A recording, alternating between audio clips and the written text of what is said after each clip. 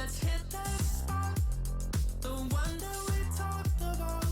Be who you want, and I'll be who I want. Those building blocks, they're just a roundabout.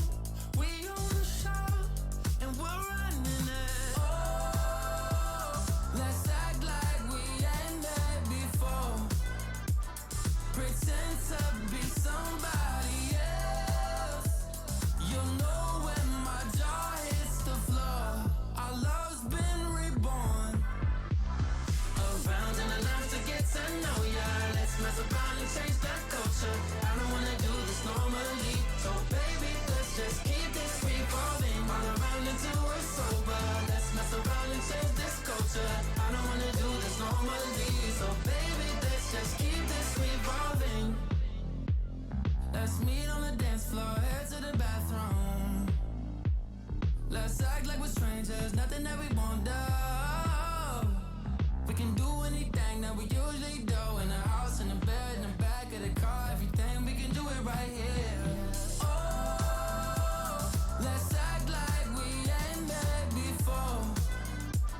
Pretend to be somebody else. You'll know when my jaw hits the floor. Our love's been reborn. Around and around to get to know ya. Let's mess around and change that culture. I don't wanna do this normally, so baby, let's just keep this revolving. All around until we're sober. Let's mess around and change this culture. I don't wanna do this normally, so baby, let's just keep this revolving.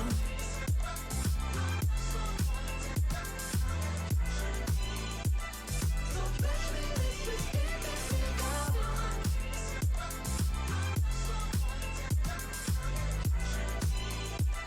So baby, let's just keep this revolving. Rounds and alarms to get to know ya. Let's mess around and change that culture. I don't wanna do this normally, so baby, let's just keep this revolving. In December, your love so warm and tender. Now you captured me. You captured me.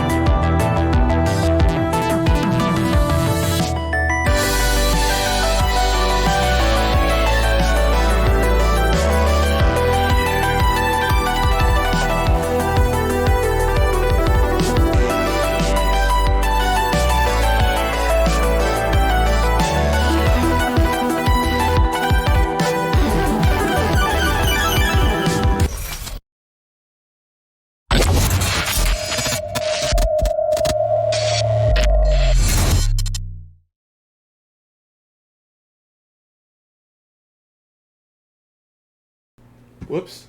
Switched over a little bit sooner than I wanted to. Hey guys, how's it going? Hope you're doing well. It's been a while, about a week. Whoa, close this. You guys can't see this stuff. Thank you very much. The production value, all the credit goes to Tatsuma, or Don. He created that. I funded his endeavors and got together a bunch of highlights and stuff. Basically, every time I start a new quotation season of games, I like to play the trailer at the beginning because I like it a lot. And I don't want to show it too much, but I also want to, show it when I can. So every 4 games I put that on. But anyway, let me tell you guys, I was close to canceling the stream. This week has been rough, to say the least. Work has been a nightmare. I have not been getting very good sleep. I woke up today and I was like, I really want to do it, so I'm going to order food and then go back to sleep and then wake up and eat and start. And that's basically where I'm at right now. I was able to, get some time to shower and stuff like that. But, drained, to say the least. Had some cool stuff happened. My work for Tuesday got canceled, so I went to this underground pizza place, which was really fucking cool. There's a lot of really kind of hole in the wall, hidden type places in the city and stuff like that, and it's really cool. Basically, so I was invited to this pizza place, and I was like, okay. So I Google Maps it. I look it up. There's a huge punk show happening. Well, I guess thrash. I guess it's more thrash, but whatever. You get what I mean. Anthrax was playing, and I was trying to get into this pizza place, which is right next to the venue where this show is happening. And I'm like, okay, how the fuck, there's a huge line, there's people, there's security guards, blah, blah, blah. And so I see this pizza place, and I'm like, okay, that must be it. I look at the name of it, and I check my Google Maps. The name is not the same. It's called something completely different. And I'm like, okay, what the fuck is going on? So I go in, and it's this little tiny pizza place. And I don't see any of the people that I was supposed to be going there to meet. And I'm looking around, and there's people ordering food, blah, blah, blah. And I look at my phone, and I'm like, dude, I'm at some pizza place, and it's at the same place, but I don't understand. And he says, oh yeah, when you get here, I'll be in the freezer. And I'm like, what the fuck does that mean? What do you mean you'll be in the freezer? What? So I'm tripping out. So I go back outside, and I'm looking around, and I see a back door to a place. It looks like it's a back door to a different place from where I was just at. So I'm like, okay, whatever, I'll just walk in here, right? And I go in, and the place is totally, it's dark, and there's pinball machines everywhere. This place is called it's called a pin bar. So I'm like, okay, now I'm in the right place. I look around, and I eventually see them. It's very dark, obviously, because it's like a gaming type thing. And they're getting pizza, blah, blah, blah, and I'm like, what the hell, what do you mean you were in the freezer, right? So, we eat, we chill, it's take some time, hang out. And he's like, okay, so here, let me show you the way that you're supposed to get into here, right? He takes me back through to the other, it's the place that I walked into was like a front in a way. And basically there's this walkway that leads to there's a freezer door, and there's a bunch of lockers. And you open the freezer door, and it's a passageway into this bar / pinball place in the back. And I was fucking mind blown. It was the craziest fucking thing. You You probably saw a picture of it that I put up. Let me see if I can find it. Yes, exactly. It was a front. This was it. And the floor was all like lighting up, changing colors and stuff. And you know, it was a bar. They had all this cool stuff, TVs, and then on the other side they had a bunch of pinball machines and stuff. But anyway, that was it was quite the adventure. It was really cool, and I love stuff like that. You know, anyway, getting on topic. We have Metal Gear Rising today as the game that I'm playing. This is a game that I played back when it came out on the Xbox 360. Excuse me. I played through the main game. I've never played through the DLC, and I don't think I did all the VR missions either. I'm gonna level with you guys. I'm not good at these kinds of games. Like character action games, I'm honestly pretty terrible at them, but I love them. To me, the concept, it feels like a single player fighting game. And it's like there's all these combos and different things that you can learn, all this tech, and then you put it into practice against, you know, enemies or bosses or whatever. And I think that's awesome. I need to set my Steam to offline. And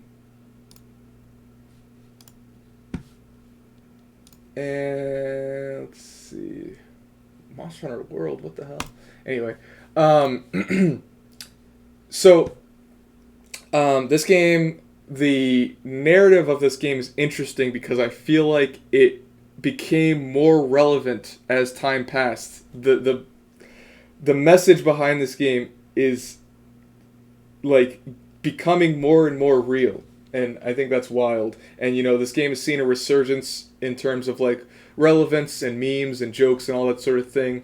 And really, the game is it's honestly incredible in a lot of ways. I mean, you know, lots of times when you start up or you play through a platinum game, there's a level of,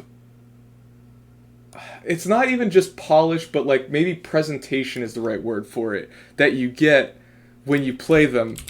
And this game absolutely has this right from the outset. But I'm going to go ahead and get started and talk a little bit less and play a little bit more.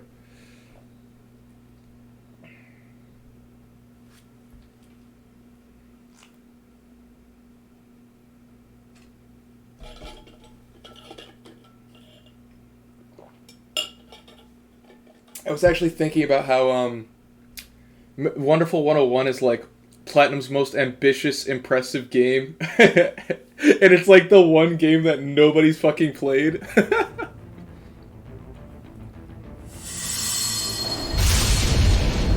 Yeah, let me know if the sound is good, guys. You know the deal.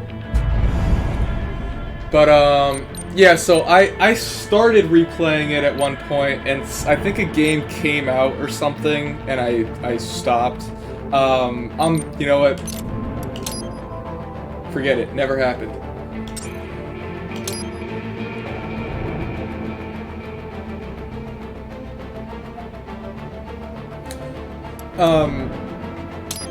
Now,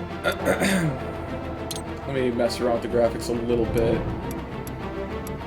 Is there a borderless?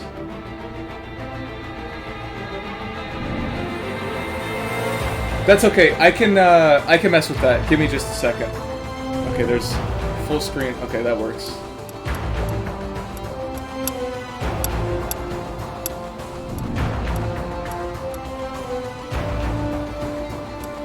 We'll turn all this shit up.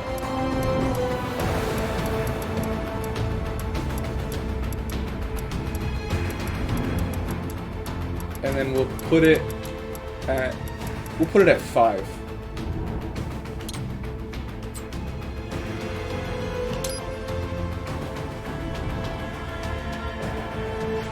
Oh, you guys, I don't know if you guys would notice, but I think that the way that I'm capturing games now is a lot better than it was. On my side, there's a lot less input lag, which is something that I was struggling with when I played Doom Eternal. I didn't say anything because I was like, fuck it, I'm playing and I'm not gonna make excuses, but yeah. So,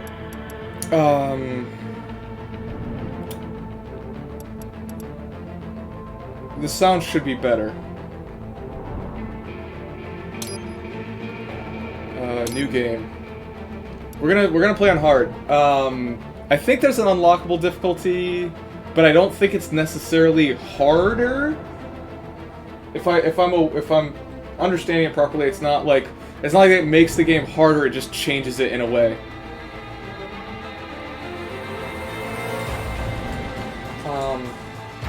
It still might be a little bit too loud, I think.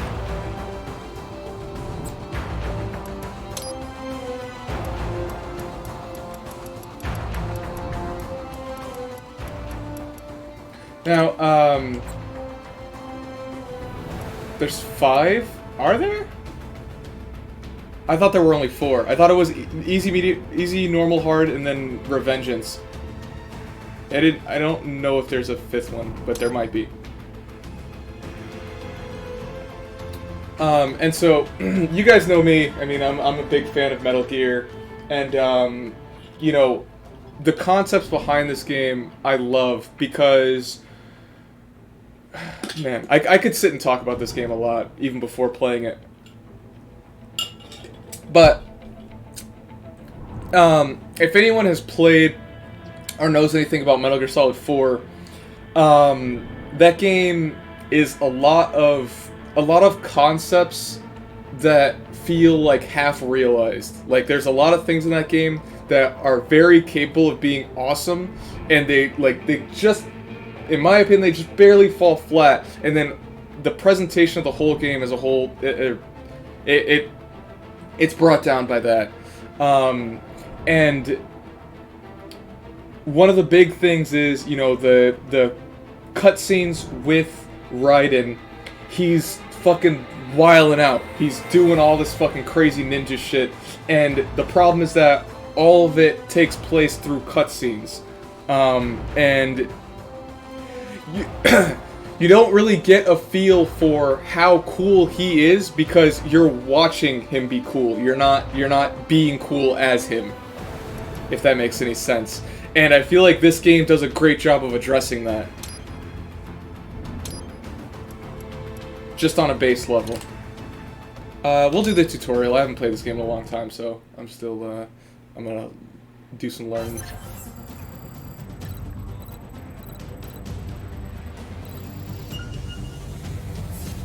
Well, let's begin with a quick warm-up, shall we? Check the Soliton radar on the upper right and head to the point marked on the display. You can jump over obstacles, but the ninja run will get you across them more quickly and easily.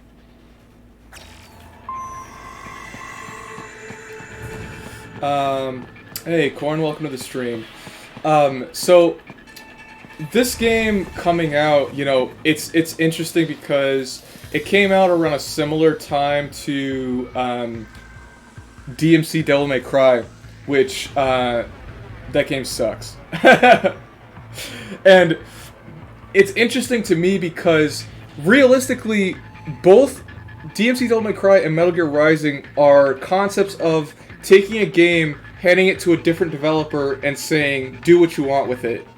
And I feel like there's a level of respect that goes into this game that is not present in DMC Devil May Cry. And that's the big, that's the big difference between them both, and that's why this game rules and that game fucking sucks, is because I feel like this game, they specifically want to appeal to people that are fans of what the series does, but also in a different way, rather than making fun of them for liking the game.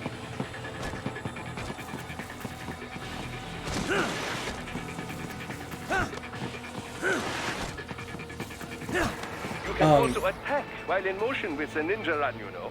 Swinging your blade while dashing, for example, or striking your foes with a sliding attack.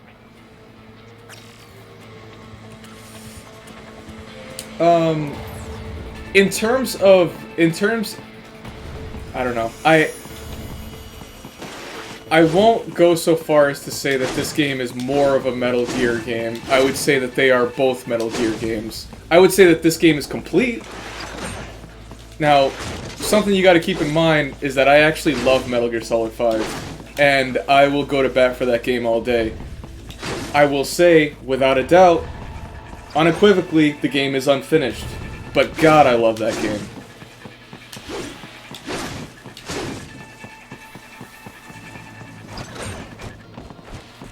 You can't stomach 5. Why is that?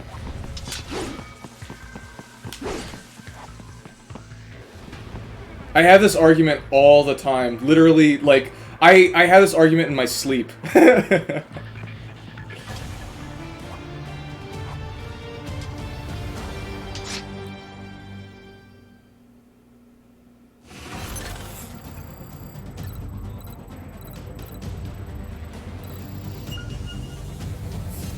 Now then, let's run a basic battle diagnostic. Try and neutralize all the enemies that appear. It's fragmented. That's definitely true. Form combination attacks. So I agree with you on that. Hello, Aja, what's going on, man? You're totally not wrong about that. But that is like part of the game.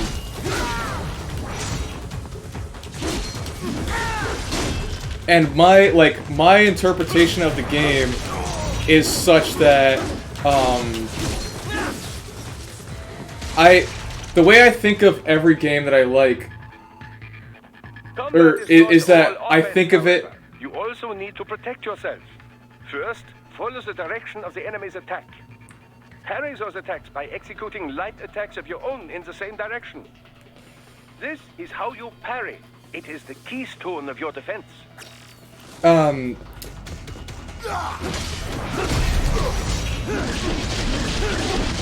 think of games as what they are rather than what they're not.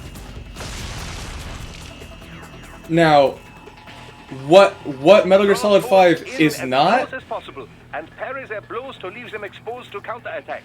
unfortunately, It will appear as if the is a enemy finished frozen game. in time, or at least moving very slowly. This is the perfect opportunity for you to carefully aim your strike, then slice your foe apart.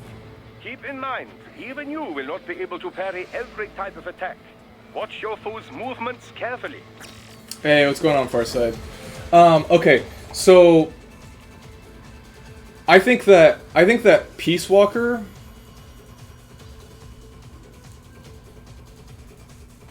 I like, okay, how do I put this? First off, I think that Peace Walker, a lot of it is superfluous, and I think that a lot of the characters in the game are largely there for very little reason.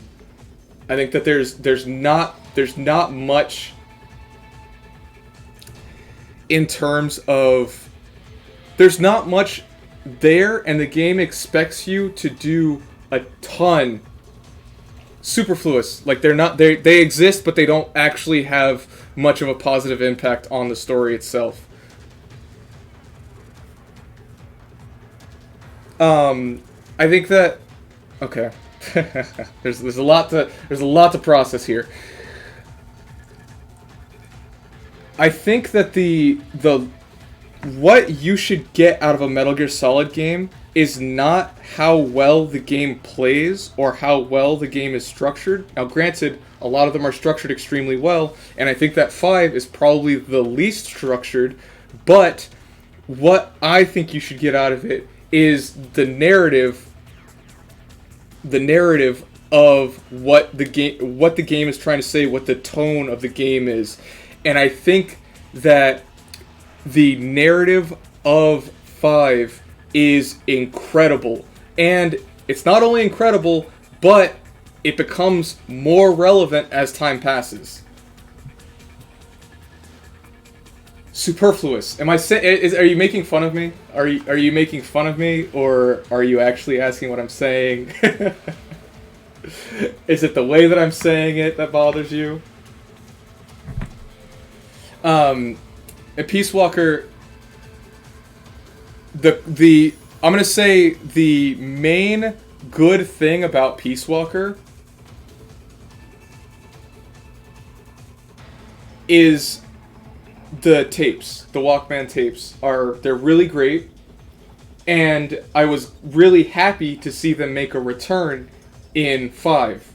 And the fact that you can play while they're playing, while you're listening to them, is awesome, because to me, that's putting the best part of Peace Walker into another game, and actually being able to interact and do things while you're experiencing that.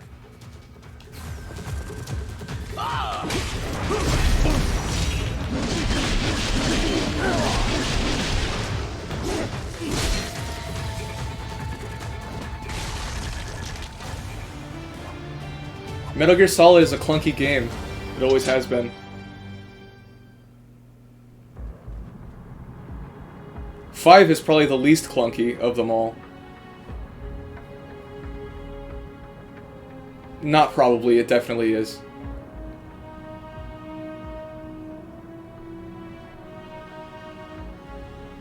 Years.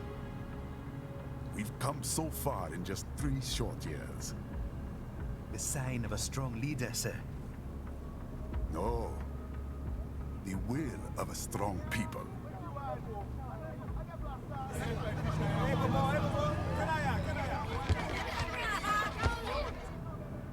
And one very able advisor. Thank you, sir. Your team deserves credit as well, Mr. Lightning Bolt. Just doing our job, Mr. Prime Minister. I must admit, I once thought of groups like yours as opportunists, enablers of war. But you've trained our new army well. Order has returned sooner than expected. Perhaps I was wrong about these private military companies. We prefer private security providers, sir. Most of Maverick's contracts do focus on security. Yes, well, the security can mean many things.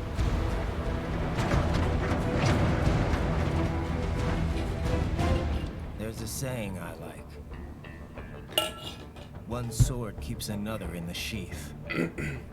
Sometimes the threat of violence alone is a deterrent.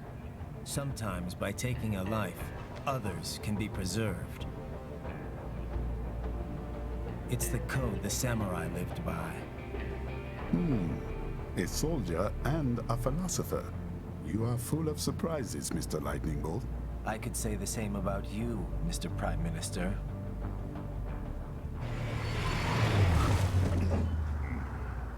What is happening?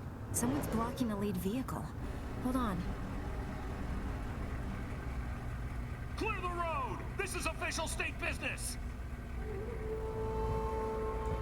Ah, shit, it's a weirdo. With a fat ass.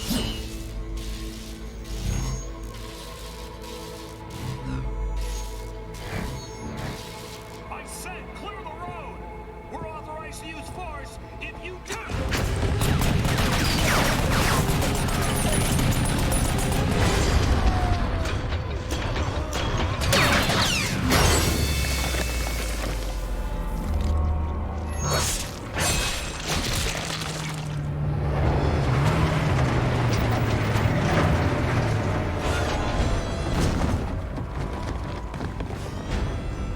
Leopard 1, U-turn. Turning back.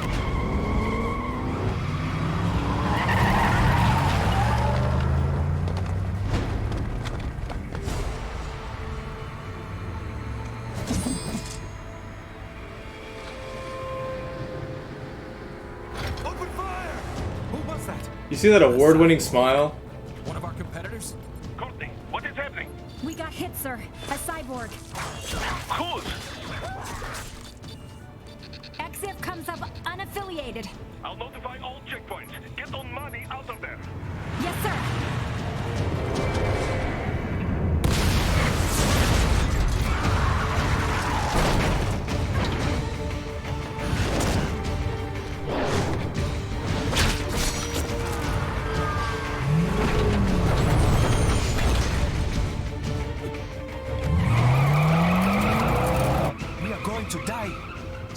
now.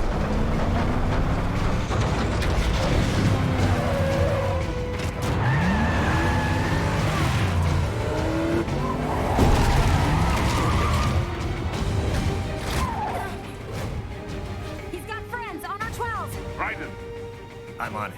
Guard the Prime Minister.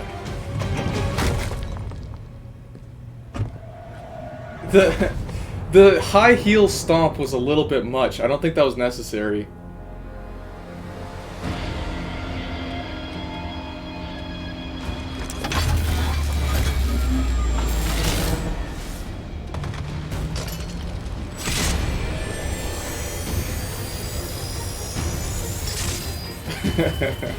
He gotta put his foot down.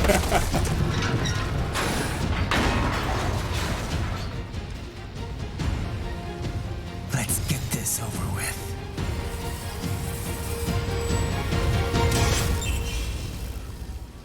Now, if I'm gonna be honest, which is what I try to do. All right, I'm gonna pause for a little bit because there was a lot said in chat during the cutscene. I'm not going to interrupt the cutscene. We'll keep the Metal Gear discourse light. we don't want to kill anyone. That game fosters very strong opinions. That game series fosters very strong opinions. Now, I do think that the way the audio with like the calls is clumsy. I agree with that because it's like not only does it come at bad times, but it's also like the game is so huge and there are only so many voice lines that a lot of times you'll run out of things and you'll hear the same things over and over and over again. Now, what I love is this, and this is not something that people like to, or this is not something that people think about. Maybe I don't know how much people think about it, but I think about it a lot. The Walkman tapes are very interesting, not just because they're concentrated lore or they're ways to propel the narrative without having cutscenes, because the PSP needed that. It needed a way to move the story forward without cutscenes, right?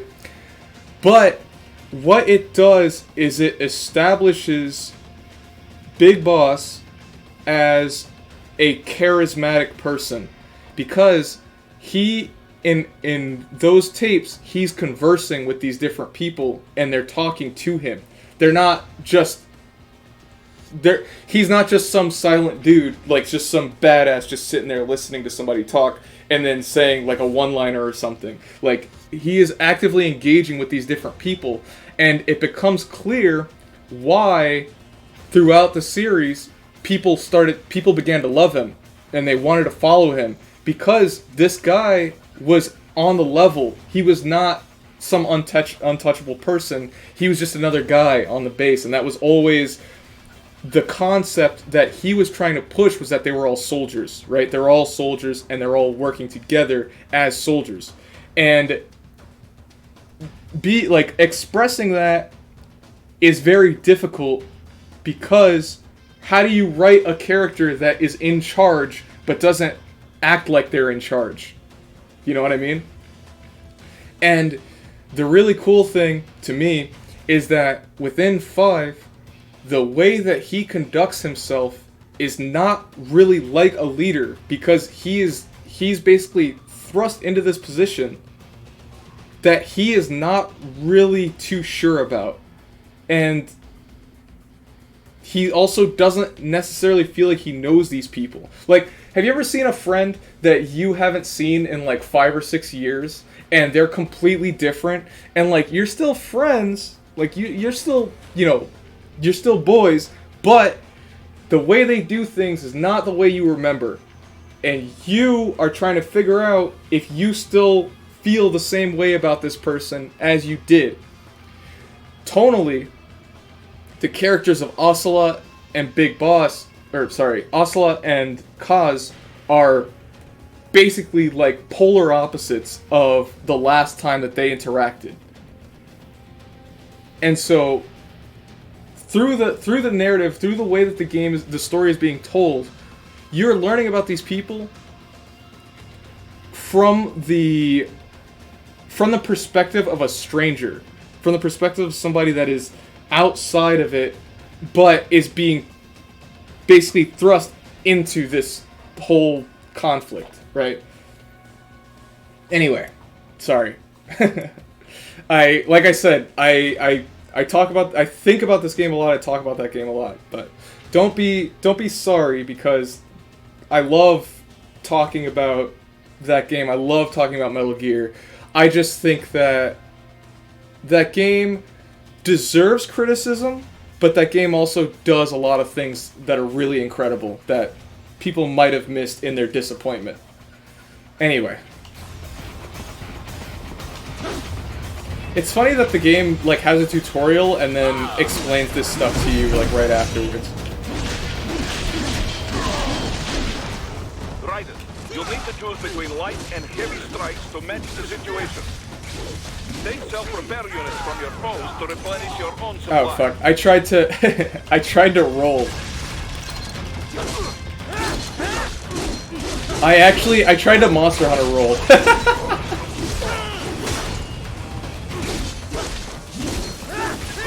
The limo is in trouble. Get back there, ASAP. I'll add the limo to your solid-down radar. I always thought that a sick detail of this game is how you could fucking, like, chop up the vehicles.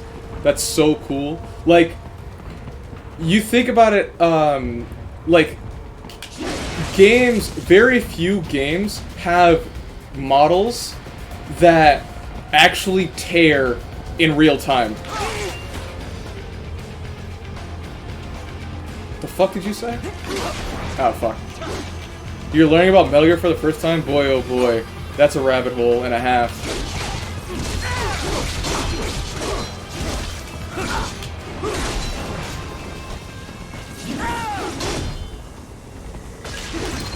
I think it's still mind-blowing. Like, how many games now have stuff like that?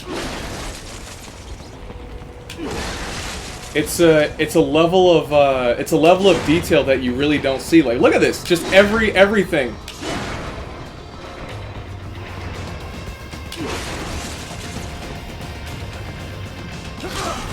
Oh my god, I need to get my timing ready.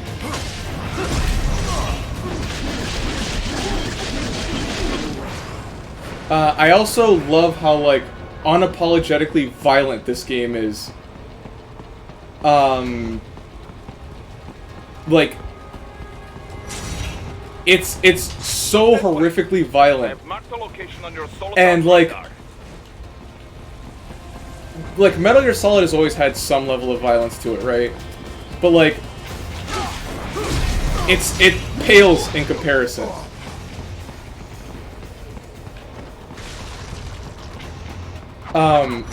Oh god.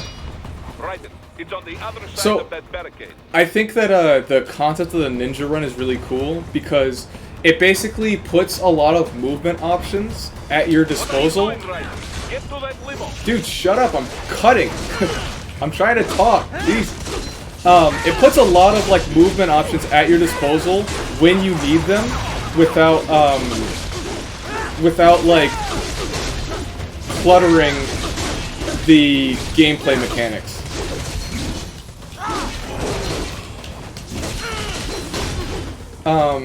Now I know Hasuke will level with this, but there's basically I watched a speedrun of this game when it was on GDQ. That was back when I used to watch GDQ, and I keep forgetting you can't block. And the person running it, very prolific runner, Duke, I think it's Duke Bilgewater, I believe that's what it goes by. When he was running it, I was, like, totally enamored because, you know, that kind of stuff is interesting to me, or at least it was. And this guy, like, was so deadpan, it was so not fun to watch because of this dude's attitude. And there were, like, people getting hype about parts of the game, and he was just like, Yeah, I don't really care for like the music in this game or like any of the like jokes in this game or anything. And it was just like, dude, why are you doing this? Like, why are you on stream like this? Like, get someone else. Get someone worse at this game that is more fun to watch, please.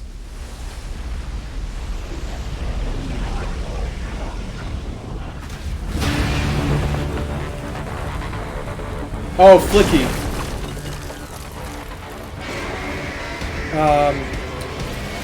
Honestly, I think they were both there. But yeah, it was. I know both of those names, and yes.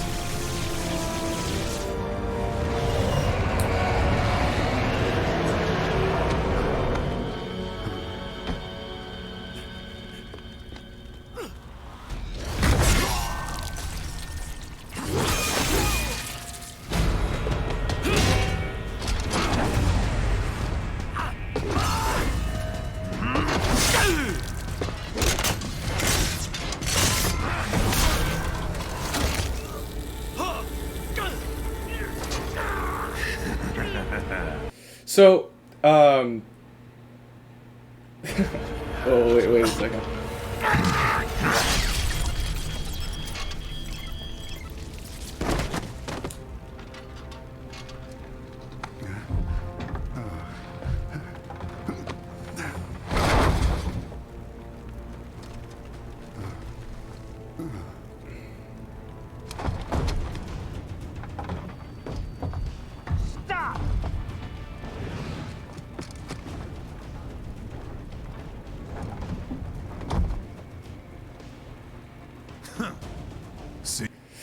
So, this character, Sundowner, I have this like really long-running joke. Well, it's kind of a joke, but basically, my ex-girlfriend's dad looks like this guy and like has the same build as him. So we call him Sundowner, like, and that's just like that's just he accepts it, like he loves it, and like he doesn't know or do anything that has to do with video games, but he just knows about this character because I was like, you look like this guy. And apparently he works for the state, and apparently some younger people at his work caught wind of this, and they said that he is fucking invincible. Anyway. You're Jack. What do you want with the Prime Minister? I want him dead. Nothing personal, of course. Africa's just getting a bit too peaceful. What? Business ain't been the same since they shut down SOP. A clean break from the war economy. Huh. Well, some of us like that economy. How's an honest warmonger supposed to make a living? This is your answer? Don't do it! Don't worry now. I won't. Not while he's still useful. So long.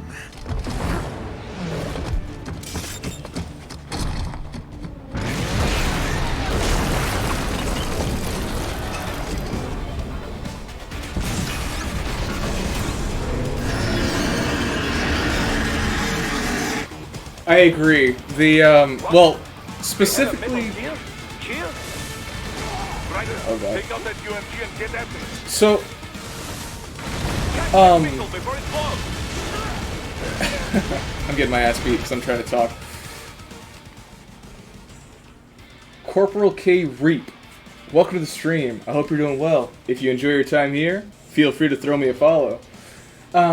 So, I love him trying to sound tough, but also specifically in contrast to how he sounds in 2. Freeze! You know? Did you say nerd? You know what I mean? So there's some really cool stuff at work in this section of the game that I want to talk about. Hanging, and the main thing is, I think seeing this game as somebody that knows nothing about Metal Gear must be really interesting. But I feel like this part of the game is where you realize, or it kind of does what it can to instill just how ridiculous this game is. And I think that that's awesome. Fuck. Use your ninja run to deflect those shots.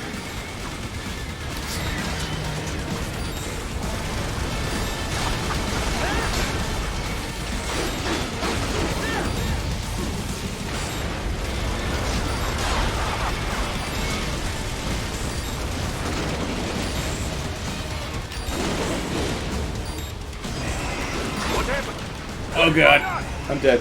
I'm playing on hard mode and I suck at this game, so this is gonna happen a lot. What?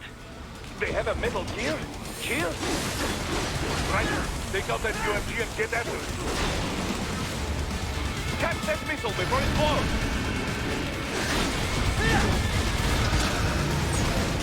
Use your ninja run to deflect those shots. Oh fuck.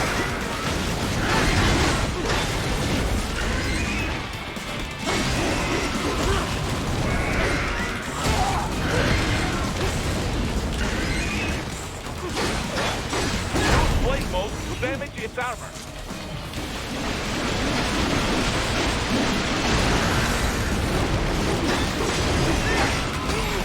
Fuck.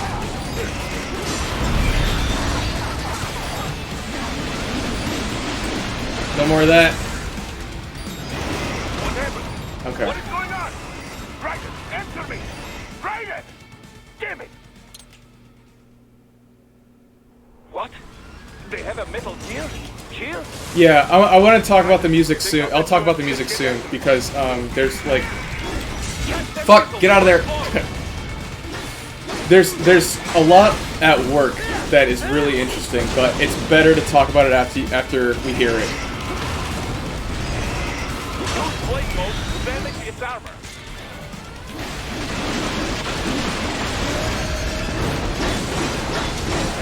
Use your ninja run to deflect those shots.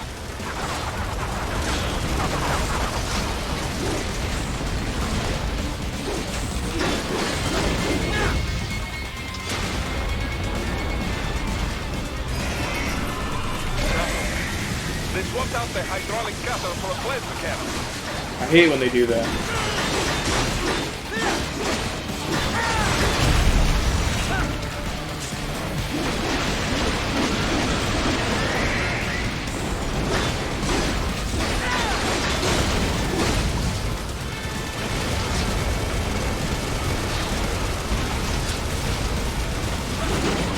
Get back here.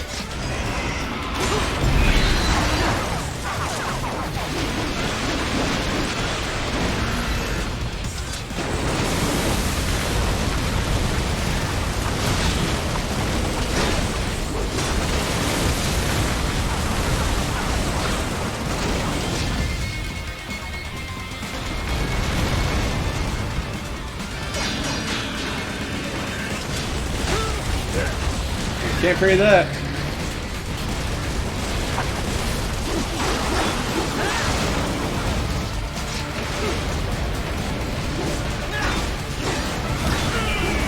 Uh-oh.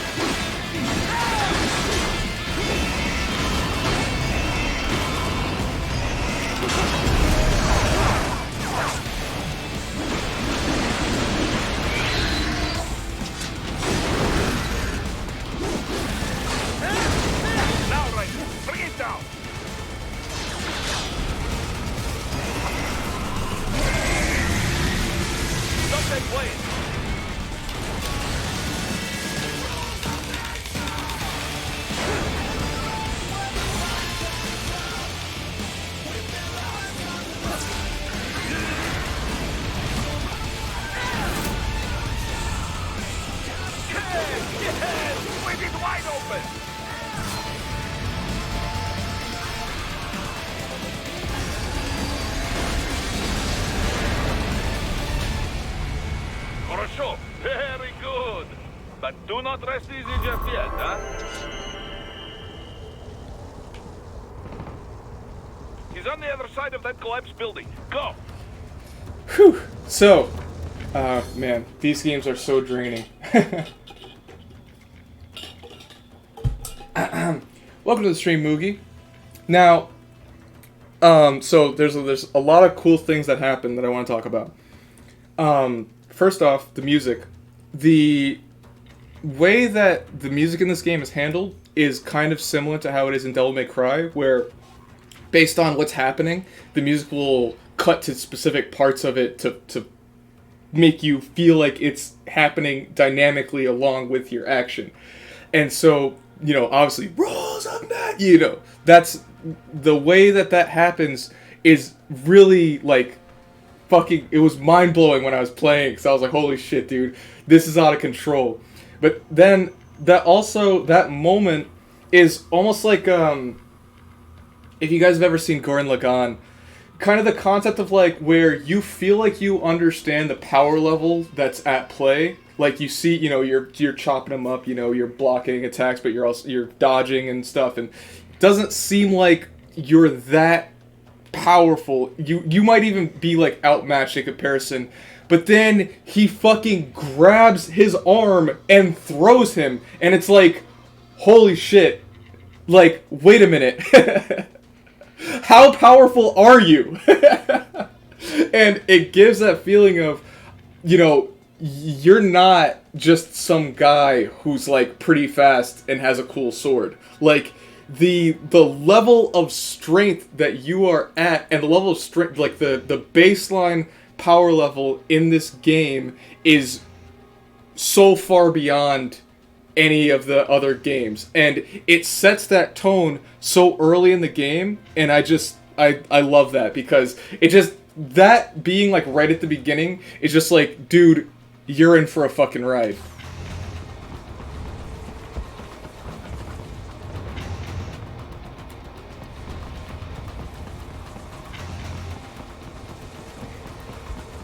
Now, okay.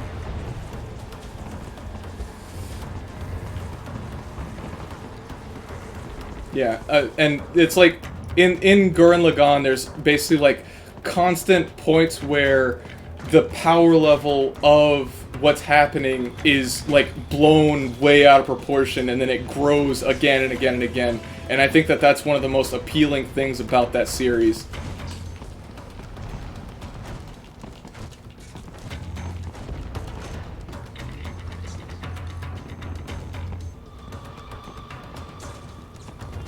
Sorry, I'm just looking around at stuff. Your radar shows which way he fled. Hurry! Give me a break, dude. I am trying to enjoy this beautiful African scenery. Hey Zoe, how's it going? There, get him. Oh, if I have to. Use your ninja ram to move over obstacles automatically. I think that, like, the level design in this game is some of the best I've ever seen in terms of a character action game. It's just so dynamic. There's so much cool stuff happening.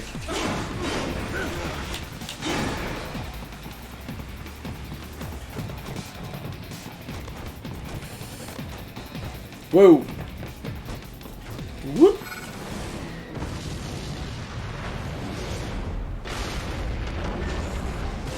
He's back. It still works? Now, something I didn't talk about, I guess, because there are people that won't know the context, but this robot, the Metal Gear Ray, is, like, basically the main antagonist of, well, not the main antagonist, but, like, it's basically, like, the highest level of technology in Metal Gear Solid 2. So, the fact that you just kind of, like, trivially fucking grab it and throw it is huge. Like, in contrast, it's a really big deal.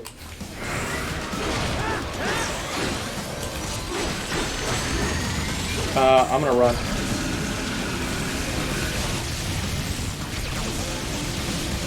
Fuck!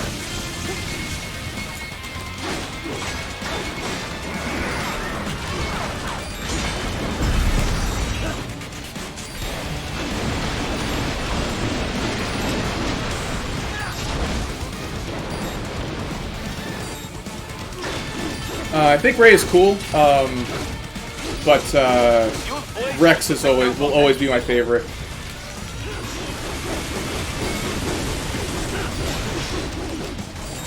Fucking chopping projectiles in half in real time.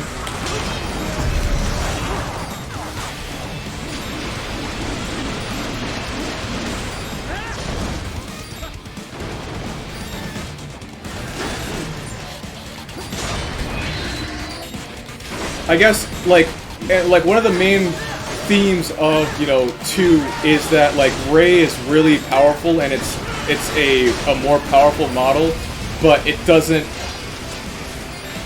compare to the real thing. Oop, give me that.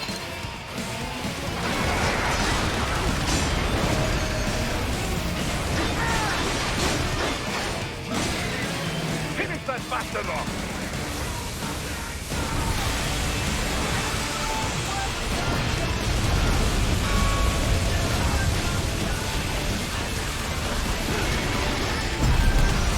Raiden he's basically totally cyborg.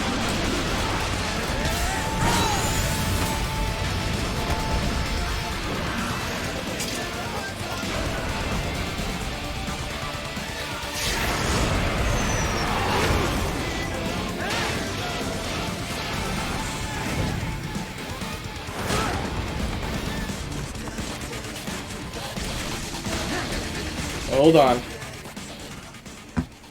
Yes. So it's not. It's meant to be created for the sake of hunting down other Metal Gears. It's basically like a deterrent to be able to take down other Metal Gears as they pop up throughout the world. But Rex is just like, and like you said, it's played up in 4, but Rex is just like, it's like old school. It's like shit. I'm thinking of like an old computer, like when they have to find like the IBM computer in Steins Gate, and like it's a super old computer, it's super bulky, but like it does things that you can't get anymore.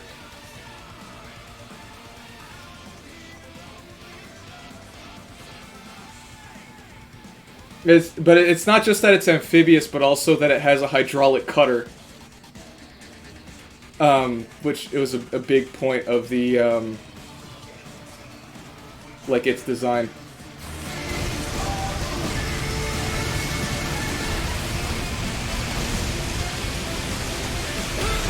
Fuck! Oh, I'm just dead. Whoops. Alright. We'll try again.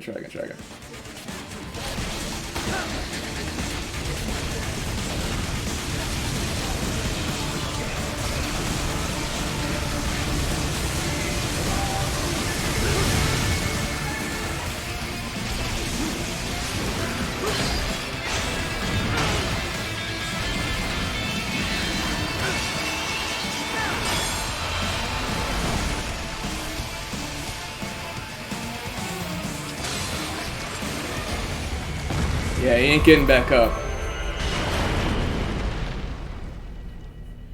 He fights like 8. But that... Okay. But that part of the game is after the point where you feel like, or you're meant to feel like reality is starting to break down, so it becomes a question of whether or not that even happened. Which, I mean, of course, because of 4, you know that it did, but it's meant to be surreal.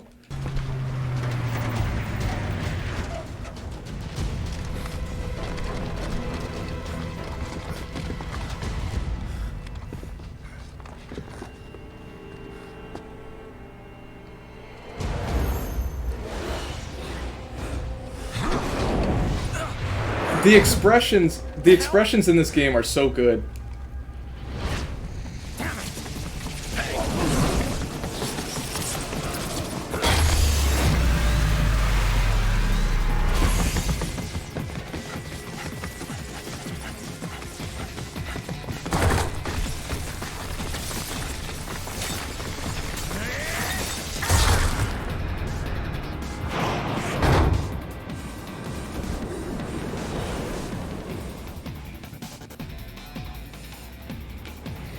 the front of the train. After him.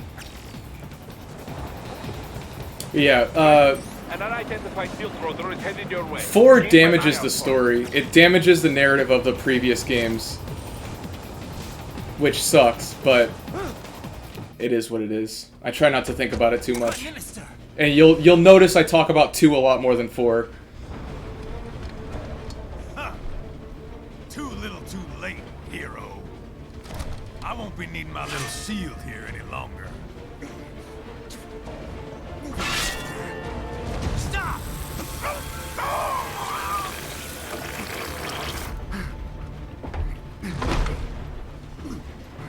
What about all the good things war has done for us?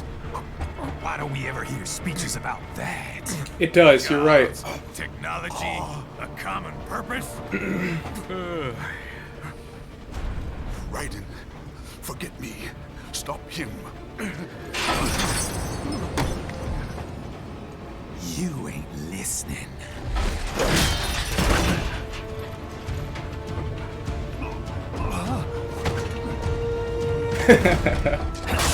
Nah, bro, you ain't going nowhere. Mind if I got in? Dude. All we're saying, give war a chance.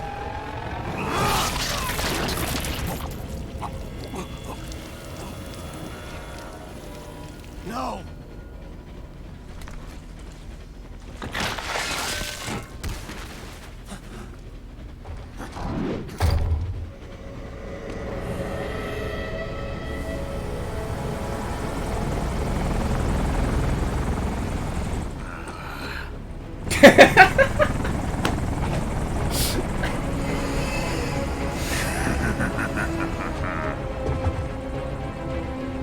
Out of my way!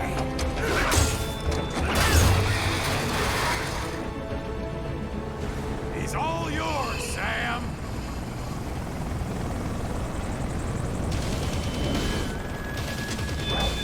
Let's go. God, this theme.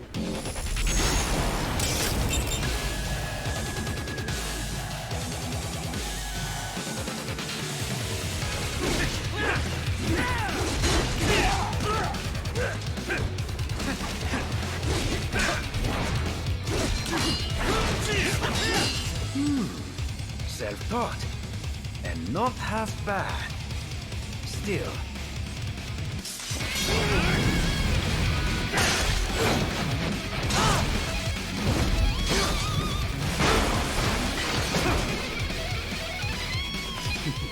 Your technique lacks something.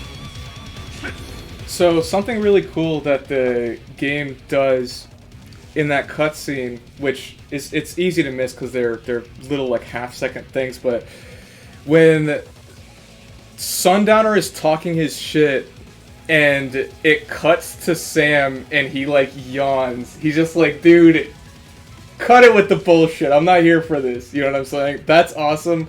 And then after he kills him, and it shows Sam like he's like annoyed, like he got blood on his like cool cyborg body. He's like pissed off about it. I love that. Those little tiny touches add so much personality to the characters.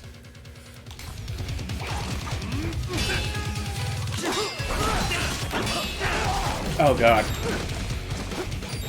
And the thing about the music. Now I see. You deny your weapon its purpose.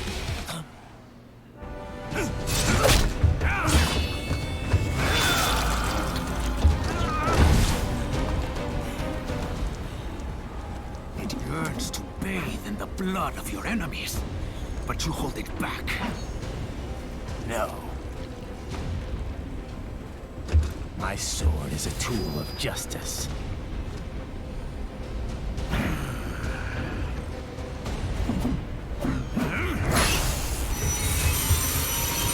Fucking so sick.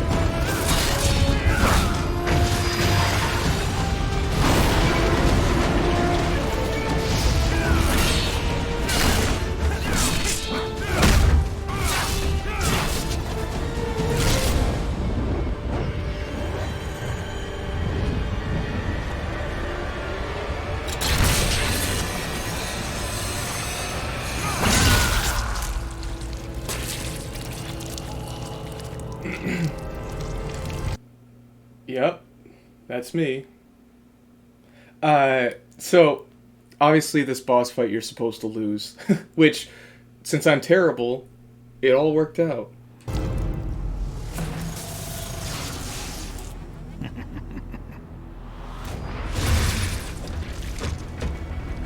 Shit, not again.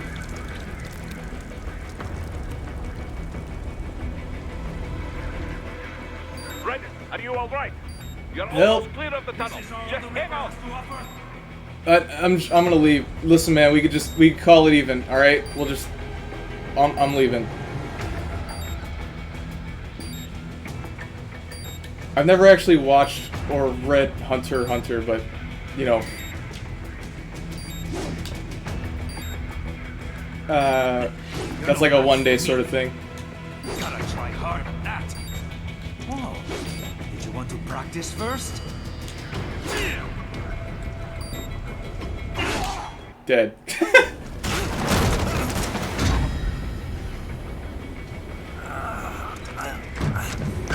This is what happens when you bring a tool to a sword fight.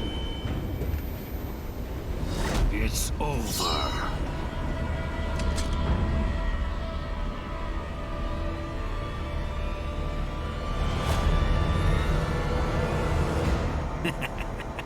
Lucky devil.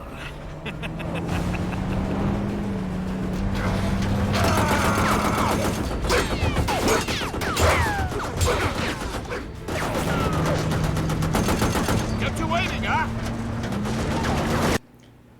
For those that aren't in the know, that line is basically like a running gag-ish in Metal Gear Solid. Whenever Snake shows up, that's like the first thing that he says.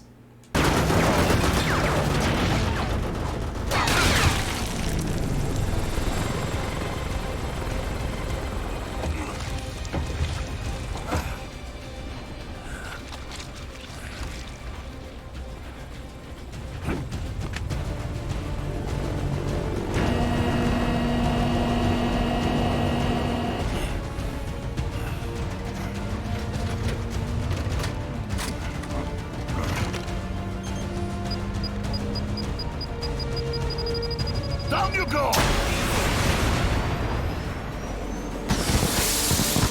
Flares! Man, he's cheating.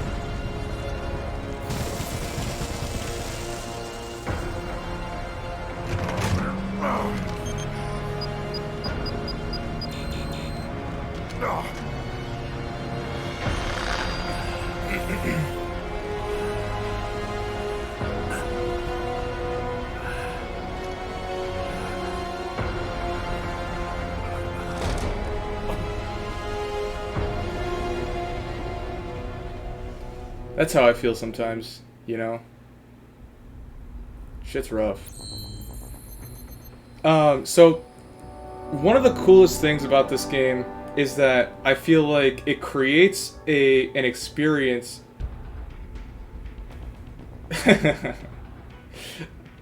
it creates an experience that you can enjoy with no... I don't know if you're joking, but Raiden is from Metal Gear Solid 2.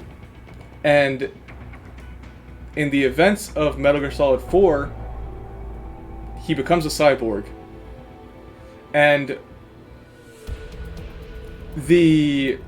one of the big things about Metal Gear Solid 4 is that huge chunks of it are cutscenes, and there are a ton of like Matrix-esque cutscenes with Raiden fighting in his cyborg form.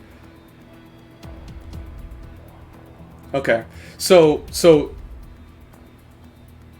it's the only reason why I always wonder that is because obviously Metal Gear is such a prolific series that like I always expect that people have played it, but okay, that's fine.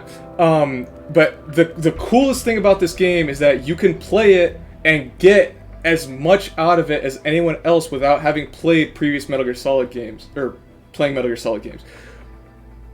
The real tie-in for everything in this game is Raiden himself. So he is from a previous game. All the other characters realistically are separate.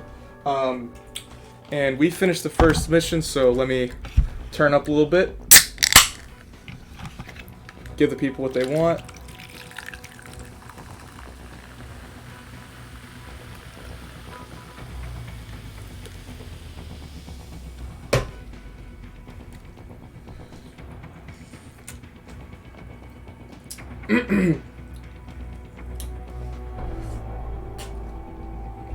Today we are enjoying a Full Throttle True Blue. Full Throttle and NOS are the only energy drinks that I can appreciate, so it's generally one of those. But yeah, so unfortunately, I will be talking about a lot of spoilers from Metal Gear Solid, because to understand the context of a lot of things in this game, like, of course, if you just take things as they are, it's a great experience. But if you know what's happening around it, it gets even better. There's just so many layers that you can keep pulling away from in every Metal Gear game that just make the experience that much more interesting. But anyway.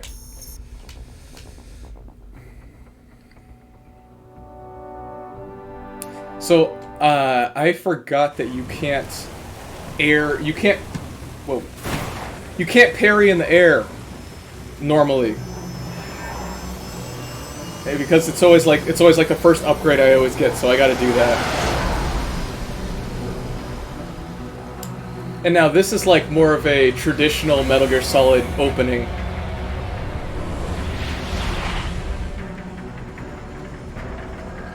How is it, Raiden? So far, so good. I've got a clean visual. A direct feed to your optic nerve. Yes, I should hope so, huh? I mean, how does it feel? To fly like a bird? Like a bird strapped to a remote control rocket. We will get you in safely, Tovarich. Just relax and enjoy the ride. Right. Can you hear me, Raiden? Doctor. Remember the two procedures to maintain your new body. 1. Seizing nano repair units from your foes. And 2. Absorbing their electrolytes. I got it.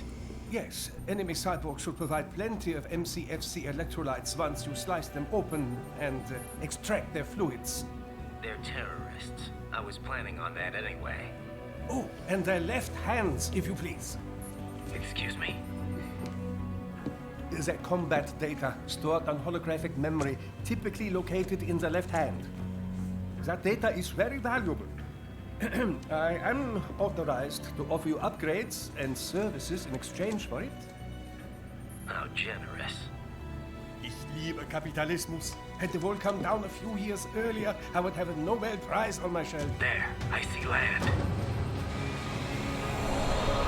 3 mics out, closing. No activity at the airbase. Looks like we don't need to worry about interceptors. Great. Then we have time for a quick briefing. I know you miss me, Kev, but I've been all over the materials. That's what you said before Montenegro. Look, just humor me, buddy. Objectives, of course, are enter Abkhazia, neutralize the terrorists, and restore the rightful government, or what's left of it anyway. The president and most of the cabinet have been killed, and a military junta's been established. The terrorists brain-jacked all the high-ranking officers, and their cyborgs scattered the rank and file. The few leaders who have survived have no way of openly opposing the new regime. That's why they called us. Andrei Dolzaev, leader of the occupation forces, an extremist linked to both the St. Petersburg massacre of 2015 and last year's terror spree in Georgia. And his arms supplier, none other than Desperado Enforcement, LLC. Imani's killers. If we don't stop them here, they could destabilize the entire region. But our more immediate problem is Jetstream Sane. I believe you've met. The only problem I see is that nickname. I've got my enhancements this time. He won't be an issue. He may not even be in country. But keep an eye out just in... Oh. Sorry. Ready for insertion.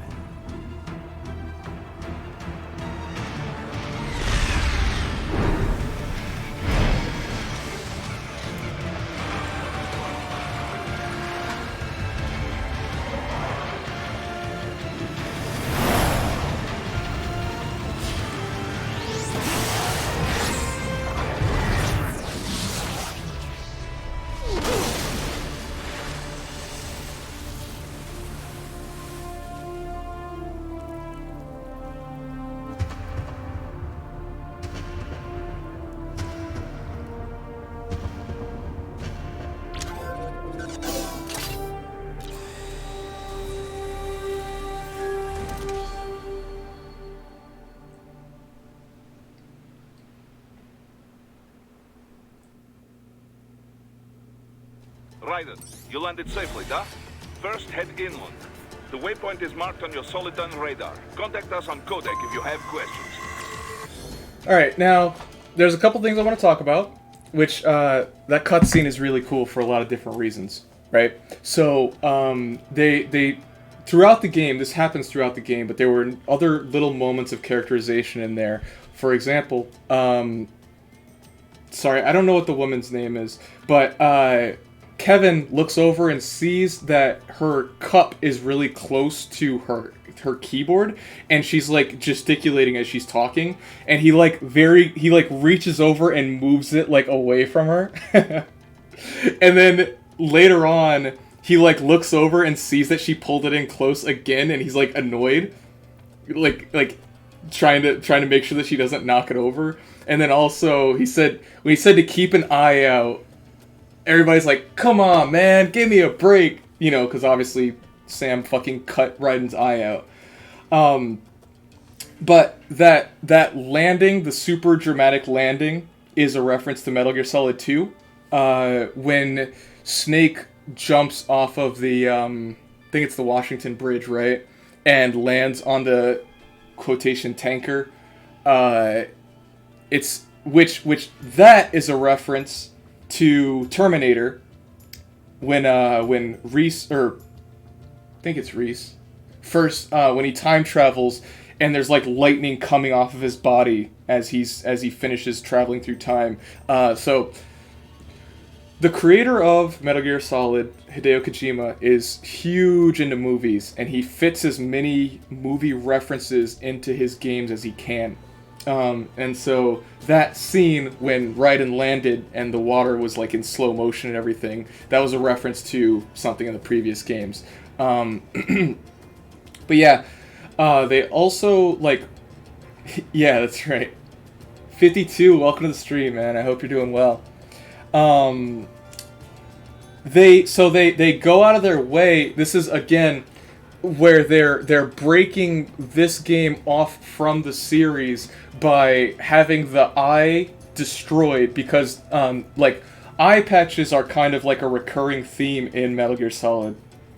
Big Boss has one, and Snake has one. In 4, he has like a cybernetic eye, and then in this game, Raiden has one as well. And it gets destroyed, and they instead go for like the head wrapping like sash over his eye to like show that this is a departure from the series in a way. Or that's how I interpret it. A lot of this stuff is just conjecture based on what I think, but I think that a lot of it makes sense.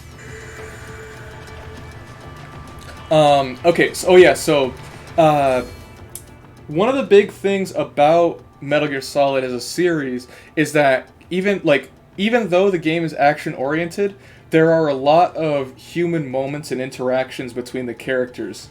And a lot of that happens through codec calls. Now, when I played this game, I basically just played the game itself. I didn't really do much in the codec calls, but there are hours and hours of dialogue in Metal Gear Solid games that you could just completely ignore and just play the game if you wanted to. So I'm going to try and get a good amount, try and hear some of the calls, because I didn't get much of the characterization from the side characters in this game when I first played it, so I want to see what they have to say as well. Get the mouse out of the way. Control, it's Raiden. I'm on the ground. Copy, Raiden. Glad to hear it. Entering on foot was the right move. That craft isn't equipped with stealth camo. Or octo camo, obviously, since that would be useless in midair. And we wouldn't want to get your pricey new jet damaged, now would we? Duh. The MQ-133C was not cheap, Tovarich. Now, keep alert. According to intel, you could find significant cyborg deployment here. If you were to be cornered by an entire squad, it might get difficult, even for you. Understood. Some fighting will be necessary, though. I've got electrolytes to replenish. This is not an infiltration mission. There is no need to hide or avoid combat outright, huh? Just do not get reckless. Stay safe, and stay focused on your mission. So that's another thing about this game. At the beginning of Metal Gear Solid games, they always say this is a sneaking mission, you know, be careful, don't get caught, and they immediately, you know, once the game opens up, are telling you, alright, listen, this is not a sneaking mission. You can do that if you want, but that's not the point here. You can fucking murder everyone if that's what you want to do. And I think that's really cool. This is right after the first level, so basically right after the tutorial. And also, I think it's cool that they use Raiden's body getting destroyed as a way to introduce the game's new mechanics. Because obviously the, basically, absorbing electrolytes, as they call it, is not something that you could do before, which you guys will see soon. And then also, the concept of cutting off the hands and using them as like an extra, like a bonus objective basically, is interesting to me because very few games use the concept of dismembering as part of the game's mechanics. The only game I can think of that really does it well is Dead Space, which obviously that's like a whole linchpin to killing the necromorphs. But I think that's interesting because it makes you focus on things in combat that you normally wouldn't. Obviously, you normally would just focus on like hitting your opponent's head, right? But like having it specifically be the hand creates an interesting objective. Looks like a war zone out here. The palace cleared out quick when Dolzaev's men showed up. The streets got pretty hot after that. We're definitely gonna see a few civilian casualties here. Luckily, it looks like most of them got out of the city before things got bad. They've basically got control of the entire town, and are using the refinery as their HQ. And that's why we're hitting the plant. Keep in mind, those cyborgs are contractors. For most of these guys, this is just a job. In theory, once you eliminate their commanding officer, they should scatter pretty quickly. Courtney, that's her name. Okay. How we doing, Courtney? You're looking good on our end. GPS and audio-visual feed coming in fine. Energy consumption? Check. Damage levels? Check.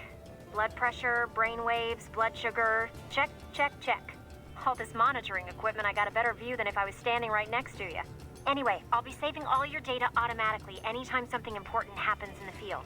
But contact me anytime you want a manual save. Copy that. Good to hear that hasn't changed with this new body. Yep, the basic system's exactly the same. So, did you want to save? So, that's interesting. I actually didn't know that. Basically, in Metal Gear Solid, there's always somebody that you can call on the codec to save your game. All of those games are all manual save. So, the fact that this game saves automatically at each checkpoint, I never used this, like, ever. I didn't even know this was here. But, Courtney reminds me of, And save complete. Simple, huh? Copy. And glad to hear you're okay after Africa. That ambush was no joke. Tell me about it. 3 armored vehicles should have been plenty for that job. And it would have been against any typical guerrilla force. I keep asking myself, where would an anti-Imani faction get the cash to hire cyborgs? It just doesn't add up. Maybe there's some intel I missed. A lead I should have followed up on. Maybe if I reacted faster, or coordinated better. I don't know. You can't think that way, Courtney. Not in this business. You did everything you could. Put it behind you and move on. You're right. Thanks. I love... Brad said this already, but the voice acting for Raiden is just hilarious because he's like...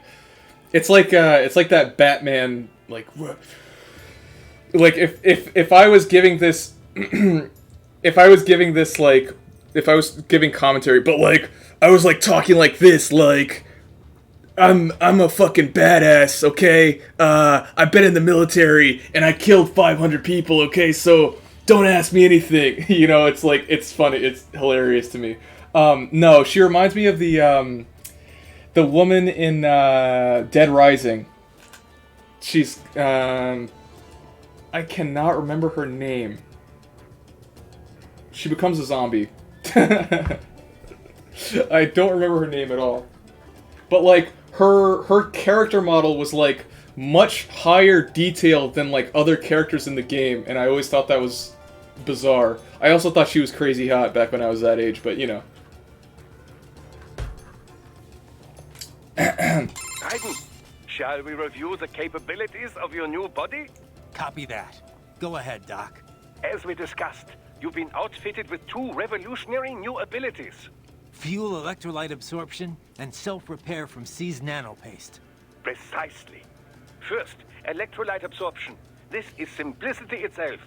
As your HF blade is linked directly to your fuel cells, simply cut into any source of electrolytes. Say, a hostile cyborg made up of CNT muscle fiber. And your fuel cells will recharge on their own. Rather elegant, wouldn't you say? I would indeed. It's been great so far. But the repair process is a bit more involved. A bit more messy, you might say. Most military cyborg models store a cache of biotic self-repair nanopaste in their lower abdomen. So I need to slice them open and use Zandatsu to extract it. Cut and take, in other words. Correct. Once extracted, you need only to crush this unit in your hand to absorb the repairing agent inside. Keep in mind, it is extremely delicate. If the unit should hit the ground, some paste will surely leak out. It will still repair your body, but less so than if you can retrieve it directly before your foe falls over. Basically, harvest their organs before their body can even hit the ground. Rather gruesome, I realize. But then you Americans enjoy a bit of gore, don't you? I may be a citizen, but I've never really thought of myself as American. Oh? Well, yes, I suppose I could understand that given your history. But what then? Surely you don't identify as a Liberian. I don't identify with anyone. No nation, no ethnic group. I'm my own man. Anyway, I seem to recall those gory torture porn movies were pretty popular in Germany, too. Indeed, indeed. These splatter films are big in Germany, Russia, Japan, everywhere. Well, everywhere except regions afflicted by actual warfare. It all has to do with taming our fears, you know? Huh? The desire to feel fear, to taste death, but from a safe distance. These films allow the viewer to delude themselves into thinking they have overcome their fears. This... Okay, Doc, I got the gist. Let's save the full psych lecture for some other time, though, huh? Oh, that was a really interesting call there. I'm already appreciating this more. No ethnic group. That's a very big mood these days. I don't consider myself American. Okay, we won't do the customization. We won't do the VR missions because that makes you leave the mission. Now, if I remember correctly, there's a cat. Yes. So in Platinum games, what the hell? In Platinum games, whenever there's a cat, you cannot attack them. You can try, but they will dodge, and they have iframes. You are incapable of ever hitting a cat.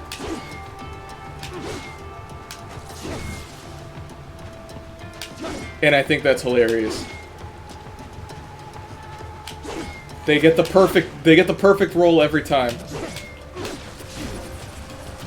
Even if you go into blade mode, slow motion, he's dodged, no problem.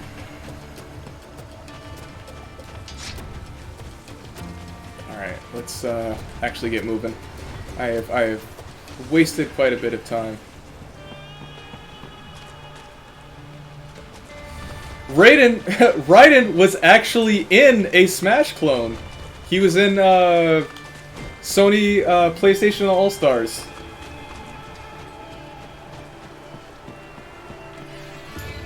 So, you're not wrong.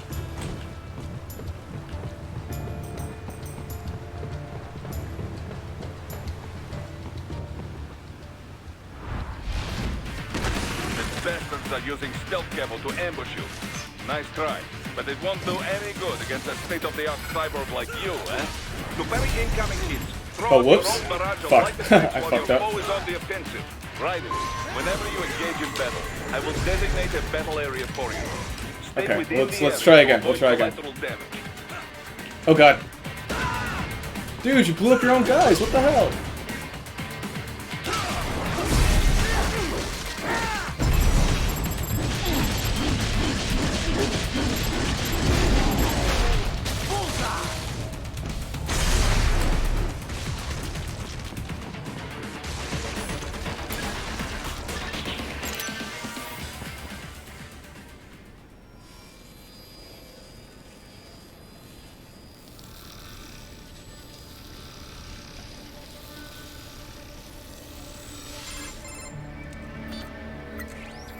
Had your fill?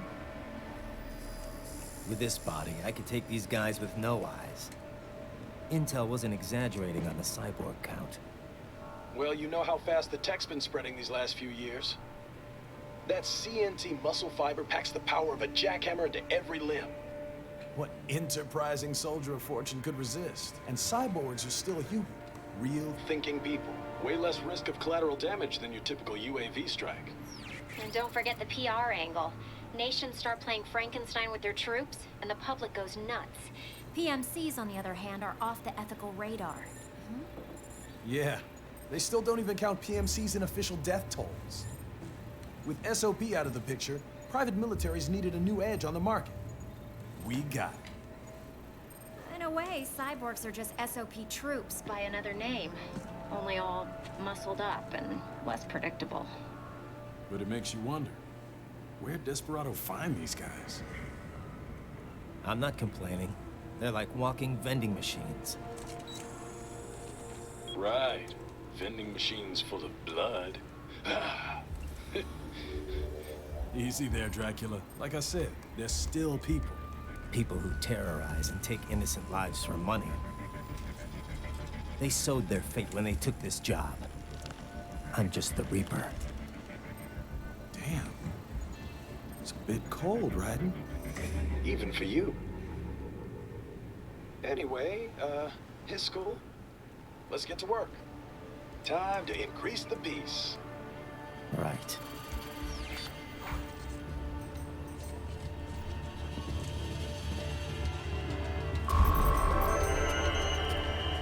It's crazy. I want to stop and talk about like every cutscene.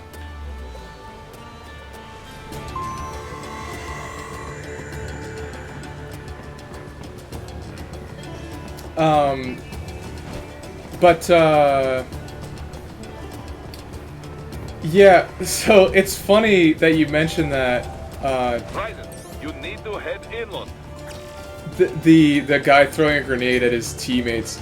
Because right now, in Monster Hunter, there's this character that you can team up with. She's an NPC, and when you get stunned, instead of like hitting you and shut up. But first, make your way through this building. Instead of like hitting you to knock you out of stun, she throws explosives at you. Shit is crazy. Raiden, this is Boris. Give me your status. Looks clear. No one in sight. Good. Let's recap the route you will take. As I said, the enemy's HQ is in the refinery along the coastline. Dolzaev has been spotted there using satellite photography. Also on site, Mistral, a Desperado captain. So I go through the city, cross the bridge into the old town, then head down to the rear of the refinery. Still, I think they anticipate us. They will probably have a grand reception awaiting you at the old city. Do not let your guard down. Simply don't get hit. You can't get stunned if they don't hit you. So true. Good luck in Monster Hunter not getting stunned. It's going to happen. It's just a matter of when.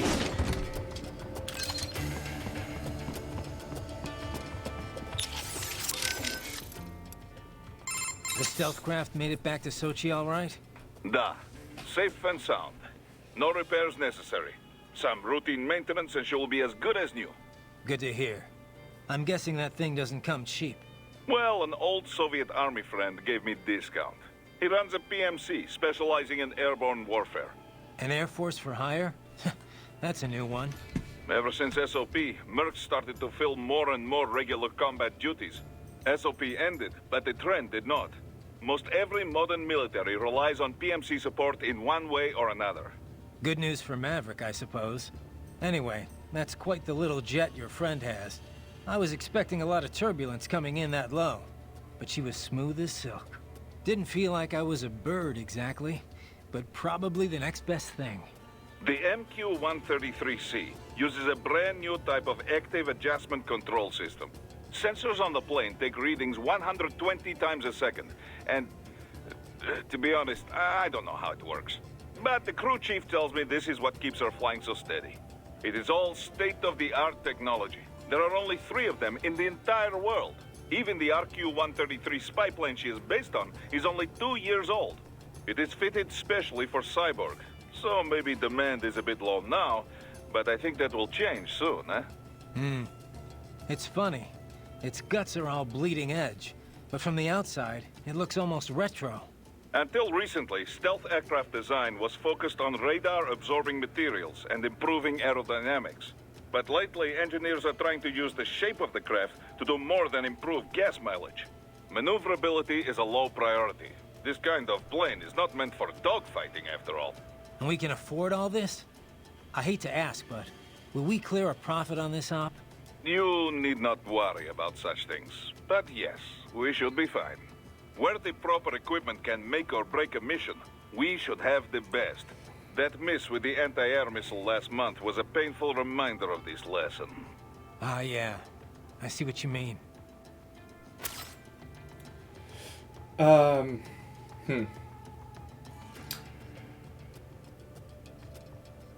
So, I feel like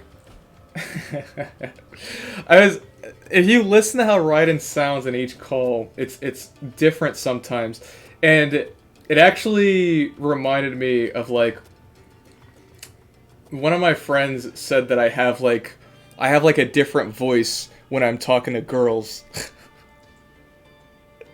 And I was so like flabbergasted. Like I had no response. Like I was like, fuck man, you can't do me like that. Because it's like I feel like the voice that I was talking about before was specifically for when he was talking to Courtney. But we'll see. We'll see. Kev, let's go over everything we have on Desperado. Roger that.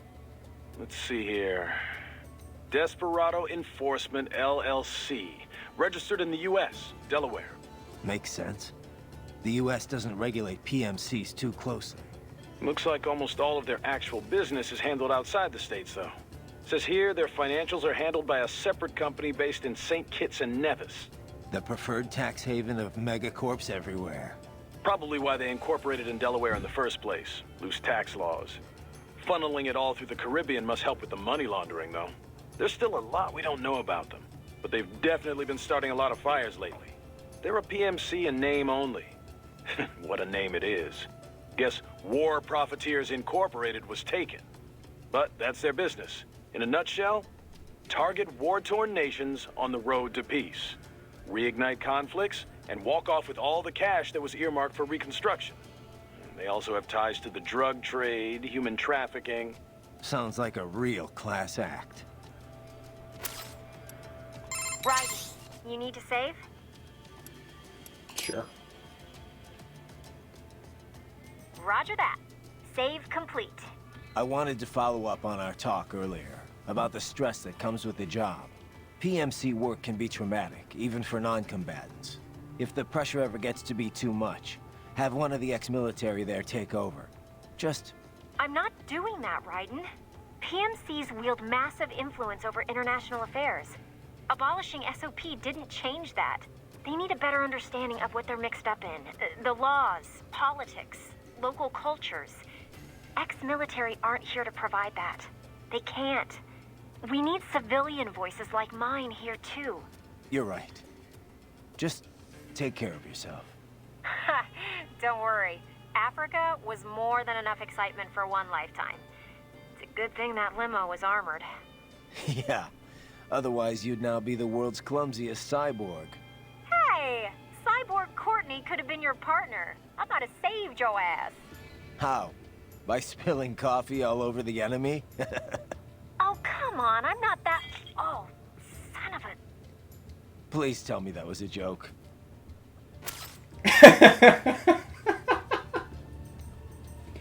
And so now you understand in the cutscenes why Kevin is always very, very diligent about making sure that her coffee is not anywhere near her when she's talking.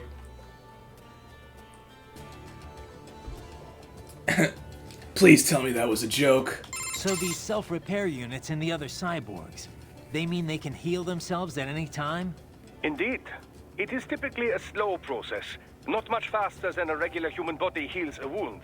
And you didn't think it was a good idea to give me one of these things? Certainly not. We removed all extraneous options in your case to maximize power and speed, you know. Healing wounds is extraneous? Your ability to absorb the nanopaste agent is far more efficient, Raiden. With it, your wounds heal almost instantly. I know, but... And a standard repair unit, once depleted, is nothing but an empty shell inside you.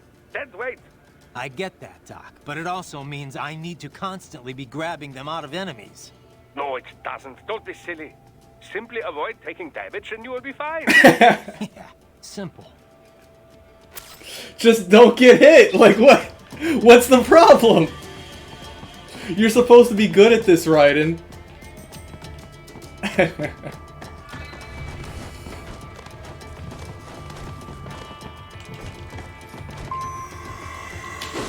He really hit him with the don't get hit. I can't believe it. If I was Raiden, I'd be pissed. There's a dude over here? Hostiles in the lower corridor, I see. Try to flank them, or approach from behind.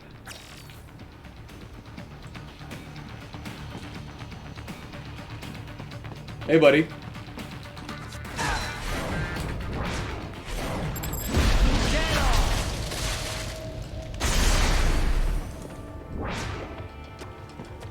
Excellent, Raiden.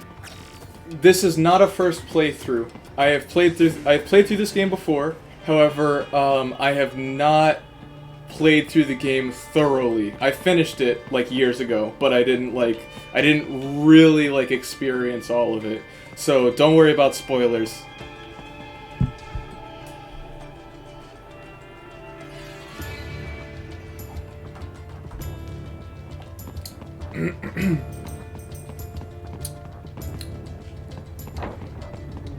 Raiden, take that main thoroughfare. You can use augment mode to see where the enemy is located. Your body analyzes radar and IR data to construct your AR display. Some civilians are still in the city. That is not good. I don't... Oh yeah, I forgot about this. It's so fucking cool. I don't actually remember what I wrote for the Twitch rules. I think it was funny. I don't remember though.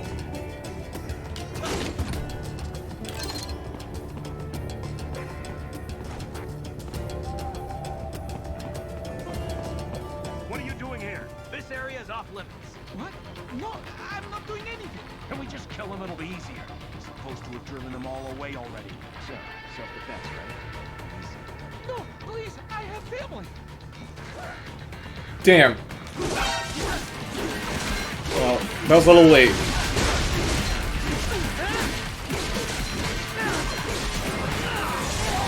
Shit.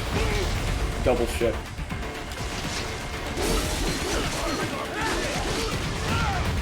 Ooh.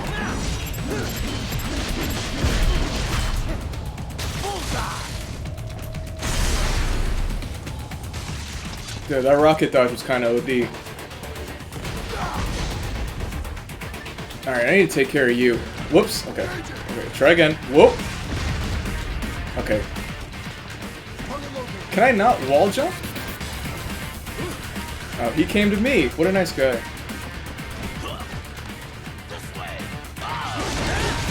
Oh, Jesus. Okay, well...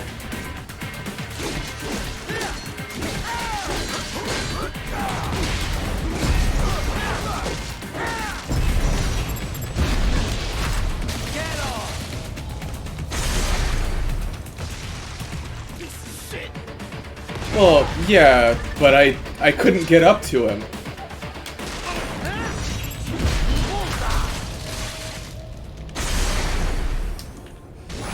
When I first played this game, I was Return to convinced. your designated route, Raiden. Check the I was coordinates convinced on your that when he solitary radar. grabs them, he says, "Get him!" Apparently he's saying "dead on," but I was completely convinced he says "Get him!" which I thought was hilarious.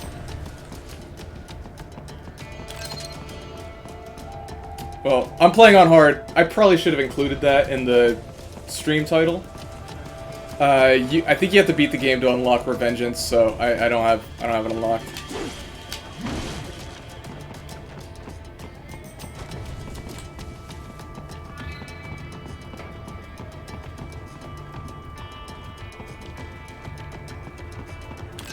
Yeah, no, I know that's what he says, but in my heart, oh god, you can't double jump. God damn it. Was there stuff over here? I don't think so. Now, I will say, if you could, keep backseating to a minimum, unless I ask for help. Generally, I'm not going to do that, but in some cases I will. Unless it's something that, like, is really important that I missed. But generally speaking, I like to figure things out. No, I know. I'm not saying it is, I'm just saying. That's just a general statement.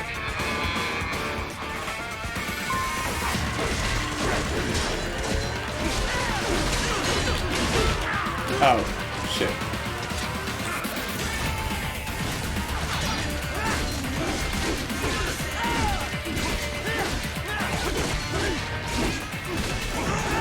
I think it's cool that the dude that his friends are just watching him get bodied.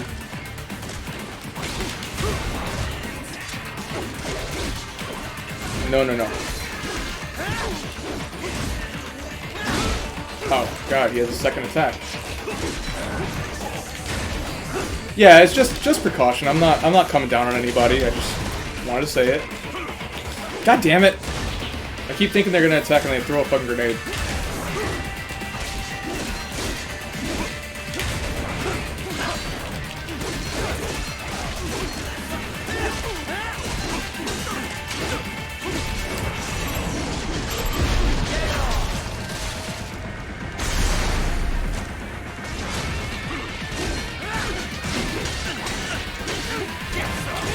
Fuck, too late.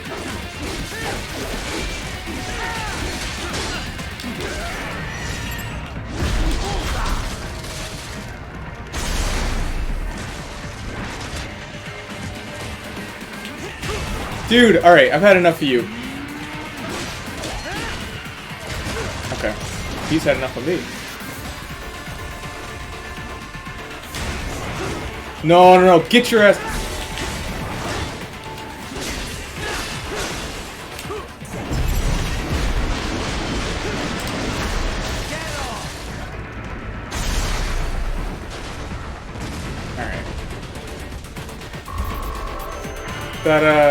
That move where he attacks and then jumps back is like very good, Raiden.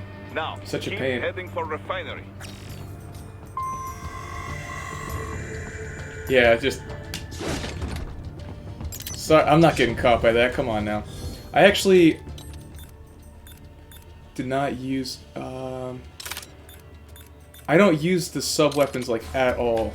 I never do, and I probably should. Okay. Cool. Alright. Whoops. That was an accident. Ooh. I only use them against, I remember I used them a lot against the fucking dumbass helicopters.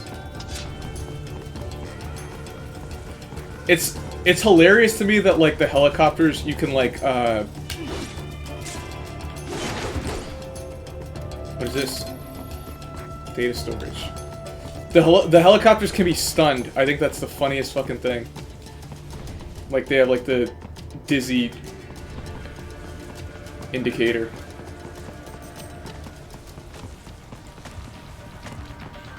Hey, buddy.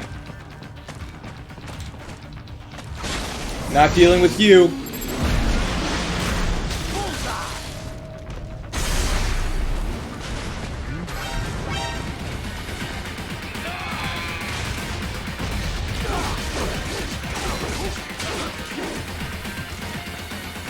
Where did the rocket launcher guy go? Did he drop down?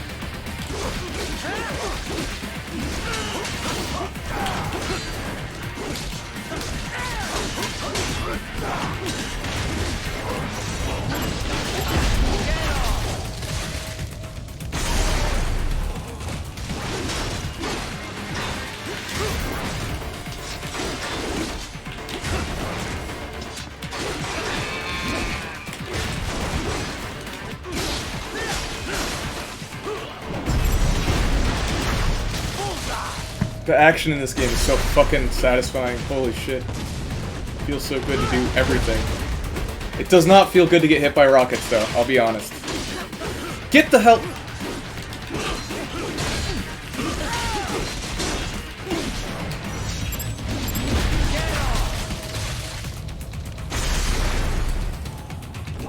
Oh god.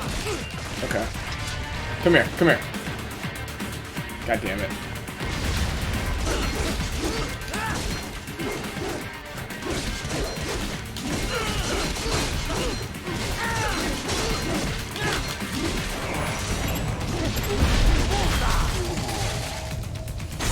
I also think it's pretty sick that you can do some like really cruel stuff with the dismemberment. Like you can like chop a dude's leg off and like have him like crawling towards you and stuff like that. So ridiculous.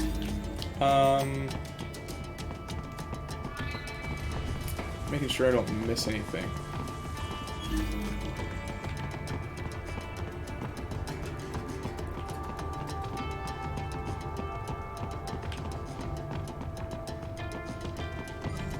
Yeah, I just think it's cool that it's like something that can be done.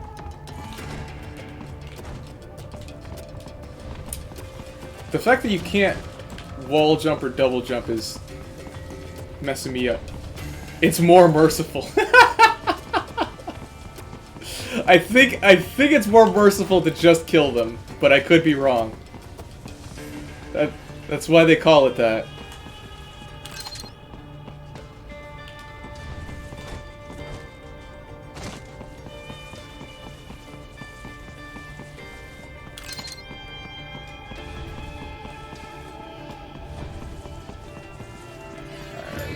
Up.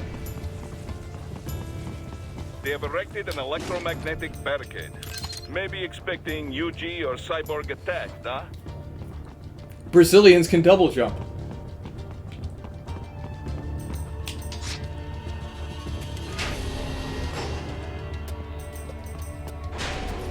Ryder, wait. We're picking up a wireless transmission near your position. From the frequency, most likely an enemy data terminal. Check it out. We may be able to salvage some intel. I love these because it's like typing on a keyboard with like long nails is like it's difficult. You know what I'm saying? Like you ever type on a keyboard with like long manicured nails? That shit's not easy. But Raiden, well, he's different.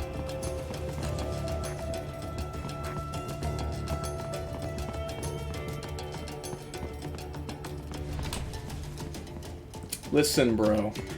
You might be male, but I have gotten manicures many times. There's nothing wrong with it. But it's alright, I understand.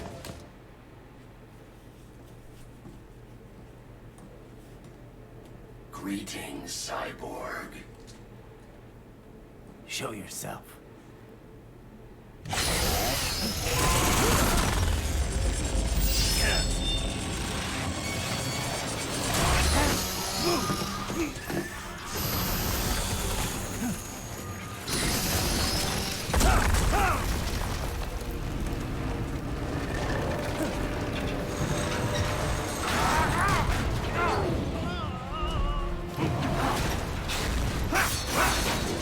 Good landing.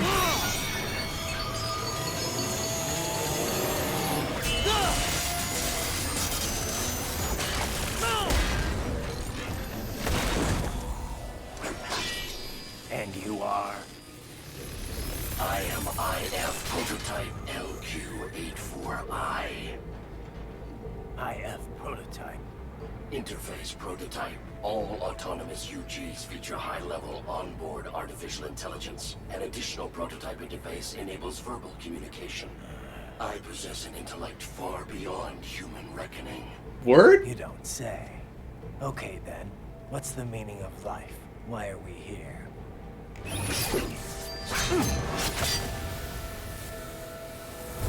I am here to kill you.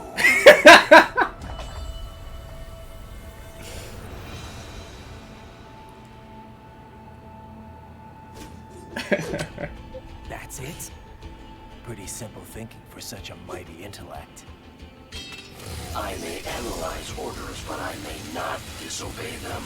Should I disobey a direct order, my memory would be wiped. I didn't must ask. Destroy you. What good is an intellect if you can't use it? Your taunting is pointless. Exterminate.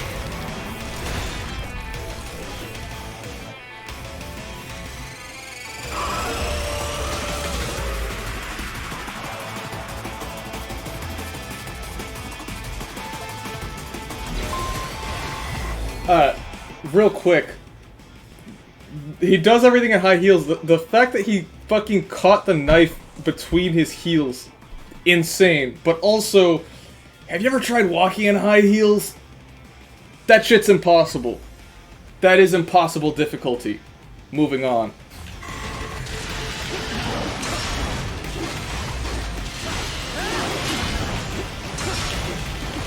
Multiple strikes.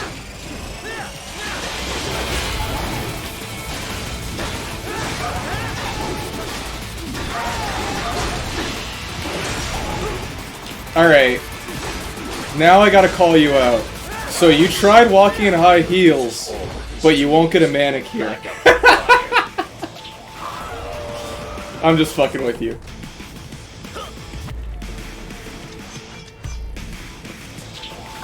Yeah, I don't understand. I don't understand how they fucking do it. I could never. I can barely fucking walk with regular shoes.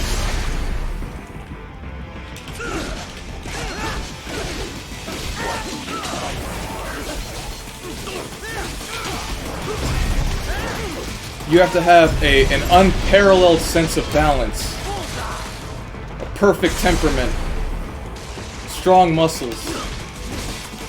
Basically, you have to be a woman.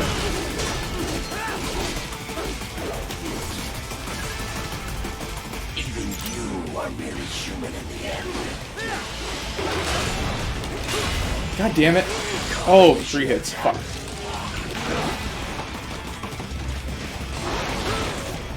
I parried that shit! You will die. Uh-oh. Ow. Does it hurt?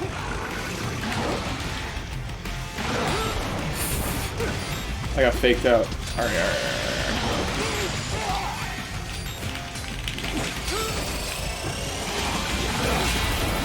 There it is.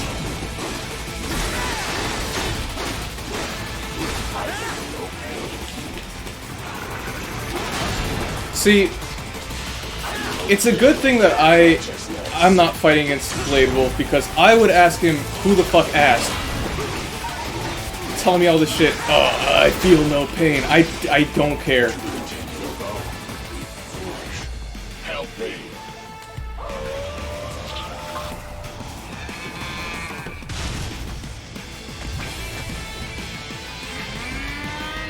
So true. He's gonna jump back, of course.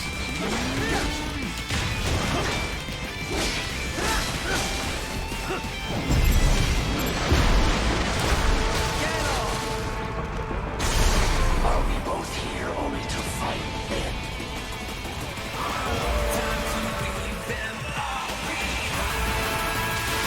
Is your intellect evade my blows? Well, if you insist.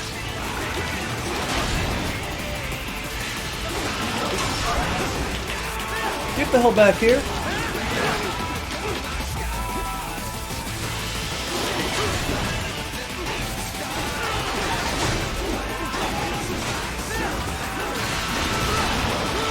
Oh, that explosion caught me off guard.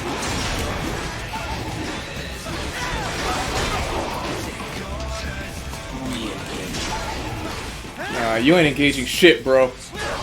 Fuck you.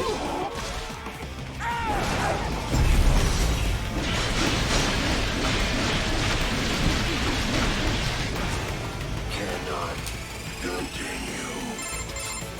Directive, liberate nation. Ensure freedom. Obey directive. Must obey directive. No freedom. Freedom on device. What would an AI know about freedom? Well, he's definitely not getting a DLC.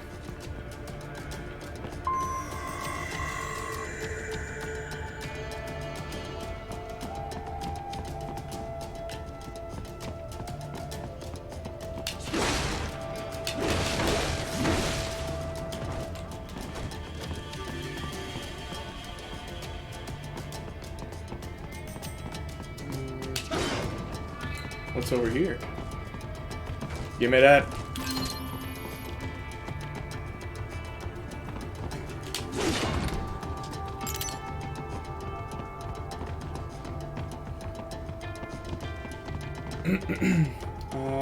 Okay, I need to use the restroom. I'll be right back, guys.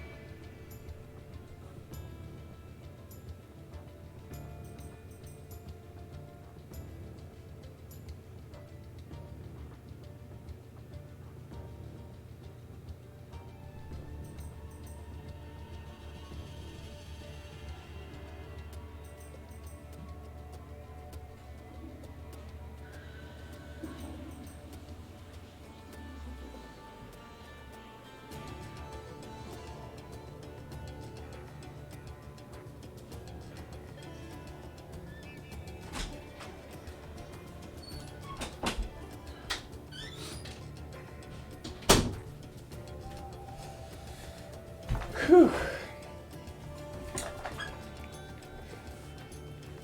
Cool, man. Hey, get some good rest, and I hope your dentist appointment goes well. You gotta get that shit out of the way. That's important.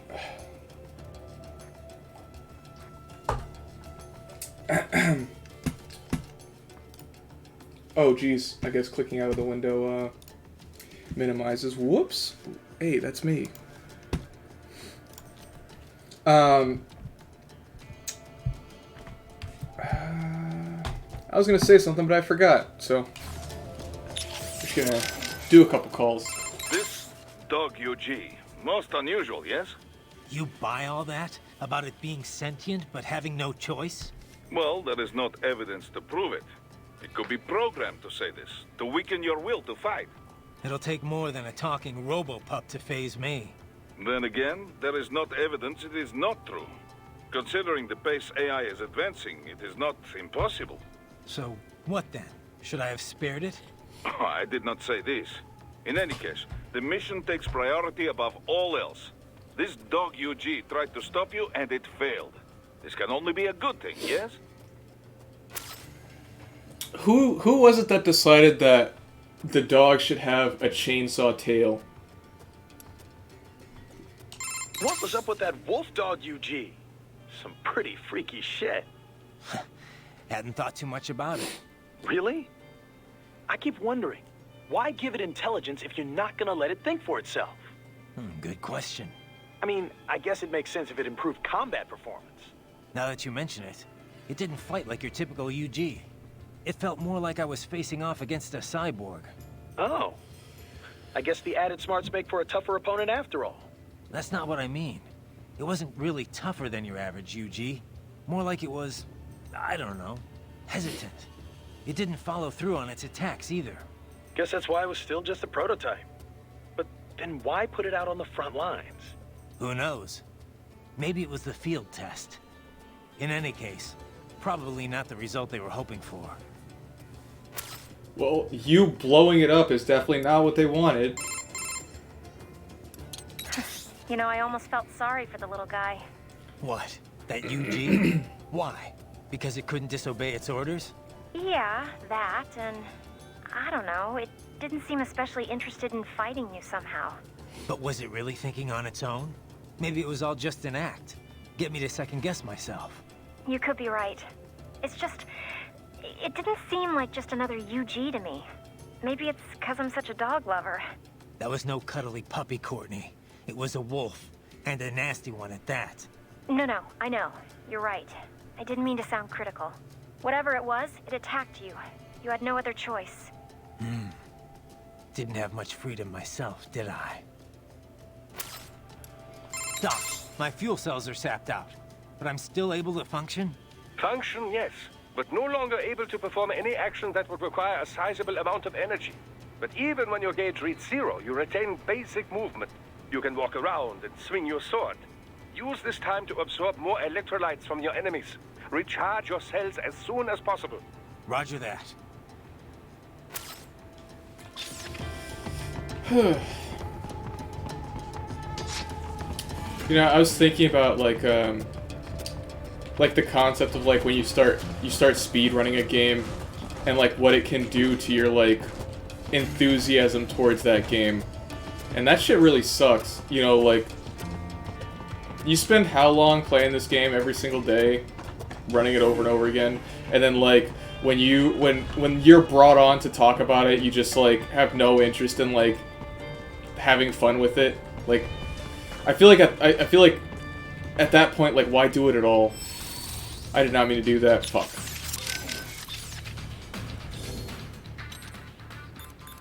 Yeah, oh well.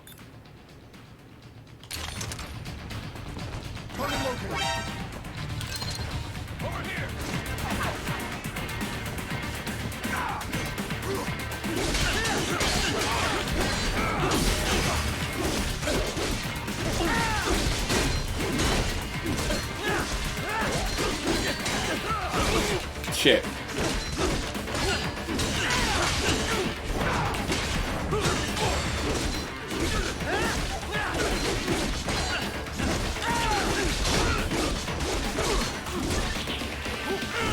Oh, damn it.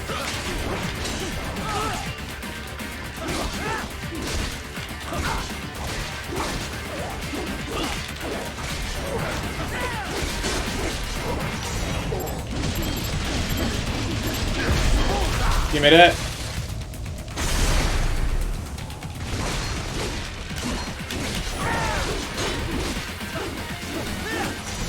Whoops, oh well.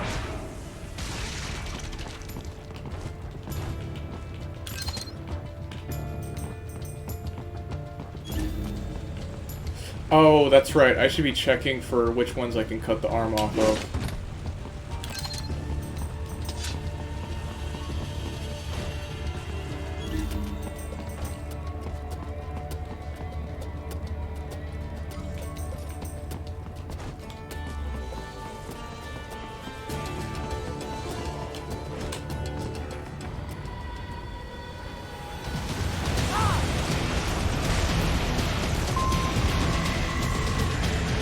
Shit! I gotta go.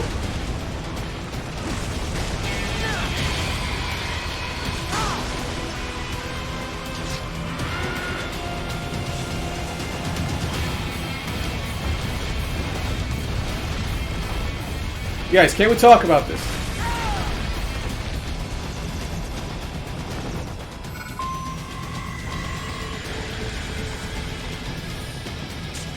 Oh, wrong button. Oh. Yes, please.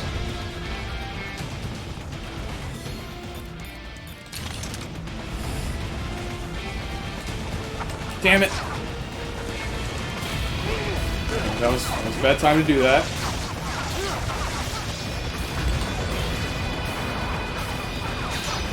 What the hell? Where did the rocket go?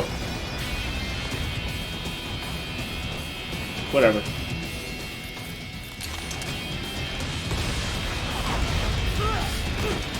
Damn it.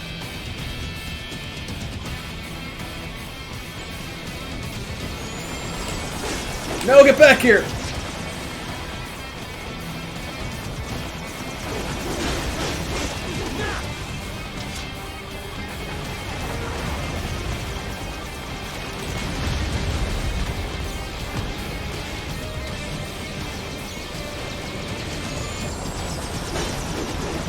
Damn it.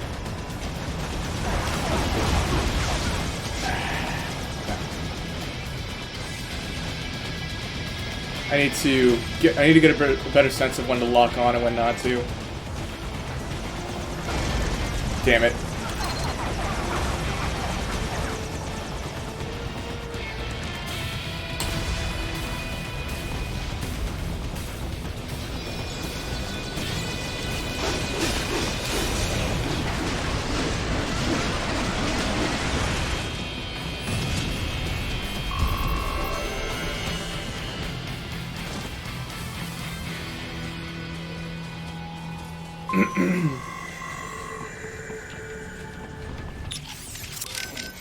Most impressive, Raiden. Yeah. Gonna have to do a lot more than float around like that to beat me. Indeed, indeed. So, now you are in Sukumi Old Town. Pretty much still the same as after war in 1990s. Looks like it. Make your way through town. You'll need to pass through an abandoned hotel to reach the hill. The hotel is serving as headquarters for cyborg forces patrolling the new city. Sounds like a blast. And why exactly am I walking right into enemy HQ? Well, it's not a stealth mission, eh? Striking them will weaken their entire forces. Besides, we don't want them stabbing you in the back. All right. At least I'll get to top off my electrolytes. This is the spirit. Trust me, it is easier than knocking on refinery front gate. We've confirmed 3 key captains in Desperado. Their code names are all wind-themed. The captain presiding over this coup is called Mistral. Cyborg? Yep. All 3 have got custom-made bodies. Collectively, they're known as the Winds of Destruction. The what? They all have action figures, too? You're one to talk, Mr. Lightning Bolt. Who told you? Courtney. Now that sounds like an action figure. I didn't choose it, trust me. Yeah, well, to be honest, I doubt the Winds of Destruction picked their names either. Different cultures use language differently. Even ones with a decent command of English. As you can attest, Mr. LB. Who told you? Bro, everybody... He just got called Mr. Lightning Bolt earlier. You think Kevin didn't hear that? Come on.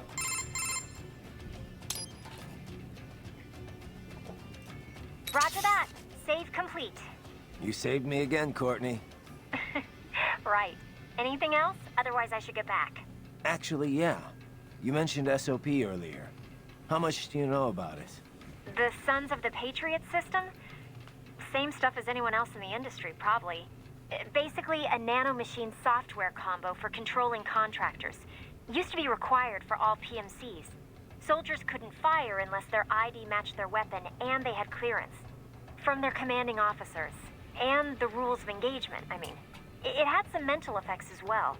Moderating pain, enhancing concentration, that sort of thing.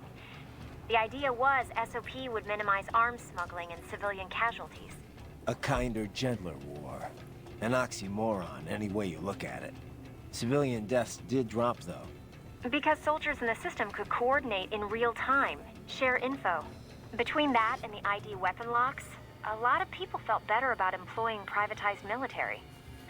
The irony is, the system was developed based on criticisms of PMC ops, mostly American interventions.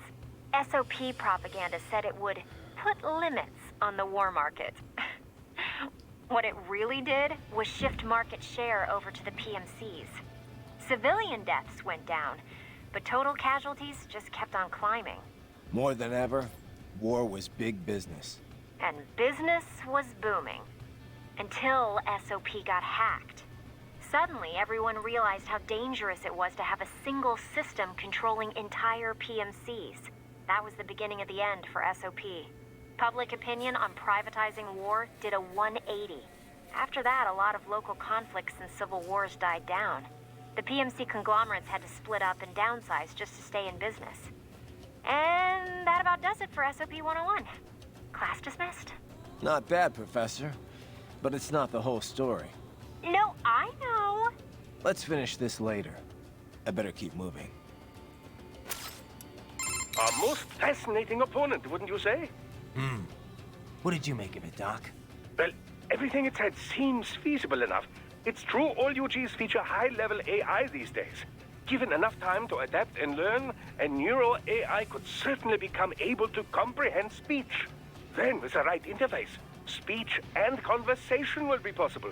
But what about it having actual intelligence? John Searle disproved the viability of the Turing test back in 1980. In other words, just because something talks like a person doesn't mean it's really thinking. It could just be following some program designed to make it seem as intelligent as possible. I'm impressed. You seem quite knowledgeable in this field. I had a pretty memorable chat with an AI once, about 10 years ago. After that, I did a little reading. Ah, yes, of course. The Patriot AI. I heard of this. Was it actually intelligent, or just programmed to pretend? I'm still not sure. I suppose it depends on how one defines intelligence. For example, many term chess-playing AIs and such as having sectional intelligence. Some in the field believe that sentience or self-consciousness is a necessary part of the definition. When you ask if this UG had intelligence, I suspect this is more your criteria? Yeah, of course. Then you could ask, how do you define sentience exactly? And on and on and on. Indeed. These terms can indicate a wide variety of meanings depending on one's understanding. Perhaps it is less important to ask if the AI was intelligent or not than to ask how did the AI operate. After all, labels are useful only when they further pursuit of the truth. And that, as you well know, is the goal of all science. Sure, Doc. Thanks. I guess. So true. I wonder if there's more rocket launchers around here. Who just leaves rocket launchers sitting around?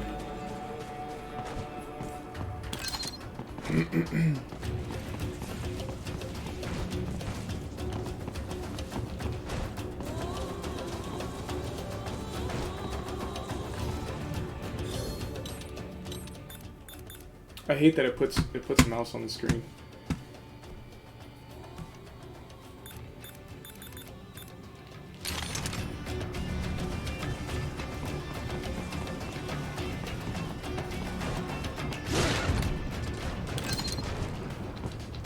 Oh god.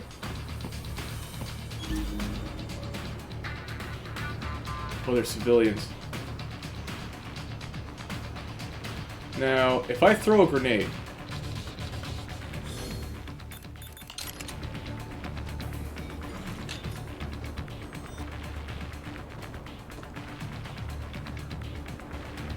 what will happen?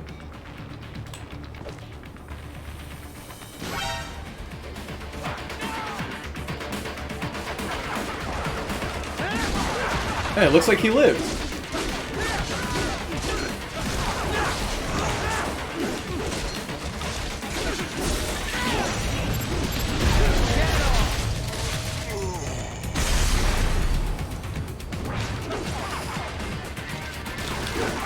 Fuck.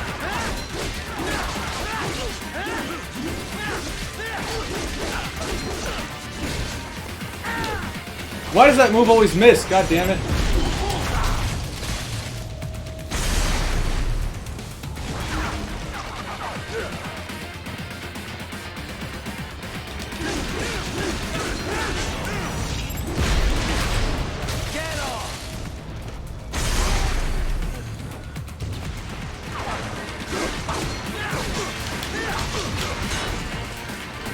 down here.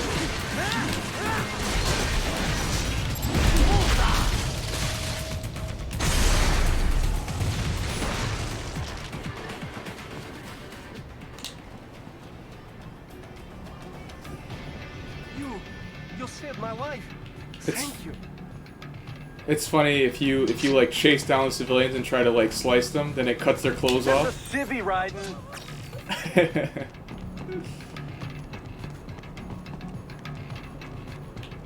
He'll be alright.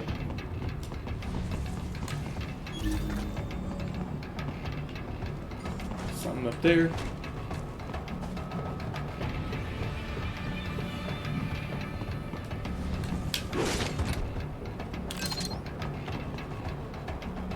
Oh, there's one of those computers. How do I get up there? I can't double jump. Since I'm not Brazilian.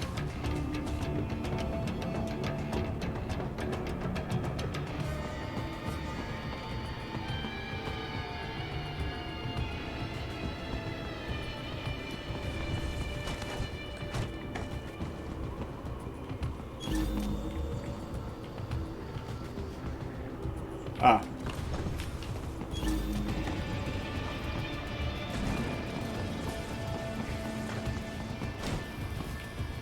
So that's where they're holed up. Some kind of electronic lock on the gate. Most likely it opens only if you have the right ID data stored in your left hand. Perhaps you could find a cyborg with access and borrow it? You see any cyborgs around here, Doc? Why not double back? Check the vehicle route again. You know, back at the entrance to the old city. Who knows? Maybe you can hitch a ride. Most likely, platoon commanders carry correct ID data for the gate. Use enhanced mode to figure out who to hit. I like figured that out right before the game tells you. Let me check up here.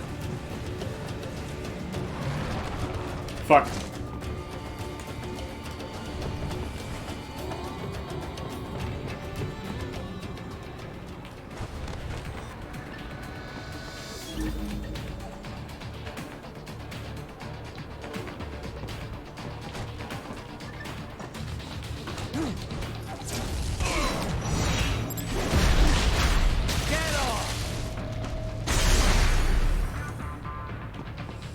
Now, I was always terrible at cutting the hands off, so I'm gonna try and do better at it this time. Wow. Okay. Granted, I also didn't know that you could press X or Y to slash. I thought you had to use the analog stick, so I was just completely playing the game wrong. I didn't figure that out until literally the end of the game.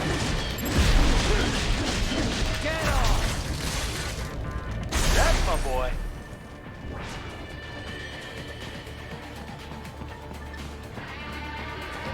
Just sneak on over here.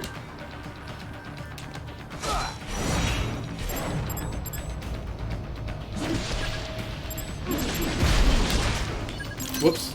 Well, I got the hand. That's all that matters. Bravo! Excellent work. There was classified data embedded in that hand. It appears that man underwent modification at the Patriot facility, just as you did. Great.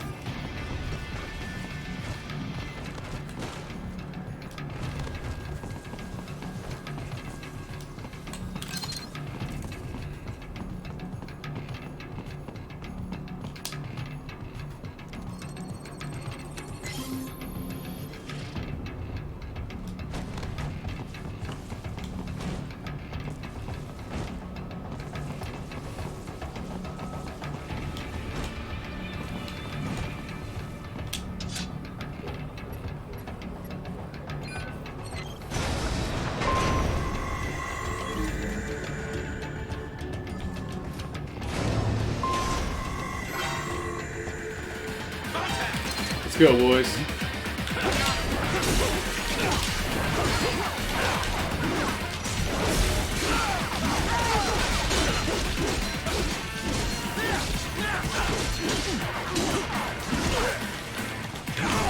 Ah, that idiot with the gun fucking threw me off.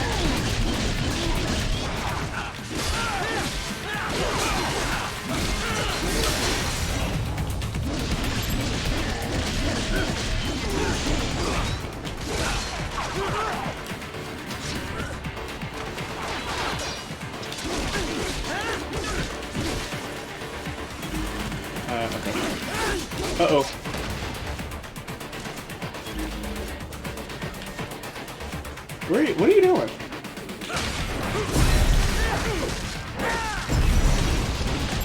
Can't see shit.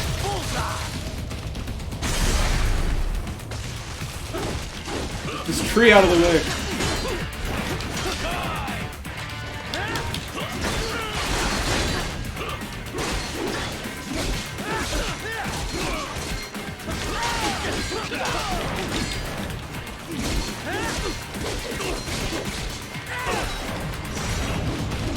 Oh man.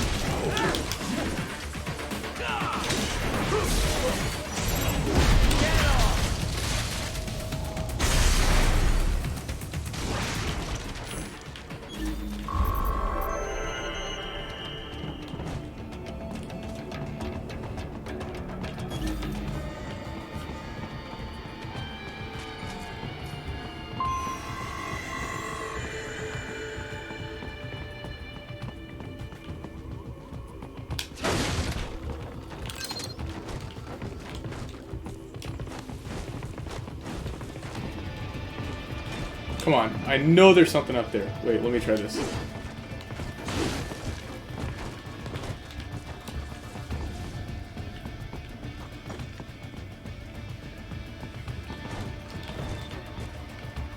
Wait, is that where the objective is? Oh, it is. Okay, that's... I'm trying to explore a little bit first. Like this. 3D photo frame.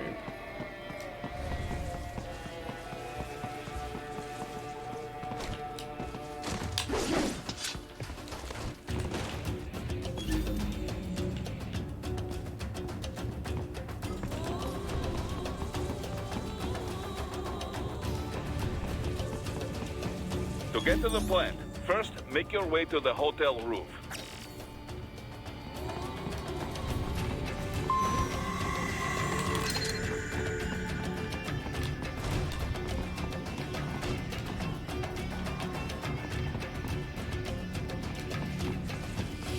Is there any reward for saving civilians?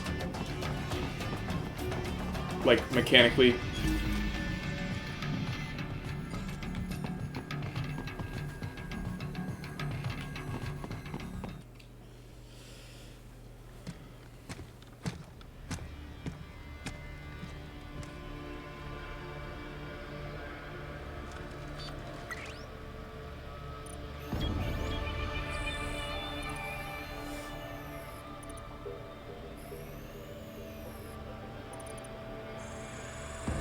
Dolzaev. That woman.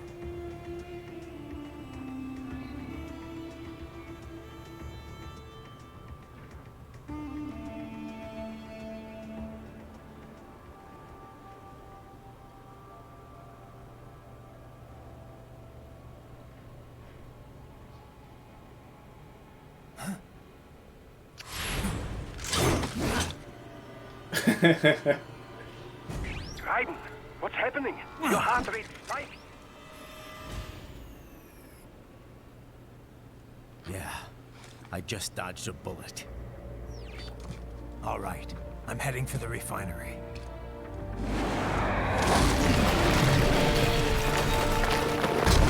Why did he do that?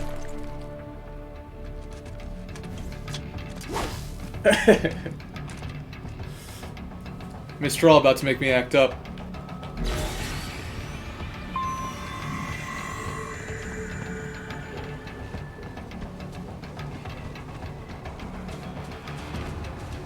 Fucking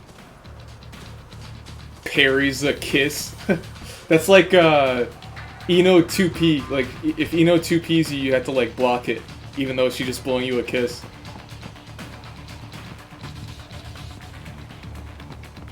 Deadly weapon. Well, unfortunately, I have to say this: nobody's perfect. I'm sorry to tell you. We have to accept that there are flaws.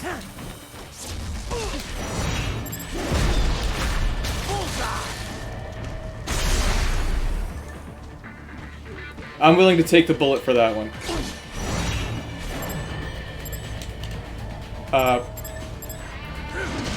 There we go. More classified Patriot information was in that man's holographic memory.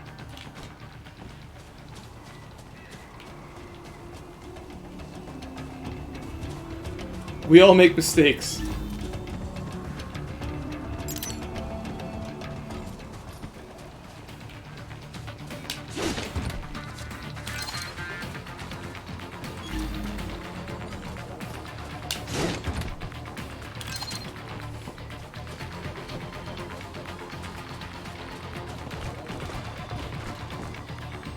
Dude, where did that clown go? Oh, okay. Whoop.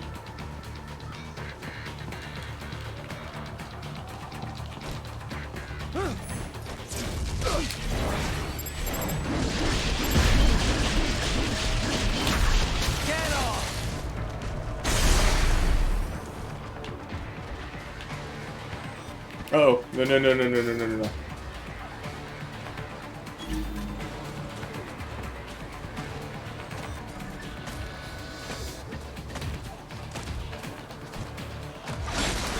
Fuck out of here.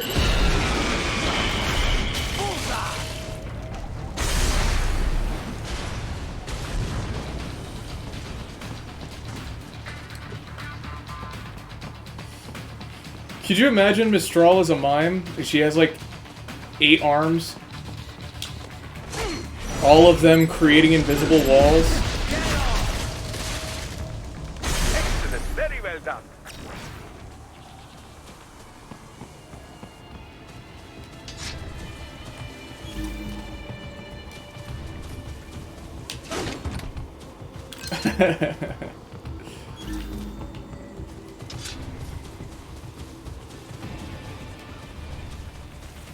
You have created this world. Oh god. What do you want? Oh god, okay. That was a bad parry. This is all training. I'm just trying to get better at this. I just want the dude's arm! Get out of the way! Oh my god, I didn't get his arm. No, no, no, no, no, no, no, no! I jumped the command grab and he still got me! I can't believe that shit.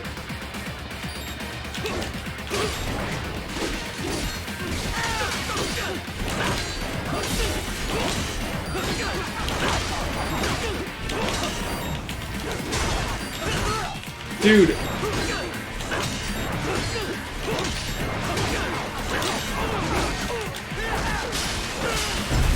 I've had enough.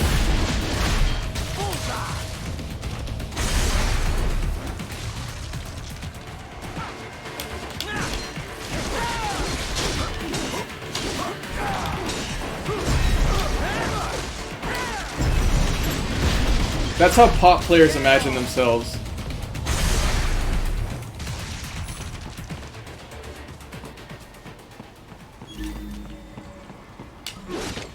I'm so mad I didn't get that hand.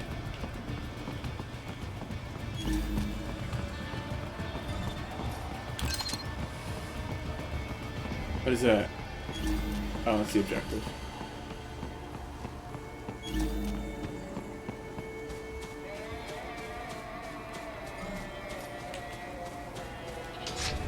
Can I destroy this Ferris wheel?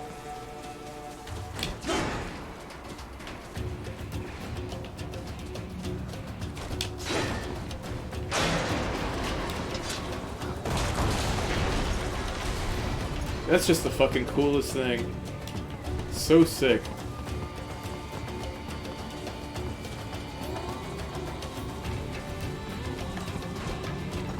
I guess I can't go up there. Alright.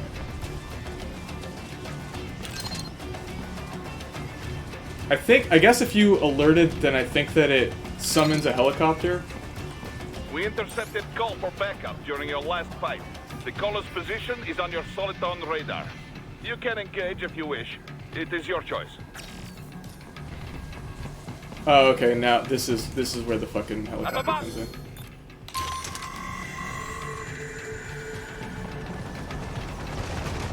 Two helicopters. Is there a way to get out of that fucking rocket firing faster? And sitting there and letting him reload. Oh god.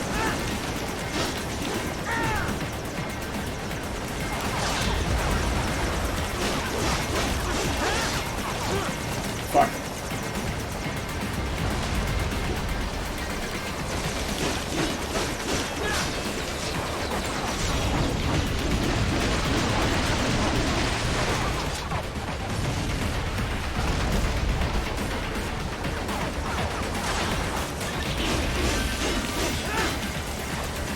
That wheel was not going anywhere, trust me.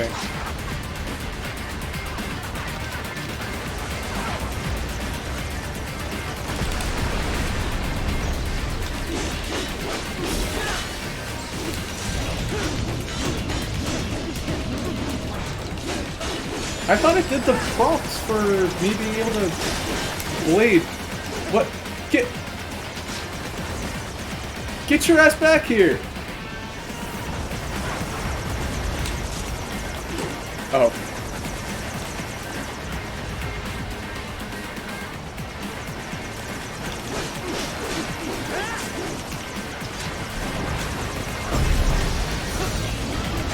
That works. I forgot that you could do that.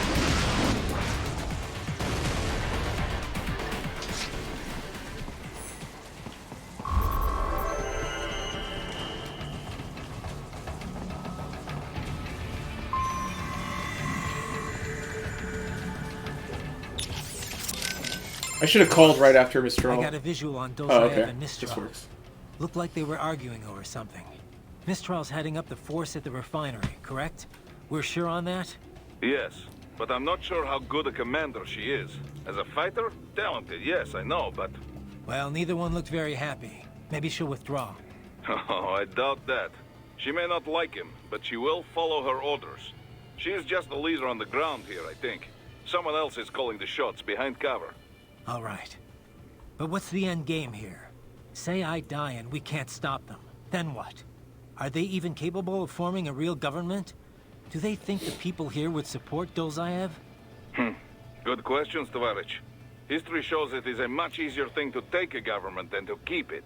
An unpopular regime can only ignore the will of the people for so long before they rise up. And trying to do all this with PMC soldiers? Difficult. And very, very expensive. Someone else must be bankrolling this for their own reasons. Someone with very deep pockets. Who stands to benefit the most from all this? Most likely someone with an interest in that refinery. The plant has pipelines connecting with Sochi in Russia and Supsa in Georgia. Crude oil from the Caspian Sea is refined in Sukhumi and then sent on to Russia. Oil. I wonder if Dozaev knows he's being used. Then again, I wonder if he'd even care. Yo, Rainbow Heavy, what's good, man? I hope you're doing well. I'm gonna start this call and I'm gonna use the restroom. I'll be right back. You get all that, Kev? The woman with Dozaev. That's Mistral? Yep. The only female member of the Winds of Destruction. The name is from... a cold, dry regional wind in France that blows from the Alps down to the Mediterranean. She French? Yep. Born in Algeria, though. It was a French colony until they declared independence in the early 60s. Haha, but you already knew that. Yeah. They were the last French colony in Africa. You know your history. Plenty of French colonial families still live there. Bêtes Noires, they're called. I've heard the term. The main character in that Camus novel, The Stranger, was one. You also find a lot of Algerians who've immigrated to France, although they put a stop to that a while ago. Yeah. A lot of European countries seem to be clamping down on immigration lately. Mistral joined the Foreign Legion to get her citizenship. A woman legionnaire? And not the first. There was one that served in the North Africa campaign during World War II. Anyway, Mistral's been doing PMC work ever since her Legion discharge. We're not sure why she went cyborg. She's officially leading the force at the refinery, but she is also a combatant.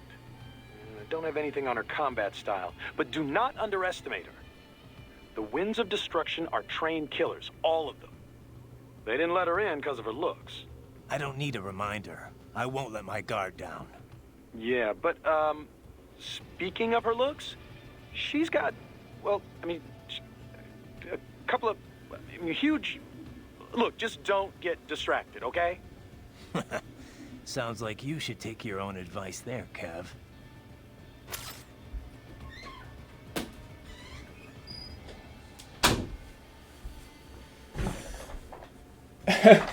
Well, now that we've established she's only technically French.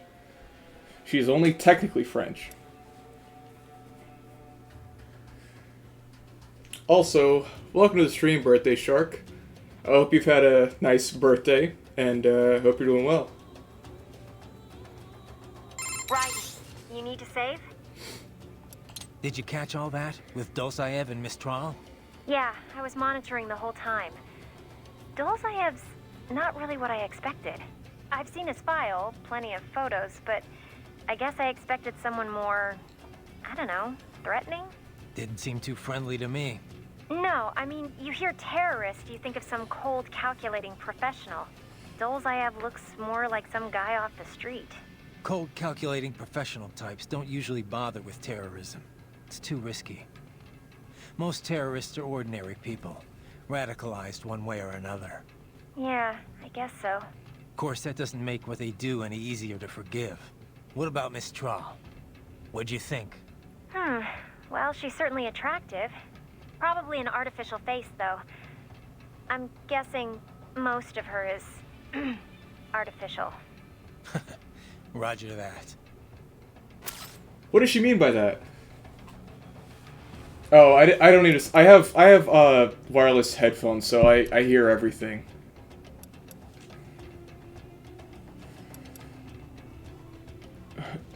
Raiden, the Mistral woman, is she truly a full-body cyborg? That's what the intel says, at least. Why? You noticed something? Indeed. Two somethings, in fact.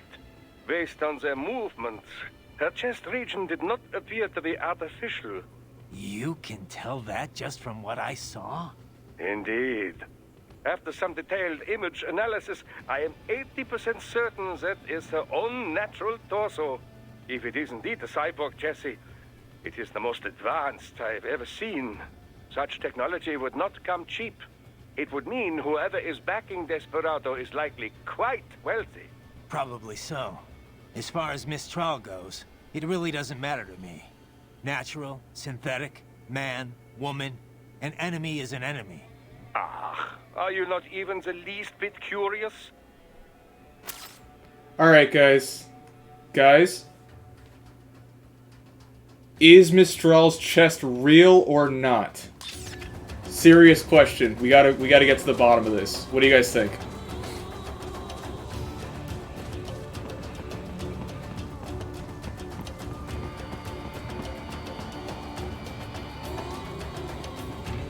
Push button. We have to take a closer look. Right. The cliff is just ahead at the end of the old city. Beyond that is the refinery's backyard. So what? It's a sheer drop? The refinery's not connected to the city at all? No, it was only built 2 years ago. There should be a narrow path around there that leads to the plant. It is protected by a fence, but probably you can cut your way through. Probably. Don't get cocky. Most likely it is Desperado running security down there.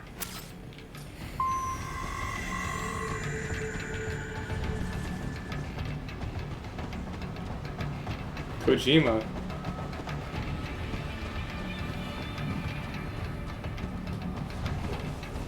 What? Why would it being a sheer drop stop Raiden? He just dropped off of the side of a building and then planted his arm in the wall.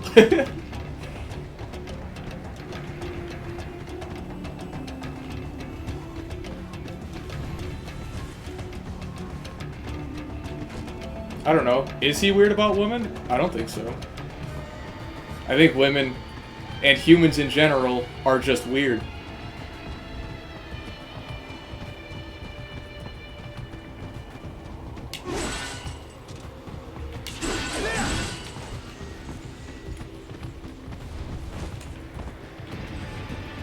But I think that there's a good mix of the type of women that he has in his media, which I think is cool. Oh god, these fucking things.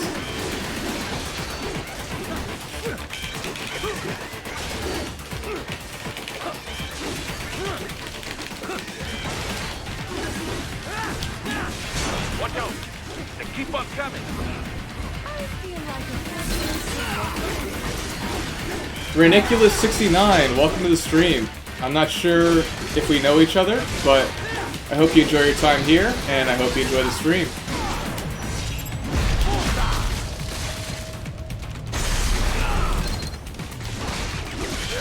God damn it.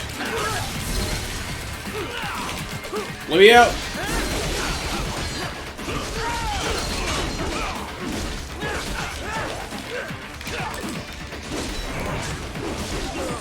Oh, that guy's dead.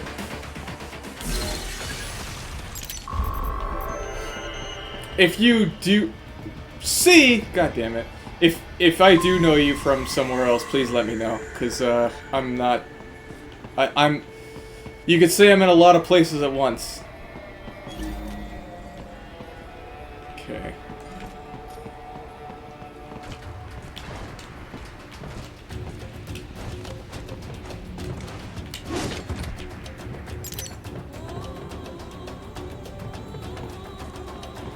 Hollow chip.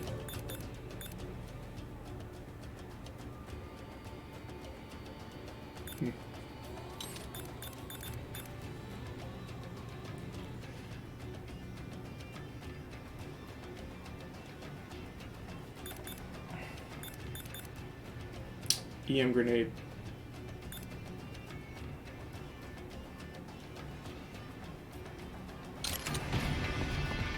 You're so right.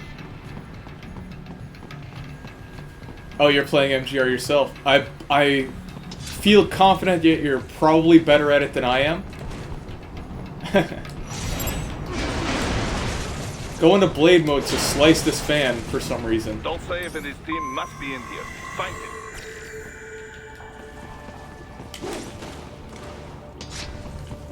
I seem cool. That means a lot. Thank you. And I hope you enjoy your time here. I think I said that. But I meant it.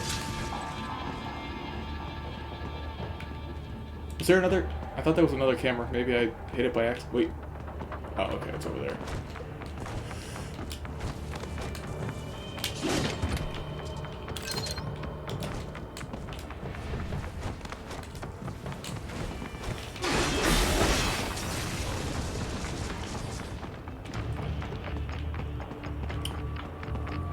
How am I supposed to be a smug asshole if you guys are gonna be so good to me? I'm supposed to be a jerk, and you guys are saying nice things. I love streaming for you guys.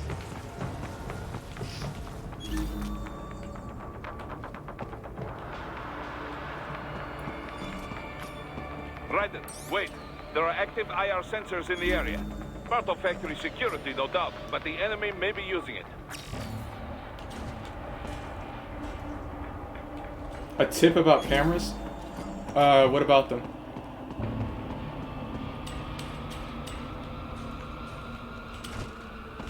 Raiden, your infrared camera is integrated with enhanced mode.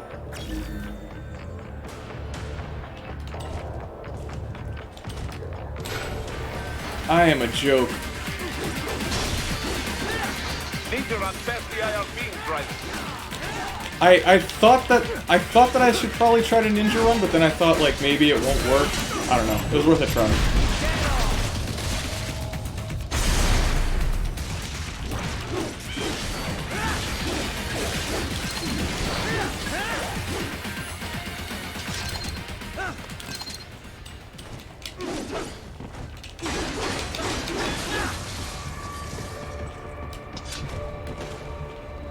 If you got something to say about the cameras, go right ahead. You can destroy them with 2 heavy attacks. Okay. But I like doing 5 light attacks. Okay, that's the button to open it.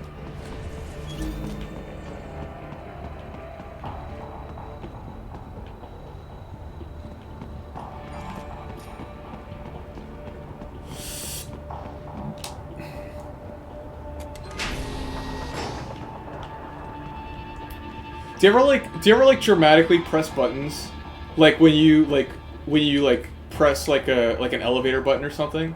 Like whenever I used to park in my garage, or well, not when I used to, whenever I do park, I used to punch the button to close the garage door, like with the side of my fist, just like for absolutely no reason whatsoever. Just, and the button like kind of got stuck once, and so I stopped doing that. I just press it regular. But what's good, Aja? Welcome to the stream.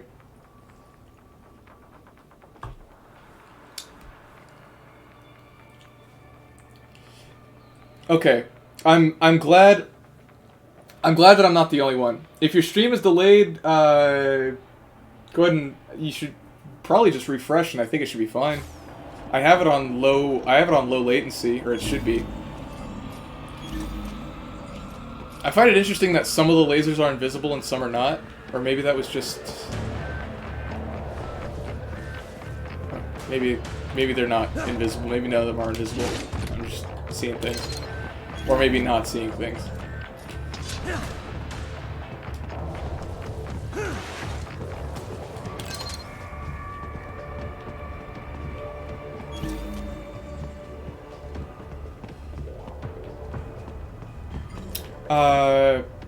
Now, Birthday Shark, I know that you were playing Mass Effect recently. How did that go? And were you playing the remake, and would you consider the remake good? I'll be honest. I heard that the Knights of the Old Republic remake got delayed indefinitely, and I breathed a sigh of relief. I'm not interested in them trying to touch that game. I don't think they need to touch them. Oh, your internet's no good. That happens. I understand. Alright, I'm gonna run up on this dude. Hold on. Shit, I'm not gonna run up on this dude. Alright. Fine.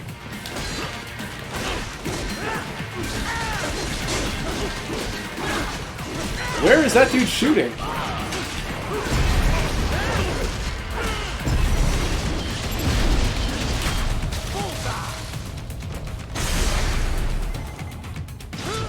Ugh.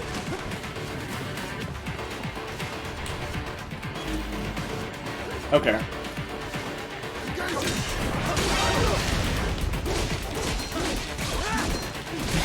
That dude fucking blew up his own guys. He destroyed them. Oh shit. Oh my god. Okay. Wait.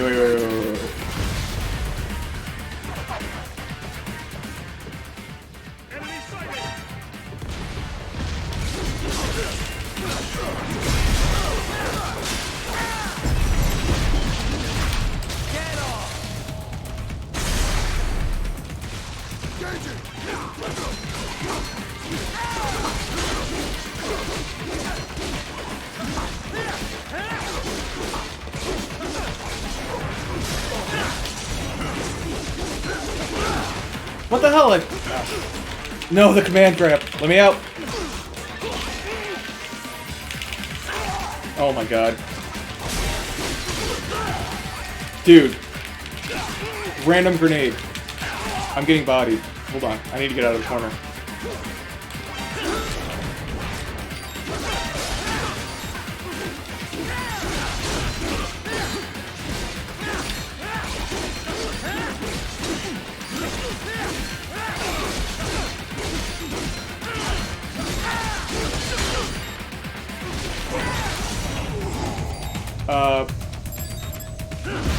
Yes. More Patriot intel. Bring me more. And maybe I can develop something interesting from it.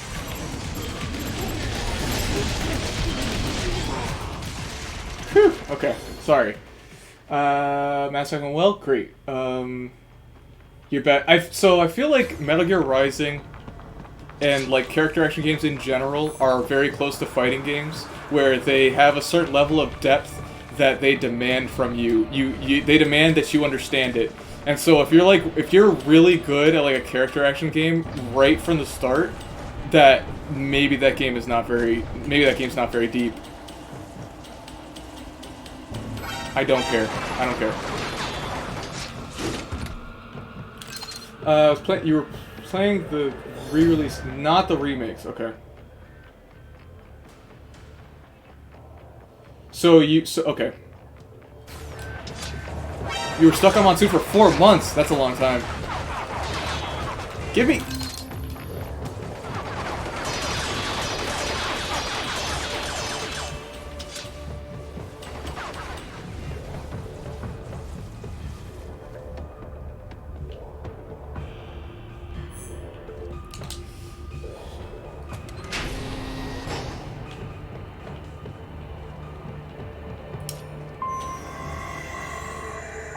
Oh, they're re-releases. They're not remakes. Okay. So the game is a. Wait. Did they remake it though, or did they not? Because I thought they did. DMC4 Dante. Yeah, his moveset in that game is super. It's super complicated. He's got like all of his mechanics at once, which I think is cool, but very difficult to deal with.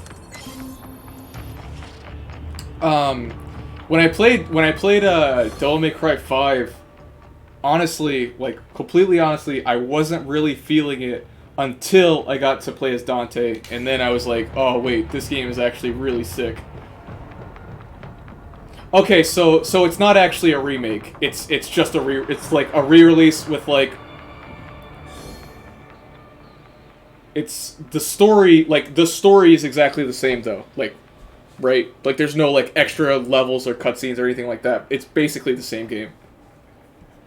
And I don't even acknowledge that Andromeda was made. that is like a joke. That's fucking comedy.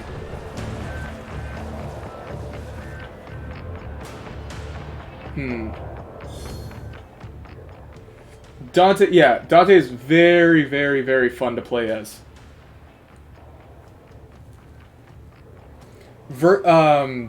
I played through it. What game was I waiting for? There was a character action game that came out.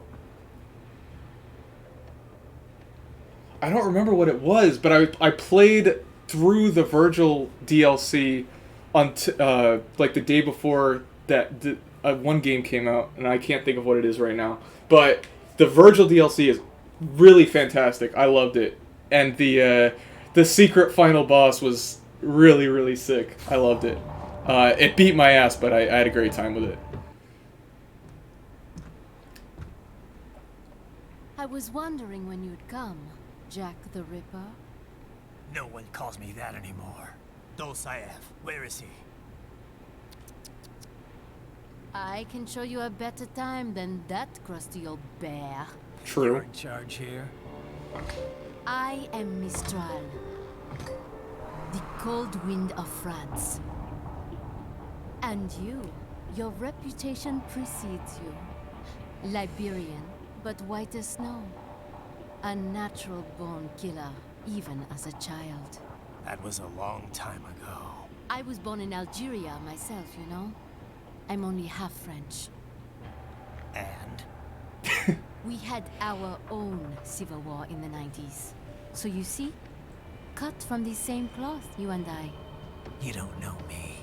I lost my whole family. Everything.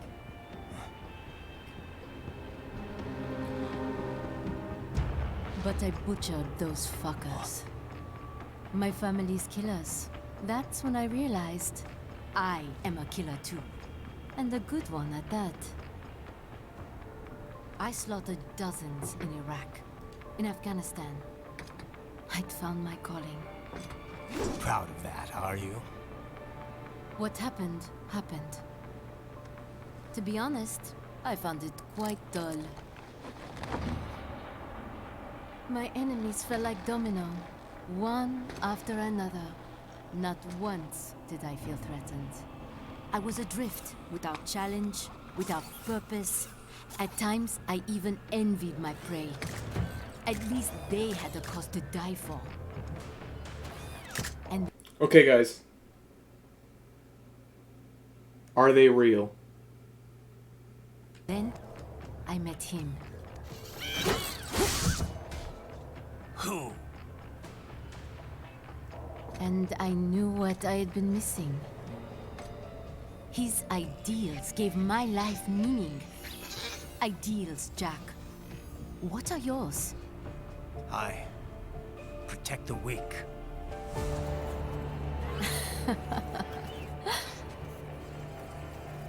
Still?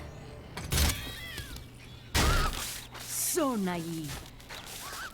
And if I must kill to protect them, then so be it.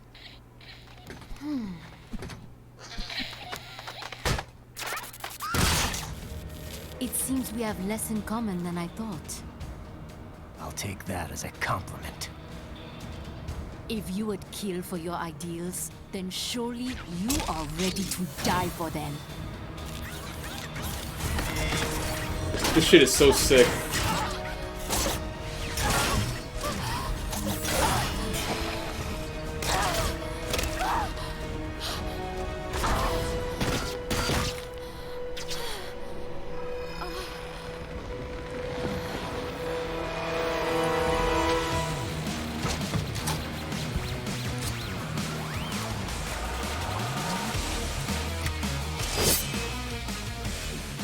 Come,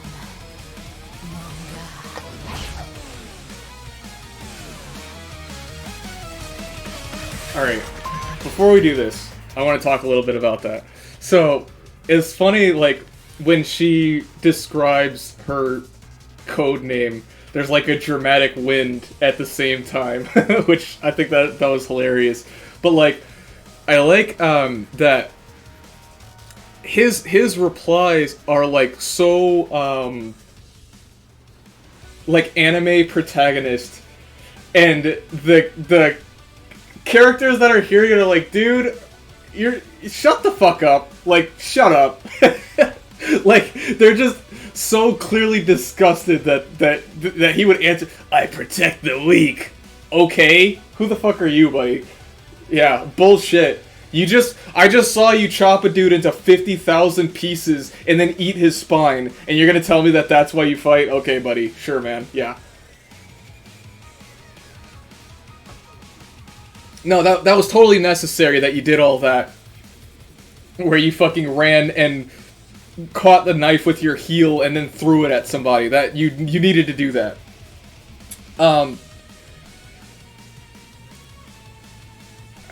There was something else I was gonna say. But like, her weapon is such a hilarious play on words because she uses a polearm made out of arms, and I think that's so cool. Like, it's such a creative weapon. Can I do calls right now? This weapon of hers has impressive range. She can defend with it, and yet crack like whip to attack. Yeah, it's bizarre. Definitely suits her. It does not work like anything I have seen before. I cannot tell where her attack will land. And even if you manage to parry, it may be hard to counterattack. Yeah, I need to take care of that thing first. When you see it go slack, be ready. If it hits, you have no chance of countering. Ryder, you all right? That is one freaky lady. Yikes. Aw, come on, Kev. Maybe she just needs to meet the right guy. I could slip her your number. That's okay, man. I'm good. Besides, shouldn't you be worried about saving your own ass at the moment? Well, yeah. Just thinking about how I'm gonna handle this. If you're looking for advice, try hitting up Boris. Doctor might have some info, too. From the UG and Cyborg angle. She's so cruel the way she stomps on those tripods. Just tosses them around. I feel so sorry for those little guys. You feel sorry for robots sent to kill me? Well, I mean, they're kind of cute, right? How they scamper around. They're like little mice. You call that cute? I'd call it creepy. Not at all. Trust me, ask any girl and they'll say the exact same thing. Okay, sure, Courtney. I'll get right on that. All right, whatever. You want to save or what? Ryden's such a charmer. Save complete. Be careful, Raiden. Alright. Girls in the chat, what do you have to say? Are the tripods cute or creepy? So she uses an augmentary arm composed of tripods. I cannot imagine how she controls such a thing all on her own, but it is quite intriguing. Stay with me here, Doc. I need to destroy it, not study it. Yes, but just look at it. How it doubles as a weapon. So elegant, so efficient. She can twist its joints and crack it like a whip, or pull it tight to lock it solid. And even should you destroy it, she can simply construct a new one using nearby tripods. Ugh, this is gonna take forever. Not necessarily. Until a new prosthesis is formed, she is defenseless, you know. There is your chance. Of course, you must still be wary of the tripod arm unit once it is detached. Even if she cannot wield it, she could resort to throwing it at you. The electrolytes in the fuel cells of those units are highly explosive should they have a detonator. Let's see. If they were smaller, they would be entirely cute. So does that mean that they're slightly cute now? They make little whimpering noises when they get hurt.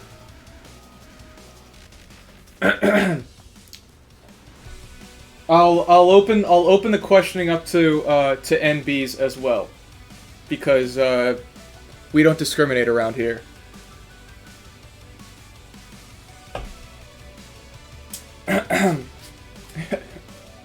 All right.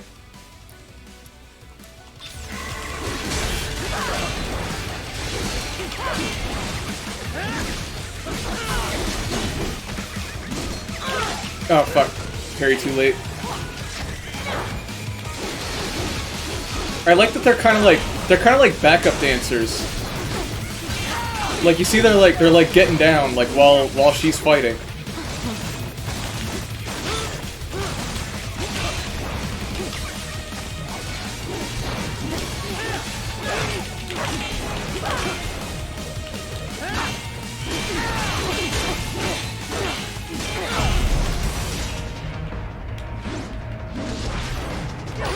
What the hell?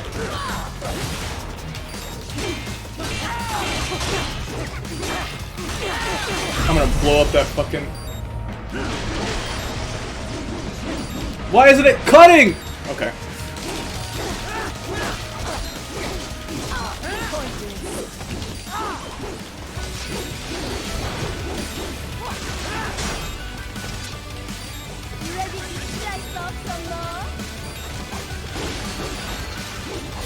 I mean, I guess.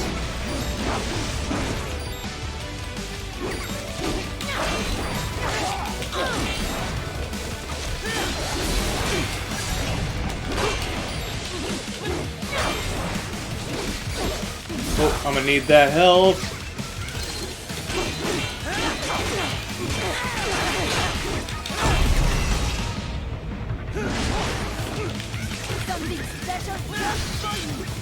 That's obnoxious. Oh god!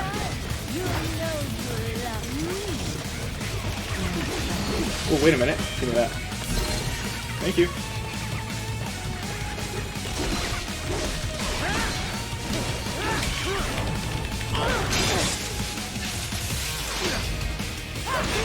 Oh. Ow.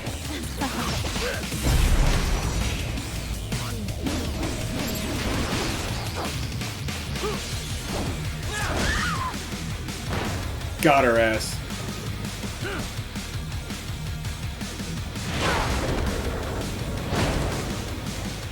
I am starting to enjoy this. Uh-oh.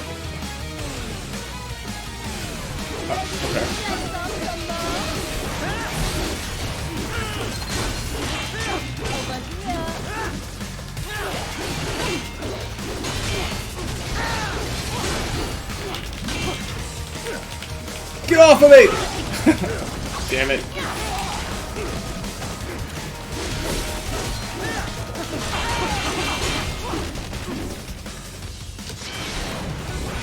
I'm not gonna fucking blade mode on the tripods.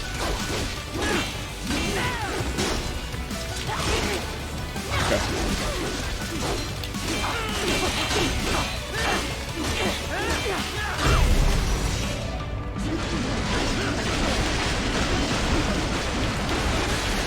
Where? Where'd she go? Oh.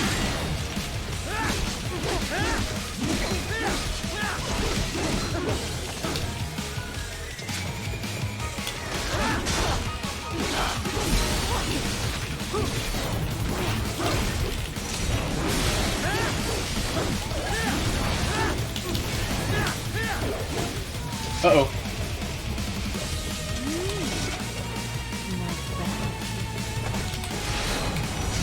Okay, why did you get in the way? I am busy.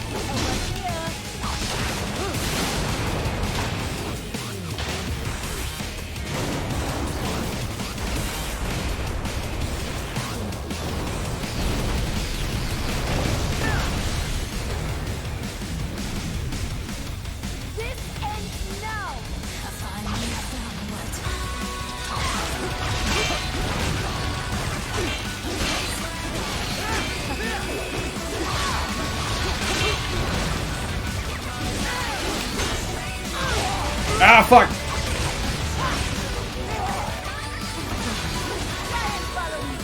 Okay. Oh god, I could not see.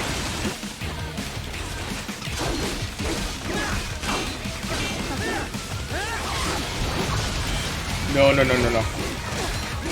I'm gonna fucking accidentally explode one of those barrels and I'm gonna be upset.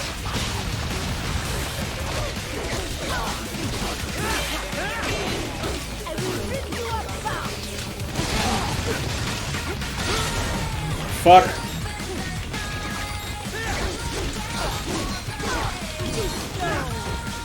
No! Wait. There we go. Okay. Alright, we're good. We're good. We're good. We're good.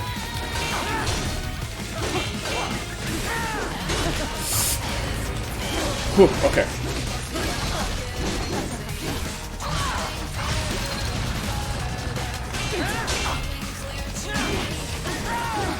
No, no, no. Okay. We're good. We're good. We're good. We're good.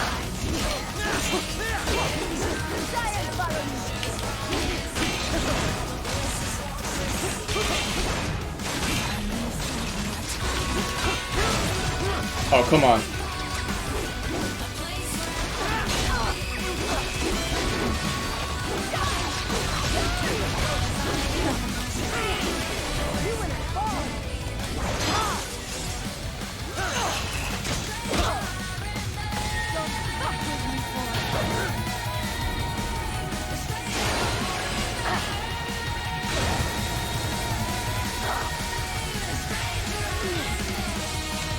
Oh, where are you going?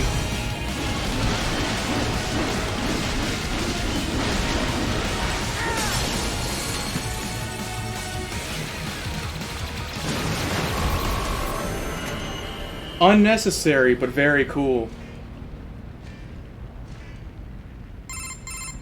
Mistro, report! Your vitals are dropping. Vitals? I lost. So this is how they felt. What? Dying. For a cause. Wait. No. Hold on. I am sorry. He was too much. I do not need apology. I need you alive. But I know you will never fall. What? What is this talk about? The Tumonka. Okay, which part of her is breathing? Mister, you never. She's not talking to you, idiots. You! Killed her! You psychopaths! Murderer! That's rich coming from you. It's overdose, I am. Surrender. Translation. Why would I surrender? We are exactly where I want. Shit. Built with Russian money to make Russian money. It is no plan for Abkhaz. It is their prison.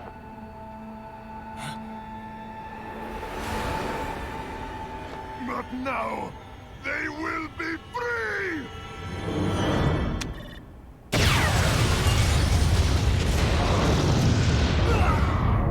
Bro, why? Damn. Crazy son of a bitch. Raiden? Raiden, what happened? Bastard blew himself up. I see. Time to get you out of there. We're sending a helicopter. Secure an LZ. Understood. It's funny because I didn't remember like the plot to this game very well, and I was thinking like, man, Dolzaev doesn't show up later in the story, does he? What the hell happens to him? Because I don't think you kill him. And well, now I have my answer.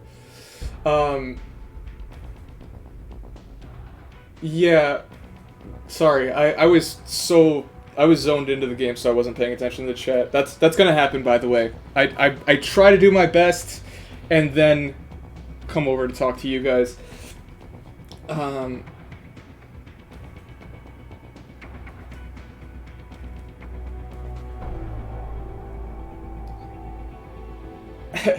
Yeah, so something I love is like how do I word this well? So Mistral is like very clearly like a super like horny design, right? But like the way that she uses that as like part of her like fighting style is really cool. And like the arms thing is like already cool just based on like the way it looks, but also the concept of these the tripods being like specifically like they're supposed to be cute-ish. As far as the chat goes, I think we're more on the cute side than the creepy side, and she is using them as tools, basically. Like they're basically like tool repositories. Like, all right, need more arms, come here, boom, you know, is really cool and kind of it's interesting because it's not in a way that you would like that I've seen before, like in anything, right? Like you don't see characters that just have traveling arms that they grab and use.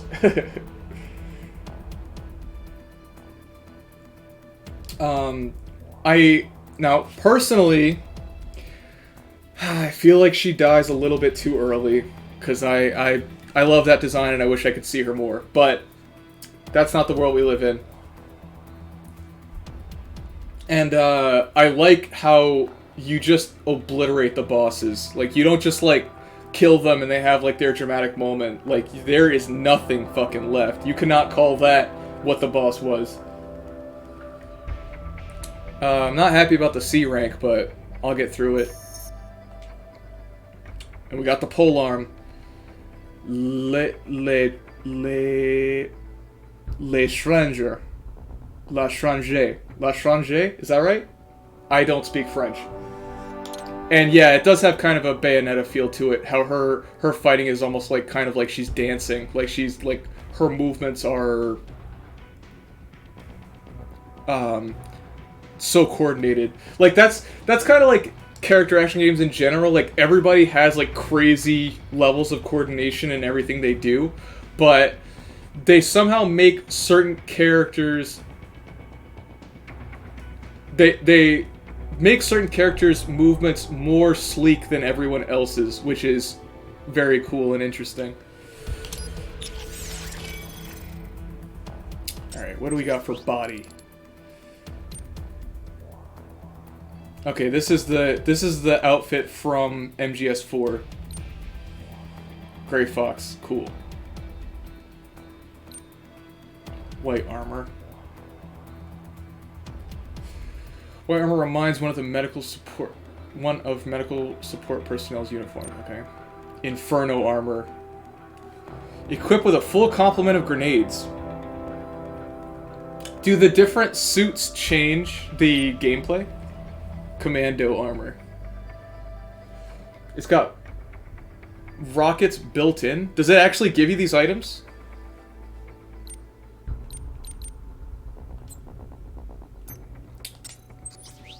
HF Blade. Oh, and there's also the Gray Fox sword. Good old Frank Yeager.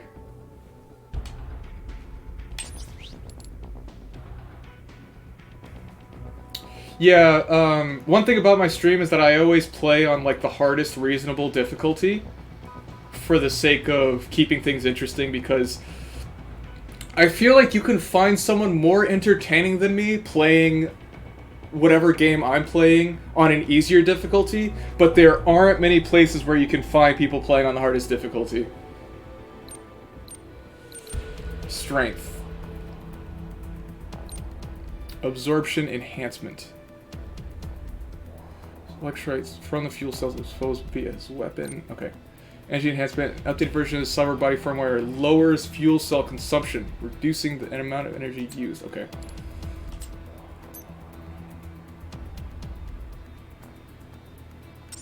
Unique weapon is the polearm. Oh, you're super right about that. Hello, Chip. Welcome to the stream. And when I played through this game the first time, I used the polearm basically through the whole game because I thought it was the coolest fucking thing. So I'm probably going to do that again. Strength. Okay.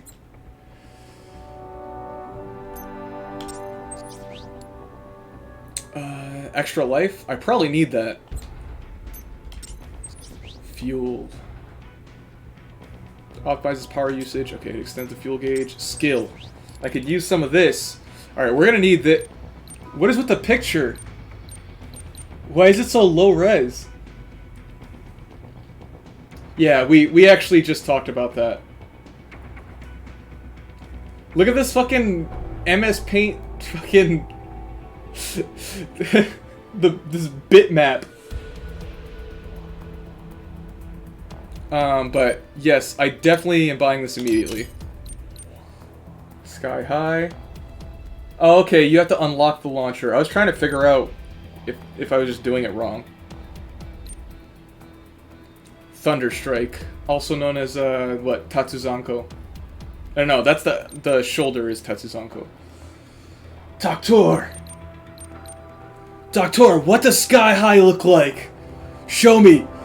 Well, Raiden, we couldn't get a very high-res image, but something like this!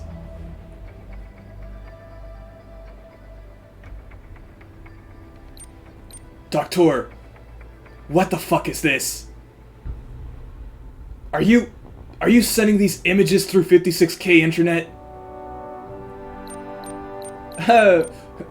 Raiden, I must go. Mother's calling.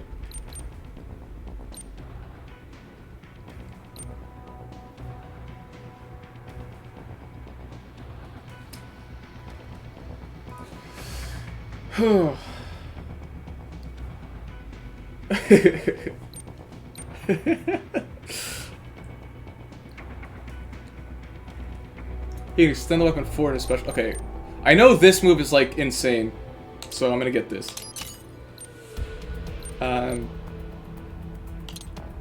Always important to have a launcher. Allowing him to twist freely in the air and dive down like a lightning bolt to kick foes. Is this like Red Hot Kick?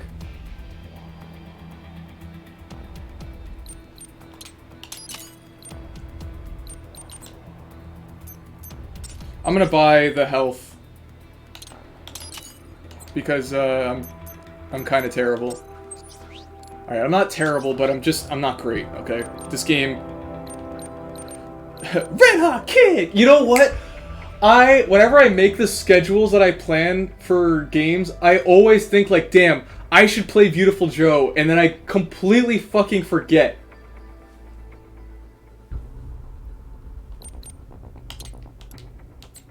Dude, I love Beautiful Joe. I love that game, and I think it is horrible what they did to that series. Or with that IP, because I personally think everything after the first game is like trash. No, I love Beautiful Joe. The first one. The first game. The second one, I was excited about. I was really excited about it because they advertised it, like, in previews and stuff, they advertised it as, like, it was going to have co-op. And then it didn't, and I was like, what the fuck is this? And also, I think I was playing it, and I, like, soft-locked in one area. And I could not fucking figure out what to do. And I just turned the game off and never played it again. The second game is you can't, like... That game's dog shit. Like, when you compare it... Like, it's just... That shit sucks, bro.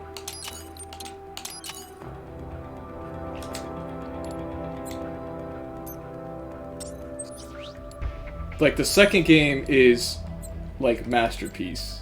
Or, sorry. The first game is basically like a masterpiece. Damn it. Okay, I'll just keep it like this.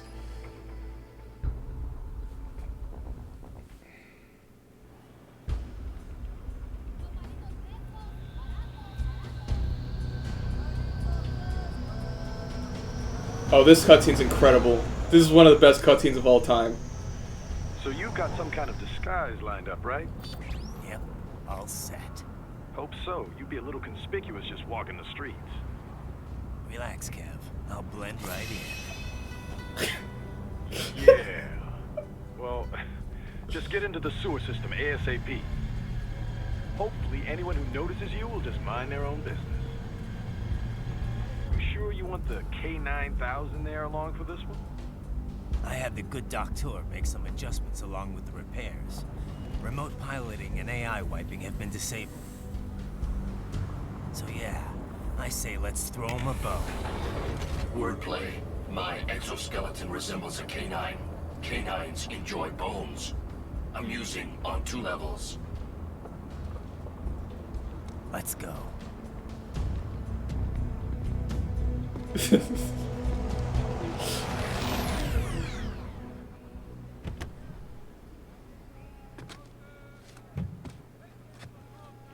My man rolled up to the barrio.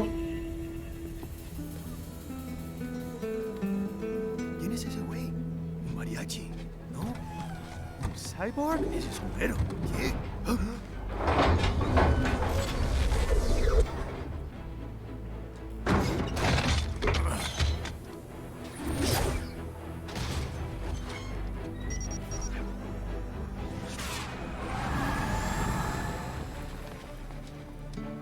Adios, amigos.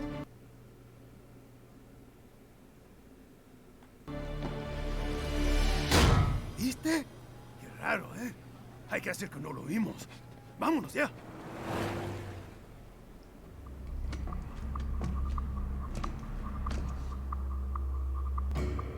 Dude. It's right. I'm in the sewer system. All right, let's get started. Your mission's to investigate the Desperado-affiliated research center somewhere in that area. According to the intel from our client, the lab's been dumping illegal waste into those sewers. FYI, they're also involved with the cartels in human trafficking. Allegedly, anyway. This just gets better and better. Tell me about it. We need you to infiltrate the lab and find out everything you can. Of course, you'll have to find it first. We still don't know the exact location. So I'm looking for anywhere the lab might hook up with the sewers? Yep. If they're actually dumping waste, they've got to link up somehow. Find that connection, sneak into the lab, and see if you can find evidence implicating them on anything. No problem. Stealth's my specialty. Right. Well, we'll see. Do we have any idea what kind of research they're doing there? Not really. Maybe something related to all the people they're trafficking. Like experimentation? It's possible. First things first, though. Find a way into that lab. Oh, right. It says here the locals say black crocodiles live in those sewers, so, you know, watch out. Black crocodiles? Could they be talking about UGs? Maybe just an urban legend. But still, be careful. I will scout ahead. You will provide backup. Sir, yes, sir. Commence operation. That cutscene is such concentrated insanity. Like, there is there is no part of that cutscene that isn't fucking insane. Because So it's like, first off, you are convinced there's nothing to make you think that you left Africa, right? So you're sitting there, why the fuck is why is he wearing a fucking poncho? Why is he wearing a sombrero? He gets out of the car. There's a fucking robot dog. There's nothing to explain why Blade Wolf is suddenly on your side. The car starts driving itself.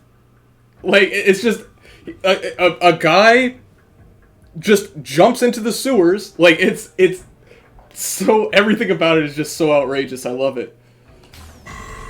It's like they were just like trying to see like how could they make like the most insane sewer entry cutscene ever. Like, unidentified UGs are patrolling the sewers. Exercise caution. Don't interrupt me again. We'll do some calls. How are things back in Abkhazia? Thanks to the full efforts of the workers, power was restored in just 2 days. Pretty impressive. Only the power plant is back online, though. Refinery itself will likely be out of service for months. Fuel sent from Supsa is being used to power the plant for now. Just wish I could have stopped him. Impossible without a sniper. And in our focus on anti-cyborg combat, we were unprepared. Thankfully, other than financial losses, few Abkhaz citizens were seriously affected. The plant workers had already been evacuated, and most were hired back on to rebuild the refinery. We received payment and are not being blamed for the suicide blast. Good to hear. It should go a long way to help fix our reputation. Duh. And even more good news. Desperado is down one of its top captains. Let's hope they learned a lesson.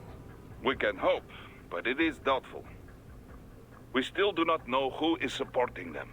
Even if we shut Desperado down entirely, their backers could simply hire some other PMC. Whoever it is, you really think they're interested in the pipeline? Who'd benefit besides the Georgians? Hard to say. Whatever the plan was, it went up in flames with Dolzaev's suicide. The problem is that there are countless companies and governments profiting off the BTC pipeline. Whoever is behind it, they may be too big for a simple security firm like us to do anything. Yeah, one thing we do know, though, is that Sundowner's more than just a pawn in all of this. We need to watch him. Trafficking or not, we need to stop their operation here. Find the evidence, and perhaps we can do that. And Tovarich, be careful. Tovarich. What does Tovarich mean? Does anybody know? Also, Croker, welcome to the stream. I hope you're doing well. I heard about what happened, and I'm sorry, but you'll be alright.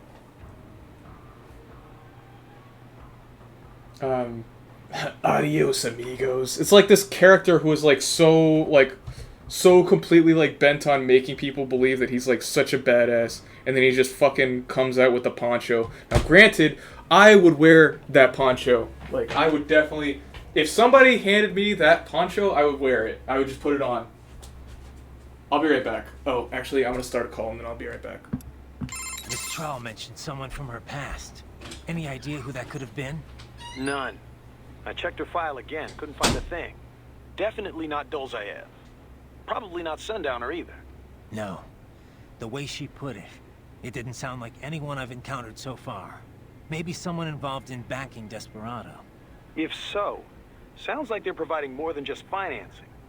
Maybe they share the same philosophy. That'd be bad. People willing to die for their leaders aren't so easy to predict. Yeah, but other than the wins, Desperado's cyborgs are all just hired contractors. They're probably emotion suppressed with nanos or drugs or whatever, but that's about it. You're probably right.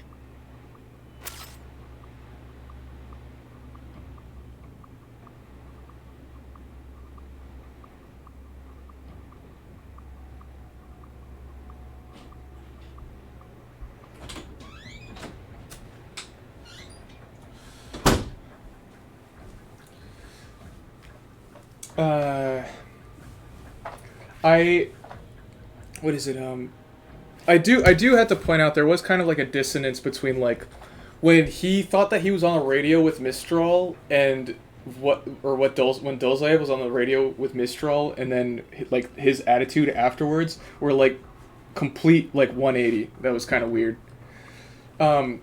Ridiculous. I played this game before, so I know. Yeah, sure. I can't believe Dulzaev blew himself up. Pretty common terror tactic. You don't usually see the leaders doing it, though. It's one thing to get your flock pumped up on the glory of dying for the cause, but it's not often they actually go through with it themselves. You gotta have a public face, after all. The guy who gets to claim responsibility on the evening news. In a weird way, Dulzaev showed some serious dedication. Not that I'm about to praise him for it. Yeah, still a terrorist. A suicide bomber in the end.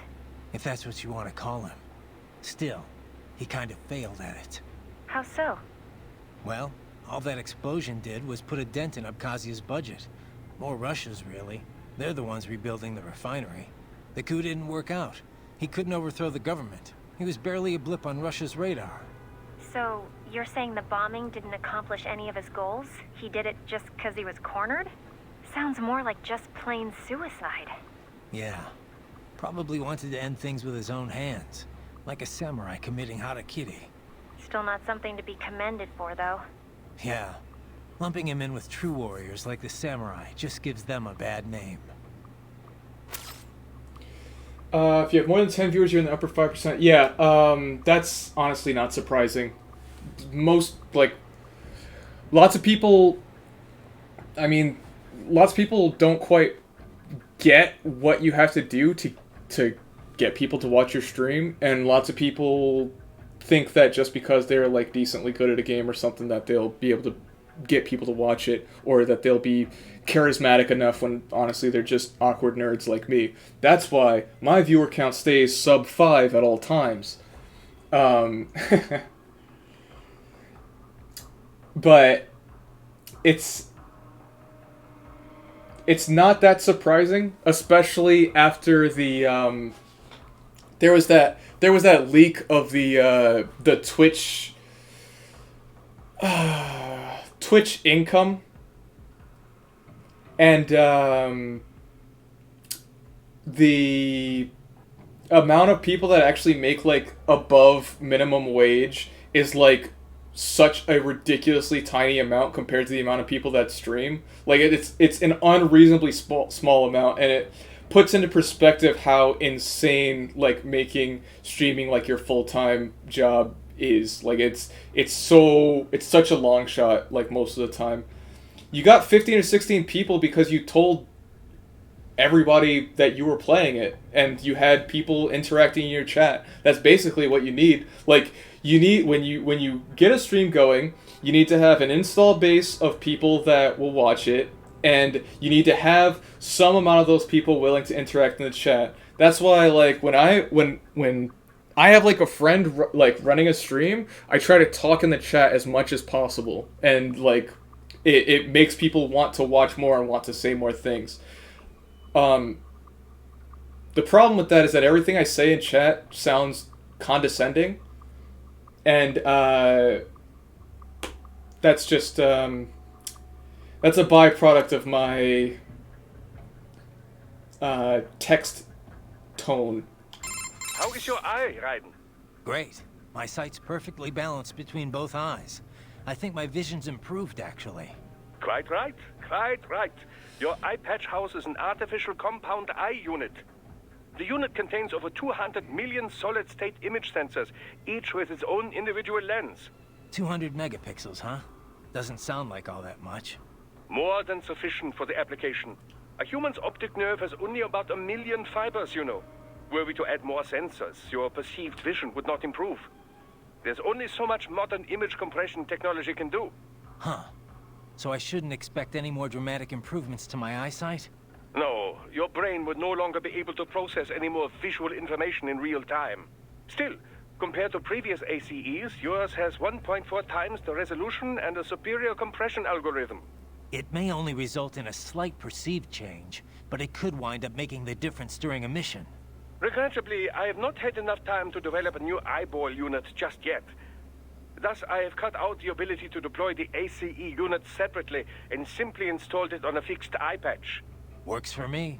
If I was using an eye unit, I wouldn't see any better than a regular human. Ah, but remember, the human eye is so much more than a simple light receptor. They play a vital role in person-to-person communication. Sooner or later, you'd miss it. Stuff like that's important for some tasks, sure. For this op, not so much. And with less moving parts, the lower the chance of something going wrong. Besides, I like it. Well, I'm very pleased to hear this. I can worry about how I look after I complete the mission. How is he gonna say something like that after he was fucking dressed up in a goddamn poncho and sombrero? Also, do me a favor and do not talk about viewer count in my stream. Sorry, you can talk about other viewer counts, but do not talk about the current view count or the amount of people viewing at any point in the stream. I personally don't see any value in that topic. Raiden. Ambulatory unmanned gears detected in sewer network. What? Desperados already spotted us? Negative. These UGs are not engaged in proper perimeter security. Even were the lab anticipating our assault, they would not set up patrols down here. It is too far from the lab to be effectively guarded. So what are they doing down here? Judging by their behavior, I believe they are gathering AI behavioral learning data. Meaning? With Neuro AI, there is no delineation between hardware and software. You cannot simply extract the learning data from one AI and insert it into another. In order to prepare a UG's AI for deployment, each must learn its duties on an individual basis. So they're using a Mexican sewer as their training ground? No, it would be impractical to implement on-the-field training for every AI in their force. In most cases, AIs are fed simulated data sets, plus feedback based on their chosen actions. Put another way, they engage in VR training. So then why are they here?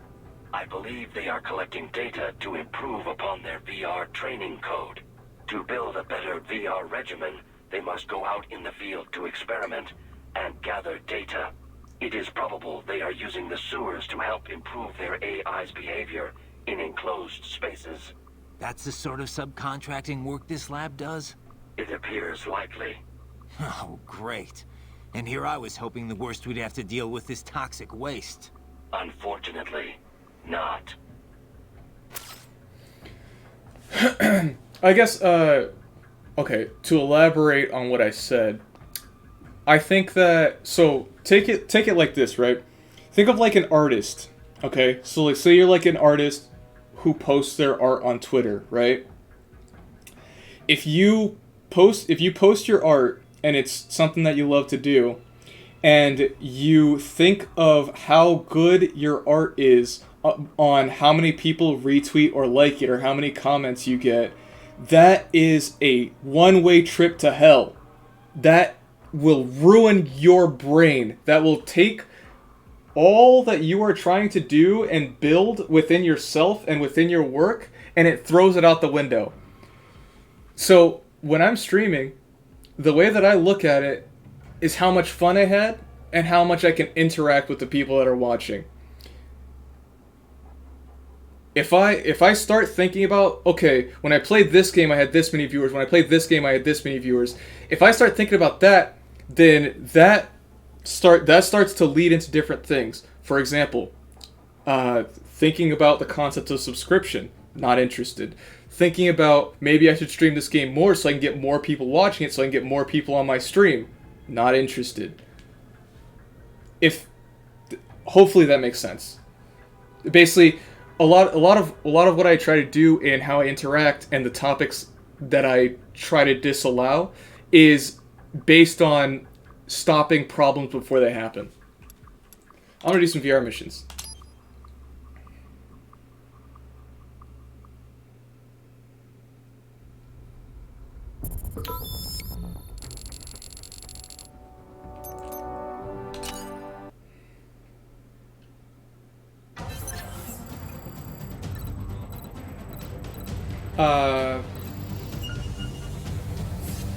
Your body comes equipped with a technique we call blade mode. Let's begin by assuming the fighting position. Good. Now use blade mode to strike all of the targets.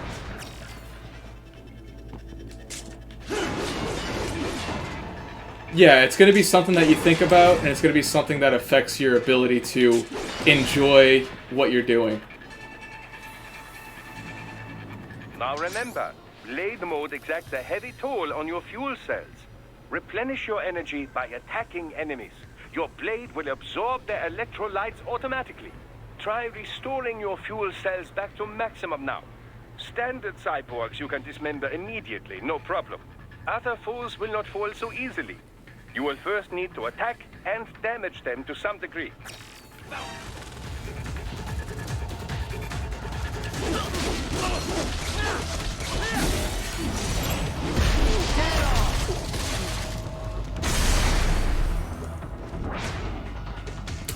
It's something that I think about a lot. And now, the Zandatsu technique, or the stab and grab as some call it. Activate blade mode with full fuel cells, and you will automatically analyze the ideal cutting position. Execute it successfully, and you will seize your foe's self-repair unit and restore some of your vitality.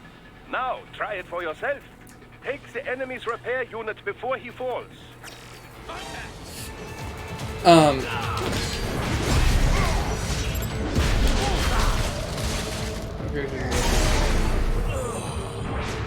Agreed, yeah. And it's an unfortunate fact that it's part of what you have to do to be able to do something to make it your means of living. Eliminate them with a single strike. I call it the ninja kill. Oh, what a great name. There was some... Oh yeah, another thing. Hopefully, the people that this is meant for are listening.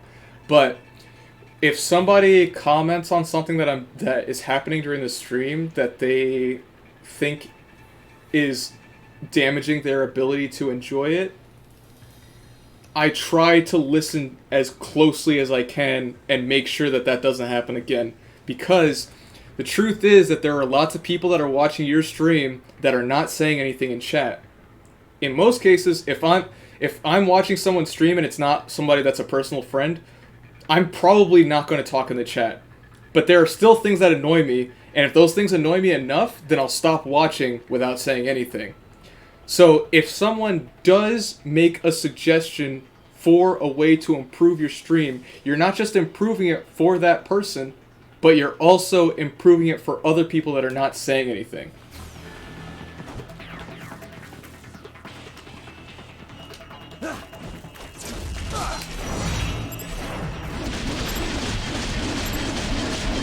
I fucked up. Whoops.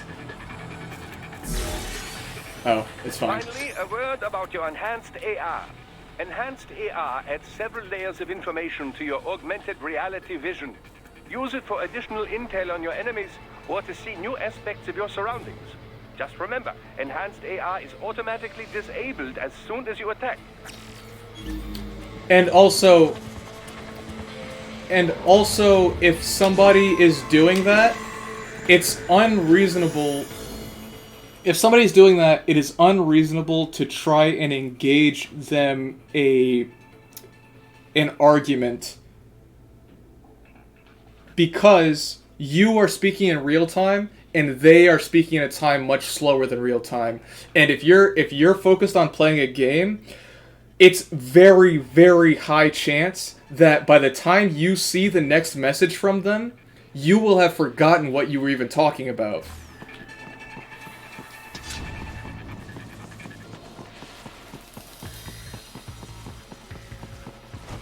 I actually try really hard to do that, to make it so that I give information on how I do things in hopes that it'll help people make the way they do things better.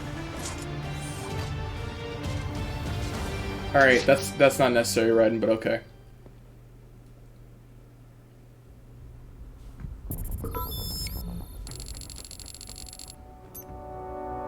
Is this another tutorial? It is.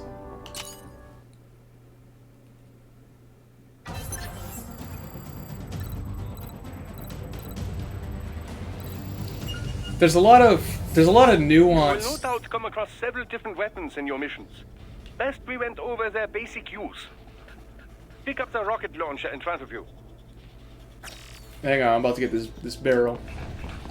There's a lot of nuances in streaming that a lot of people don't think about, and it would allow them to optimize other people's ability to enjoy You it. can equip any weapons you acquire by selecting them in the sub-weapon screen. Of course, sub-weapons have a limited number of uses, you know. In this tutorial, it has unlimited ammunition, but do not expect this out on the field. You will want to save them for just the right time, I suspect. Try all the sub-weapons you come across. You'll find that each has its own unique properties. Now, use these weapons to reach the goal point.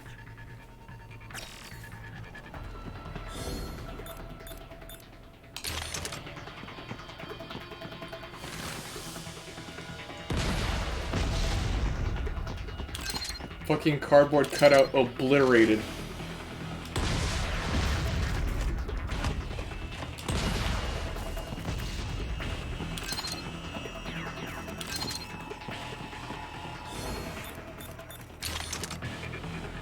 Wait. Spring Pharmaceuticals. This metallic foil lining is designed to help maintain the temperature inside the box and has added benefit of shielding its contents from infrared vision, making it a great place to hide from UGs and cyborgs. That's cool. We're doing it.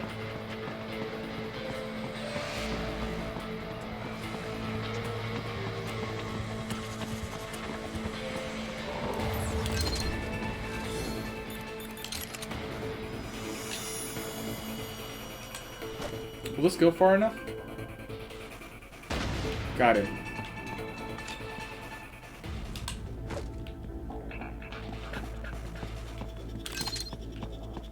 Wait. Oh, I guess it missed. Okay.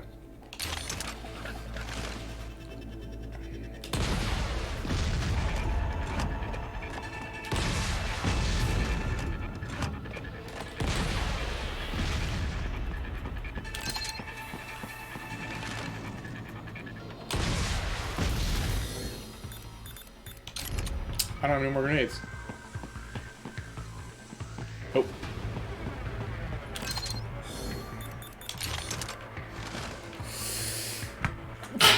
Ah, excuse me.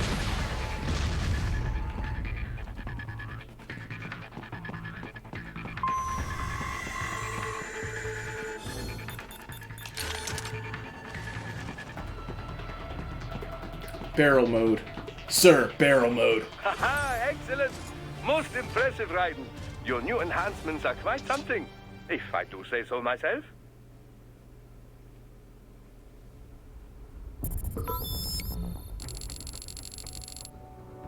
Alright, let's do the actual VR missions. I suck at these. I'm so bad at these. I'm not gonna grind for like crazy times, I'm just gonna do them.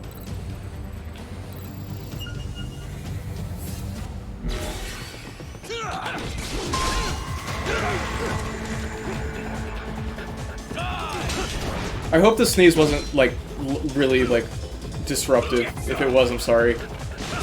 Oh, come on!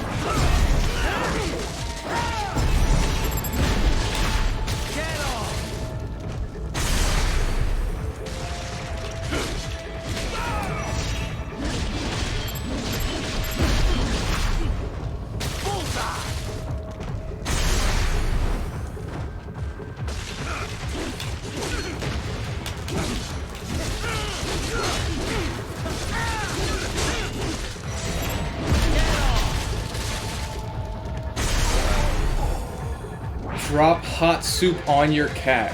What?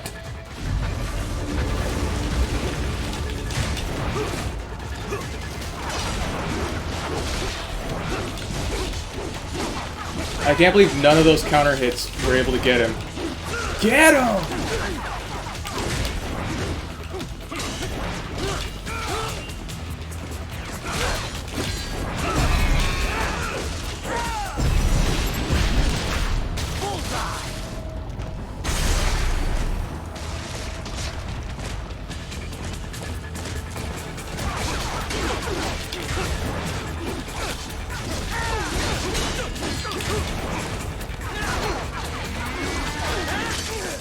Ugh.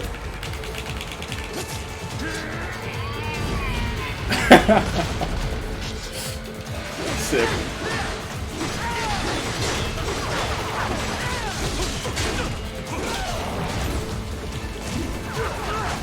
Fuck.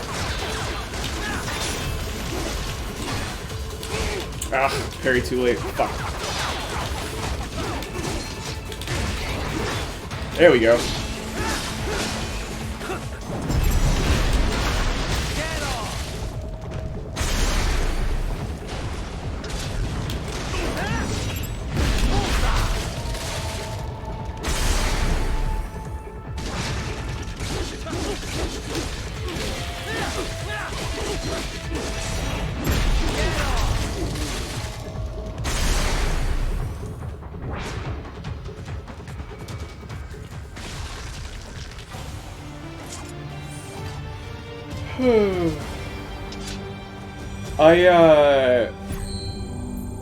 I remember the last time I was playing this game, I said that I was having trouble with some things, and then the people I was talking to just made fun of me.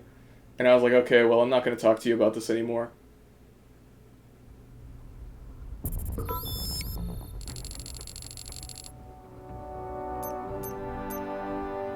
Eliminate all enemies via ninja kill. Okay.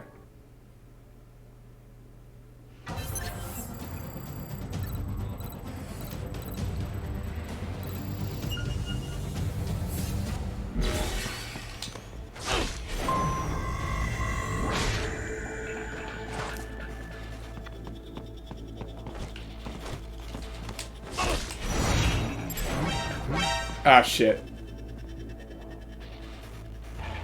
Okay. So you have to do it without getting caught at all.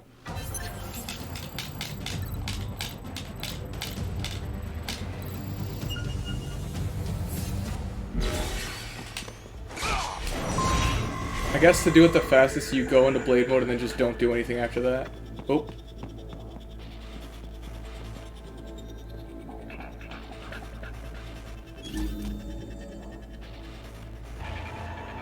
Go away? Okay.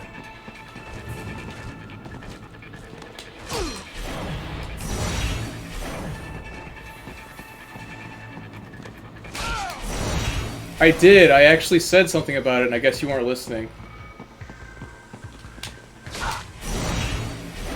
I'm sorry that that happened.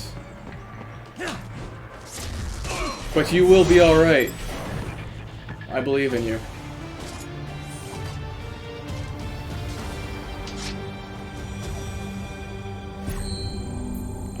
Well, it's hard to see spoken words.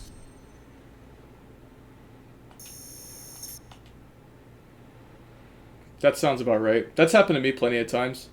So, I definitely have been there.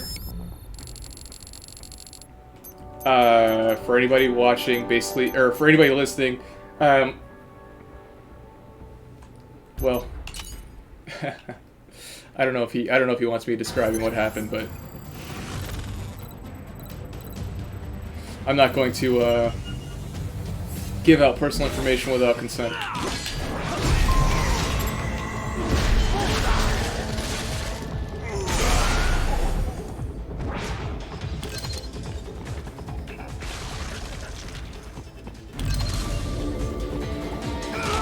Oh god, the kick.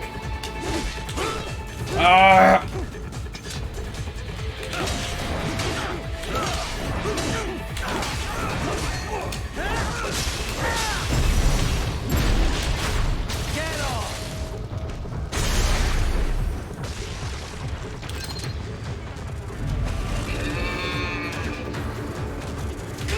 Damn it!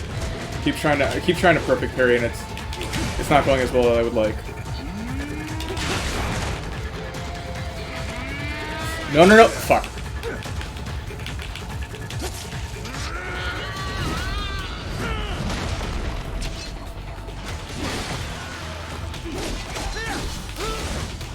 Cool. He's gonna jump back, so it doesn't matter. Fuck! Why does the camera do that? God damn it.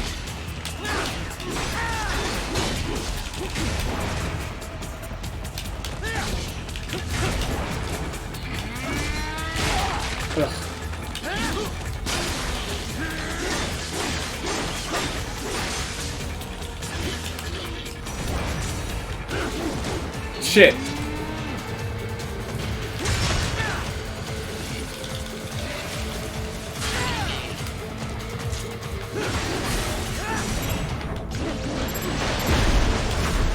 Okay, that was not the prettiest.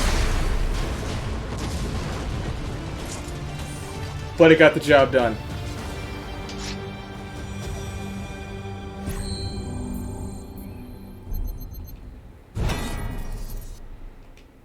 I'll take it.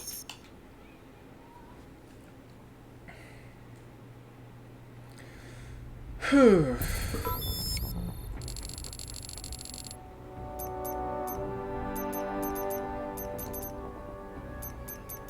Downloaded missions. Oh, I guess these are like DLC. Oh yeah. Okay, we're not gonna mess with that. Let's go back to the game. I do plan on playing through the DLC as well. I never actually played through it on my own because when I played the game first, the DLC was not out yet. So that's going to be part of this as well. I don't want to make it like a super like grindy thing, which is why I'm not gonna like try to get like first place ranks or anything like that. But I do want to make it like a decently complete experience.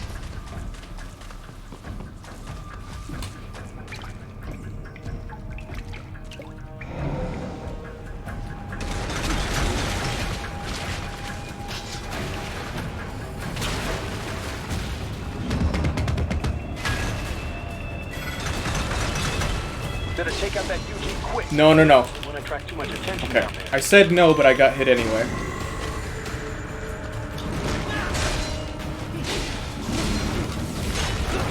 Damn.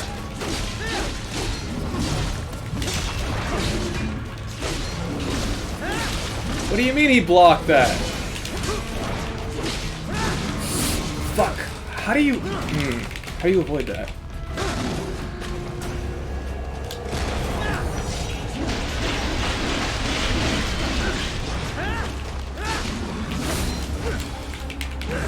You cannot jump it. I have realized that you can't jump it.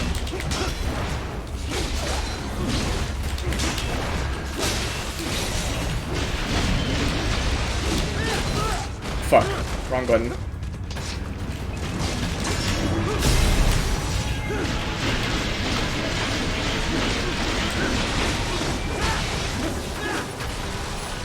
Yeah, don't get back up.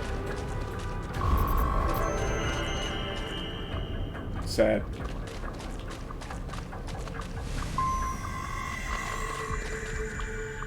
Let's see if they have anything to say about that guy. Have you ever worked with this client of ours before? Duh. Several active human rights groups engage in non-violent interventions like this one. Typically, they hire firms like ours to provide security and backup. Most serious human rights abuses take place in unstable regions, after all.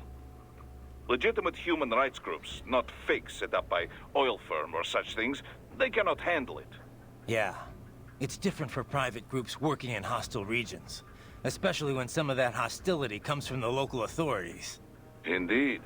NGOs and security firms play a greater role in peacekeeping, too. You know, DDR business. Disarmament, demobilization, reintegration. Like the UN runs it. Usually, carrying weapons is not permitted for the group involved, for obvious reasons. So outfits like ours run guard duty. If the locals don't like armed peacekeepers, then they pretend to be unarmed observers instead. Duh. It's beneficial for the client if the locals are aware of the firepower backing them, though. I've drank tea with the sort of people my company would normally be pushing back with the butts of our rifles. It's very different from usual. More direct sort of security work, especially at beginning. But I got used to it. Less danger of unexpected conflict, and the pay is pretty good. We've built a good reputation for this kind of work. This is why NGO hired us for this job. You know, I've never really developed a taste for climbing through sewers. And Guadalajaras aren't exactly wowing me either. This place isn't gonna go up in flames, right? I think I saw something about that in the briefing. You're talking about 1992? What a mess. Over 200 people killed. That was almost a half century ago, though. You You smell anything off? Before the explosions, residents complained they smelled gas from the sewers. I'm in a sewer, Kev. You think I've got my smell receptors on? Local air analysis doesn't show anything potentially poisonous or explosive, though. Well, you ought to be fine then. Besides, little gas explosion's probably not going to kill someone like you. Well, that's very encouraging. Seriously, though, Guadalajara is not a bad place. At least from what I've seen. Oh, it's not. Second largest city in Mexico, after all. I've actually spent a lot of time down there. It's got a lot of charm. The architecture is a fusion of Latin and old colonial Spanish culture. The city's historic district is home to a massive cathedral overlooking the whole town. It's always bustling. It's a lot of fun just kicking back and watching the locals. Walking around the Libertad, taking in the sun with a cerveza in one hand, mariachi band nearby. No better way to spend a weekend, let me tell you. If this PMC thing doesn't work out, you'd make one hell of a tour guide. Meanwhile, I'm down in this dark, filthy, humid, cramped sewer. Also, if you ask me, the girls over there are the hottest in all of Mexico. You wouldn't believe some of the chicas I've chatted up. On the street, in the shopping malls, at the bars. Sounds like better company than a robo-wolf and a bunch of plague-ridden mice. Well, hang in there. I'll buy you a shot of tequila after we wrap this up. The city of Tequila's not far, actually. That's where it originated. I'll take you up on that. Now let's get this over with. Hey Brandon, welcome to the stream. I hope you're doing well. Yeah, Kevin's he's a local. Or he certainly makes it feel like he's a local.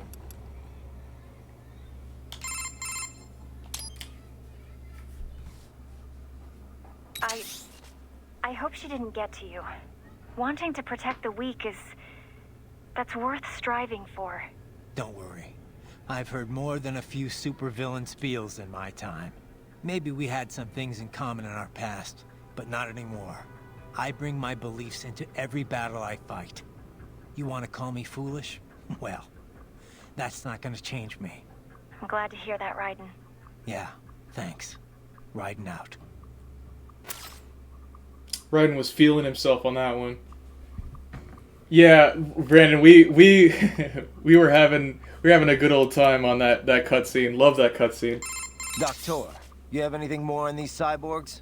Only what we went over in your briefing, if you had been paying attention.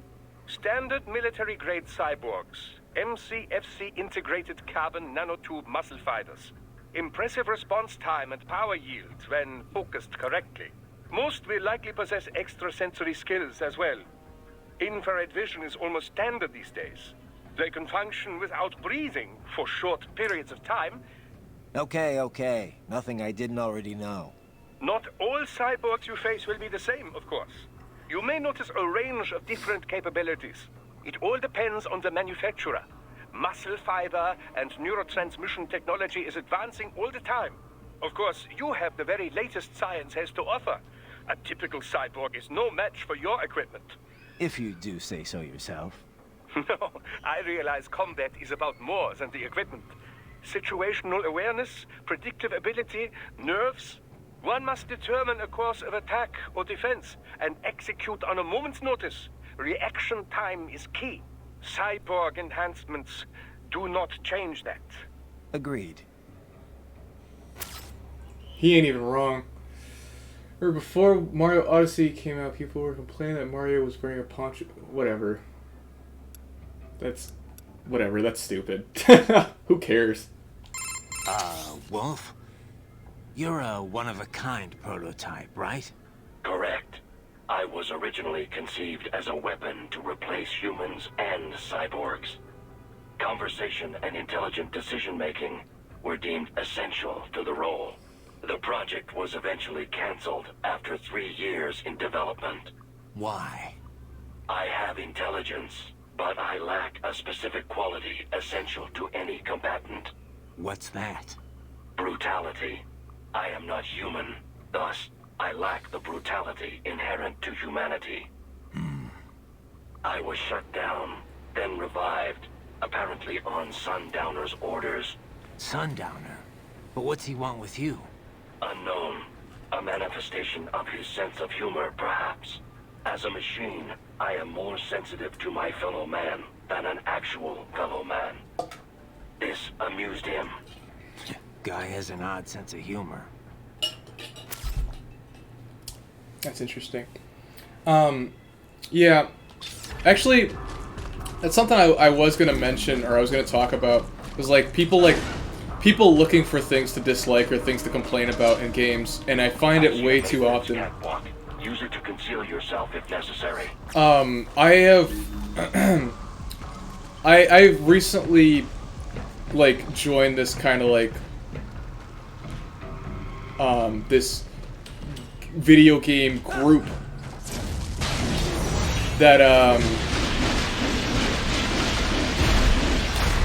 that goes really far out of their way to not be okay. They go really far out of their way to not be like part of the pack, I guess you could say. Like they're super like any game that's popular, they'll find things to hate about it, and then like any game that is like unpopular, they'll find reasons to defend it. And like honestly, I don't really interact with it, I just see it happen. And honestly, to me it's just sad. Like I understand it because I used to be like that. But eventually you get to a point where you realize that you're creating additional barriers for no reason. And the fact of the matter is that there are lots of games. Here's the riding I know. There are lots of games that are popular for a good reason. And there's nothing wrong with that. And another thing is that this is not necessarily because there's no wrong way to enjoy games, right? But I also find that like a lot of people base whether or not they think a game is good on how they felt when they played that game. Okay, I can't go back. And that can be detrimental, in my opinion. Because... Right. There is a boy in these sewers. What the fuck? Get back here!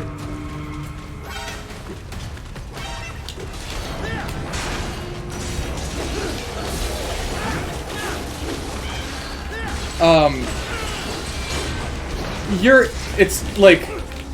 It's totally understandable to have, like, good memories, like, associated with, like, a game that you played or whatever, right? Because it was a better time in your life or whatever. But there's a point sometimes where that starts to detriment your ability to enjoy other games afterwards. And that's where I have a problem. Because there are a lot of people... There's like almost like a prevailing opinion of like, yeah, games just suck now. They're just not good anymore. And the truth is, well, when you were a kid, you loved those games. And when you were a kid, you didn't know all the things that you knew, and you didn't have all the responsibilities you had. So realistically, games aren't worse. There are just more of them, and you have depression. And I feel like when you can address the perceived change in quality of games, you start being able to enjoy the ones you play a lot more. Especially when you come to the realization that the shit that you get fed is not everything there is.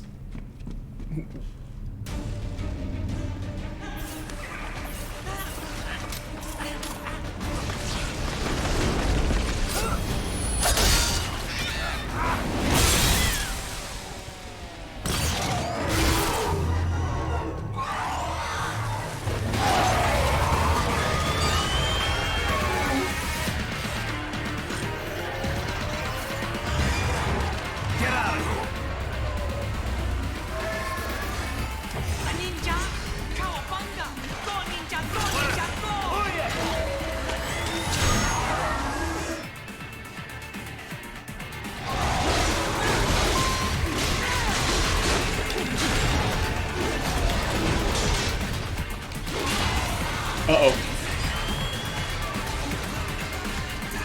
I remember that ability being huge, so I just decided to run, which I think was correct.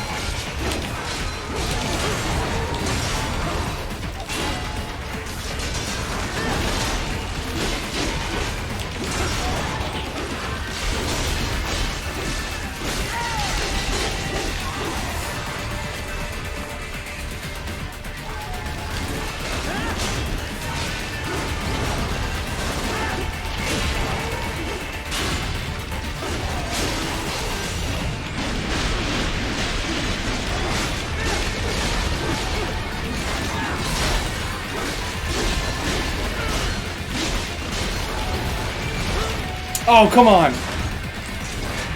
Shit. He's still doing attacks! He can't even fucking move! Oh my god.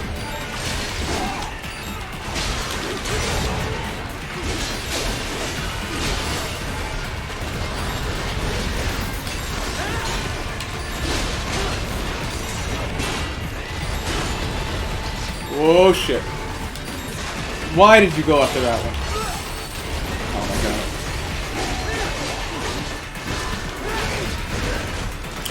I should have blocked that. Too far. Fuck.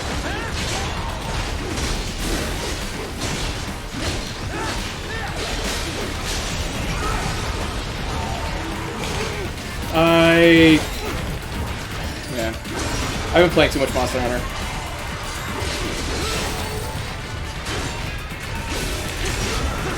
There! Goddamn.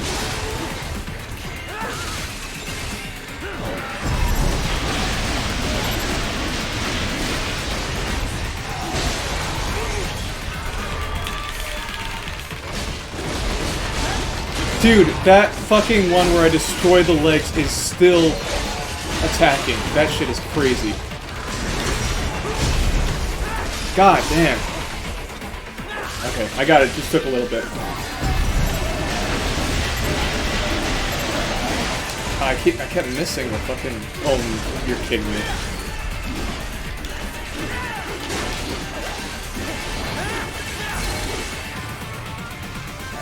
That was terrible. Give me the C rank, I deserve it.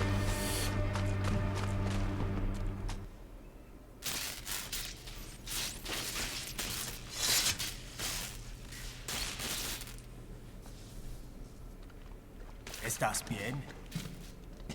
What you say? Oh. Me a Guyanese from Guyana. You speak English? Yeah, I'm from America. Call me Raiden. Me name George, like Georgetown. George. And just like all damn America president. Yeah. So what are you doing here? Me? What the rest of you do here? You lose the map of Ninja Hideout, Ninja Man? No, I'm looking for bad guys. Ah, damn Skunter research lab. You know about it? Me know me now go back. Hey, you not one of them skunt, nah? Nah, I guess you're alright. If you're a cyborg, you know who they is?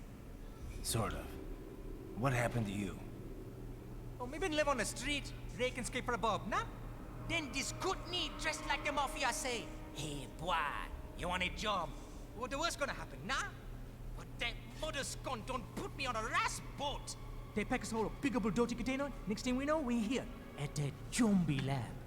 All kids? Like you? Yeah, a lot of boy. But then me been over here what them skunt wanna do.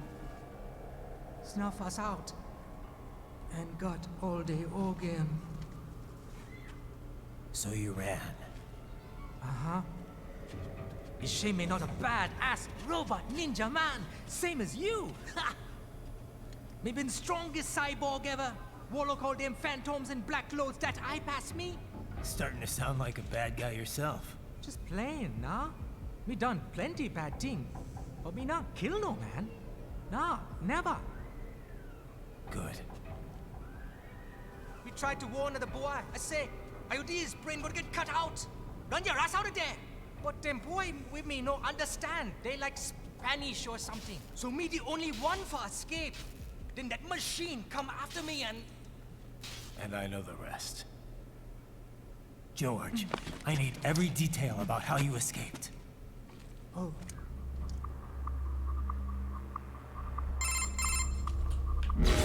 So the kid got into the sewers through a drainage channel? Yeah, he says the channel is super tight, but there's some kind of shutter next to it. Got it. That must be where they dumped the waste. There's something else. It sounds like a Desperado exec was on site yesterday. If a Sentry Cyborg was on hand for the meeting. You should be able to review their video log, provided you can find a server access terminal. That would give us the evidence we need, as well as a little peek at the level of their technology. So what about the kid? I made sure the area was secure and told him to sit tight. Can you pick him up? Sure. I'll send a couple agents for him. You just focus on getting into that lab. If what he said is true about the organs, we need to hurry. Agreed. Riding out. Why did he grab George like that? George! I need to know! Where's the ice cream truck? I know you heard it!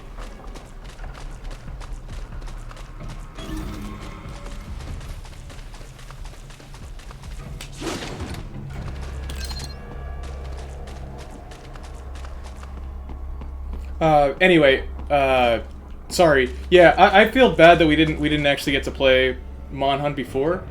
I've been kind of taking a break simply because there's a patch coming out.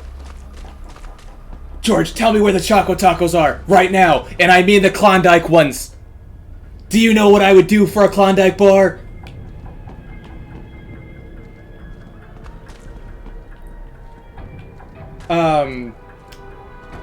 But yeah, the new patch that's supposed to come out in August is going to add like some stuff that it's gonna add some things.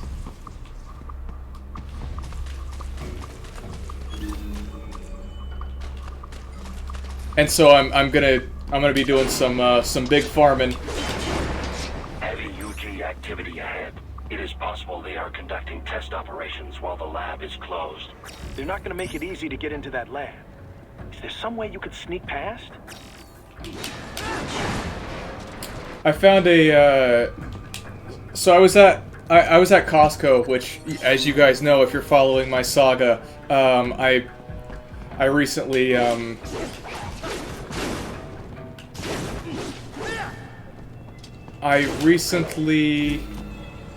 got a... It's a box. How's that gonna help? Oh, it's for medical supplies. That could work, actually. I recently got a membership, and there was a... No, I've had an air fryer for a while, actually. I just don't use it. But there's this huge fucking box of Mexican helado. And you know I bought that shit.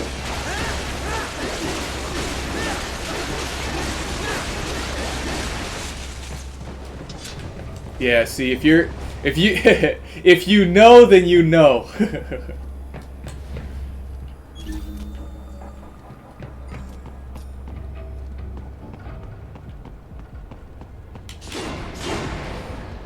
But it's like a variety pack. It's got coconut, strawberry, and mango flavors. I bought that and a huge fucking box of drumsticks. Shit.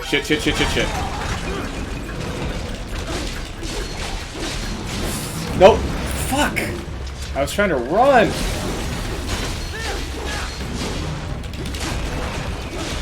Too early.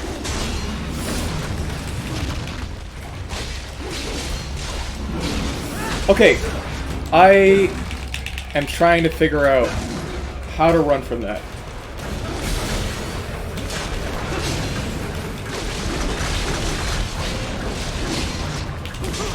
Too early. No. I'm not getting grabbed. I'm out of here. Ow. That might be worse than getting grabbed. Dude, he... God, the way he chased me down. Late parry.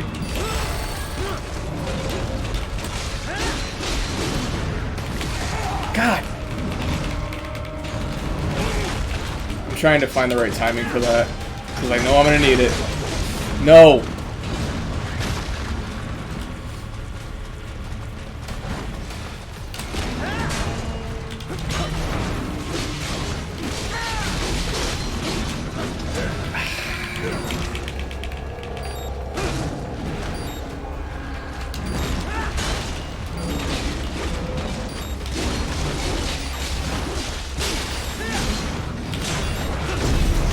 There we go. God damn. I got fucking hit by one of the other ones. Great.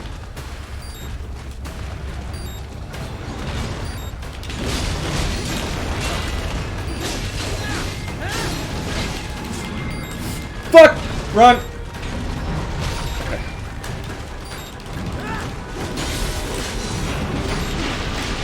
Nope.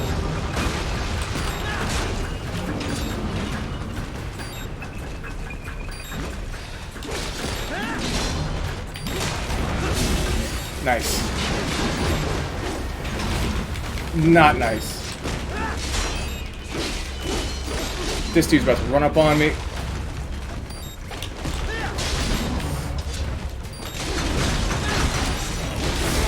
Fuck! I was trying to parry that.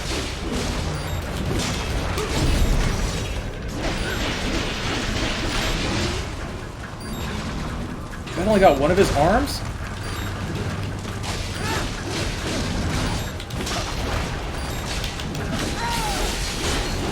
Uh-oh. God damn it. What a beating.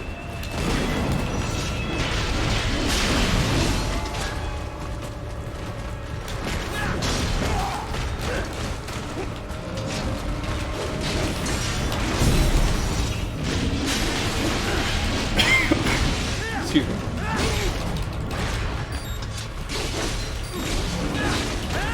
These guys are like such a skill check.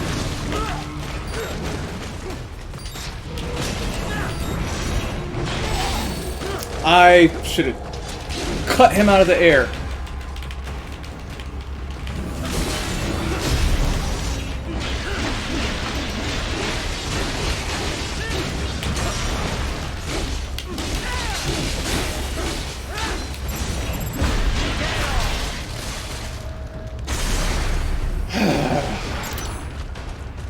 We intercepted call for backup during your last fight.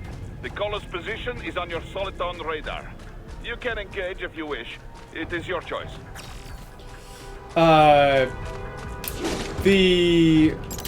Yeah, if you're, like, I feel like if you're able to get a Costco membership, then, like, it starts to pay off immediately. Like, as soon as you, basically, as soon as you go and buy something, you will notice, like, you're profiting from it at that point. God, I can't get over there, can I? Oh, forget it, I can. I just needed to jump.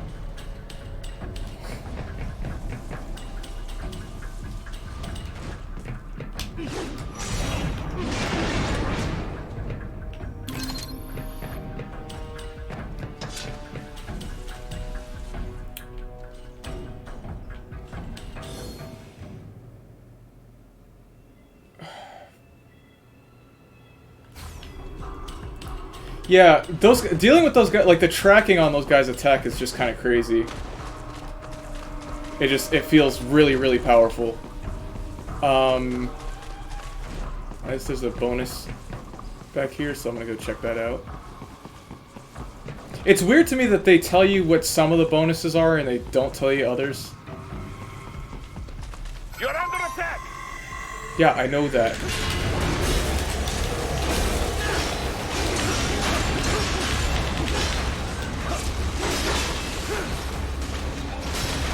Okay.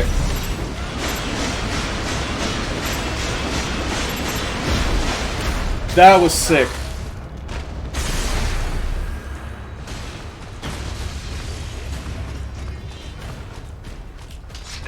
incoming.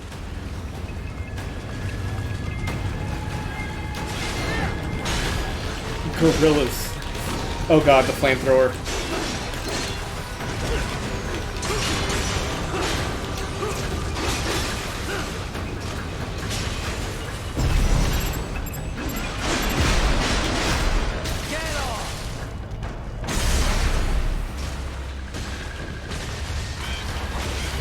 Oh, there's still more of these little things.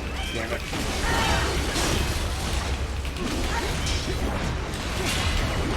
Oh, it didn't reach him! That was... It didn't matter, it's fine.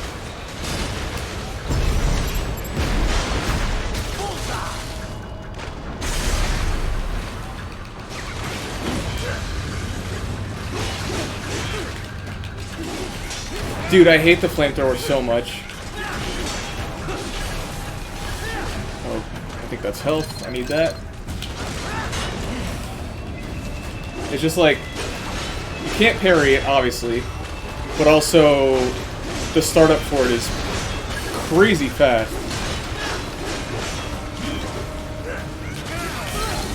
Damn it.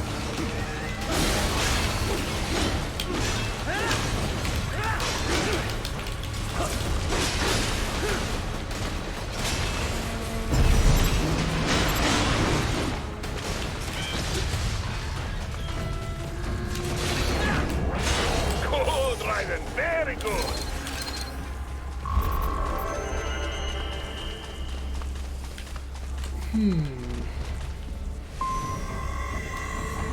Let me keep going back.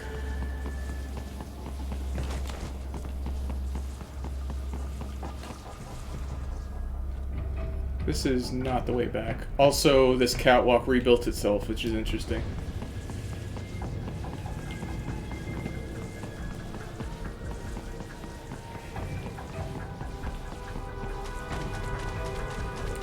Now, I don't know too much about Sam's Club, except that it's another membership thing. Okay. Thought there would be something back here. But, the cool thing... The biggest thing about getting a Costco membership is, being able to get gas for cheaper. Because, as some of you may know, gas is quite expensive.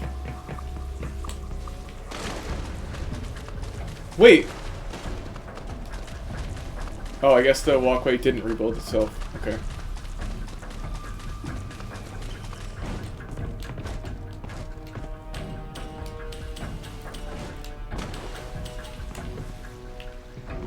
Raiden, I have determined the approximate location of the lab based on the boy's information. It is marked on your Soliton radar.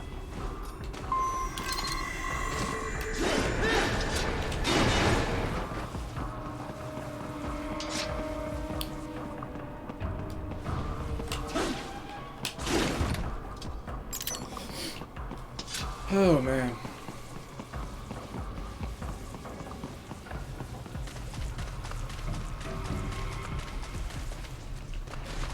Alright, whatever.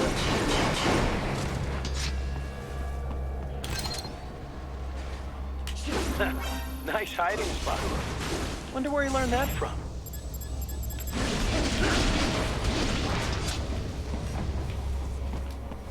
Poor guy.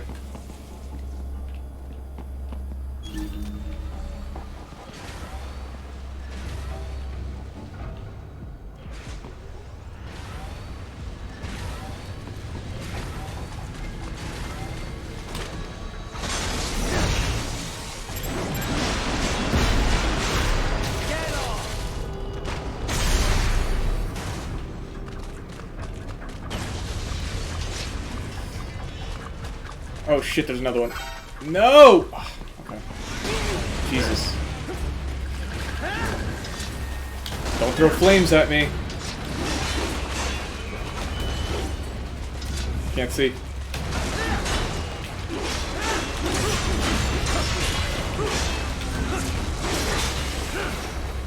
If there's one thing I'm good at, it's mashing.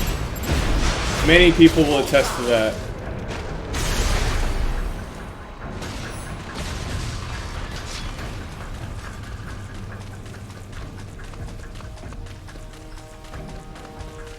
There's another one? Are they just gonna keep on coming out?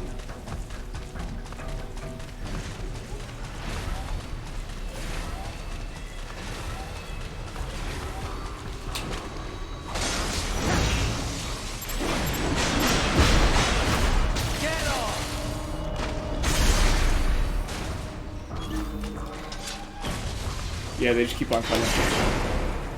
So, a fake wall projection. Pretty well hidden, I gotta say. Yeah, it is like Red Hot Cake.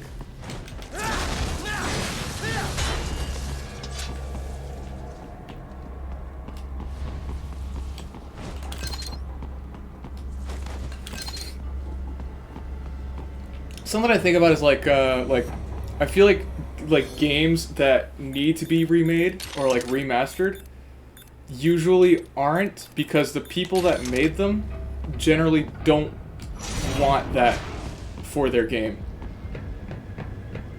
which is like completely understandable in my opinion. Can I just walk? Can I just? No, I can't. Okay. I thought that it wouldn't be able to sense me, but I guess not.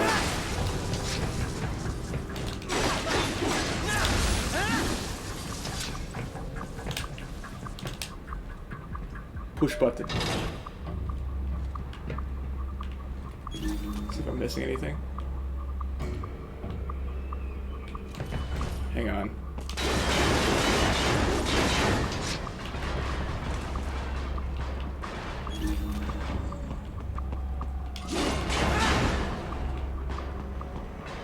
Nope.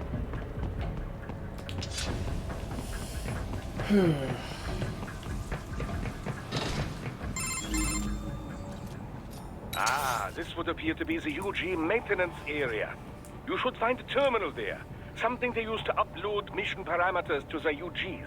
And something I can use to access the lab's main server? Perhaps. But first you need to take a dump. Wait, what? A dump? A digital optical output mounted proxy. You'll need one to interface with the terminal. Most any UG should suffice. A tripod or the like. I'll see what I can come up with. How do I use it? Simply connect to it. You should be able to use your communications outlay to control the proxy UG. All right, let's give it a shot.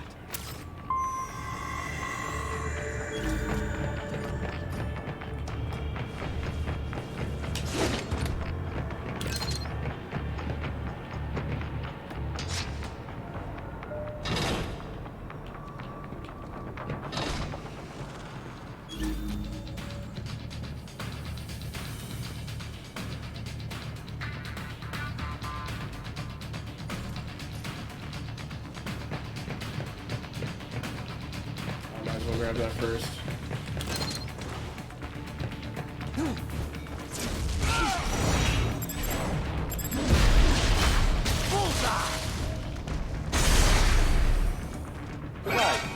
Right. I thought you said stealth ops were your specialty.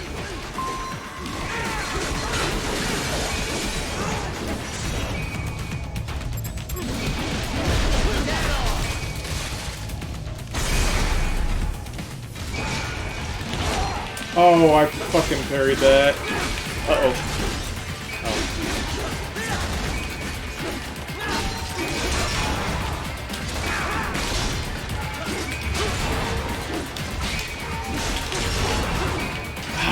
I hate when the fucking parry misses.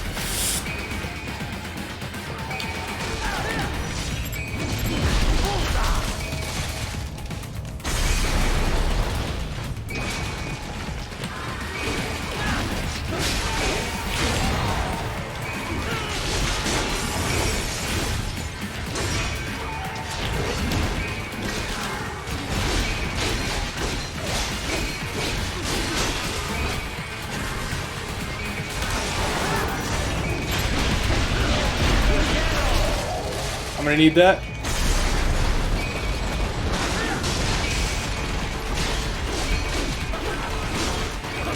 Oh, he's mad.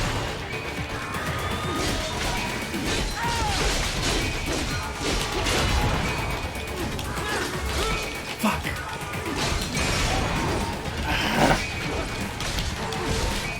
He's had enough. Give me that.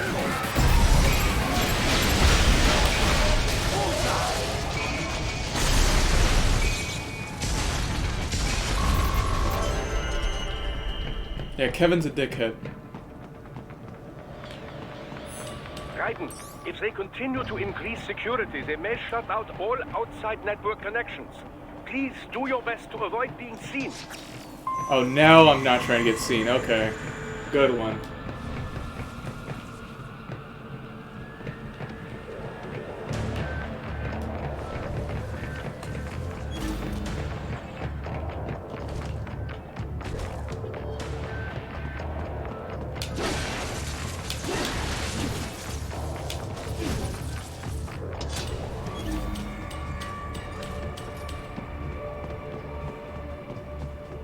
Okay, there's a button.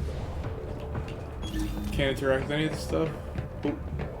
Homing missile. Give me that.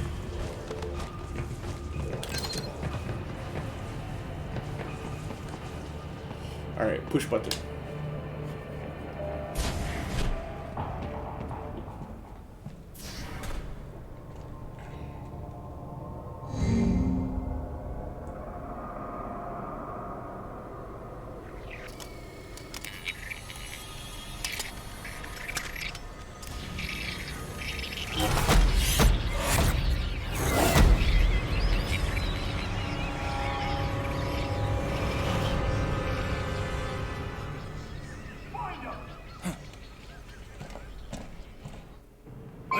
Oh, hey guys.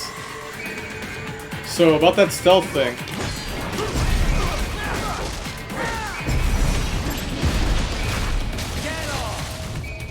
The VTuber room. I love it. That fucking... That mech was just... oh, it's not a mech. Okay. He was just lighting his boys up.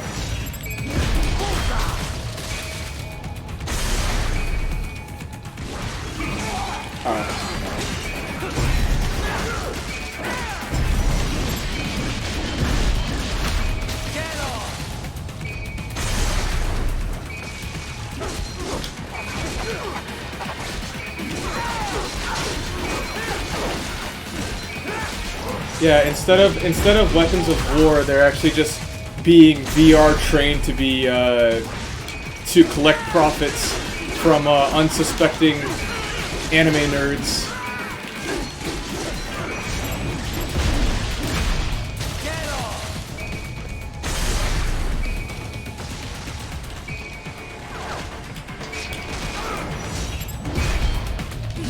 Wait, I want that arm. There it is. Got it.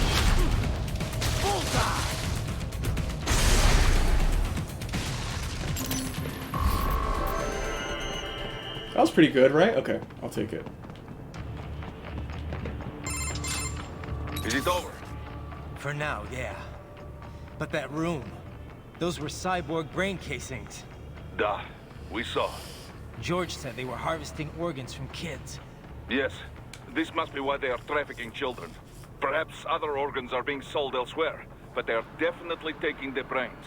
Jesus, are they making these kids into cyborgs? Wait, the cyborgs you've been fighting, did they seem like they might be kids?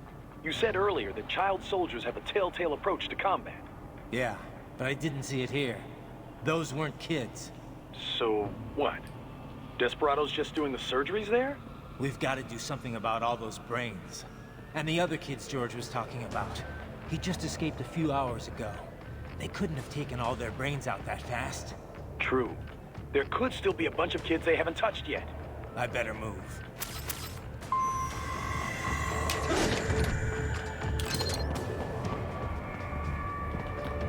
I better move. Tell him, Raiden.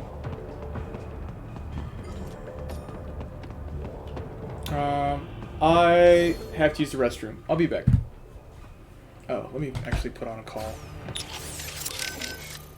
I'm worried about the kids they haven't got to yet. But what about those brain units?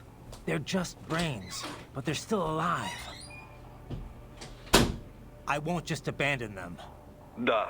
I will discuss with Doctor. There must be artificial bodies they can use. Not like the combat type you have. Maintenance must be considered, of course. But with today's technology, they can at least live comfortably enough as cyborgs. Yeah, maybe.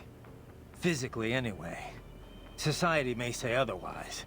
Yes, yes, but we will worry about such problems after they are rescued. For now, though, let us concentrate on the intact children first. You got it.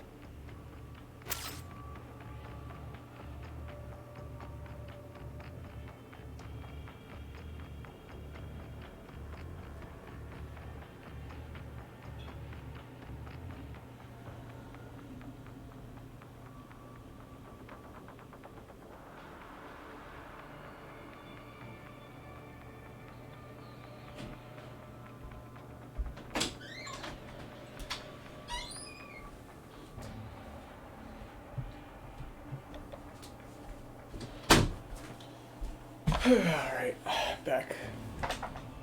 Hello, Baka Bear, welcome to the stream. Man, I couldn't have imagined anyone would cut the brains out of kids. What are they even doing this for? Why make them into cyborgs? I don't know. They say child soldiers are both bolder and more obedient than adults, but... They are. On both counts. But the surgeries alone would cost a fortune. Not to mention all the training.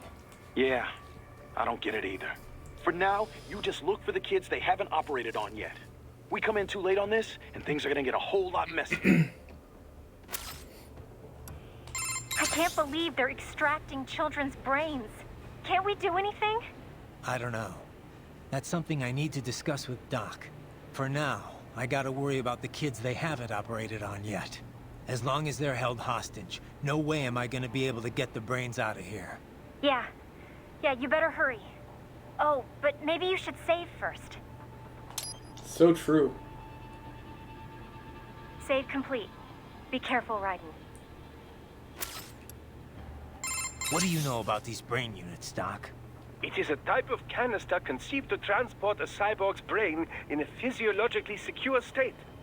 It's designed for quick, lower-risk implantation. Each one is equipped with a rudimentary environmental control system. So long as power is uninterrupted, the unit can protect the brain from temperature changes and other fluctuations in the local environment. I would imagine they regulate the brain supply of oxygen and glucose as well. That's what I thought. I've seen these before, but I didn't think there were that many of them out there. Oh, manufacturing's exploded alongside the rise of cyborgs, though they're still made by only one company. The chassis also functions as an impact liner, absorbing impact and preventing organic damage. It's durable against impacts up to 700 G, which would be enough to permanently damage an unprotected brain. Sounds like military spec stuff. Well, it would certainly be expected to withstand gunshots or explosions. But the liner is primarily intended to keep the brain safe in the event of an accident during transport. These canisters are quite functional overall and clearly designed for mass production. Costs, you know. However, human brains come in many sizes. Thus, the unit is on the larger side to compensate for a wide range. This unit cannot be used if, as in your case, the subject wishes to retain his original human visage. The brain must instead be transplanted directly into a precision-fitted skull casing. Such customization, of course, does not come cheap, and does nothing to enhance the cyborg's battle skills. It's an option beyond the reach of most. You surely noticed your cyborg opponents tend to resemble each other. That is part of the reason. So they're extracting the brains here, then transporting them somewhere else in these things. Into the US, most likely. Brains alone, after all, would not violate the UN Arms Trade Treaty.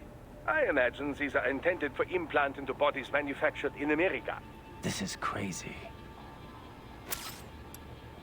Let me ask you something. What do you think you're doing here? I mean, why are you working with me? Because I choose to. I owe a debt, and I wish to repay it. A debt, huh? How human of you. I contest that statement.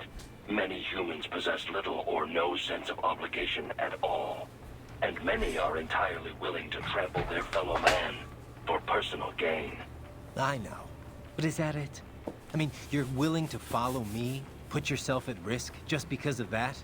What do you think of what I'm doing here, for example? A delicate question. I do find it difficult to rationalize your mission to rescue the children. If you wish to save children in need, there are hundreds of millions of others equally in need. Thanks for the support. However, we must still uncover the full extent of Desperado's activities. And as such, it is meaningless to debate best practices without sufficient information. All right, then. No more questions, Your Honor. I find the concept of Blade Wolf is very interesting because he exists as a character that is meant to be sympathetic, but is very clearly not a human in a lot of different ways. And yet he has more sympathy than a human would in that situation.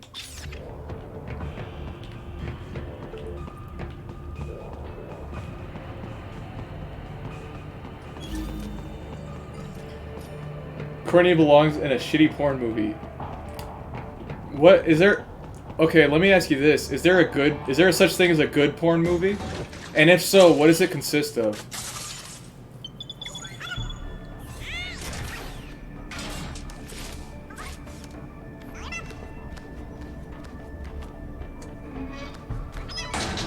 Haha, splendid!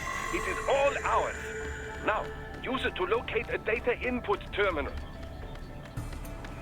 These guys are pretty jumpy now. Any funny business, and they might just open fire. Try latching onto Cyborg's heads from behind. Then, an electric shock should knock them unconscious. I've had this, like, talk about how, like, the concept of, like, hentai games exist, right? And it's, like, it's a very difficult concept to talk about, because when you think about it, right, like, okay, I can't go through there. It's like how do you discuss, like, porn games with other people, on an intellectual level, right? But, like, okay, so say you, what is, like, is there a such thing as a good porn game? Like, is there a such thing as a good hentai game? Because realistically, if a game, like,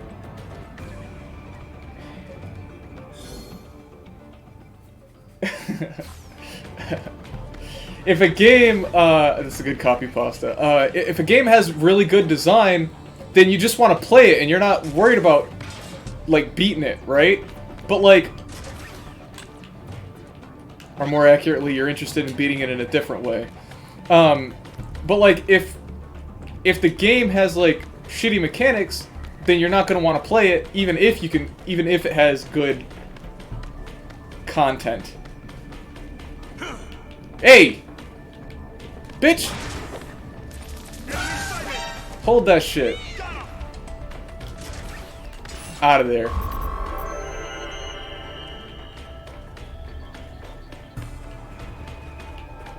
That terminal is most likely designed to download mission data and such into the UGs.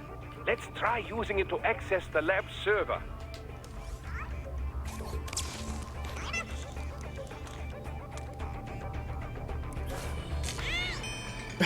Relatable. It's funny because... Titan, I found something. In one of the Sentry Cyborg's visual logs. Guess who shows up? Patch it through. Right away.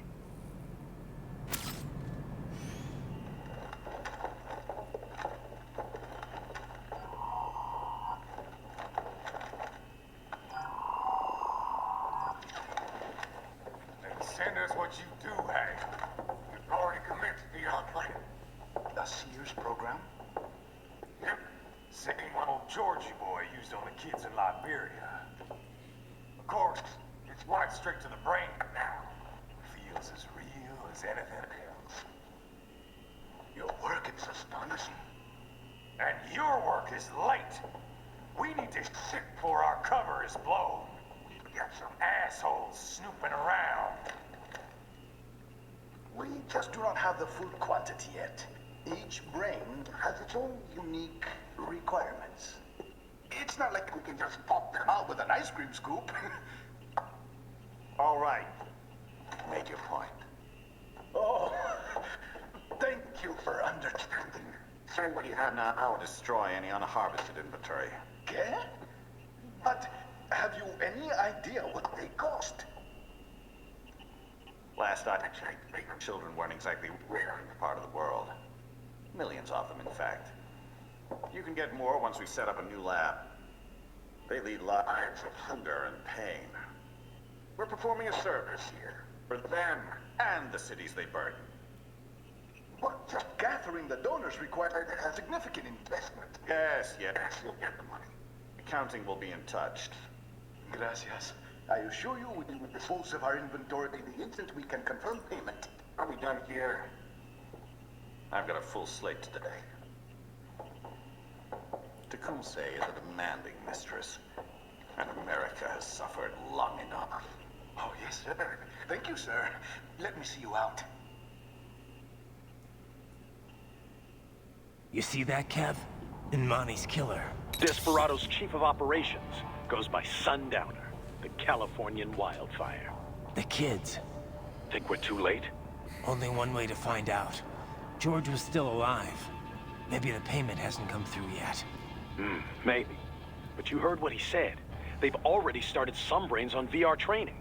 There must be more than just what I found here. What about the VIP in the suit? I'll find out. You definitely seem familiar. Right. I'm going after the kids. So when he said the Sears program, the VR program that Raiden went through when he was a child soldier, that's what they're talking about. They're training them with the same methods to try and create like a new army of killers. And that's kind of like a reoccurring theme in Metal Gear. They kind of like have somebody that is really good at what they do, and they try to find ways to make more people like them.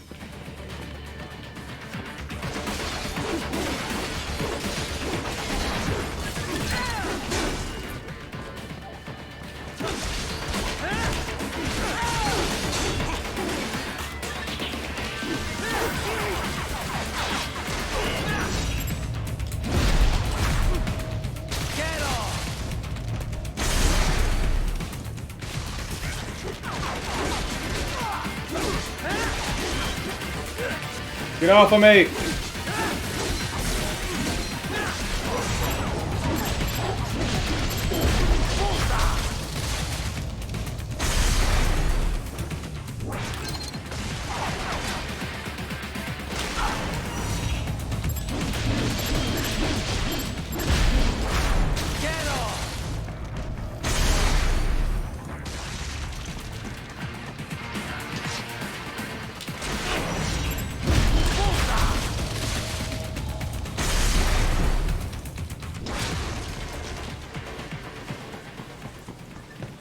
And then that dude's up there knocked out because he fucked around. Jump! Can't he jump up there? I guess not. That's weird.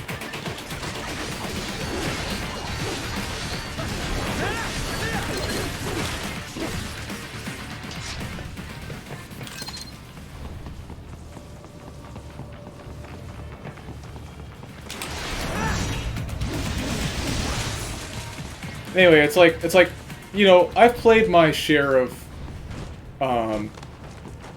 adult games, and it's like, how do I tell if this plot is good? Like, how can I honestly say, like, if this plot is any good? Like, we all know what I'm here for, and it delivers on that. What the hell? How do I get up there? Oh, I guess I had to get up there as the fucking tripod.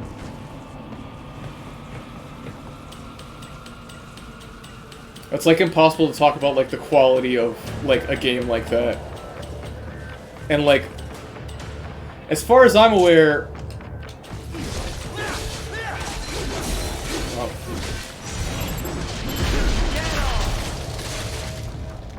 as far as I'm aware, the market for them is dying. It's not doing well. and it makes me wonder if other people ask these same questions.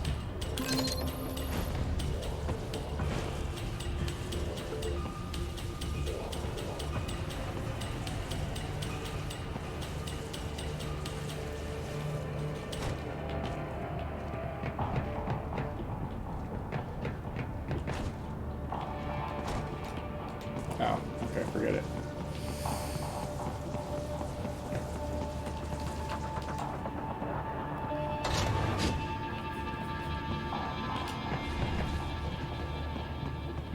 What does do fine mean? Think about that for a second. Like, what is the funding put into them compared to the funding? What? Or compared to what they get out of it? No way. I merged the GPS location of our entry with all my movement data from that point on. This is bad. You think they got to him first? I don't know. I'll have our guys sweep the area. Thanks. I better keep moving. It's a very difficult, like, it's something very difficult to comment on. I don't know if you guys know about, well, how much of my power level do I reveal here?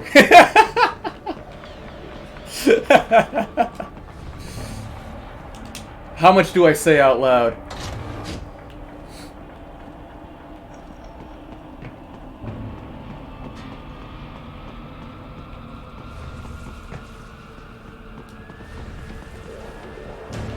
Dude, Welcome to the NHK was made like 20 years ago. What are you talking about?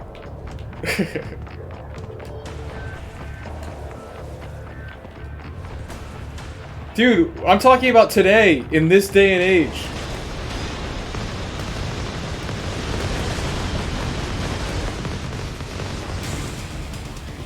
Oh, one thing I didn't get to say was that I really liked Mistral's Desperado legging or whatever. It had like Desperado branding on it. I thought that was really cool. Okay, fuck it. You guys, I don't know how much you guys know about rants as a game, but it's basically like a strategy RPG for the most part. And the mechanics are solid, I'm pretty sure.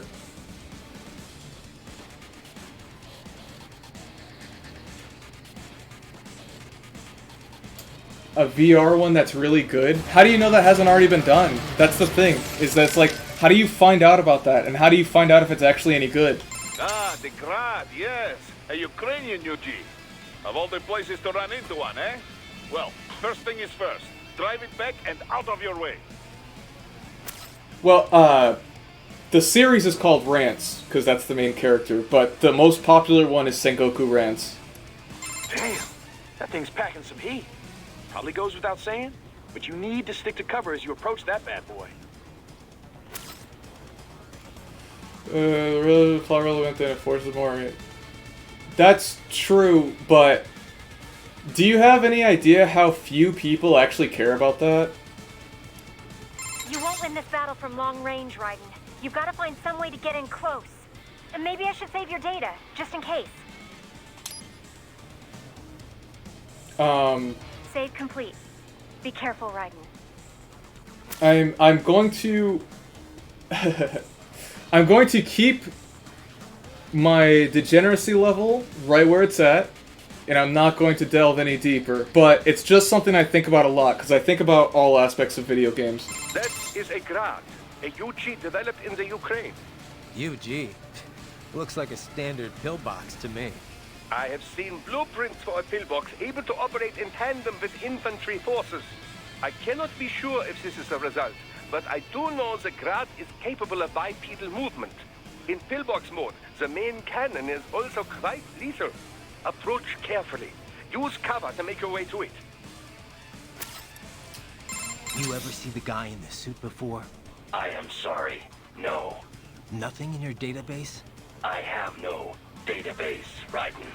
The symbol grounding capabilities of my Neuro AI allow me to identify faces in only the vaguest of terms. I can judge whether I think I may have seen him before, but I do not have the accuracy of a database. Well, that's ridiculous. You're an AI. An AI modeled after the human brain, and thus as flexible and occasionally vague as any humans. Of this man, however, I have no recollection. I do not believe I have encountered him before. Most likely. Oh, man.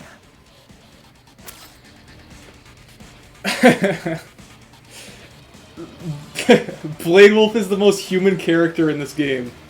Hilarious. Well, the thing is that once you start talking about specific things in specific games, people start drawing conclusions about you, and I'd like to avoid that for what I feel are obvious reasons.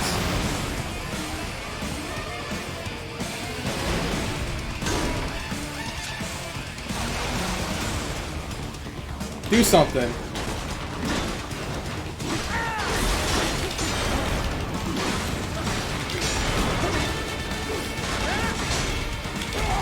Oh, well, that was too late. Okay. Help!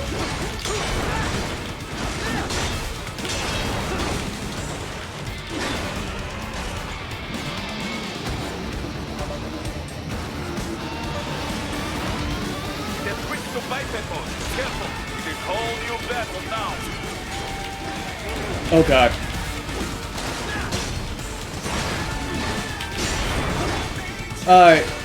You're right in that any information turns into that, but I'm talking about a specific set of conclusions that someone might come to based on certain things. I feel like well, I'm trapped. I can't get out of here. I'll just kick the shit out of them, I guess. What?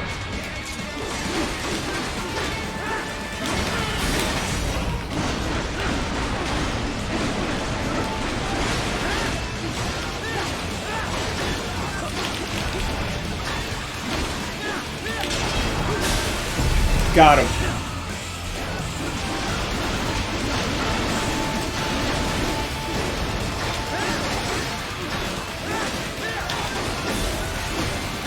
Actually, you know what? Let's make it interesting. Oh, I was wondering why I didn't see the polearm. I didn't have it equipped.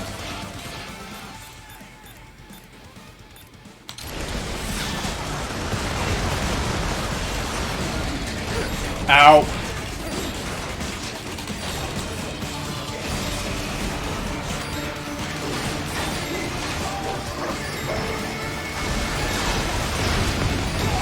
Oh fuck, I did not see the prompt for that. Oh my god! Holy shit. Why did it do like a slowdown? Oh, okay. Get your ass back here!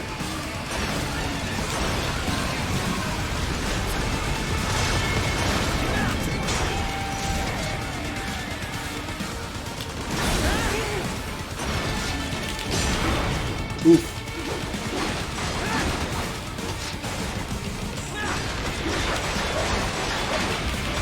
I gotta get out of here. Okay, I can't. Fuck it. Fuck you. Fuck this whole thing.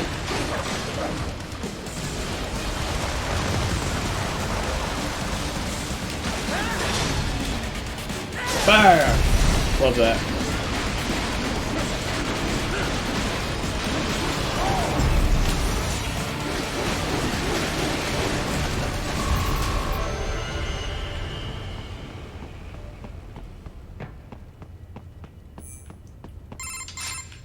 Right. I knew I'd seen that guy before. Stephen Armstrong. As in Colorado Senator Stephen Armstrong. They're already talking about him as a shoo-in for the nomination in 2020. Ah, shit. And get this. 2 years ago, a federal grand jury investigated his ties to a certain private... World Marshal. One of the biggest PMCs out there. I remember. The biggest, ever since the Big Five split up. Not to mention the single largest investor in military cyborg R&D in the world. Guess that answers the question of who's backing Desperado. Marshall and Desperado in bed together. Should make for some fun headlines. Headlines? This is World Marshal and a U.S. Senator we're talking about. There won't be any headlines. Even without the Patriots filter, no major media outlet will investigate allegations like these. It'd be financial and political suicide. So we just what? Sit back while they keep carving up kids, stand aside while they build an army of cyborgs? You heard them. We shut down one lab, they build another. They're planning something big, Kev. We can't just wait for it to happen. We need to hit them first and hit them hard where it counts. No, Raiden, no. I know what you're thinking, and just no. Colorado is in America, and America has these things called laws. Mm-hmm. And law enforcement in Denver was privatized and farmed out to... Marshall, yes, so what? There are still laws, and it's their headquarters, for Christ's sakes. You'd be heading right into the heart of a raging shitstorm. I didn't say it would be easy. We'll figure it out once the kids are safe. Jesus Christ. Kevin out.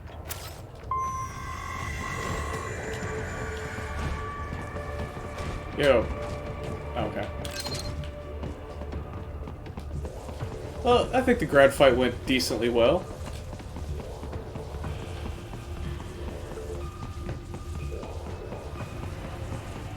I think as an enemy it's really sick.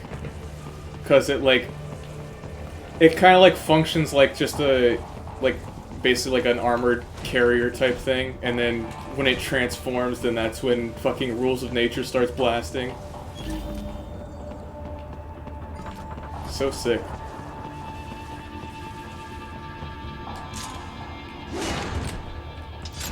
Speaking of Ask Your Mom, Bayonetta 3 is coming out soon, which blows my fucking mind. I have a hard time believing that that's true, but it is.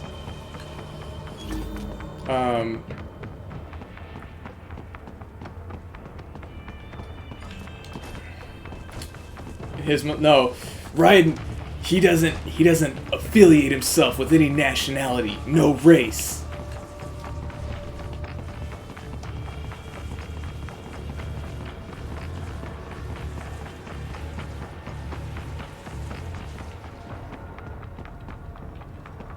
Is that all? I guess so. Push button. I did kill the grad the first try. It made me use a health thing. RP grenade. What does that mean? Red phosphorus. Smoke grenade that burns phosphorus pentoxide along with other additives to create a screen that impairs standard infrared sensors. Recently, red phosphorus grenades become more and more popular. Make offensive countermeasures against UGs and cyborgs equipped with iron. Okay.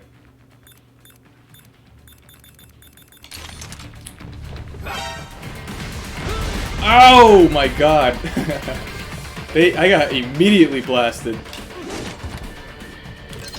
You know what? Let me swap. Let's do the grenade, the red phosphorus grenade. Well, it's just, dude, I'm getting fucking bodied by these guys more than the goddamn grad.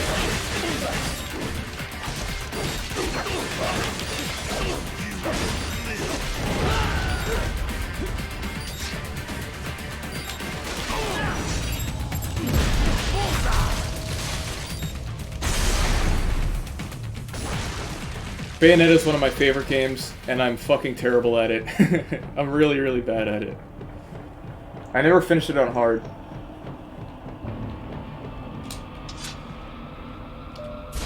I think Bayonetta 2 is like a straight upgrade, which is really cool because it feels like like they understood the design flaws with the game, the original game, and they decided to do something about that, and that's really cool. It sucks that 2 and 3 won't be on PC, technically, but an artificial blood cryopreserver. They must have begun preparatory freezing. What do you mean? That device is filled with synthetic blood plasma. It can slow the metabolism of a harvested organ, circulating this plasma to sustain oxygen levels. You can preserve an arm, a brain, any body part for several hours. So what are they freezing, and why? I could not say. Perhaps they plan to sell off the organs of the children they were told to dispose of. Unbelievable. You had best hurry, Raiden. Right. I'm kind of like at an impasse when it comes to games that are going to be on the Switch or games that are on the Switch, because I have recently started utilizing and supporting Yuzu, which you guys probably already know. But basically, there's a cutscene.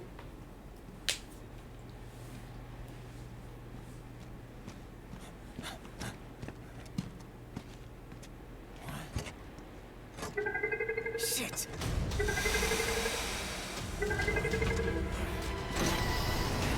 Hey, stop right there!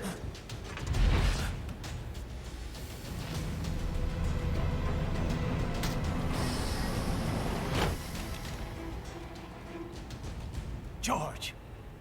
Right in! You've heard of chloroform? A potent anesthetic in smaller doses. But breathe too much of it? And adios, muchachos!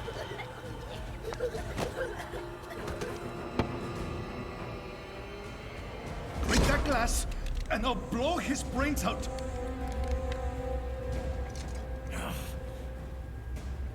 Surrender! Or decide, the needs of the many, or the needs of the few. Right in. Don't worry about me now. Quiet, pendejo! Surrender! I won't ask again. George, are you sure? I'm ready. Me life now so precious. Ting, what if we can take this skunt to hell with me? Cállate!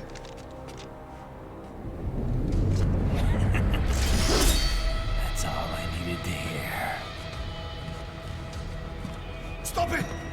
Now! I'll kill him, I swear!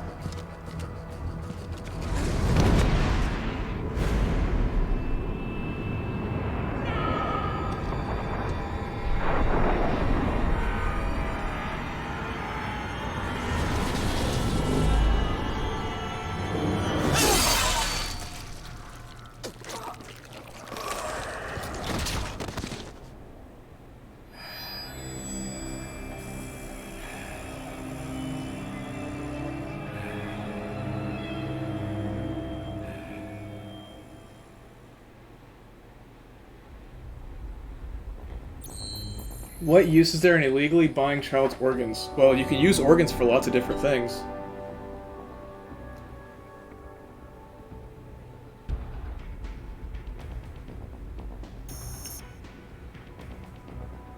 Unlocked mariachi uniform. Guys, what do you think?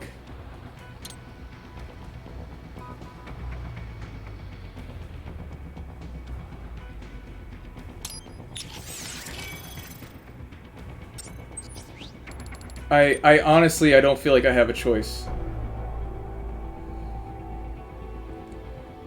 A misguided attempt to blend in with the locals.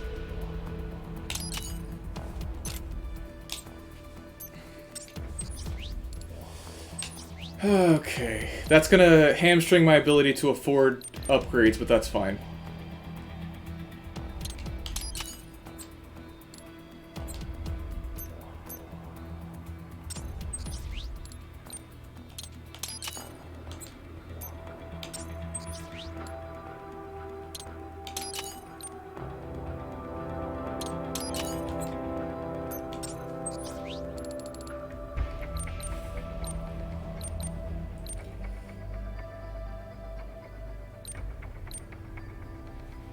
I had to learn how to use these abilities before I start buying new ones.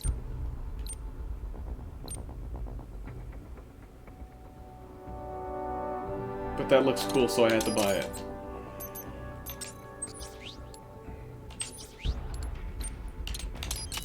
Big damage. But, yeah, well, what I was saying was that, like, okay, so, like, if I wanted to, I could basically get, like, any Switch game I wanted, right? And then just, like, be able to play it. I have a Steam Deck, so I'm able to basically play it in the same way, with the same comfort as a Switch. So then it starts to become, like, a question of, like, okay, is there Is there a moral issue? How well does it run? You know, is this game suited for playing portably? Is it suited for playing on PC? Is it suited for playing on the Switch? Do I have an interest in streaming these games? Like, there's a lot of questions to it that are interesting. I largely stopped pirating games because Steam made it very convenient to just buy games instead. And also I got a job, so that's also really important. But I don't know. It's interesting. Basically, when I used to pirate games a lot, that was back when they started creating some extremely intrusive DRMs, as well as making it so that those DRMs are not permanent, so you wouldn't be able to play the game anytime you wanted. And this was also back when people were not convinced that Steam as a storefront would last a very long time. Epic Game Store, anything on the Epic Game Store is free game. That's fair game. Now, granted, I'm not saying that I'm not telling anyone not to pirate games. I'm not telling anyone that I look down on anyone for pirating games, because there are lots of different reasons to do it, and there's also just the concept of like, well, I don't feel like paying for it, and you know what? Fine. Do whatever you want. I can't judge you, and I can't stop you, right? I am not I'm not putting the Epic Game Store on my computer. There's zero chance. There's absolutely no way. I don't care what games they put on there. If a game ends up on there, I'll either pirate it or I'll wait for it to make it to Steam.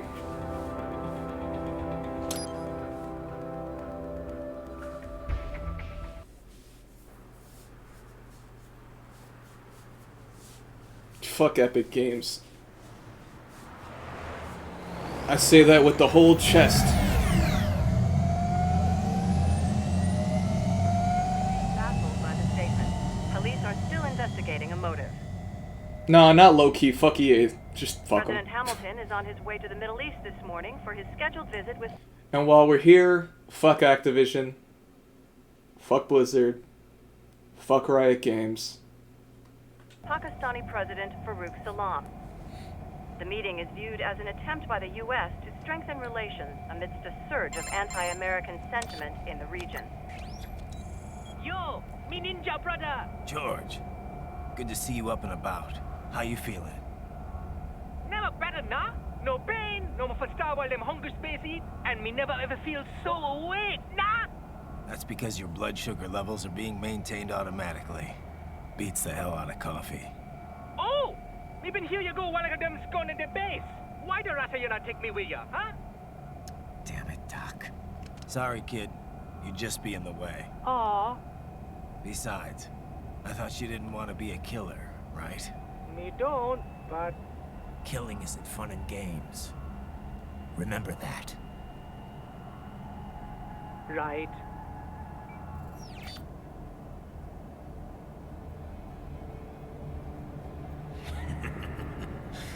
That's all I needed to hear.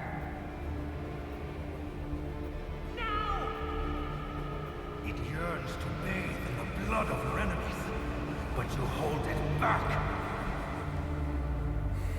Yeah, just remember that.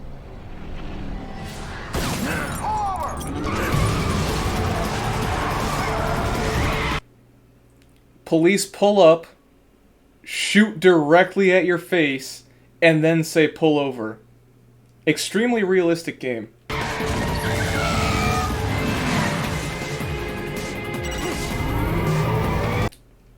Thank you very much, Reniculous69.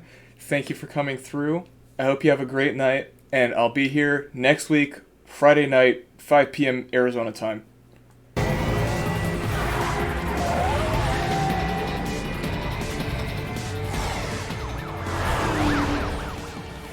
Private, what is this, Kenya?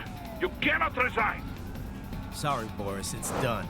Can't have a Maverick employee involved in a corporate raiding now, can we? You could at least come talk to me. No. It was time to break away from the old team, Boris. Past time. You cannot take on Marshall all by yourself. I won't sit by while they butcher little kids and ship their parts around like meat. It's sick. It's not all so simple, Ryder. They import those brains legally. For medical purposes. It's all done. Being legal doesn't make it right. Put that one in the history books. Ryder, Hold that thought.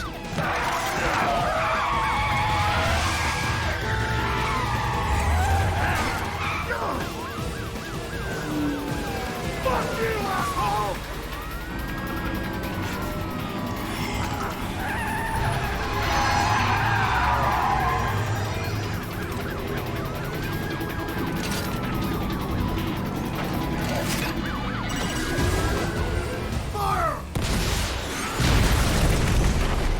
Police just have a fucking rocket launcher.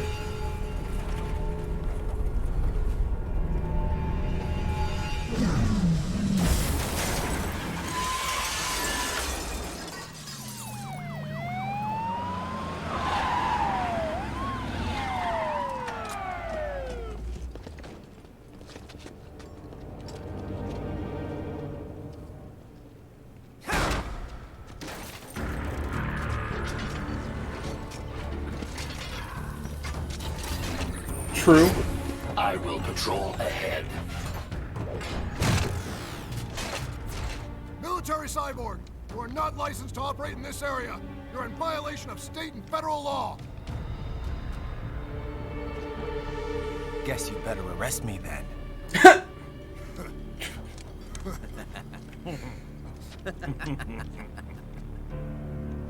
183-104.7, threatening a peace officer. Deadly force is authorized.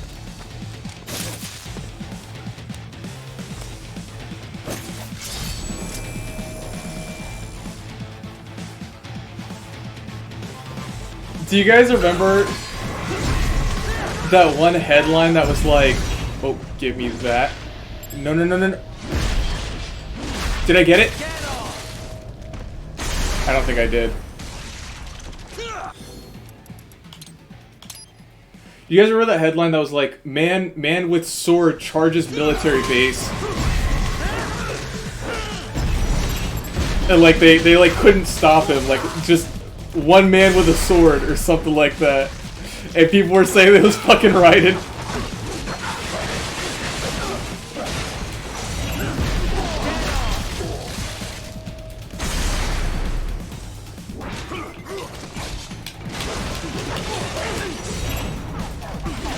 Yes.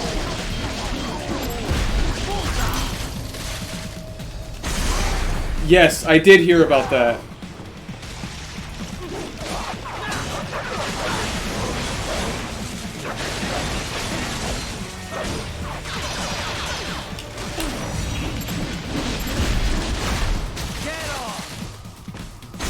Yeah, I remember that. I remember when that happened, though. Oh, fuck. Yo, that Oki?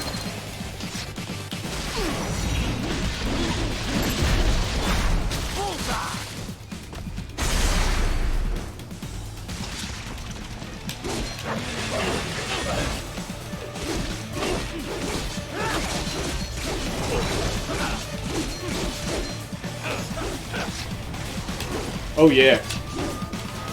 Oh, I guess not. Forget it. Sorry, guys.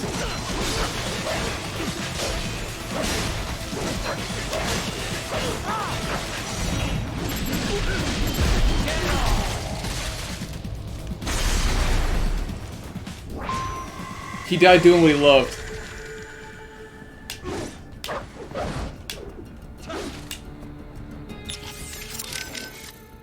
Land a flurry of strikes against the cyborg, and his brain-machine interface may malfunction. This will take him momentarily offline. The same applies to UGs as well. Strike often enough, and their AIs become unable to keep up with the required real-time processing. Make that happen, and you can enjoy a decisive advantage. Assuming you have sufficient power, you could even enter blade mode and finish the fight right there. No matter how strong their armor, getting knocked offline leaves them completely vulnerable. Why am I able to call a doctor? Wolf, I'll handle the police. You're on scout duty again. Affirmative. Exercise caution. They may be private police, but their specs are military grade. So there's just no comment about this image. None of the codecs have anything to say about this. All right.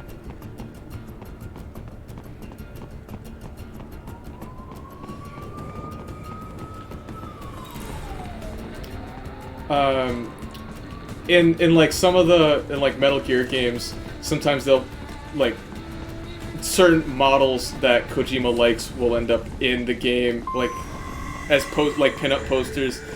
And if you like one of the big things in the game, like a mechanic in the game, is that you can like knock on a wall so like distract enemy soldiers.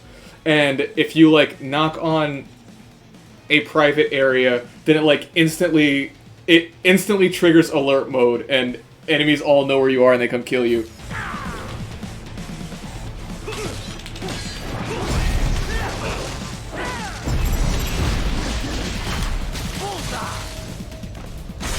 Oh yeah, I mean Yakuza's a little bit different because he'll actually have like Jav models. All right, with Kojima they're not usually Jav models, but in Yakuza it'll be actual Jav models. And they'll be characters in the game. Japanese action videos.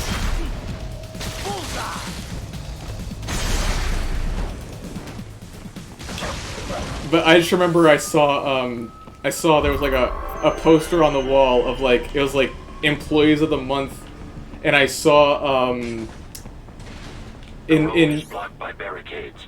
We will proceed through the buildings. You will follow me. Alright.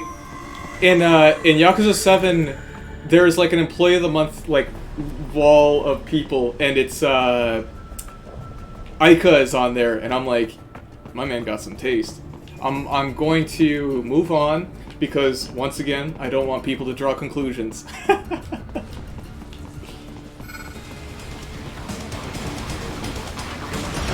Oh shit.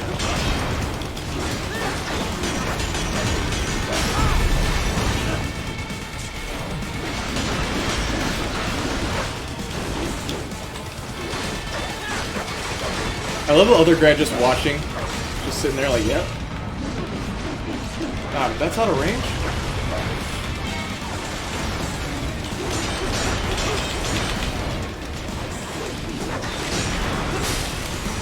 Yes, Aika's a very prolific actor. Sorry, actress.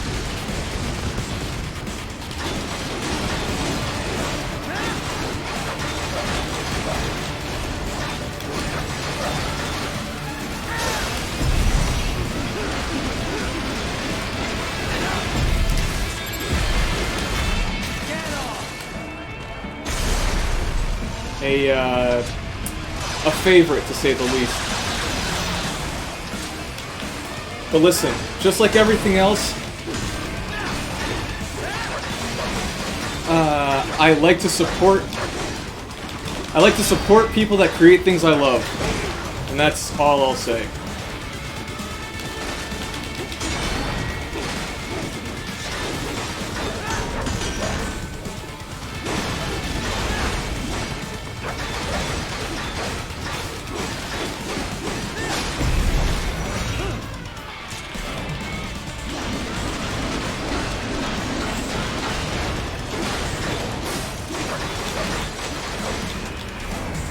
Boom!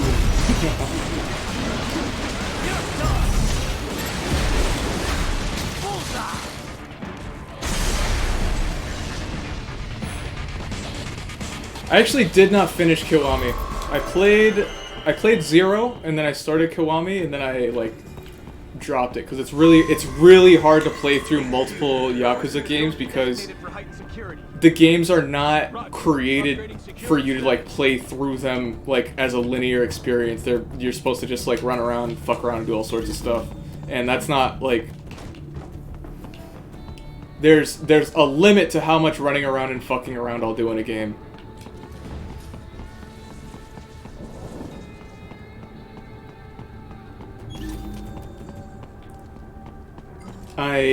I do not agree that she looks like every girl from 2008, but this is not a topic that I'll continue. We all have our preferences. This dude just didn't notice that.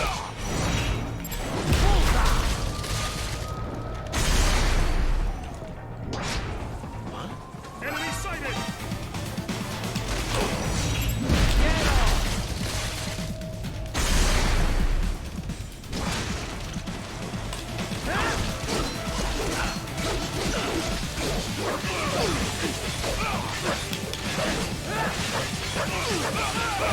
Oh, that was sick. I love that combo. That dude ain't gonna make it. We intercepted call for backup during your last fight. The caller's position is on your Soliton radar. You can engage if you wish. It is your choice. You can engage if you wish. Boris, we're not working together, bro. We're not boys anymore. You can move on. Here comes more of them.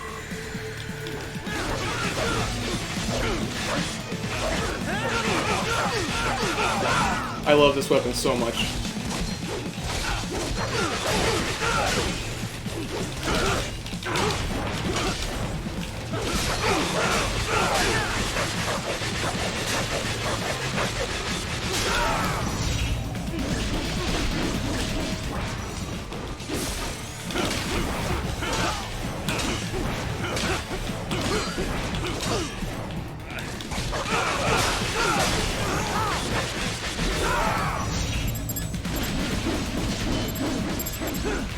They're out of range!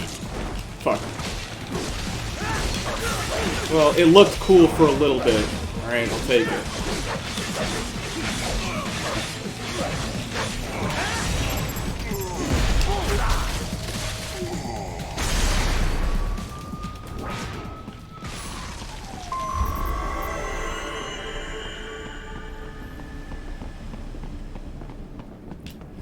That is the wrong way. Follow me. Blade Wolf, shut the fuck up.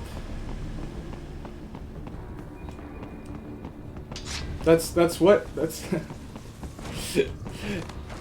I want to ask if you've been watching, but I want to ask it in a not asshole way. It's one of the main mechanics of the game.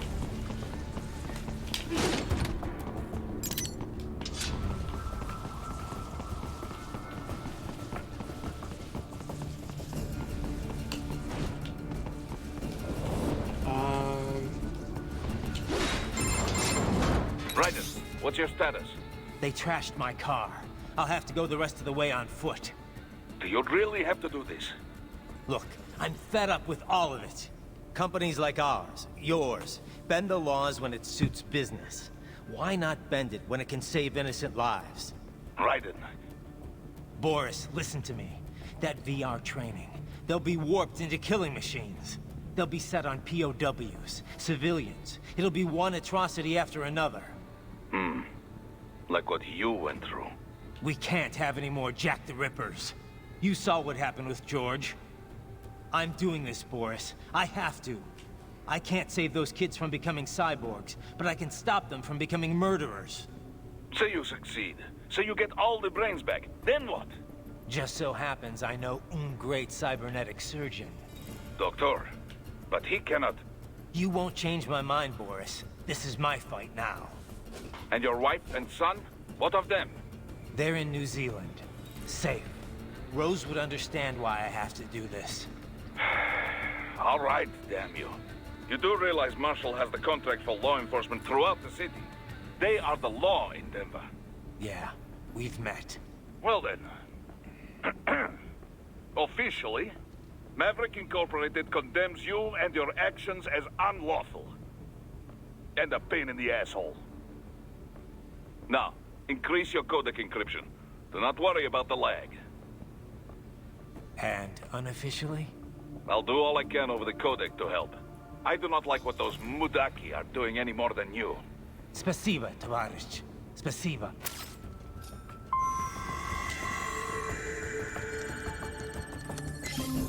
I love the poncho, like the shoulder spikes of his cyborg body, like ripping through the fucking poncho. I think that's hilarious. Mountain Dew. So, you want to talk about the cyborg juice in fucking Metal Gear Solid 4? This dude is just bleeding white liquid everywhere and coughing it up. It is not aesthetic. It's not cool, man. It's not cool.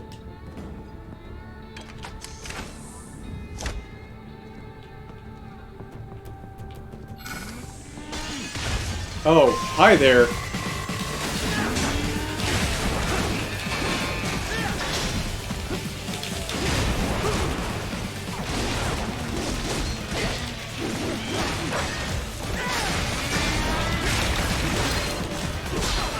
Okay.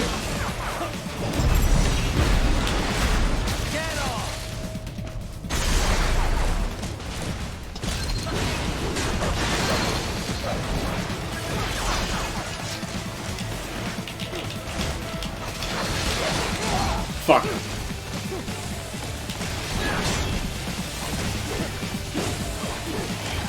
This dude's schmoovin'.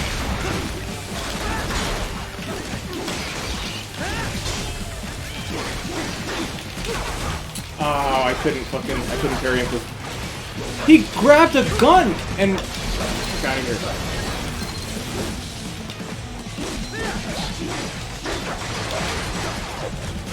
I can't deal with this.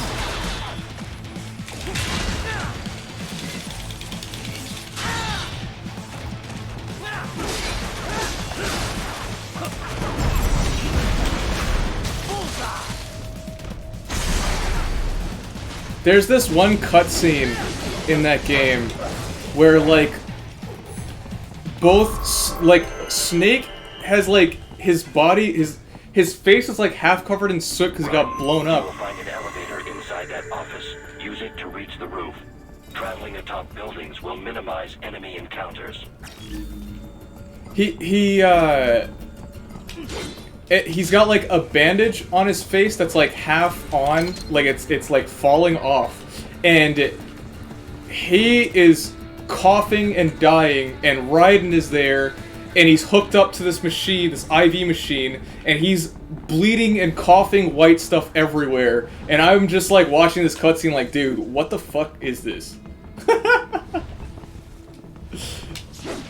Look at it. I knew it.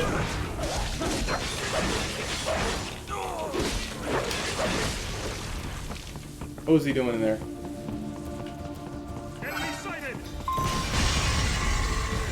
That game is mad questionable, to say the least.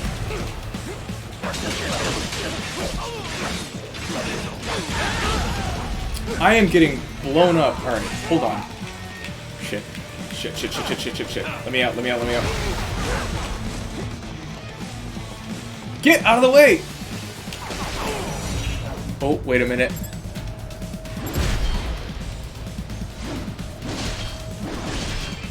I don't think I got it. Damn it.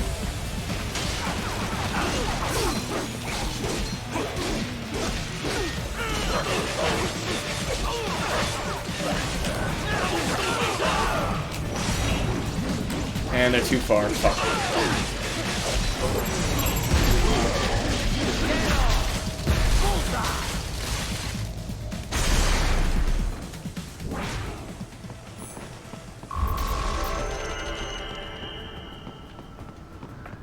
Damn. If only I'd gotten that arm. Whew.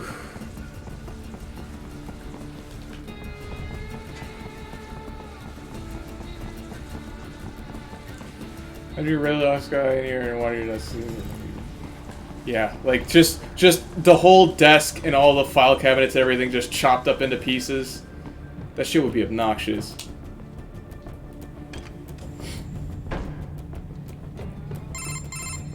Doc, what's your status? I am reviewing the pre-flight checklist now. I have hired contractors to handle shipping the brain units. We should be airborne in just a few minutes. You sure you can pilot that chopper by yourself? Right, of course. Need I remind you that we live in the golden age of unmanned flight? Even manned helicopters possess a robust semi-automatic mode. It is simple, really.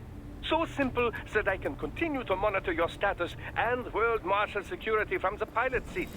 I must say, for the world's largest PMC, their security procedures are quite poor. Quite poor. Sadly, I did not have the necessary permissions to override their plans. Nevertheless, the data I did find should prove most useful. So please, do feel free to contact me whenever you like. Appreciate it, Doc. Well, it's not every day one has the chance to collect so many brains. Think of the data, the research.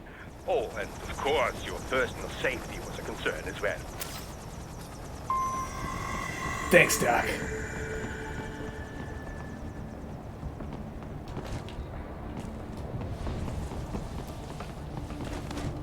Give me the barrel.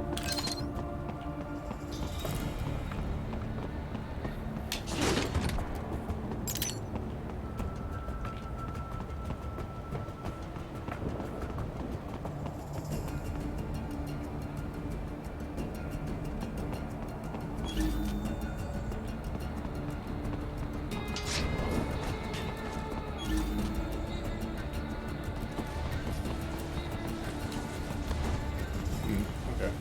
I don't think there's a way up there.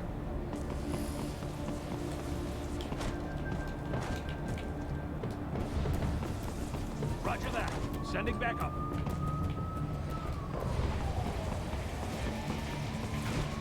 Don't play music. Okay.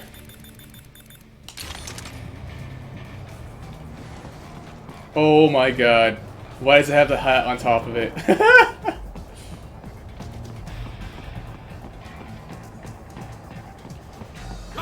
Shit!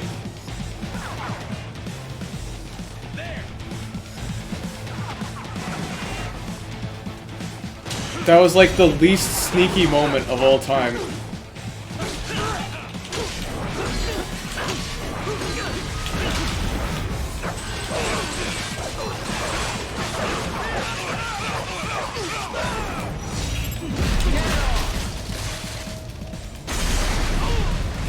What the hell?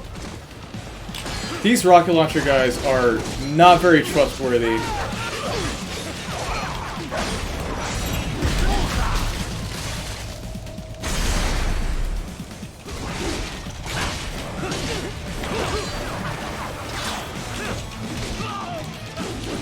Oh, well, that was almost cool. Oh god.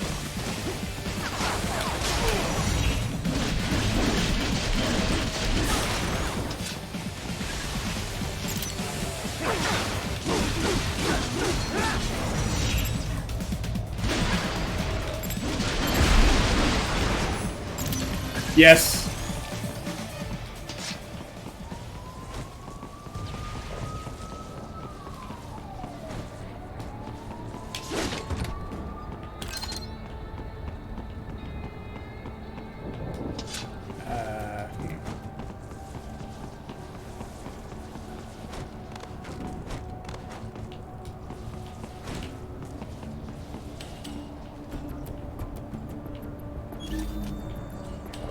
Make sure I didn't miss anything. Whoop.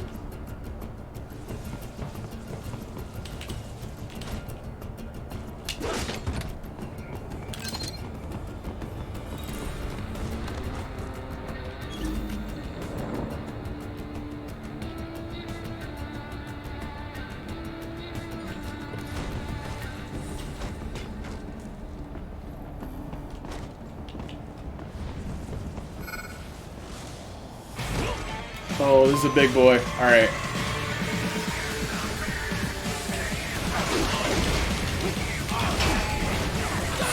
You cannot block that one. Or you can't parry it, I mean.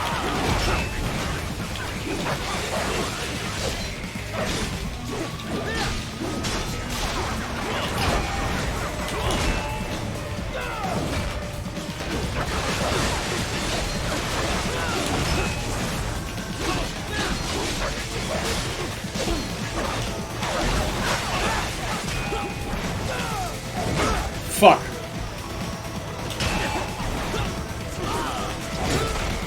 I keep like trying to do something and like getting stuck between two options.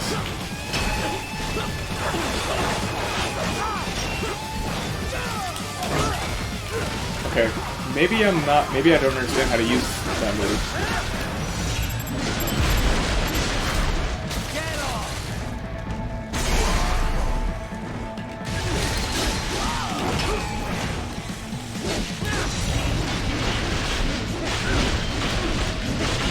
Yeah, enough of that. What? Oh. Uh-oh.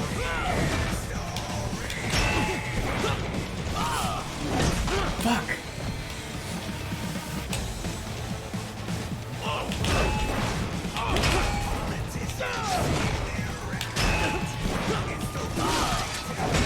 I keep trying to jump, and I think that, like, slows me down. Damn, can you not perfect parry that?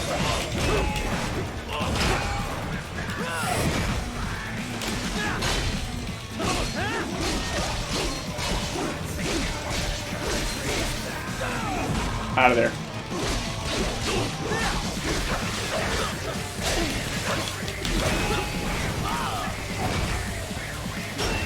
Fuck.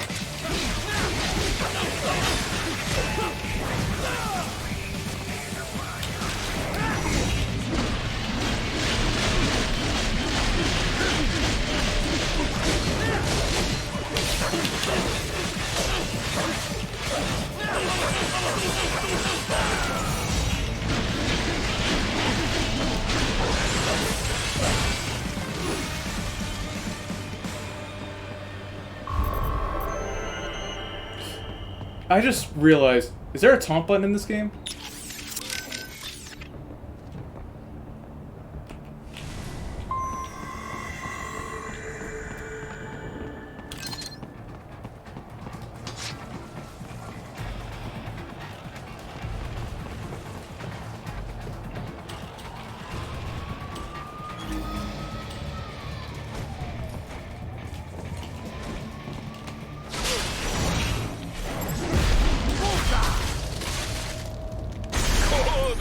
Very good.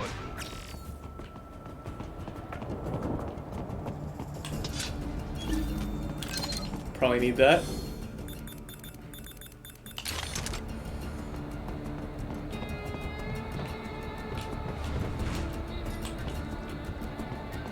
Oh, look at these guys.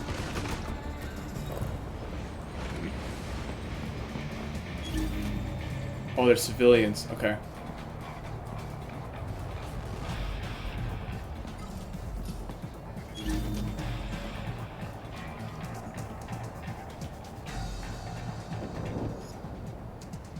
I need this dude. Okay.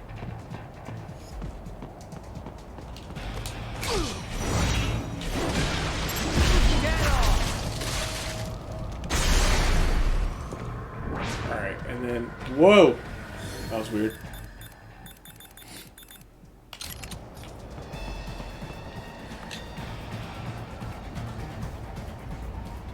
I cannot see the thing that is supposed to be telling me where the grenade is going. Hopefully that's good enough.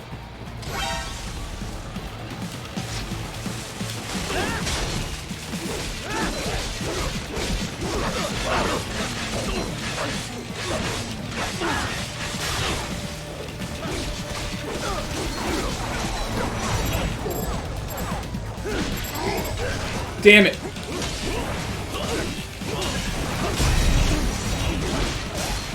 I wanted the arm!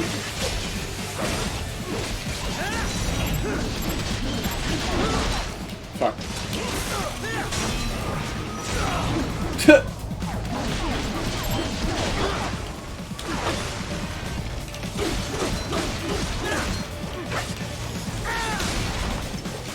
Oh, okay. I think that move is really sick.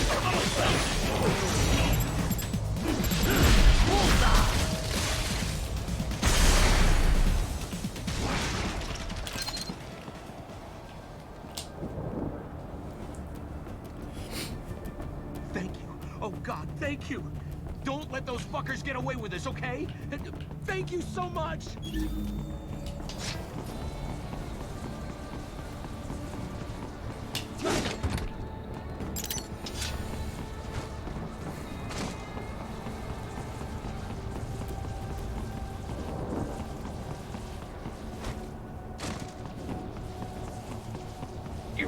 proceed any further via the rooftops.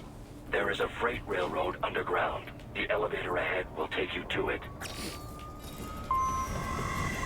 Okay.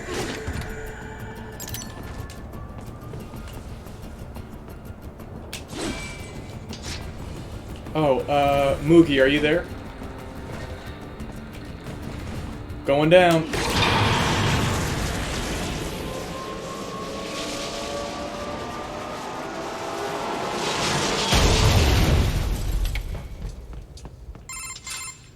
This must be the railroad.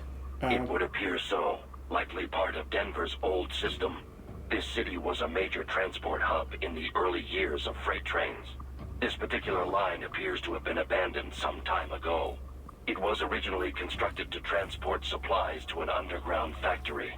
But now, it seems even the electrical system is no longer functioning. Yeah, it's pitch black in here. As a cyborg, I trust this is not a serious concern.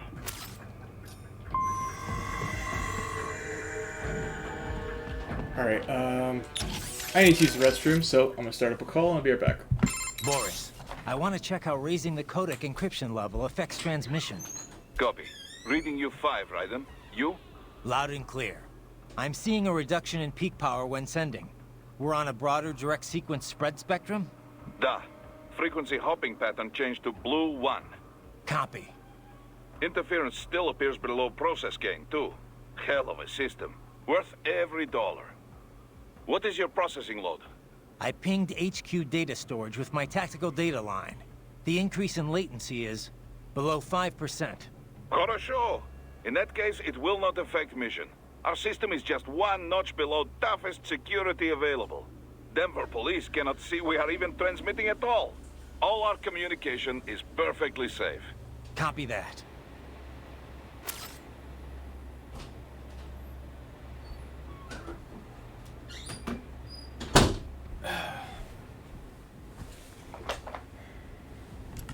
Jesus, Raiden, this is a little over the top.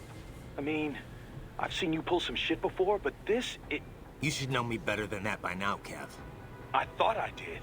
Look, I know there's no legal way to stop World Marshal, but there has got to be an alternative to going on a rampage smack dab in the center of Denver.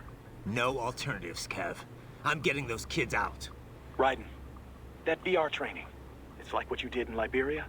Judging by what Sundowner said in Mexico, yeah. That scientist called it the Sears program. After ex-President George Sears, a.k.a. Solidus Snake. Yep. Ironic that kid shares his name. Solidus trained child soldiers in Liberia while working as a CIA paramilitary. It's not a happy memory. All the drugs, the non-stop violence, it destroyed my sense of judgment completely. I was made to kill soldiers, POWs, civilians. Raiden. The next thing I know, Jack's back. I thought it was all in the past, but there I am, attacking a child. You didn't have any other choice. Other kids would have died. That's not the problem. I lost my cool back there. All I could do was think how much I wanted that guy dead. A lot of us would have done the same. Even if it meant killing George? He's not dead, though. Actually, he really digs his new body. Either way, I'm shutting this program down. Maybe they've got it better than me. They don't actually have to kill anyone in reality. But they're still going through the motions, having it pumped straight into their senses, just like real life. All right. Just give me a call if there's anything I can do. Sure. Raiden out. I heard what happened, Raiden. I don't know if I can offer much help, but at least I'm still here to save your data, okay? Thanks. If things get bad, go ahead and delete it. If worse comes to worse, I'll do it. But we're on an encrypted line, so we should be okay. Did you want to save? Please don't delete my save. By the way, what did Boris mean when he said those brains were for medical purposes? They're not just spare parts. Legally, they have human rights. They just don't have bodies. They aren't covered under the Arms Trade Treaty. They can even be legally adopted. What? Adopted? They're brains. Not as the law sees it. These are street kids after all. Most of them have no ID or papers whatsoever. Local mobs gather these kids up. declare them for adoption, and then send them off to a U.S. medical facility for treatment. So you're saying Desperado didn't actually buy those kids? Directly, at least? They're not stupid, just evil. The basic idea is that the Mafia has these orphaned kids, and Desperado pulled their brains, right? Now they need treatment, so the Mafia sends them to the medical facility to get them new bodies. A World Marshal medical facility. One that only exists on paper. Once the brains cross the border, next stop is World Marshal HQ. The plan is to put them into factory bodies and assemble the cyborgs here in Denver. Pretty convoluted process. If there's a silver lining to all this, it's that the first brains only shipped a month ago. Doc confirmed that in the data he's collected. You can speed up the VR training process for AIs, but not with human beings. So it's likely none of the kids have completed training yet. Thank God. That training, though. Sorry. I should get back. We can talk later. I trust you do not mind my telling George about you, Raiden. Could have done without that, Doc. He didn't need to know I was here. Well, there was no reason to conceal that from him. My intention was not to impugn you. He has a right to know. It's not as if he can simply fly over there and meddle in your affairs. It's throwing off my emotional balance, Doc. Things like that can negatively impact the mission, you know? However do you mean? You did the right thing, did you not? There's nothing to be ashamed of. George has the best body we can give him right now. And the rest of the children are also safe. And quite content too, I should add. It was your quick decision-making that saved them, Raiden. George's body will require regular maintenance, not to mention a replacement upon reaching adult age. But the expense is more than worth it. You planning on signing him up with a PMC? Because that's the only job we're good for, far as I can tell. Oh, you are quite mistaken there. Just consider it. The power of a machine matched with the nimbleness and creativity of a human. The construction and public works possibilities alone are endless. I saw a news piece on German TV just the other day about a cyborg plumber, in fact. Let's not forget about elder care either. One needs great strength to bathe and care for the bedridden. But it's also very delicate work, if you follow. Not the sort of thing you'd leave to a machine. Sounds great.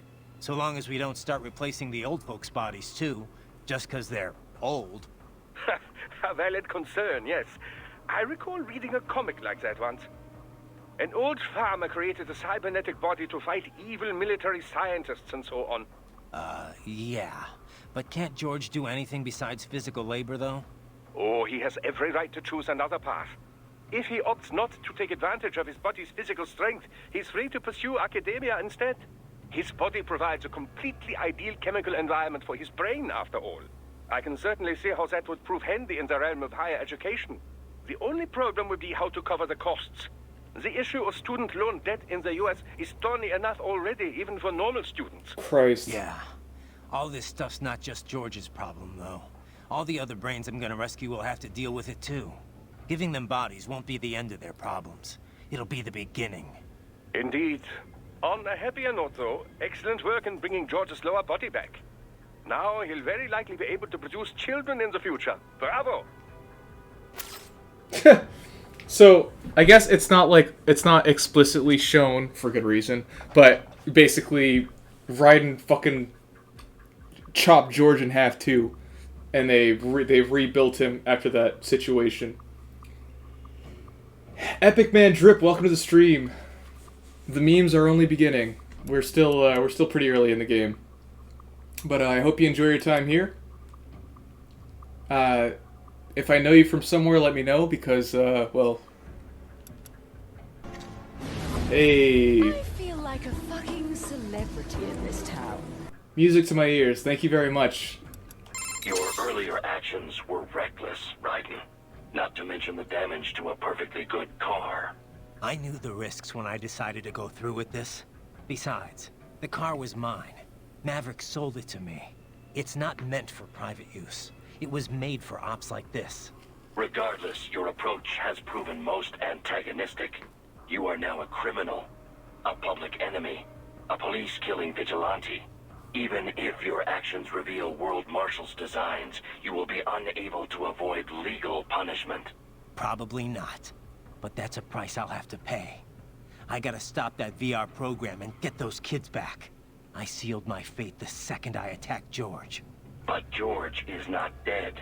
In fact, he has obtained an even more versatile body than his previous one. I'm not talking about that. I'm talking about me. I was a child soldier in Liberia, like Miss Trawl said. I was a mentally deranged child. People feared me, called me Jack the Ripper. A result of the so-called Sears program. I thought I'd left it all in the past.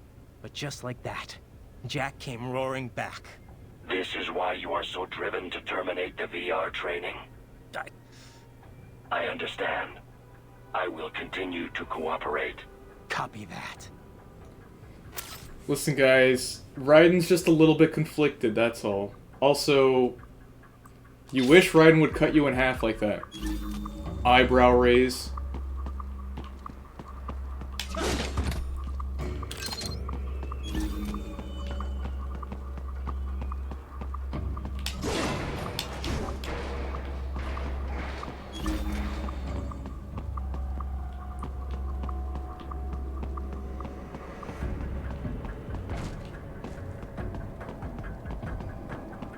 Give me that.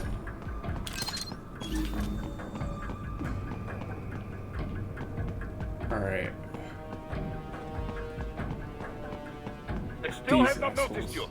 Do not expose yourself.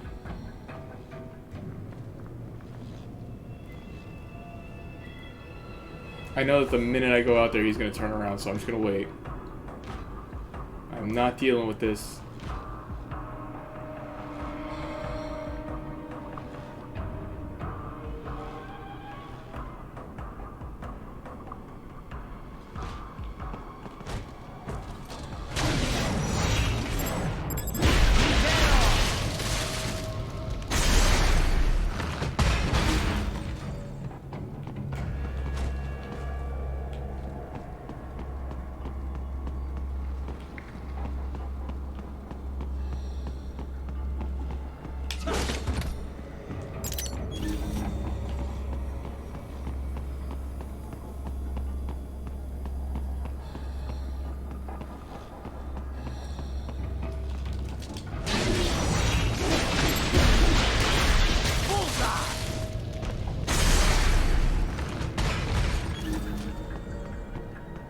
I'm a hipster, so I like to believe it's Pocari Sweat.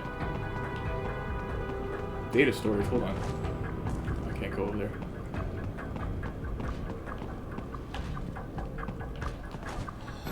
Shit, man! Oh shit.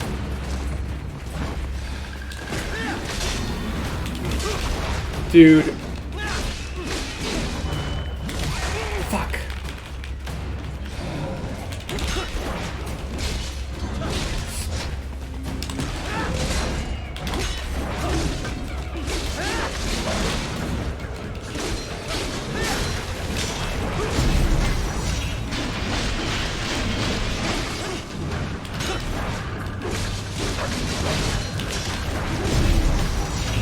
That didn't even damage any one of his limbs. Good. Oh my god, the fucking drop kick.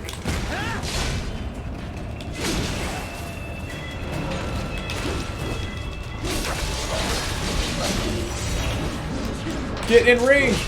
Oh god.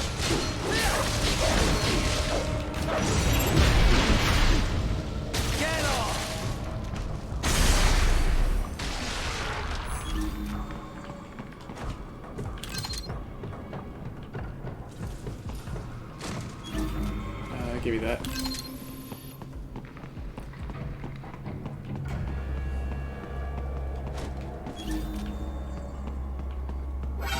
What?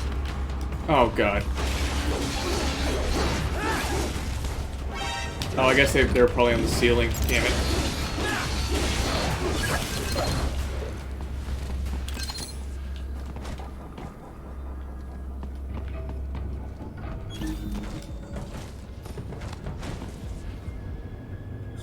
Get down from there.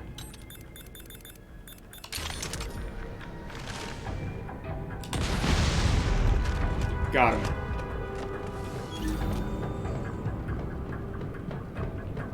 Uh-oh.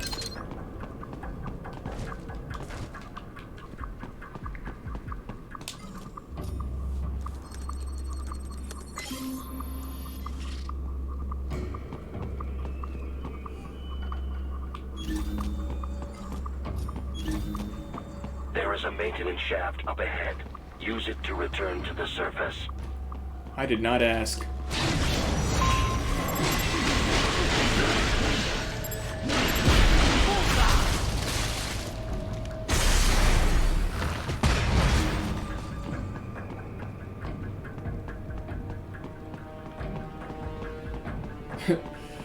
The bad guys are like, huh, I wonder what that random red gleam off in the distance was. That's probably nothing. What? What the hell? What? What the hell?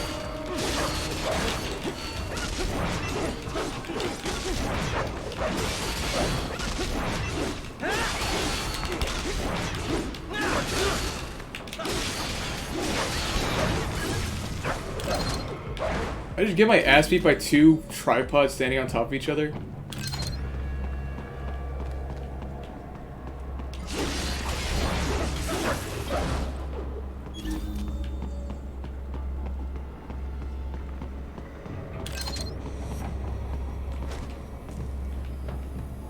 Oh shit. Problem's that I know those dickheads are up there.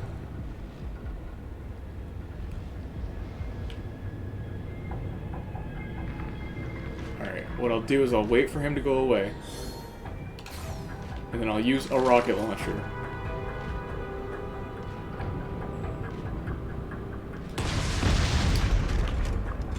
Nothing. You guys didn't hear anything.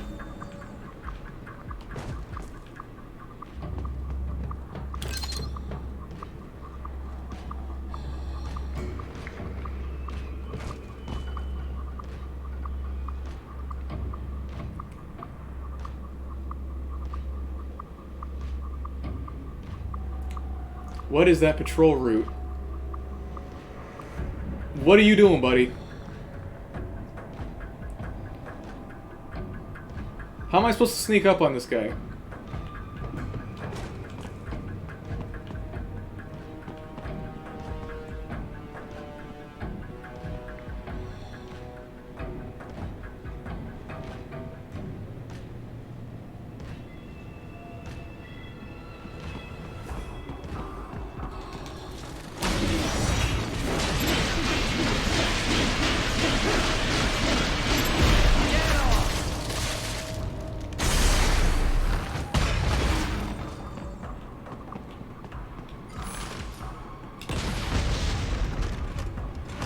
I'm in no mood.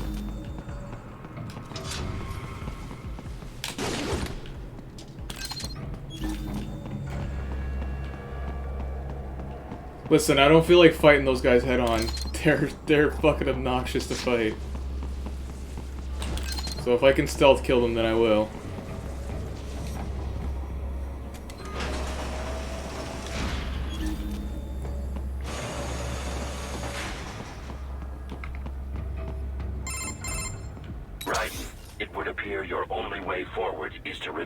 Surface.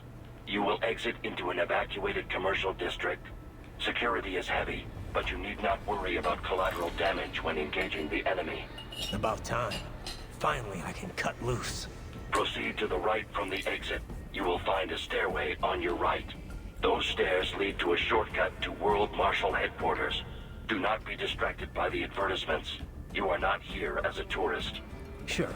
I'll just buy a quick souvenir or 2 for Rose, and that'll be it. Raiden, we must hurry. Remind me to teach you about sarcasm sometime. I understand your attempts at humor. I simply do not find them entertaining. Oh, I get the joke. I'm just not laughing.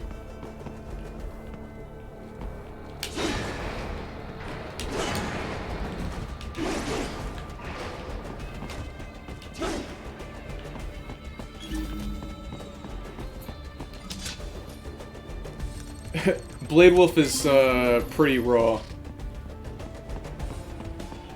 And there's a DLC where you can play as him. Which I'm going to do. World Marshal Headquarters. Guys, don't do this. Don't do this.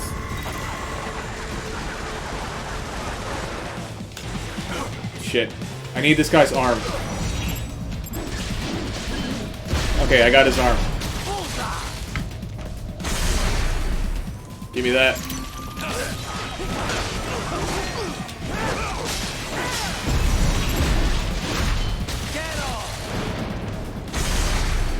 Advertisement.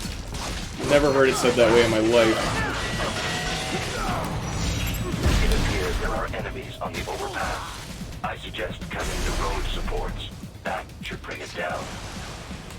Oh, you right. Okay, that's kind of weird.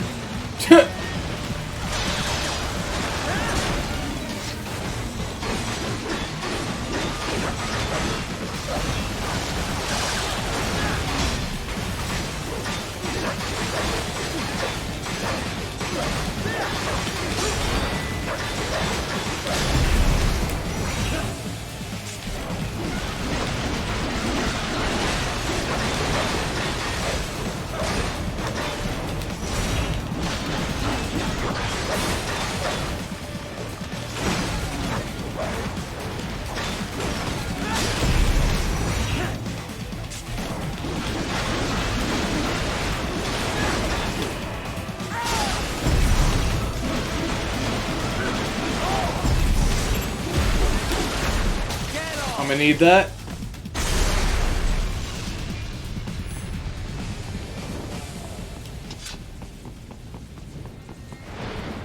The box. Yes. I'll take it.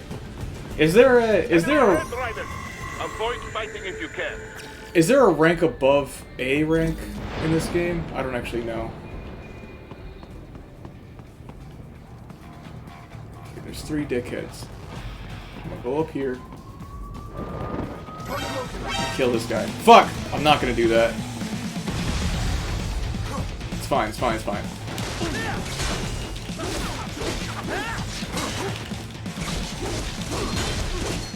What the hell happened there?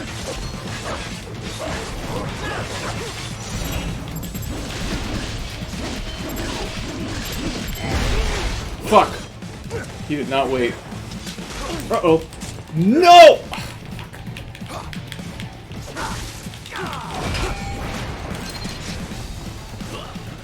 There is S rank, okay. Well, you assume, yes, that is an assumption. I'm not asking about an assumption.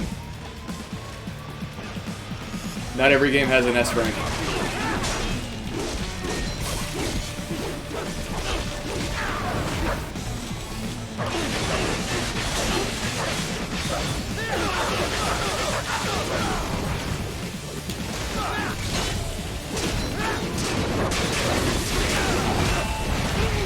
Oh shit.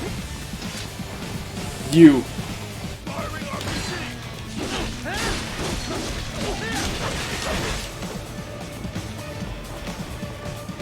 No. I mean, he answered the question, so it's not a huge deal. I'm just saying, like.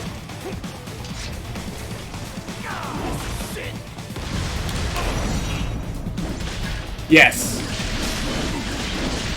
I'm saying I didn't. Like, I don't wanna. Maybe there's this.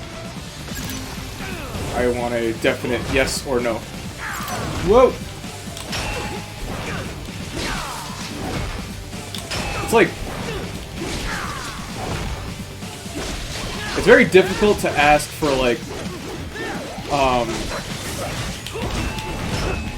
it's difficult to ask for, definite information in a way that doesn't make you sound like a dickhead.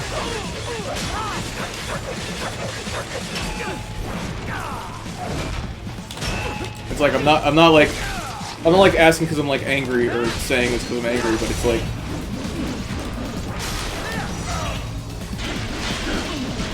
yeah, you get what I mean.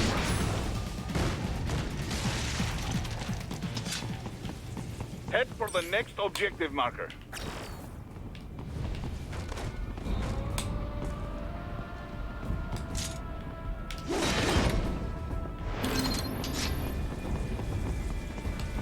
Oh, I didn't know you could get, I didn't know you could get, like, permanent upgrades like that. As pickups. But you had to buy them.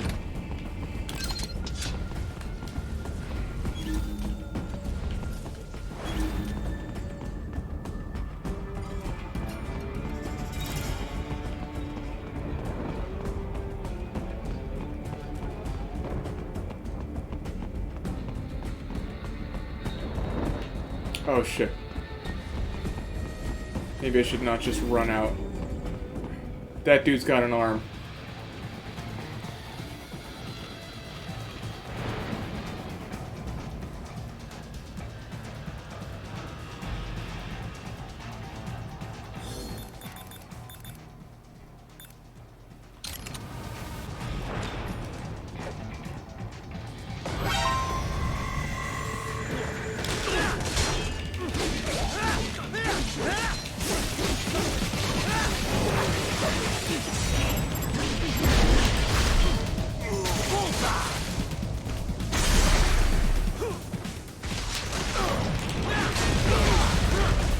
Damn it.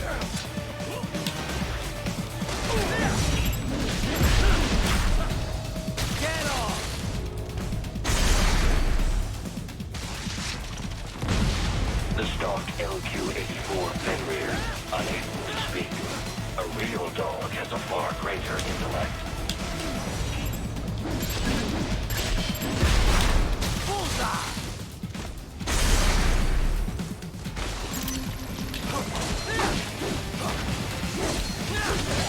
Oh god.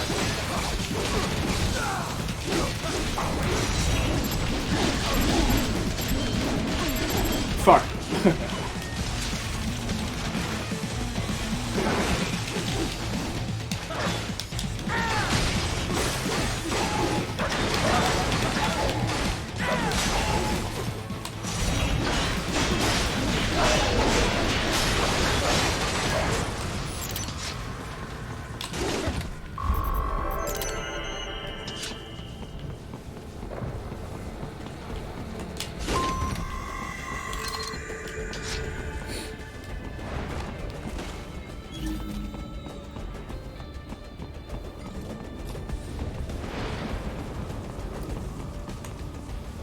What are the arms actually worth? I don't even know. They just said to get them, so I did.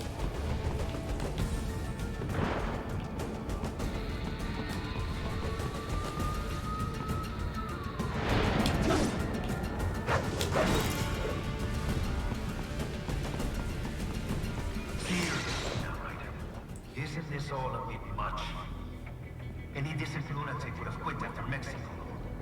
Jetstream, Sam. I heard you chopped the lab director in half. Old habits die hard, eh, Jack? But now here you are. The childish soldier, fighting for the children. Please. What do you really expect to accomplish here? Play savior to a bunch of brains. Whoops, I did not mean to skip that. Gonna fix everything. Just you and your little sword there. Solve everything with violence. Is that it? Well, I don't have nearly all of them. I thought that it might give you extra currency. My sword is a means to an end. To protect those you'd prey on. Really? Let me ask you. All those cyborgs you've killed up to now, maybe they weren't kids, but they were people. You ever think about them? When you're chopping them into hamburger? They're adults. They made their choice. Sure they're adults. Sure they signed up for this. Right on the dotted line of their BMC contract. Usually they're no strangers to war. In fact, many times they already lost a limb or two. Many times they were out of work and starving on the street. So yes, they sign up for surgery to fight God knows where. How else would you provide for your family when your country's embroiled in civil war? Pain receptors shut down, pumped full of fear-inhibiting nanomachines and sent right into the blender? Your blender? But they made their choice, right? Open your eye and see, Raiden. I've seen plenty. Then listen. Those battlefield emotions that the nanos suppress. Listen to them. What are you talking about?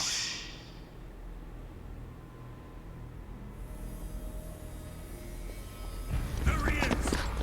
Kill him! Can we take him? What's wrong? The way he killed all the others? Oh God. Please God, don't let me die. Let's do this!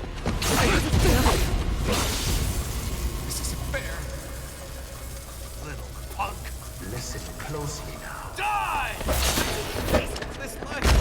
I watched my wife and son die. This is all I had left. You ain't shit!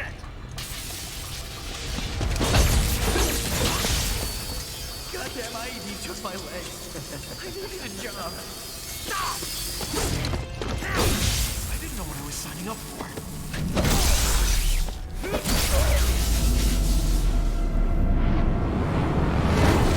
Is something the matter, Raiden?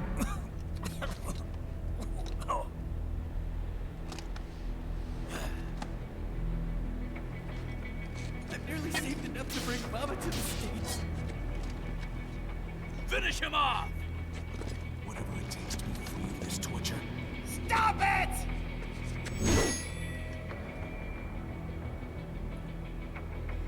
What am I even fighting for?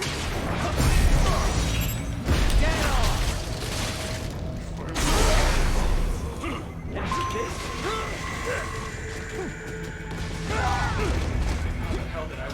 You know, it's funny, oh shit. Shit. This is actually making me think of, a game I was just thinking about. One of my friends, like, one of my friends tagged me in, like, a Facebook message, and he posted a Facebook message, or a post, and he said, would the people that didn't like The Last of Us please explain, or The Last of Us 2, please explain why, and, because it's one of my favorite games of all time. And I saw it, and I was like, I'm not touching this. Because it's not my job to go around finding people that like a game that I don't like, and then pointing out why they're wrong. If you want to like a game, go for it. It's got nothing to fucking do with me. But then he tagged me specifically after he posted that. And I was like, now this is my business. So I go and I wrote like 2 paragraphs explaining why that game fucking sucks. And I wrote it, I posted it, and I did not get a single response. Nobody responded. Nobody said you're wrong, nobody asked for me to elaborate or touch on anything. I got no response whatsoever. And it was like, why did you ask me to do this? Why do you want me to ruin your favorite game? No, he tagged me because he knows I don't like it. That's the thing. He knows that I don't like it. And a lot of people want to attribute people not liking something to a reason based on you're a fucking idiot. They want you to say you don't like a game for a stupid reason. Like, I hate that game because there's a strong woman in it, or something like that. They want you to say something stupid. I fully explained how I felt, got no response. And I was just thinking about this because that game is completely centered around using every cheap trick in the book to find out how to make you feel bad for what the game is making you do. And the thing is that one thing that they did is they made it so that all the dudes you have to kill in the game have names, and you're supposed to feel bad for them. And I find it interesting because I think this game, with what they're doing right now, is much more interesting as a way to make you feel bad for what your character is doing. It's much more interesting than just giving them names.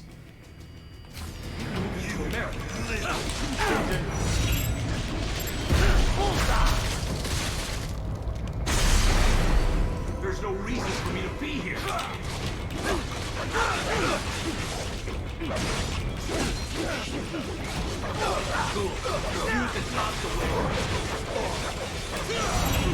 Whoa.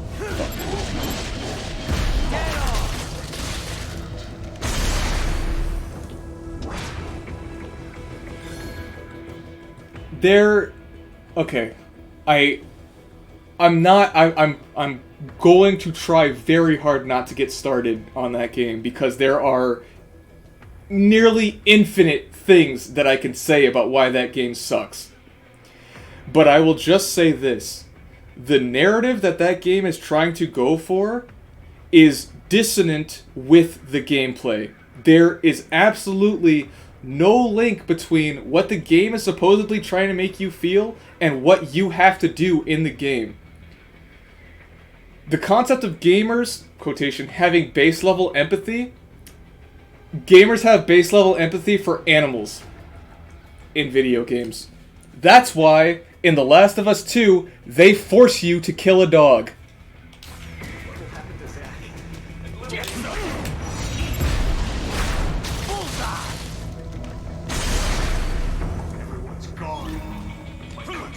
That dude does not have an arm that I want.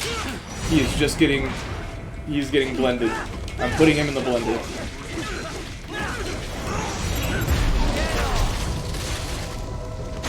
They not only did that, but they did that after saying they would never do that. They specifically said that there won't be a part where you have to kill a dog. And they specifically made a part where you have to kill a dog. The game freezes. The game does not progress unless you press the button in the QTE event that kills the dog. There is a kill dog button, and you press it, and you have to press it. Are you injured? I thought they had a choice. A fair choice. Not like you. People are different. True. As opposed to AIs? You're all the same, huh? You and your brothers. Manipulating mankind for our own good. It appears my statement has upset you. I apologize. No, it's... I know you're right. As for AIs, we adapt as we learn. Just as any intellect operates, man or machine, altering the course of mankind is not among my defined directives. I guess that's a relief. Samuel's behavior does not match established parameters. You know him? Affirmative. We served together on 3 previous missions. He proved most capable. You think highly of him? I have always found him dependable. Until now. Scouting data for the next area. I'll patrol ahead. You follow. I need him to stop giving orders like that.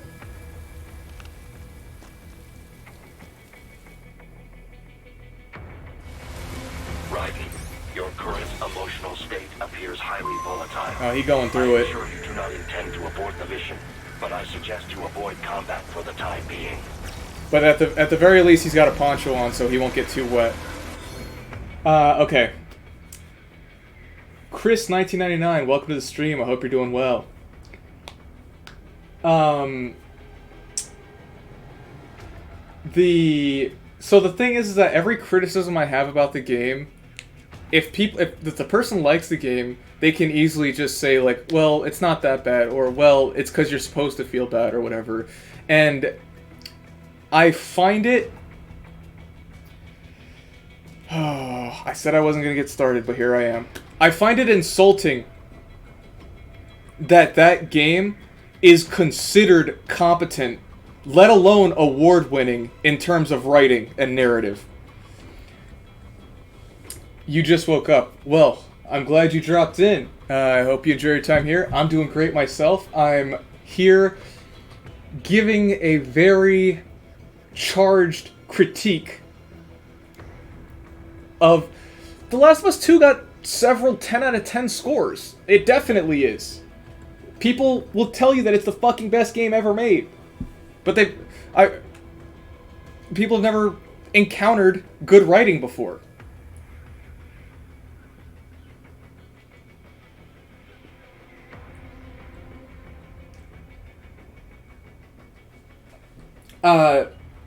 Something everybody should know. My stream is absolutely political because video games are my politics.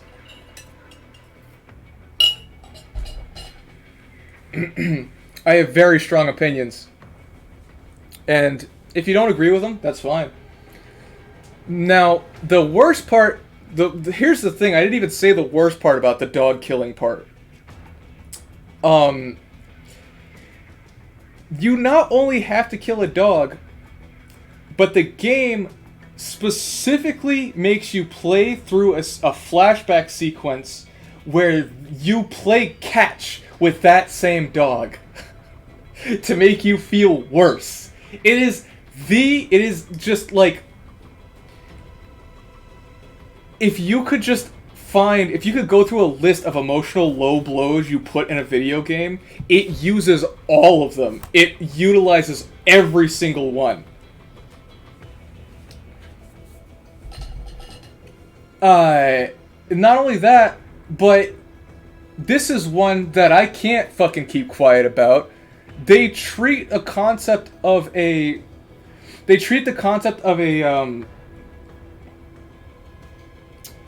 trans character like a fucking Saturday morning cartoon. Like, oh, if we misgender them, that will make these bad guys seem really bad. It's like...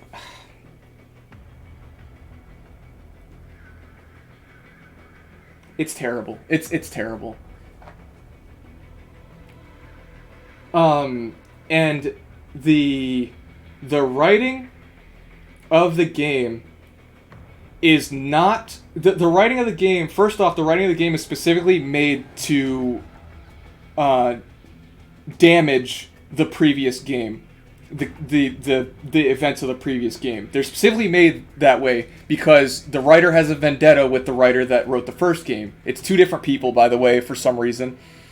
And the way the characters act in certain cutscenes, which I'm sure you guys all know what I'm talking about, is made to suit...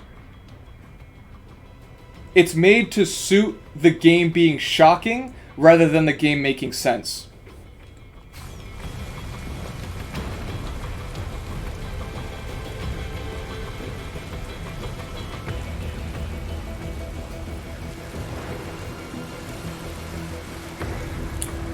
This is actually how I wake up. I just fucking wake up and hobble over all the way to the bathroom, which is across the street for some reason.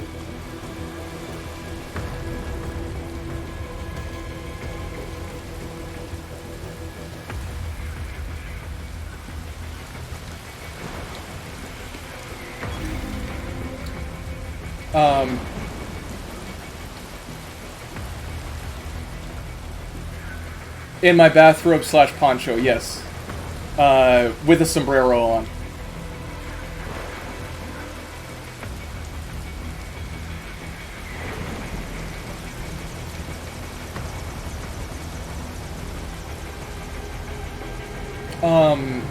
I can be honest, this section's a little bit too long.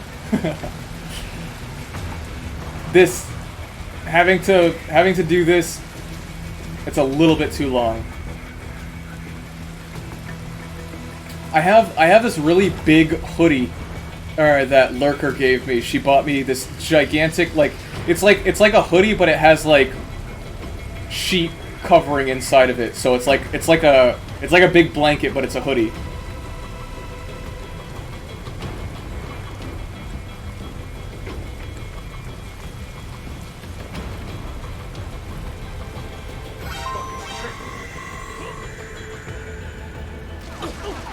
What? What the hell?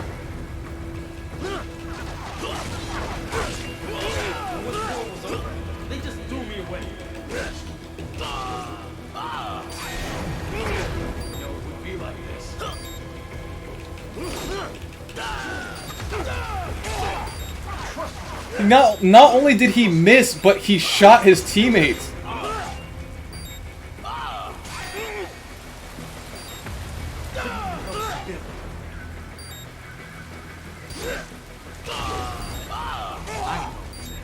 I know.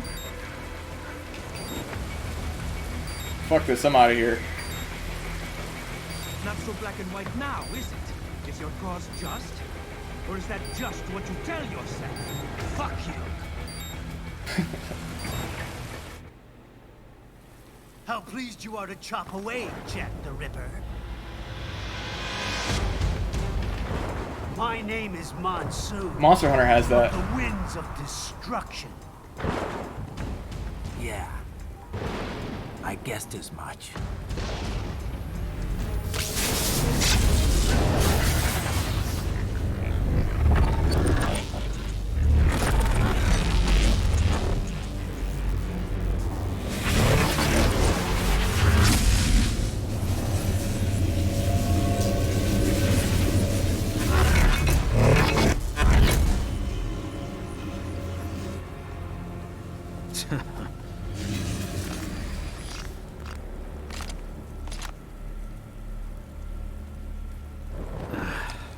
Feasting on the insides of your enemies?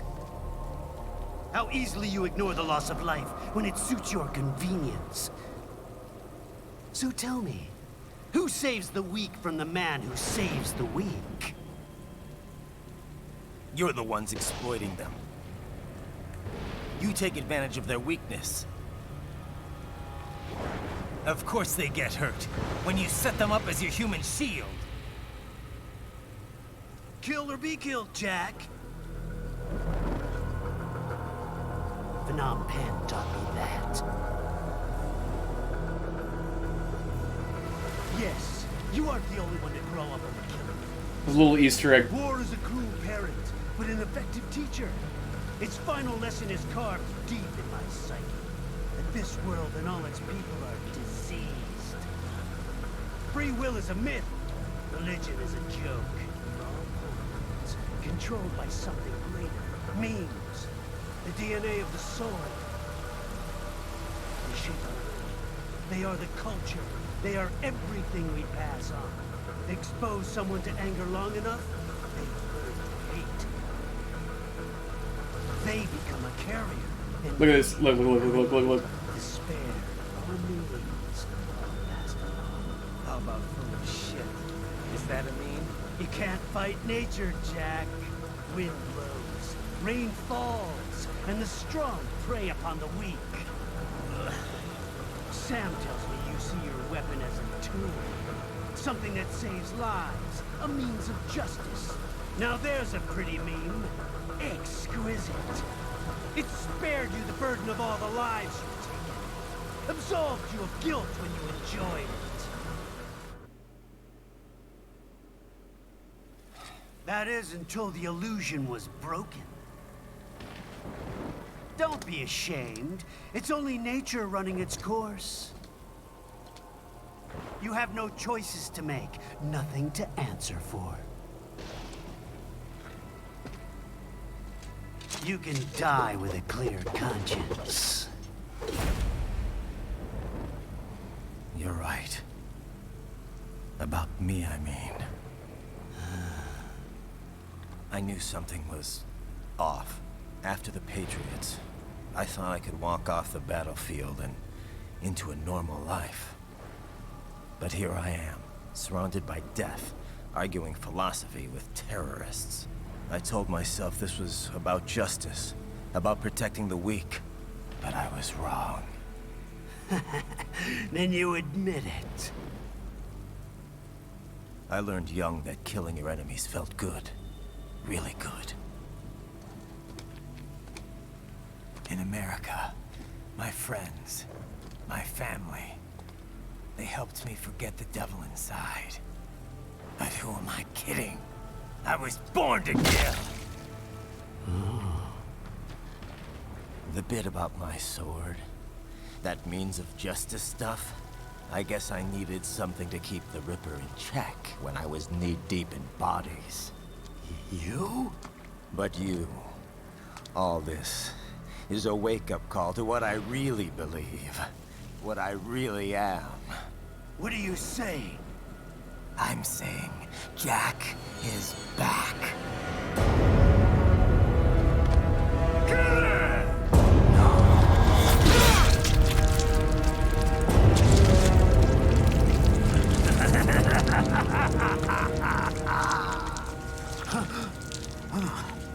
Doctor, turn off my pain inhibitors. What? This is madness. You do it. All right.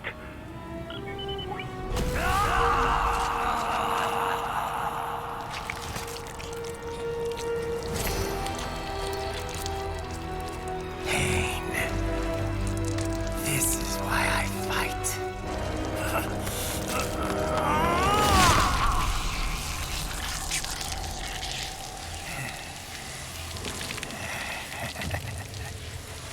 This is my normal. My nature. You've lost your mind.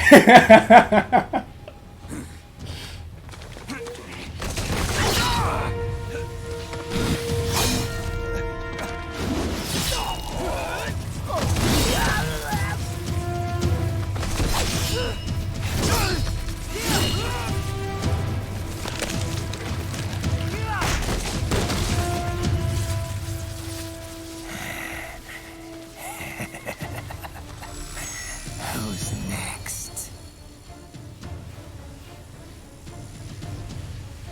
I'll take this dance. No, Sam. Report back to the chief. He's mine. You're the boss. I misjudged you. You are like us after all. Now you're just being nasty. That nickname you love so much. Want to know how I got it? Actually, why don't I give you a demonstration?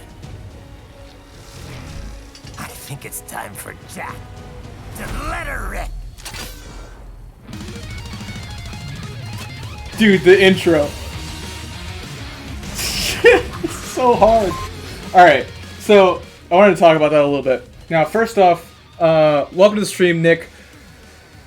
Second off, Nick, the entirety of Metal Gear Solid 2 is about memes. The narrative of that game is memes. You might have missed it. I love that, I love that cutscene because I love when the bad guys are like, wait a minute, what is going on right now? Like, they're, like, like, the bad guys are trying to figure out what the fuck the good guy is trying to do.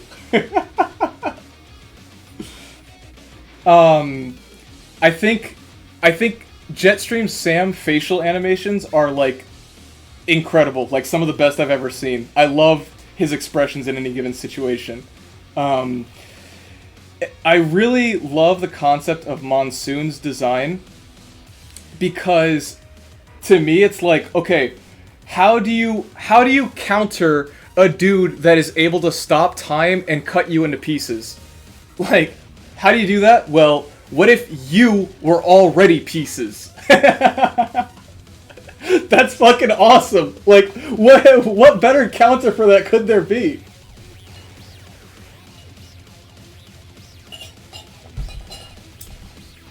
And listening to these two, like, their dialogue is like if two people found out about 4chan for the first time and then they interacted with each other.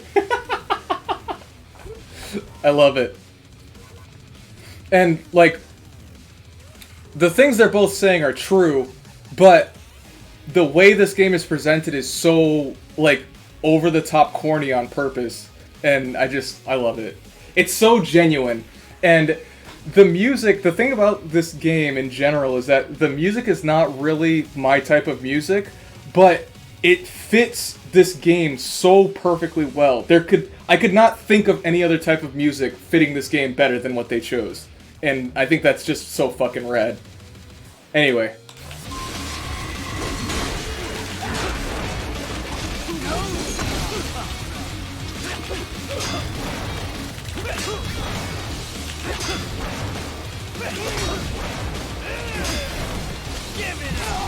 Fuck.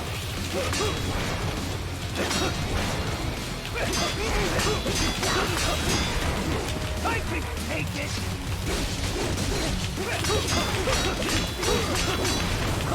Back to the earth!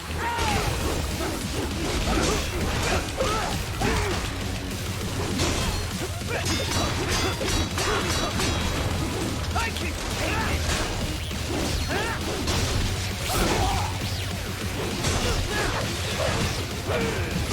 Oh shit.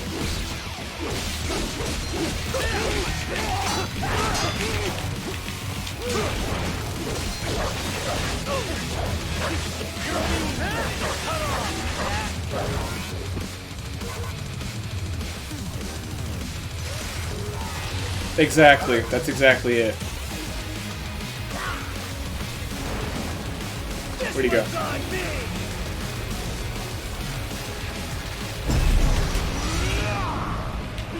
Oh fuck. Too slow. Let's try again.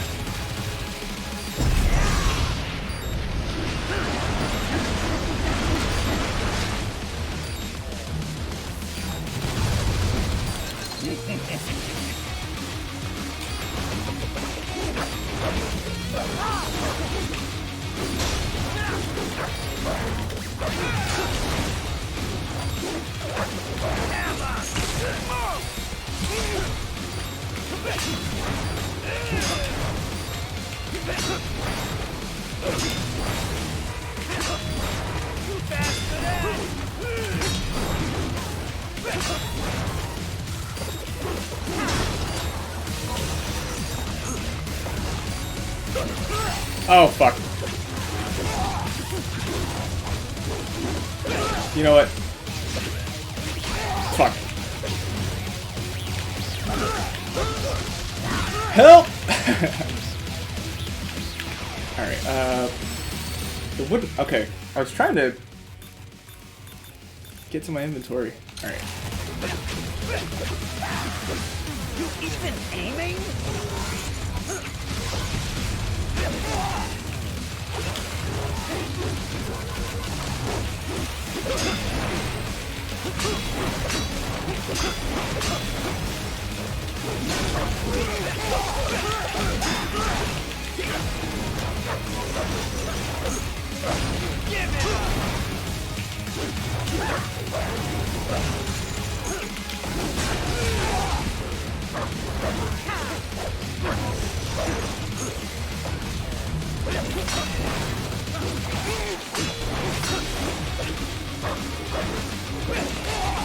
Fuck.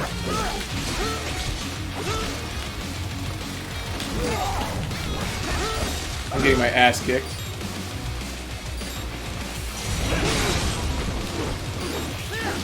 Where's he at? Fuck.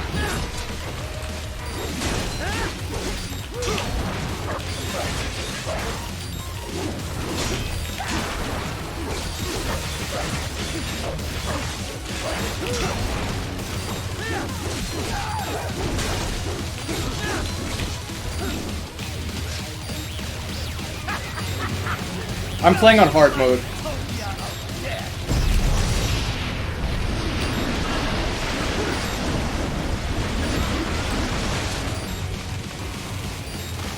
Magnetic force, Jack! Nature!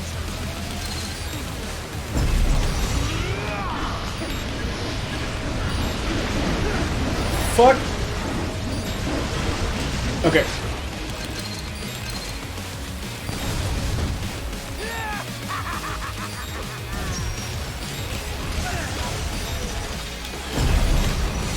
The game specifically gives you, it gives you electromagnetic grenades so that you will use them against him. I was just being stubborn.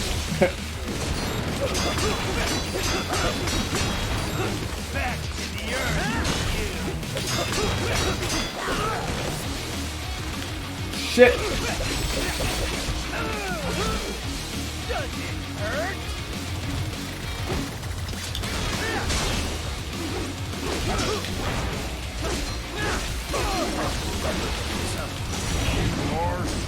Fuck.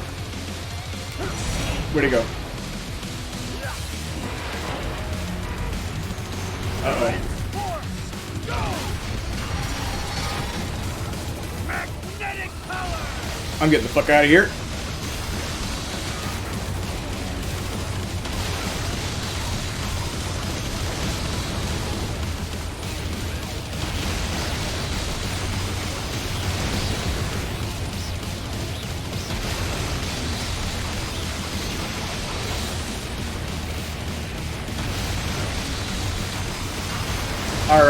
Alright, that's enough. Oh, I guess he agrees.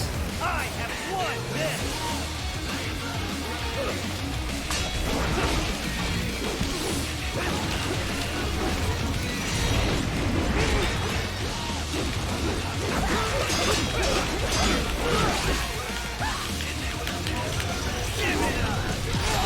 Oh, fuck.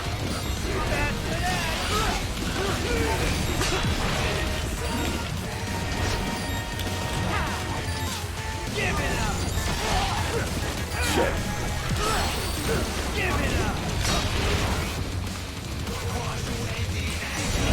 Oop. There you go. It missed?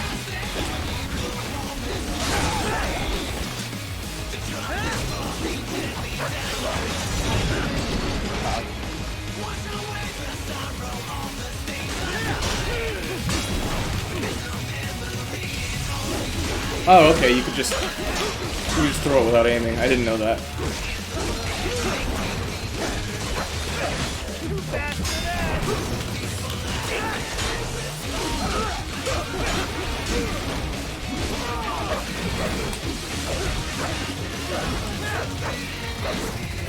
This is just terrifying.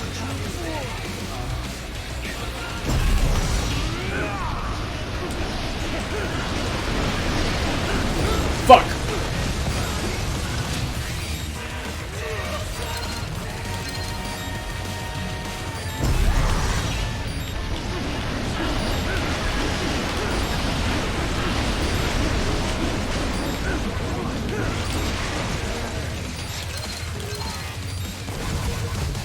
You lost this one! Are you that stupid? Damn it.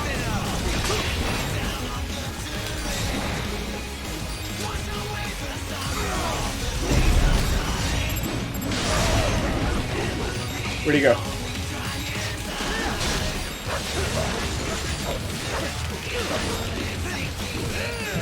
Oh shit.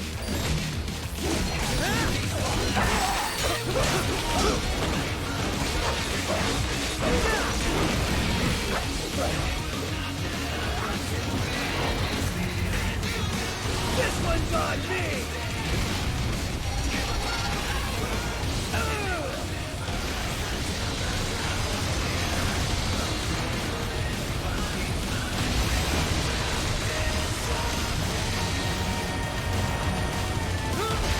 Shit.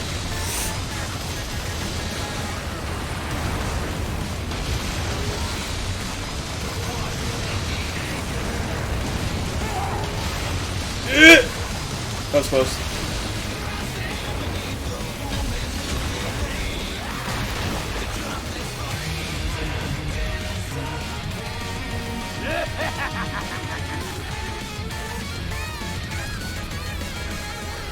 I'll put you under, weakling.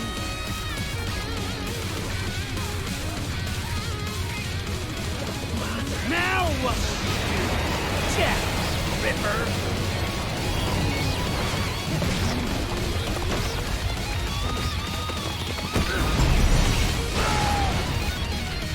Oh no. Shit. You can parry the wheel. I didn't know that. Now what will you do? Jack Ripper! Sorry, I was holding the wrong button. It fucked me up. You're dead! Bullseye!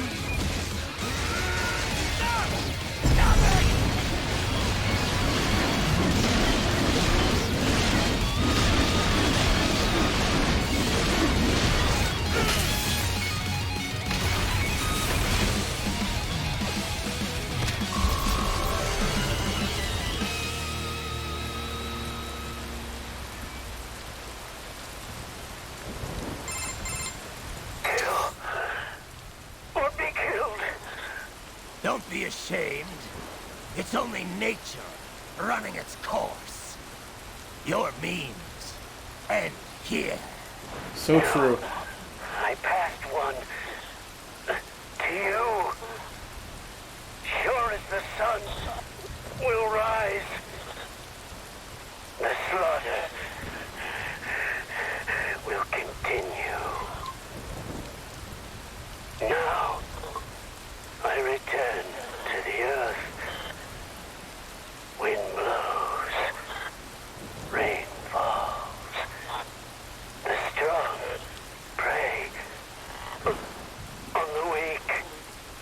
All is as it should be.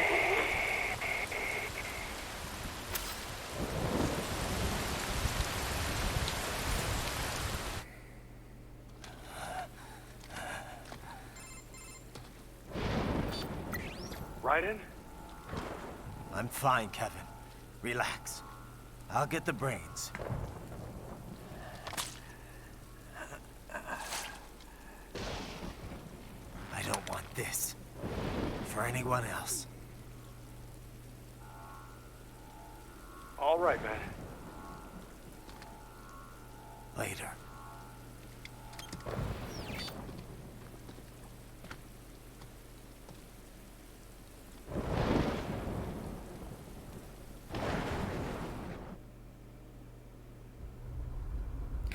He said, rain falls, sun shines, grass grows, and brother, I hurt people. C rank. Ugh, come on. I'm sorry, guys.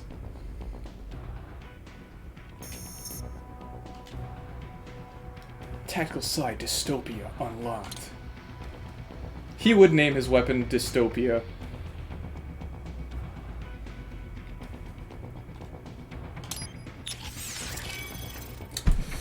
Okay. We gotta get the damage upgrade always.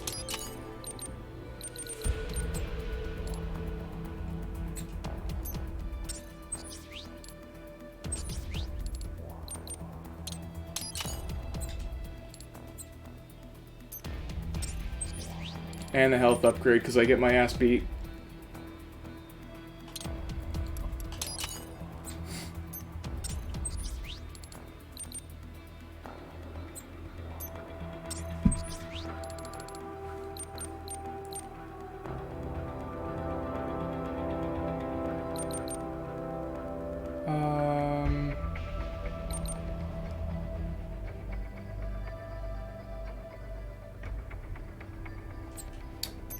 I think I should just put my points into these enhancements.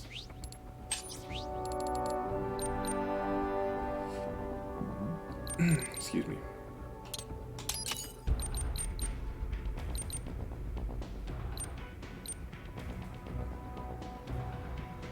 Oh, I don't have enough for that. Okay.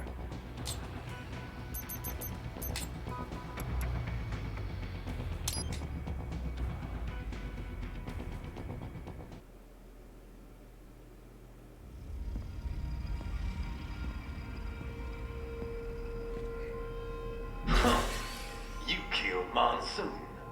I'm impressed. The brains are in the server room undergoing training. Knock yourself out. Go nuts.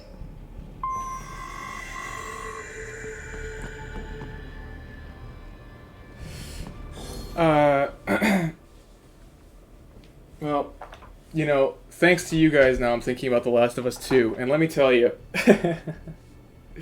I thought the violence in that game was very disappointing. If a game's supposed to, like, try and shock me, then it needs to have better violence and better gore. Oh, let's go to the VR training.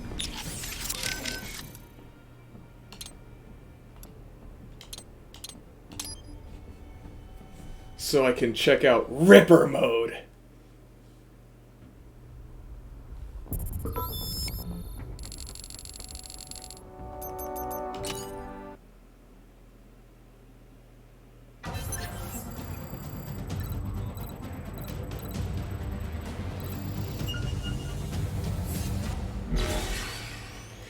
Use left stick and right stick with an energy gauge full to unleash your inner Jack the Ripper and cut everything in sight.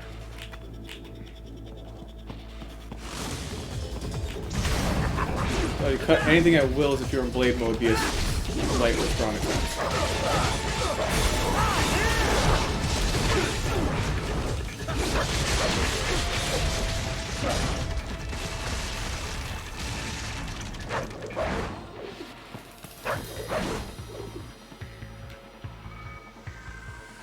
Trigger notice when your battery's fully drained or when you press it again. Okay.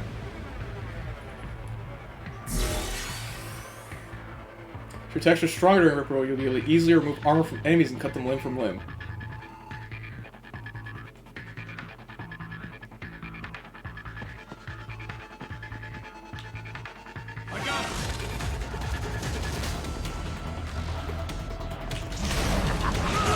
Okay.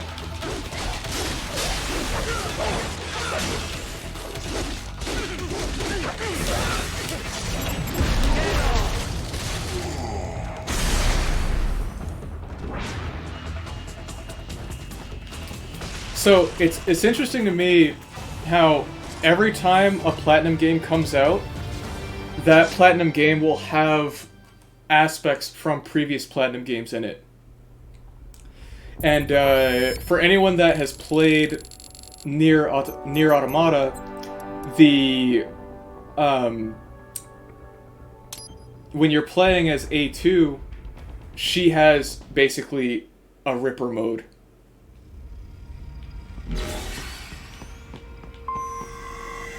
And in any game like made by Platinum, you will see influences from previous games they made in it. And I think that's really cool because it just feels like they love their work so much that they always want to include the best parts of it. And Astral Chain is a really big one too. Our business hours for the day have ended. We are looking forward to your next visit.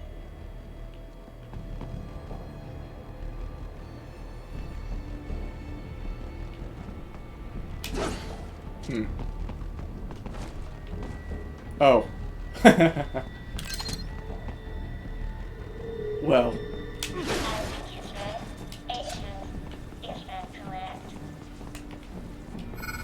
Watch out!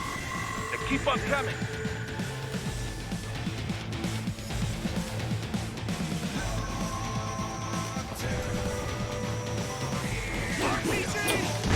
I'm gonna be honest, that whole thing, I liked it better as a mystery. I liked it better just hearing about it and just thinking, oh, that's cool, and then that being the end of it. And people, as they often do, did everything they could to make sure that it's not fun anymore.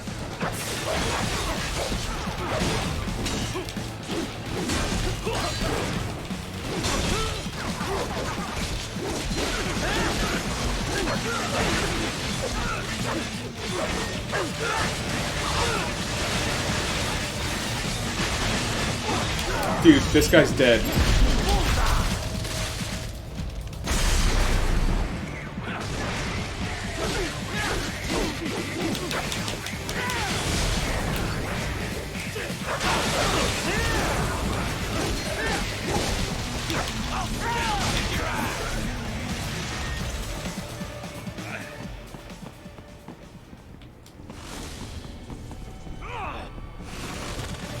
What the hell?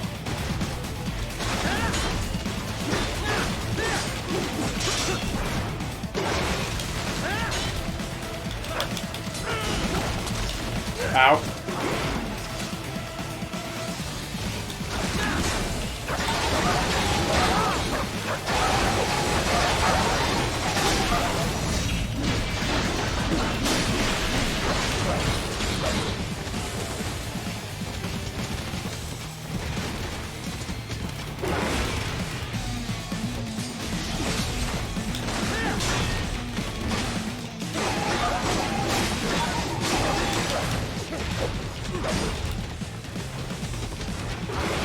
But I think that growing up on message boards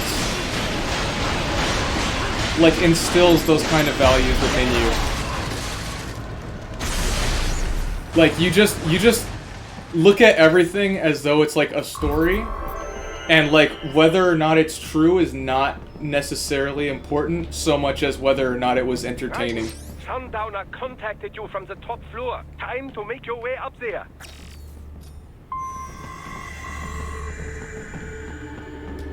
Because realistically, the truth is an illusion, right?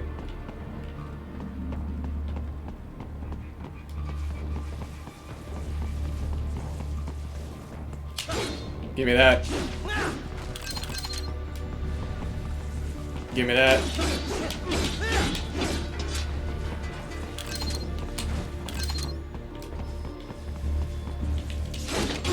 I'm gonna need these.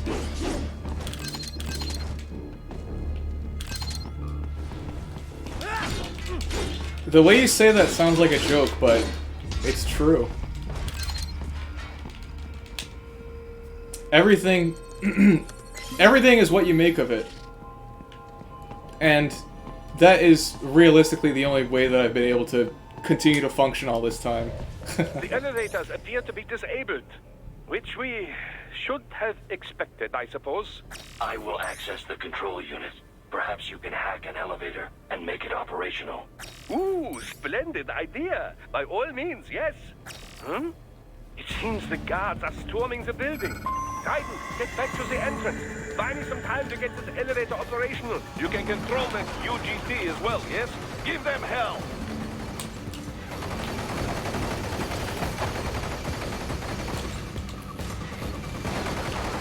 Oh shit. Do not stray too far from the elevators, Raiden. Use the weapons around you to slow them down. Throw everything at them you can.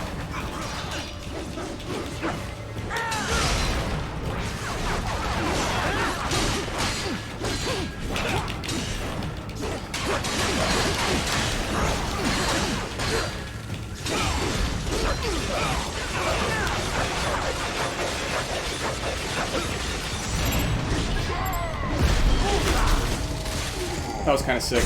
Haha, more classified data. I believe I have all I need for a little surprise.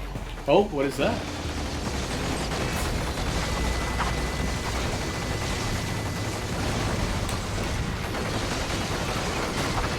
Wunderbar! My hack was a success. Board the elevator rein.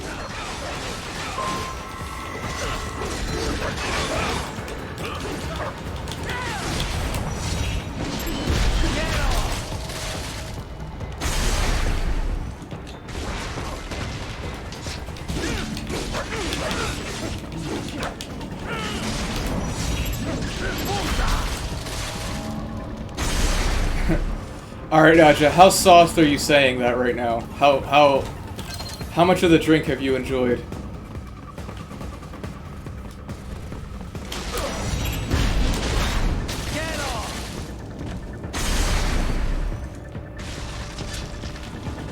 I mean, I'm already here, so might as well finish the job.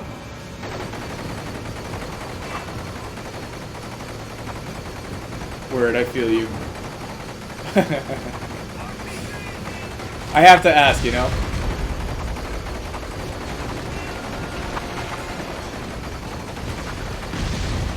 Enough with the guards. Just get in the elevator. Man, let me have some fun. How about that? God damn.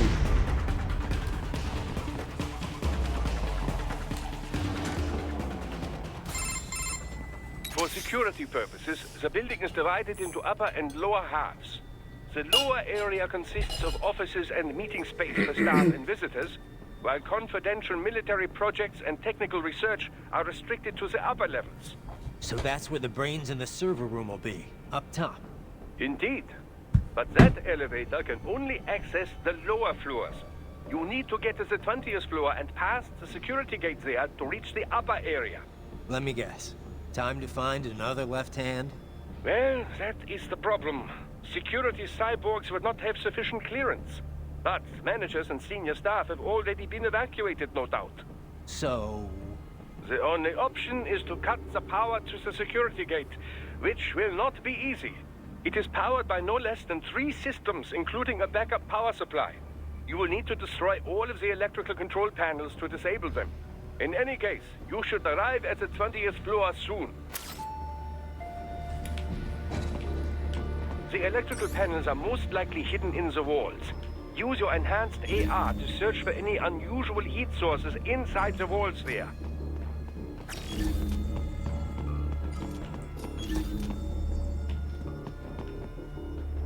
Oh, that dude's got an arm. I'm gonna need that. Fuck.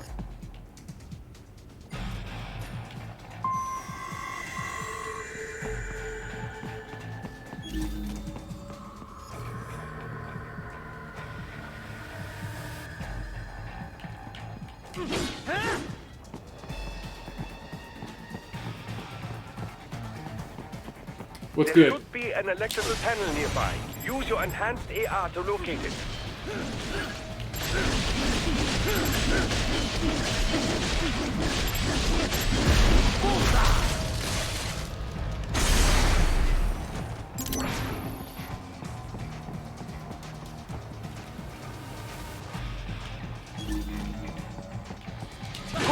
1 down, 2 to go.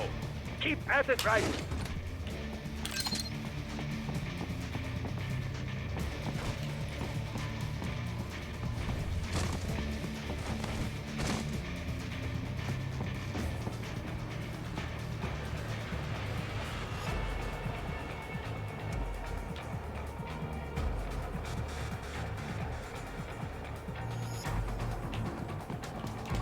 There should be an electrical panel nearby. Use your enhanced AR to locate it.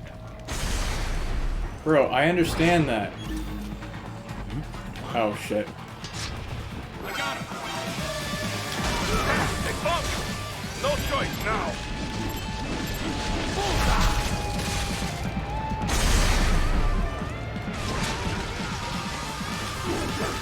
Oh god.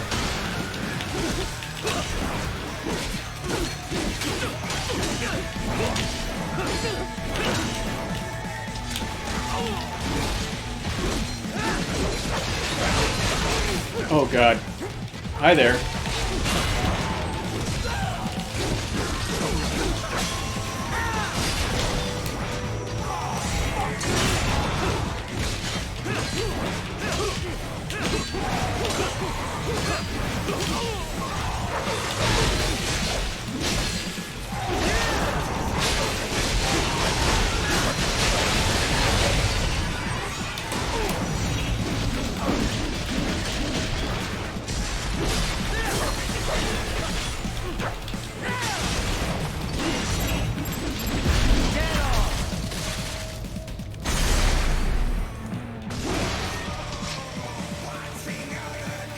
Really? Get out of here. What's that?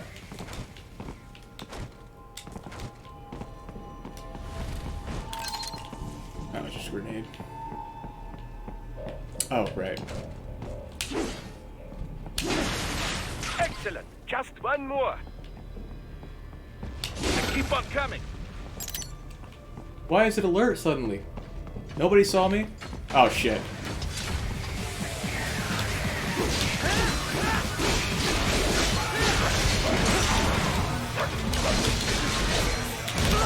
Oh god. Oh! I got comboed.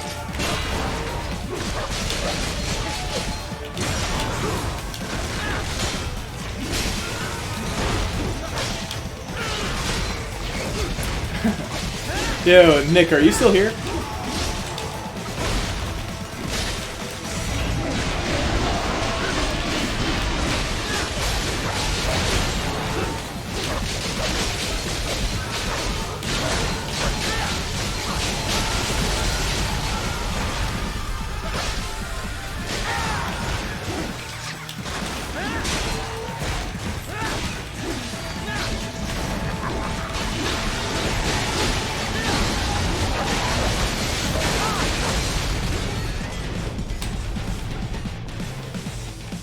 God damn it.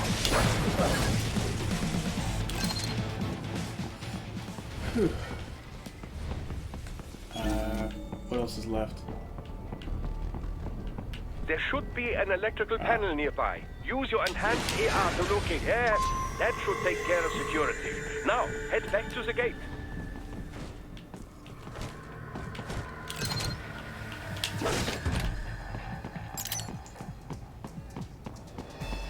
Give me that.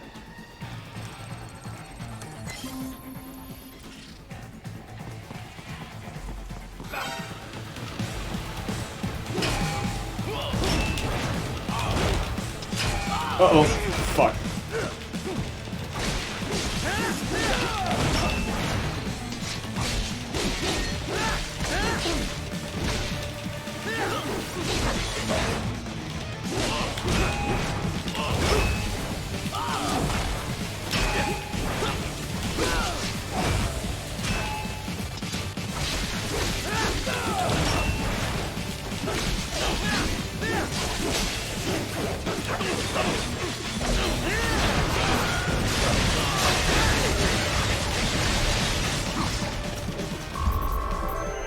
That guy's dead.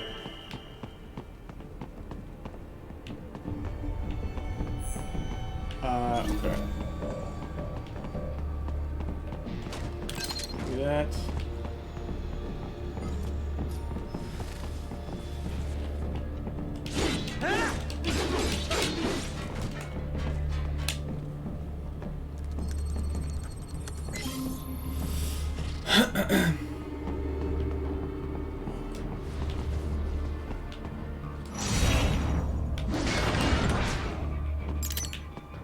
Nice.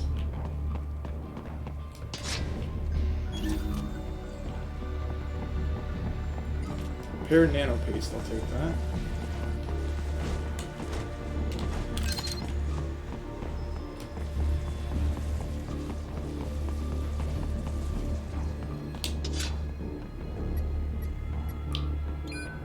Oh, Aja, are you interested in ramen tomorrow?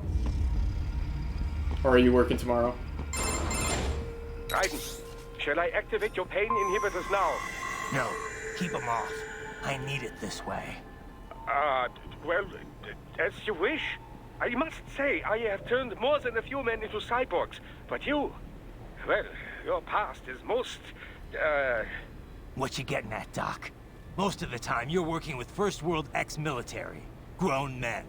Compared to the average Third World child soldier, I can't really complain. Most of them, they're the sort of guerrillas your typical patient gets paid to slaughter. Perhaps, but, This shouldn't be news to you, Doc. Yes, but, Look, just help me take care of those brains after I bring them back. I do my business, you do yours. Yes. That's probably fine. I could, like, try and work it to make it so we meet up at, like, 7:45 or 8. I don't think it should be an issue. They're pouring in from everywhere. This is crazy.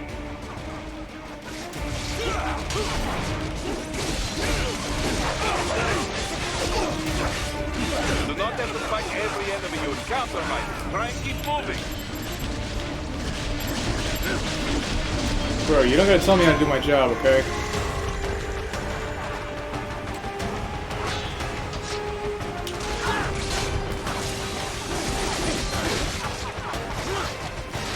Wait. Does this dude have an arm? No. Ow! Double out. Oh god, and I'm stunned? Get me out of here.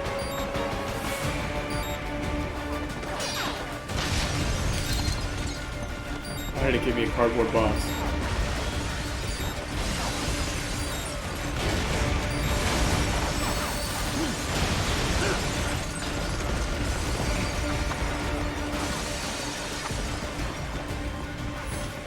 Nice of them to blow open the door for me, yeah? Idiots.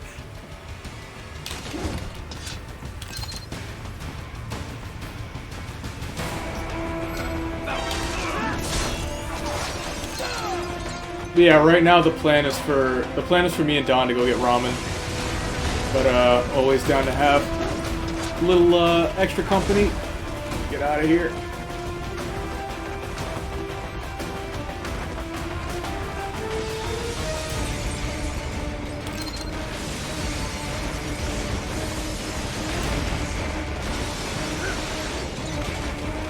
Sounds good.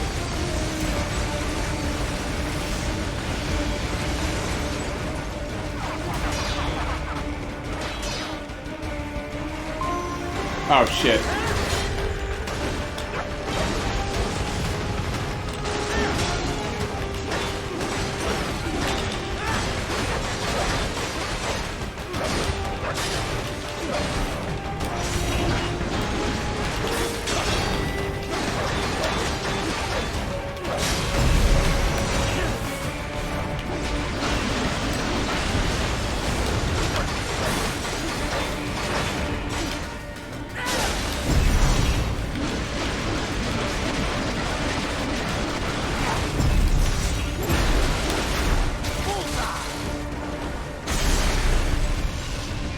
I mean, don't sweat it. My work hours are nothing near normal, so.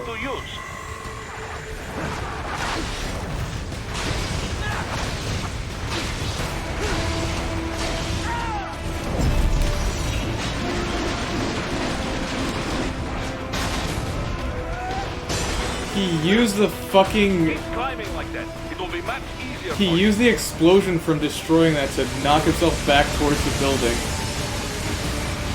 Shit is too raw. Cold Rider, yeah!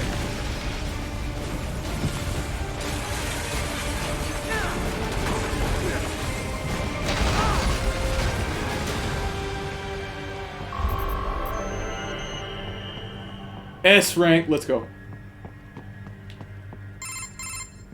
Right away's up now, yeah? Almost there. I have just finished analyzing the latest security data. You should find an indoor garden up ahead. A garden? Sounds fancy. A Japanese garden, to be precise. It is an area set aside for VIPs. Apparently, one of World Marshall's directors is a rather serious Japanese culture enthusiast. All right. So what's this got to do with me? Is there something I need from the garden? Not at all. You need only pass through that area to arrive at a freight elevator. I found a route to the elevator controls through the unit we hijacked downstairs. I have located the server room as well. You can reach it via the freight elevator. Great work, Doc. Elementary, my dear Raiden. Now, head for the garden. The Weeb Garden. If I'm to understand things as I think I do, a lot of people had this as their first Metal Gear game. Which, I mean, you could do worse. Yeah, you could do a lot worse, actually.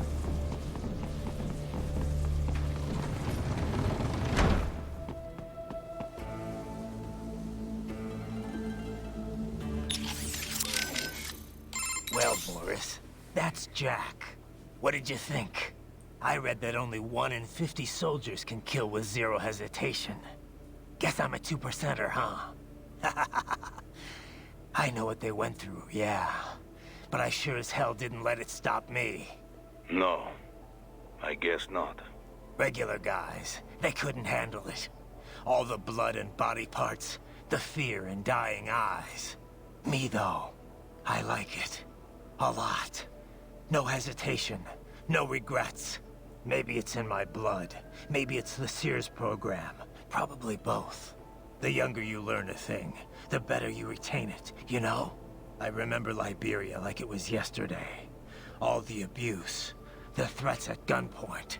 Next thing I know, I'm getting off on cutting guys to shreds. Raiden. But afterwards it was tough. Especially once I got to the US. I got counseling and education. But every time I talked with someone normal, I felt like all the killing I'd done was gonna crush me.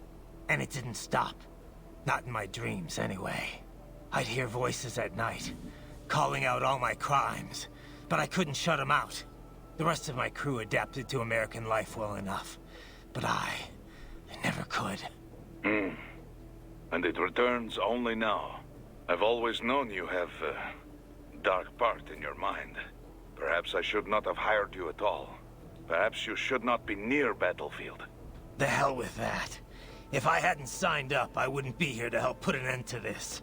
I gotta do what I can to stop that VR training. I'm not the only one suffering. I need to do this for my old friends.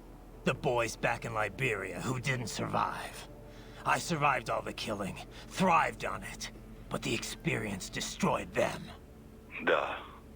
Sorry. I better get moving. I love the other characters are like, yeah, man, you could do that, I guess. If could you go away? You know, I visited a garden like that once in Japan, the Kairakuen, in a city called Mito. Really nice. Taxi ride there was murder, though. I figured the cabbie wouldn't be able to speak English, so I gave him a map, but he still got totally lost. I think he probably got confused because the map was in English. I didn't think that'd be a problem, since it's not like the place names are any different. But apparently, the guy couldn't even read the English alphabet. What? Kevin, what? Courtney. Yeah? You caught all that. Guess I was Jack the Ripper all along. All that talk about justice. And here I am.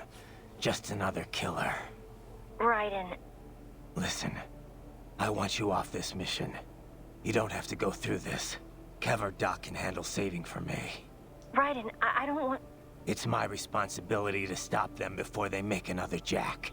It's my duty. No one else's. That's the way it is. Live by the battlefield, die by the battlefield. Raiden, listen. Courtney, this isn't the place for you. Keep working with me, and you're gonna wind up someplace dark. I'm fine with that. What? They're kidnapping kids. They're ripping their bodies, tearing up their souls to make soldiers. I feel like they have to pay for this. If I just quit here, how would I live with myself? Courtney. I mean, maybe I'd be happier going back to school, getting my MBA, making 6 figures. But now I know. I've seen the truth. And I can't just forget it. Maybe I can't do what you can, but come on. At least I can handle your data. So do you want to save or not? All right, we're set. You're sure about this? Positive. Look, you know you aren't Jack the Ripper. I mean, sure, you don't exactly hate every minute of your job out there, but the Raiden I'm talking to right now, he's the same one I've always known. The one who'd put his life on the line to protect the innocent, not just some maniac with a knife. Who knows? Maybe I'm just out for revenge against everyone who made me this way. It's more than that, Raiden. That much I know. In any case, I'm going to stop this VR training. All right. Good luck, Raiden. How's it going with the brain units, Doc? Any problems? Oh, they could not be better. They're being kept at exactly 36 degrees Celsius with a steady, uninterrupted supply of oxygen and glucose. Synchronizing them with our equipment posed some difficulty, but everything's perfectly stable now. That's good to hear. What kind of VR are they getting? I've prepared very comfortable rooms for each and every one.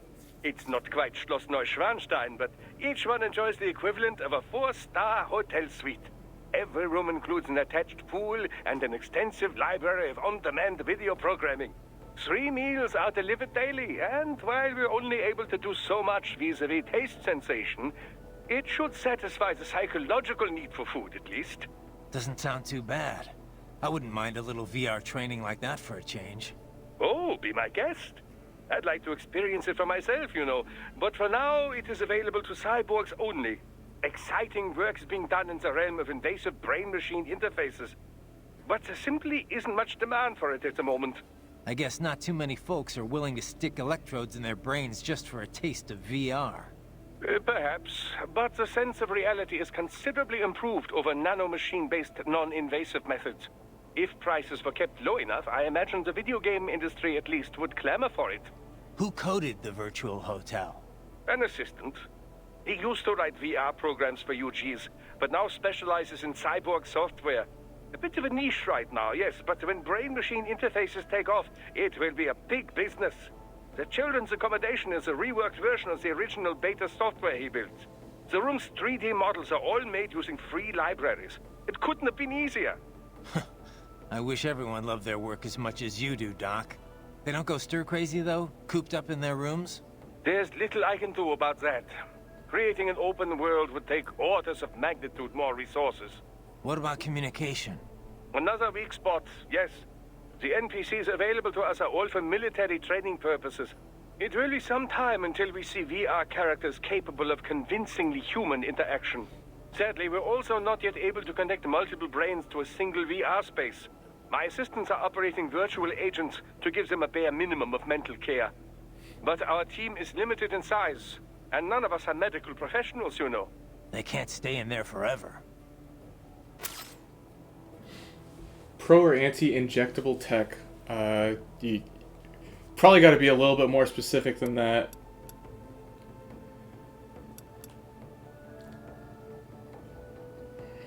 But if you mean like VR, I'm generally against it. Right. I have reached the 20th floor. How should I proceed? I thought you specialized in scouting, Wolf. My apologies. I performed much better in the city. It's fine. Check in with Doc. I bet he can help you out.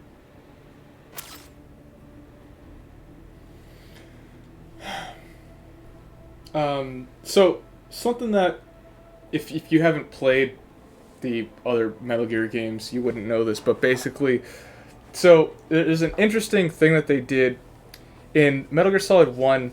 They basically have a VR mission, like they have some optional VR mission stuff you can do just for fun.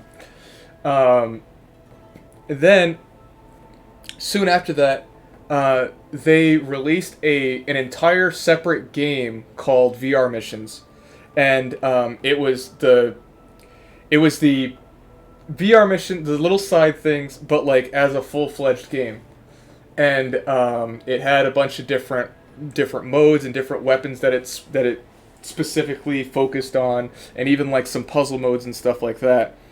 And the implication of the training that Raiden went through before the events of Metal Gear Solid 2, his VR training was playing that game, and Raiden is meant to be the main character. Sorry, he's meant to be the player. He's meant to be the person playing the game.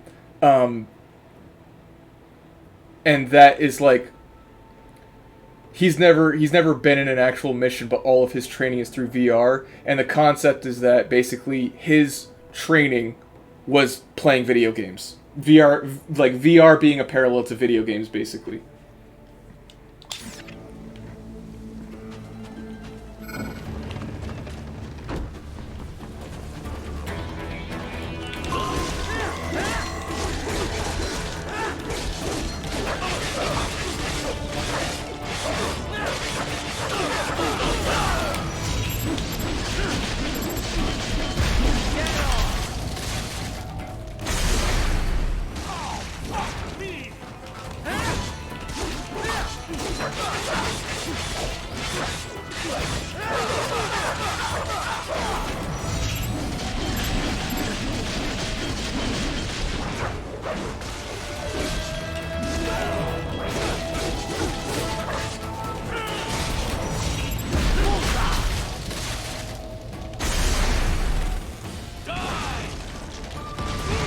Oh, okay. What the hell? Fuck.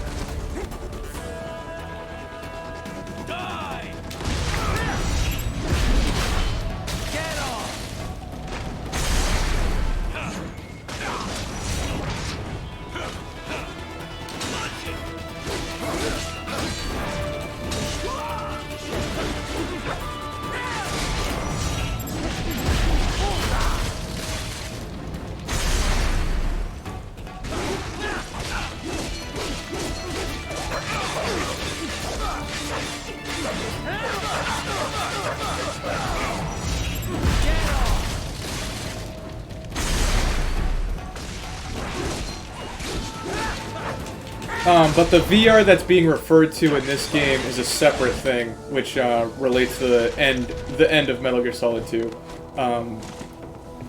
So that's not related to the playable game called VR Missions. Now, a lot of people understandably think of VR Missions as being like a cash grab. And oh no! Oh wait, I got it. Nice. And like, I think it's reasonable to like come to that conclusion, to just think that it was made for the sake of like paying money for like part of a game. But it's also a very interesting narrative tool that people that played both the VR Missions and Metal Gear Solid 2 might not have come to that conclusion, because how do I put this? Because I won't say it's not explicitly stated, because it kind of is. There's a point where Raiden says, "Oh yeah, I've completed weapon mission blank and weapon mission blank," and though the missions that he names off are the final missions in the game, so by association, he is explicitly stating that he did go through that game. But it's also like, you wouldn't necessarily remember what number the final mission is of that game, so it makes sense that you wouldn't necessarily make that link. And like, I didn't remember it. The main exit is sealed. I consume a lot of material related to these games. Was connected to a corridor meant for transporting materials. You can take that to the elevator.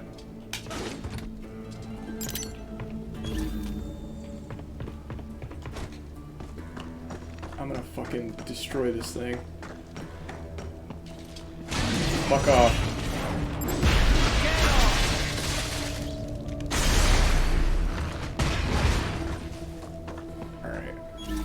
That dude has an arm.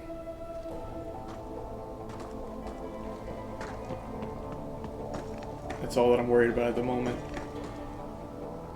Oh god, there's a fucking Mastiff over there. Okay, we're actually gonna go over there first.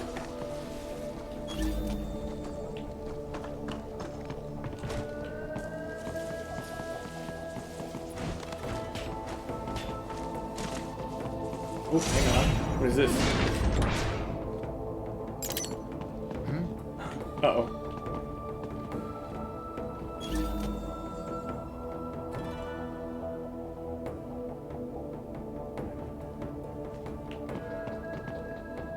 What the hell? He just fell down? Okay. Well, that saves me a lot of trouble.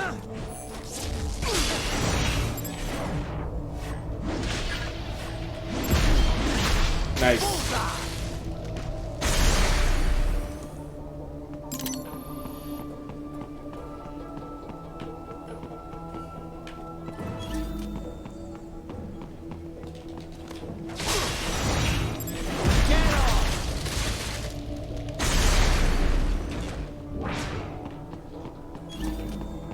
I specifically just don't want to deal with that guy. That's it. I don't mind fighting any of the other enemies, but I'm not fighting this dude.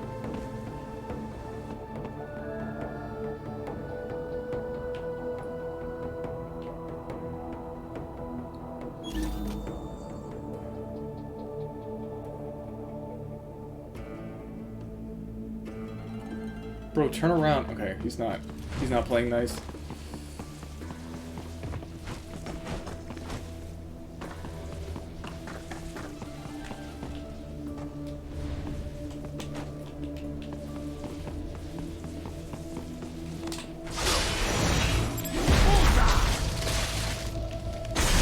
You are in the way.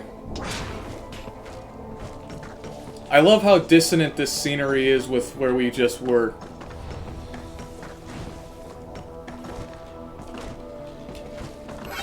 No fucking way! Oh my god.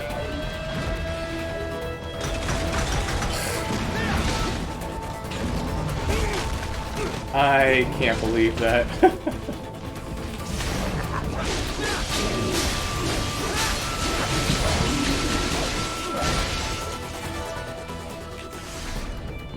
The moon is flat. Dude, what are you talking about? What do you mean the moon is flat?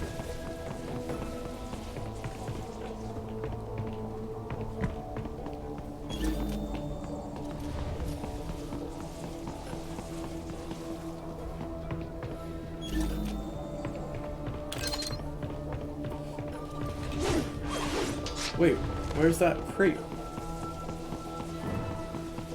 Oh, is it on top of the building? No.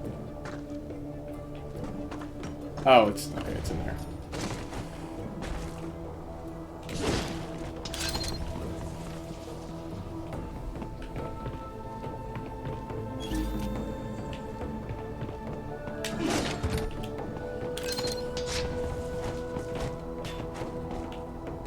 Oh, give me this.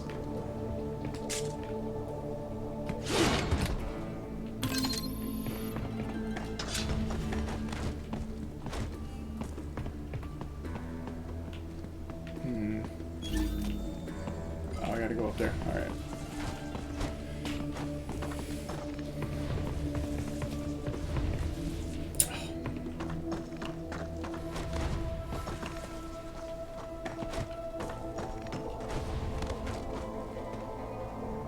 Oh, okay. Are you talking about in the game? Because it's a wall. This is all fake scenery. It's just a wallpaper. All right. Follow the catwalk straight ahead to reach the elevator.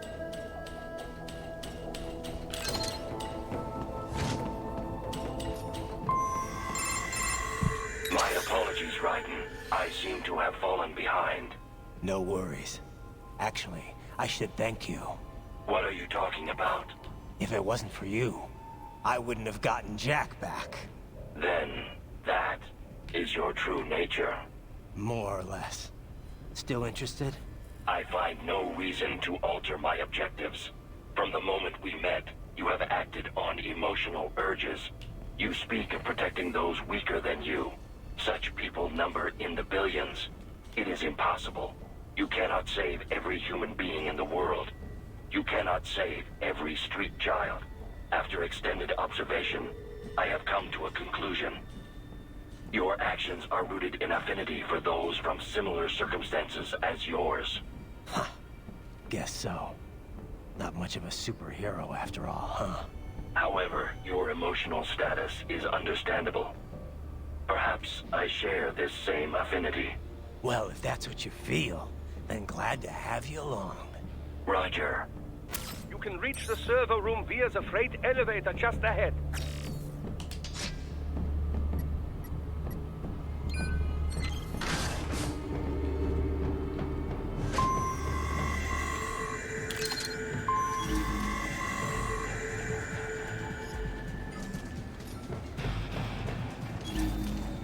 Oh, this dude's about to get it.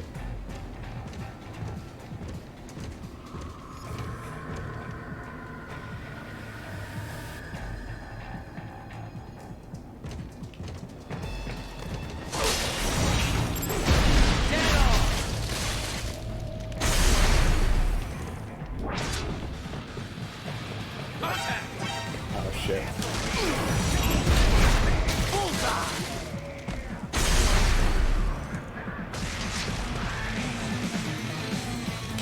Hang on. Let me in.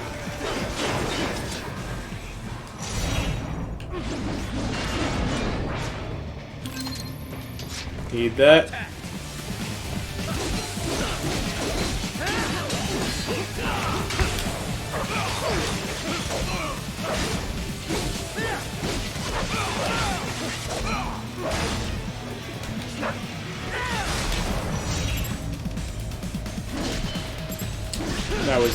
That was not good enough. God damn it.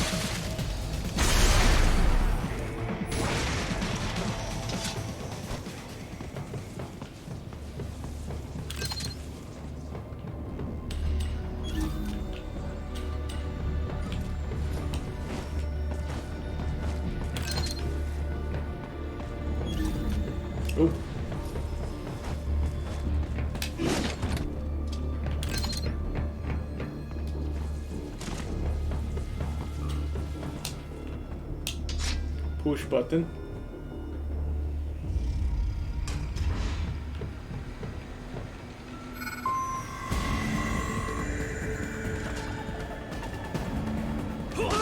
Oh fuck, I thought he was gonna go for a sword attack.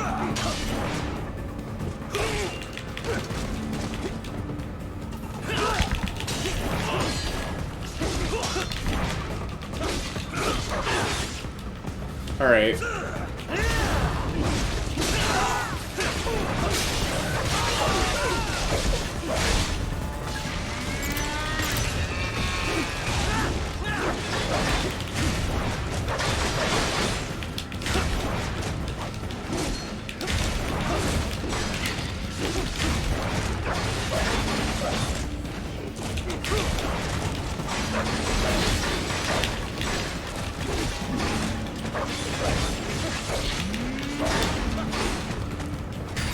Oh god.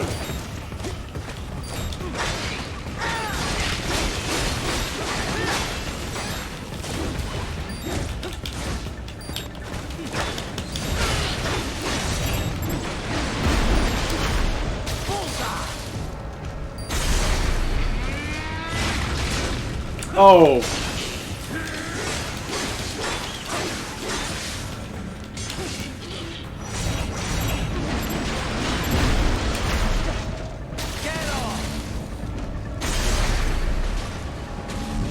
Alright.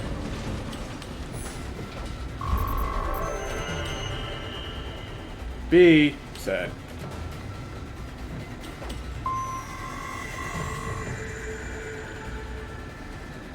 Look up, Raiden! Another freight platform! Look out! Incoming! I'm not dealing with you guys.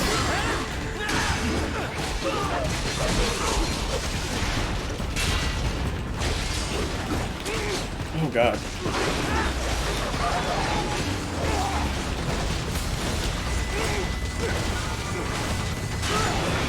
Dude. I'm out of here.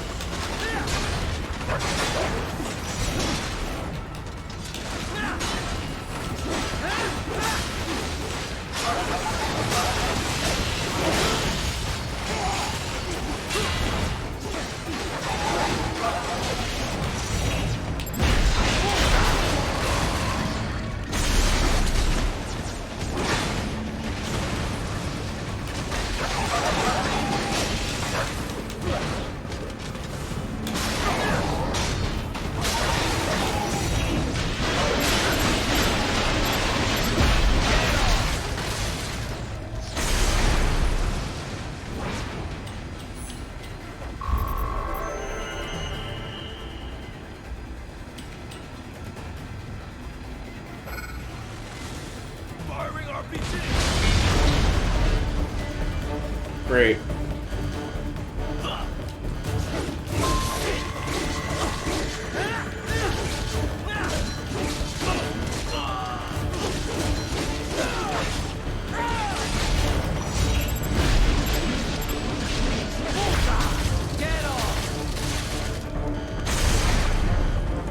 Careful, Raiden. The elevator cannot take much more of this.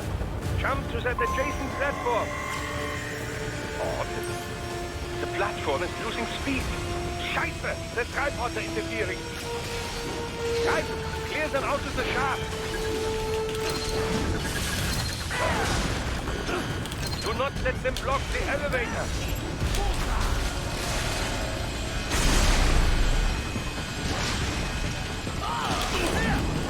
Get it.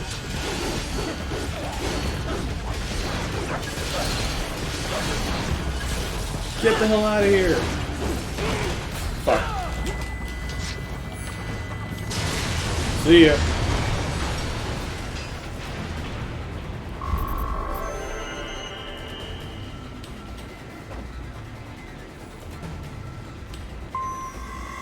They are deploying security from the top floor to the freight elevators. Your path to the server room leads right through them.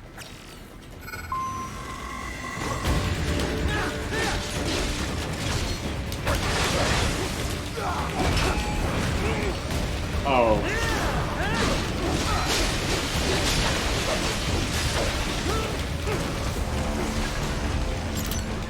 feel like dealing with that moron. Fuck.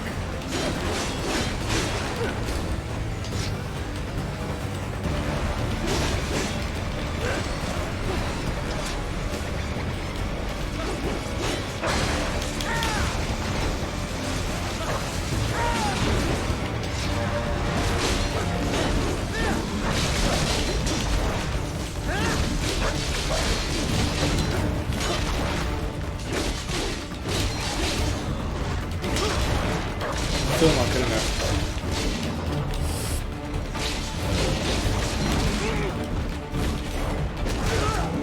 Why did I do a slow motion for him doing a combo on me? What the fuck?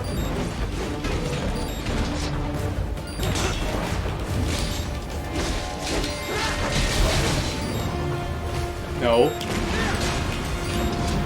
Double no. Yep.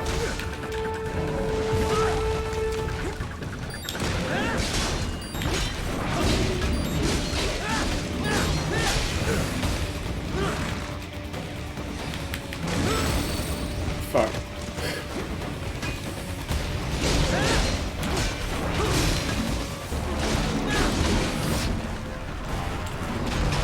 He still tracked me with that. Oh my god. Alright.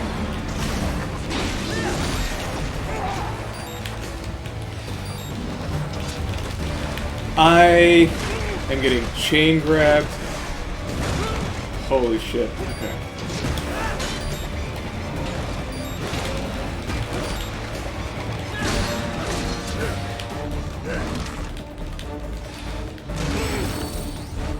This is a beating.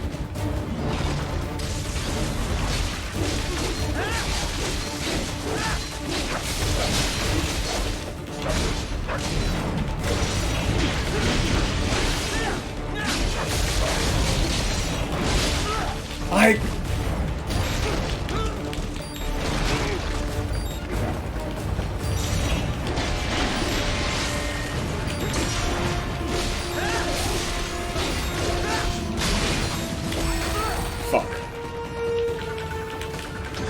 No, no, no, no, no.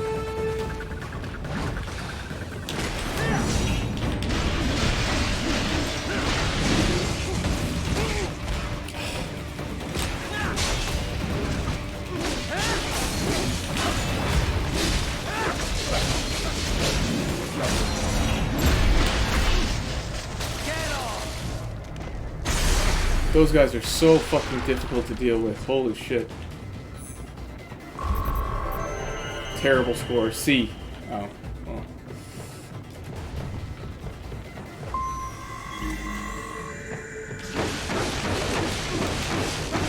There's gotta be something behind here.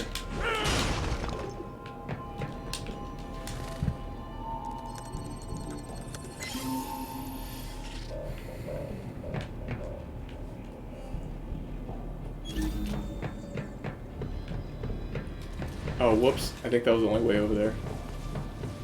Unless I can just slice through here. I cannot.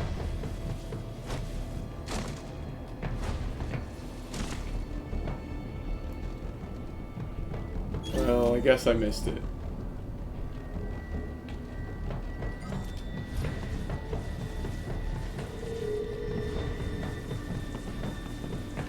I just had to break everything.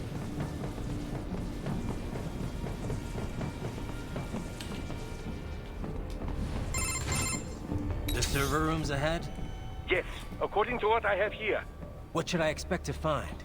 If they're VR training those brains, I'm guessing it won't look like your typical IT department. Quite right. Most of it will likely be occupied by life support units. Feeding oxygen and nutrition to the brains they have stored, you know. They will also need a server to feed them the VR data, but in terms of structure, it's really more brain storage and maintenance than a server room. But no doubt it makes a convenient euphemism for what they are really doing there. Yeah, like how CIA agents refer to where they work as the company. Indeed. Something like that would never arouse the suspicions of rank-and-file staff who may hear it. And I'm sure those complicit in this operation feel better not calling it the VR training room. Even something so simple as a name can help one ignore the truth of what they are doing. Truly fascinating how the human brain works. So this, whatever room, that's where Sundowner's waiting, right? If he wants a fight, I wish he'd just get on with it. He didn't seem the type to run and hide. Well, he is in charge of security, but I suspect this is not about business. If I had to guess, I would say he is toying with you, testing you, perhaps. Whatever he's doing, it won't change what's going to happen once I finally catch up with him. He's gonna kill him. Spoilers.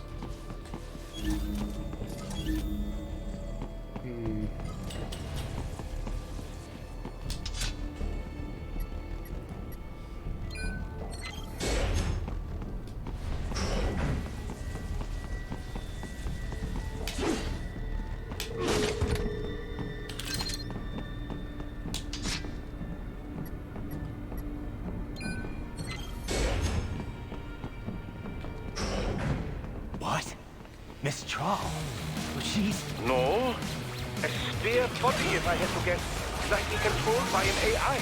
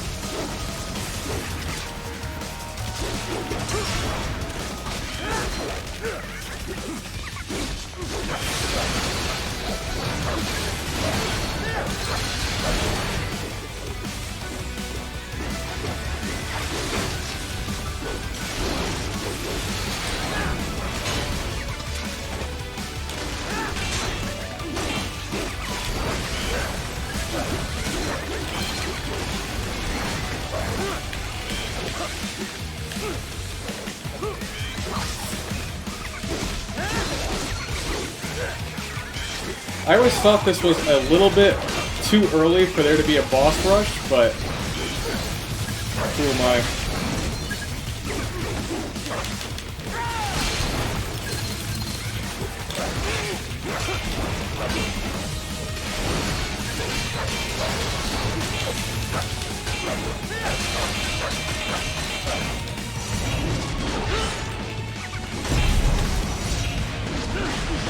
Bro, come on, you know me.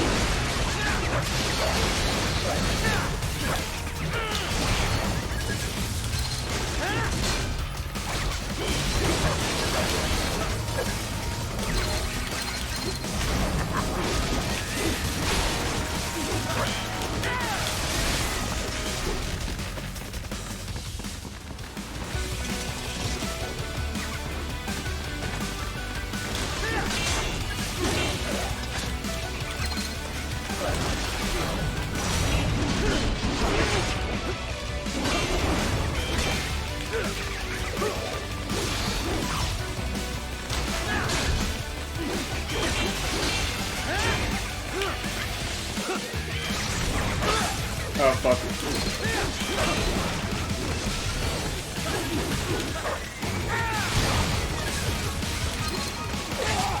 Out.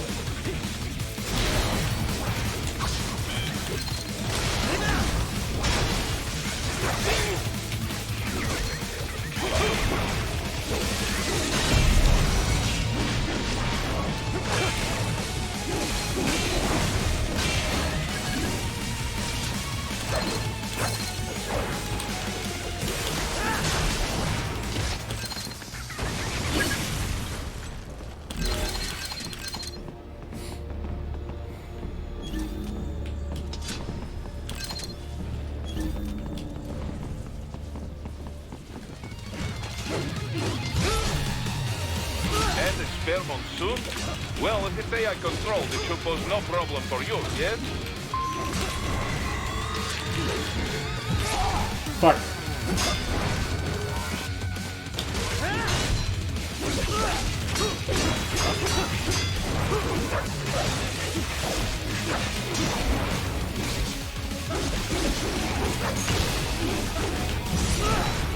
Fuck. Oh, come on!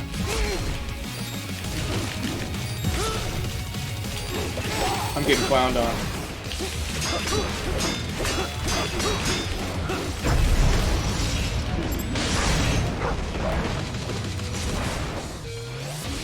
Where the fuck? Oh my god.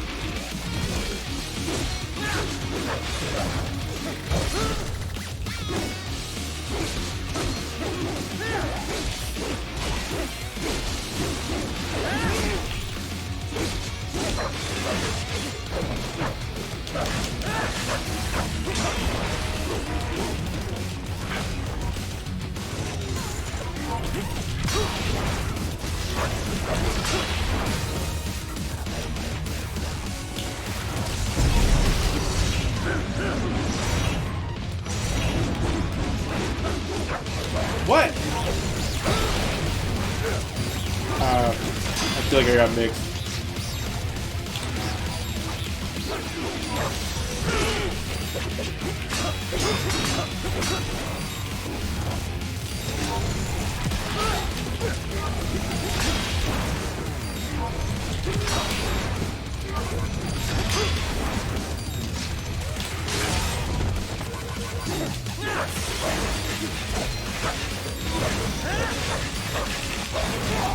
Ow. Oh, I'm hella dead. Okay.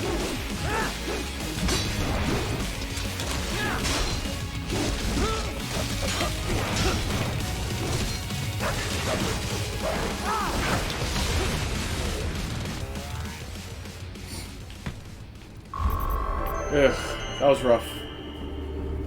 But I'll take it.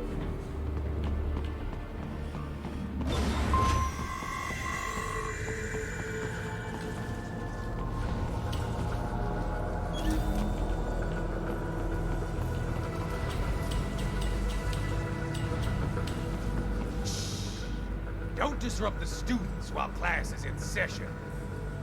I believe you're familiar with the lesson plan. The same regimen you went through in Liberia. Effective program. Just look how you turned out. Of course, running it in the real world just got a bit too complicated. Doing it virtually, though, no fuss, no muss. Straight to the brain. It's like a dream. Well, maybe dream is the wrong word. They do kill some POWs, some civilians. They enjoy it, though. We give their pleasure centers a nice big jolt every time. Plus, they get a shiny new body as a graduation present. Another thing you have in common. I chose this. They're kids, you son of a bitch. And kids are cruel. All people are by nature. They just lose touch with it as they get older. Start thinking they know right and wrong. That's immoral.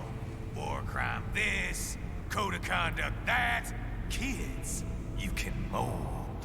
Manipulated to performing all kinds of atrocities. And there's nothing like a good atrocity to keep a war going. That's why I'm shutting you down. You just don't see the bigger picture, do you? Jack did let her rip. Say you bring this whole place down. Waltz out of the rubble with all these precious brains. Nothing changes.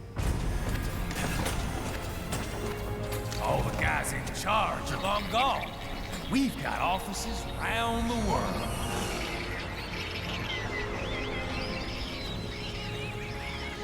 We're just suppliers. We don't create the market for war. And who does? The Patriots are gone. Those guys just manage the war economy. They didn't invent it. Did you think every battle in history was all part of some big old conspiracy? Bullshit! War is just part of who we are. Why fight it? Anyway, none of this will matter in 3 hours. Demand for PMCs is about to skyrocket. Like The good old days after 9/11. What are you talking about? Not here. Follow me.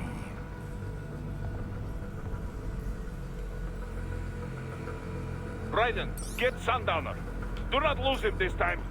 I mean, I was planning on it.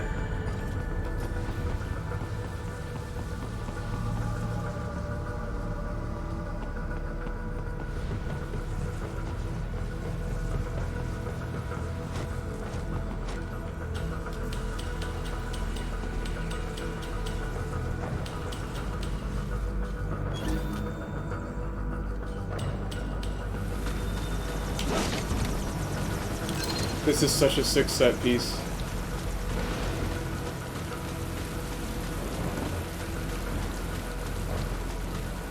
And I am woefully underprepared for it.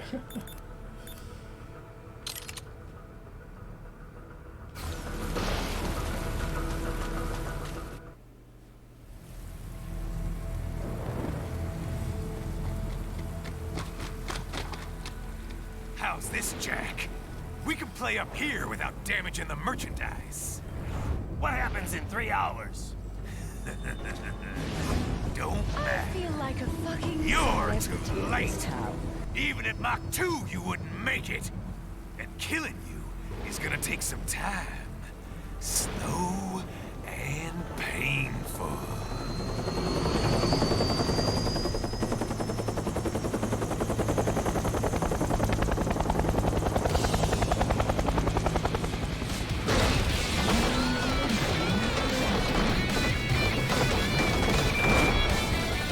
Like I said, kids are cool, Jack. And I'm very in touch with my inner child.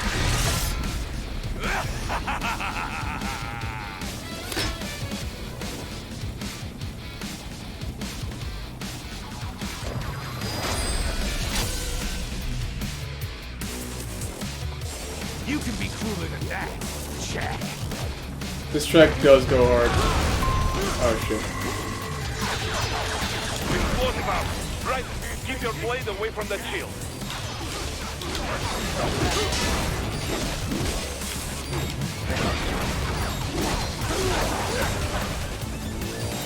Your body should analyze it for you. Show you where to attack so it does not detonate. If you can only hit the right spot with your blade, maybe you can drop his gun.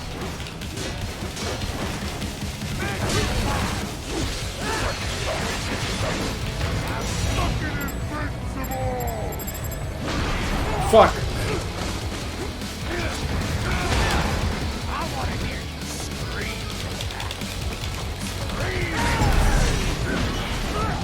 Damn it. Okay.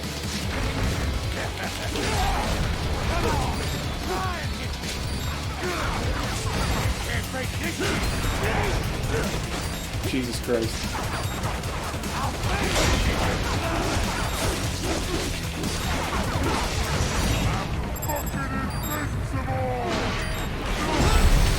I thought I destroyed it. Fuck.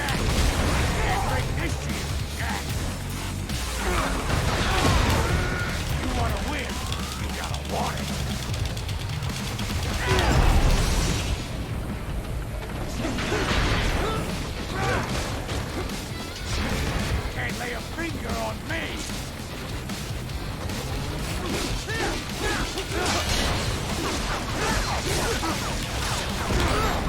Dude, okay.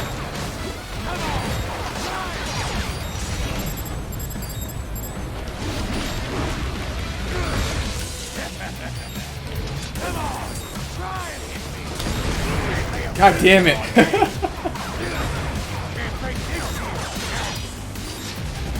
I need more energy.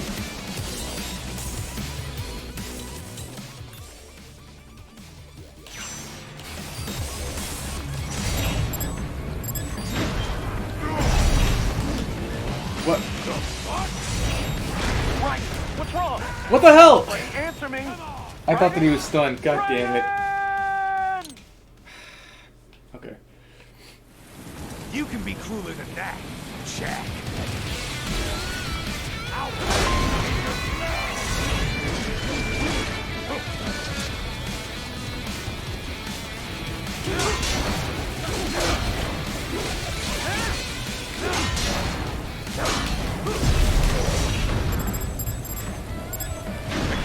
God. Ryder, keep your blade away from that shield.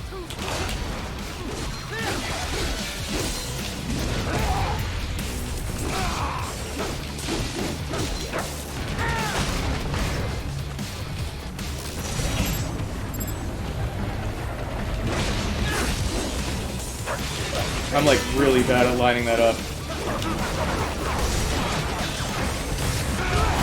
Fuck.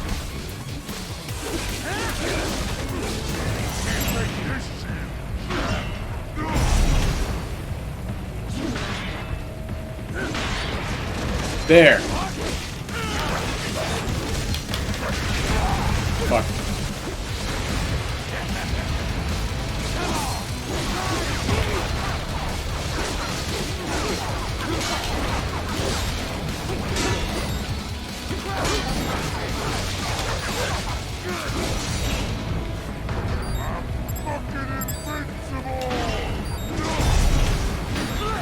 Damn it, I did not mean to swing there. That just always makes him explode, alright.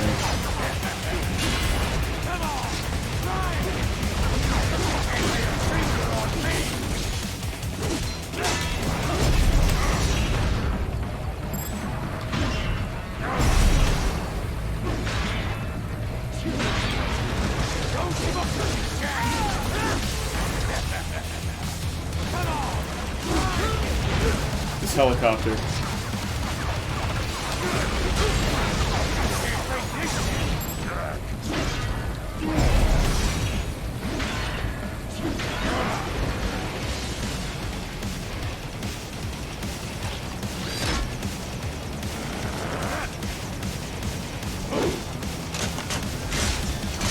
I'll slick you in two.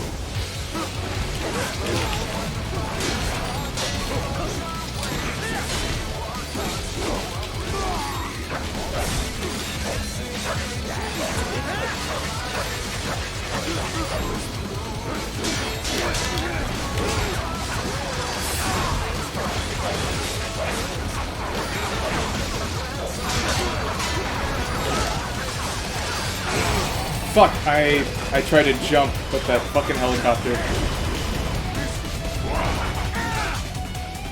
Son of a bitch! You got me!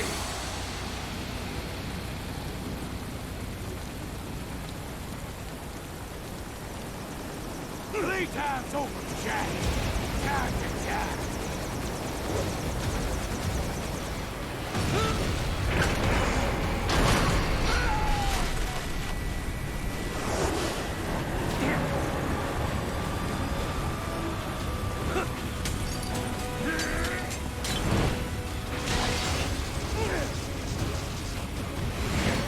And for some reason this allows him to drive it.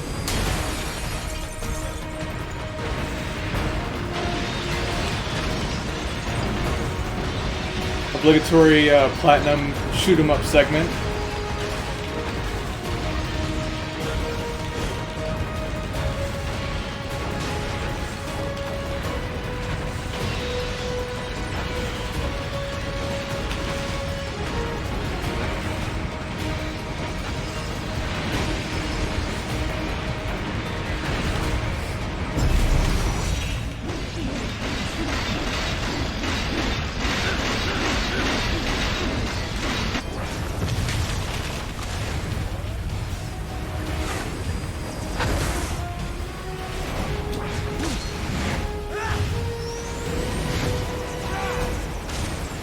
Hold that shit.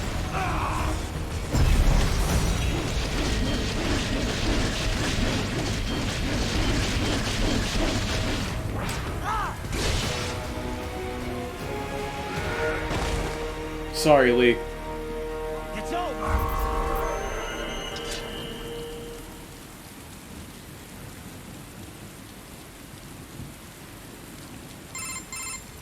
Attaboy, Jack. What happens in 3 hours? He'll launch Operation Tecumseh. Who? Armstrong? I've already said too much. I have a call to make. Got yourself shaving? Asshole.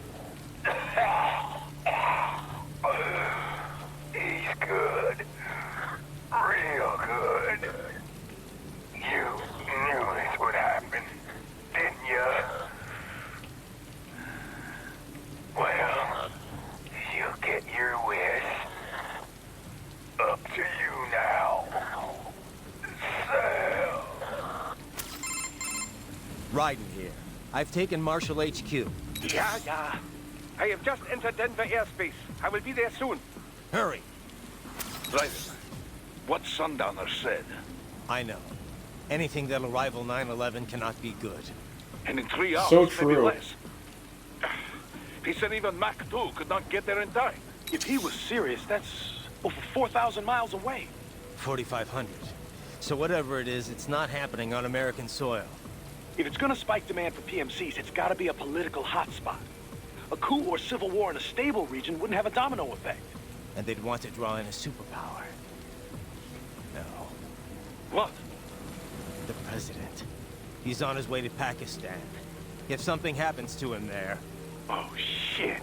The War on Terror Part 2. Contact the military. Official channels are frozen since Mexico. Unofficial channels would take too long. Besides, what's our proof? Who's gonna believe us over World Marshal? Then we have to get there first. Невозможно. Impossible. It is the other side of the planet. Even if we were in the world's fastest jet right now, it's not even close. Hold up. It's not a jet we need. Courtney? An RLV would make it with time to spare. That's... Mach 23 if we're talking 1 atmosphere. 17,650 miles per hour. That would make Pakistan in under half an hour. Right. Contact Solus.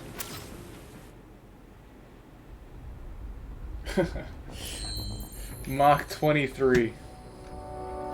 C rank. Ugh. Come on, man.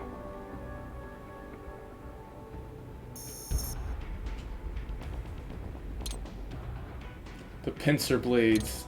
I think I'm gonna use those. Because I'm pretty sure that weapon's like fucking insane. Don't do this to me.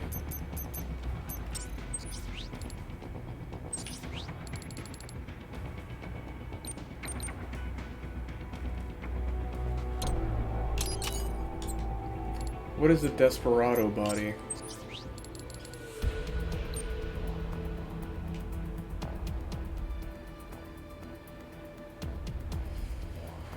Performance systems frame are identical to those. Oh, it's exactly the same. It just looks different. Okay.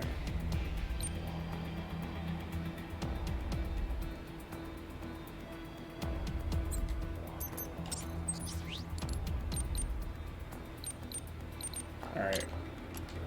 For giant high-frequency machetes that can be combined to form massive shears, difficult to follow in motion, they are particularly effective at catching prey off guard. Developed under careful analysis. Okay. Give me that.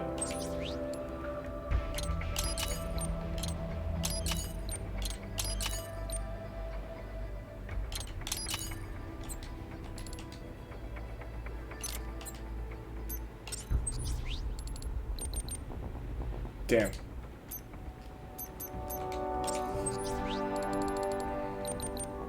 Turbulence.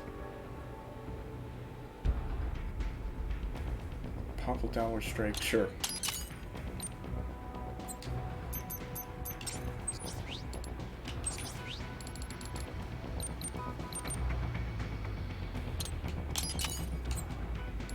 Alright.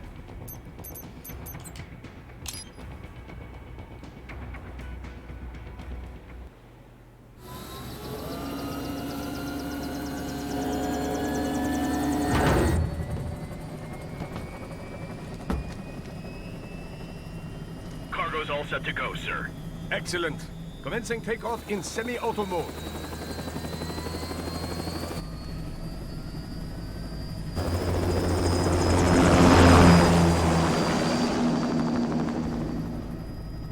You know, this kind of space launch once required days of preparation. Solus has been conducting test flights almost every day for the last 6 months. As long as we're not breaking atmosphere, they said they can reroute today's flight no problem. Amazing. The Earth is the cradle of humanity, but mankind cannot stay in the cradle forever. I'm only going as far as the thermosphere. This thing can't pass the Kármán line. That lunar vacation will just have to wait. And here I was hoping you might bring me back a monolith. Scheiße! 2 bogies closing fast! Is it? Who else? The flight pattern suggests unmanned MQ-320s.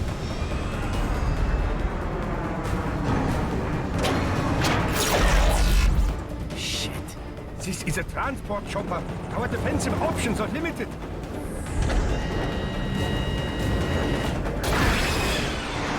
Missiles incoming!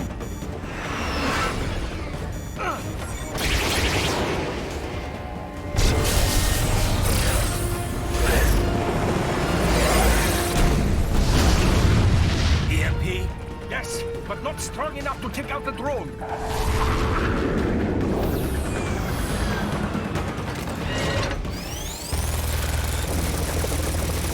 Here they come! I'll handle this. Ryder! Have a nice flight. And people say Germans aren't funny.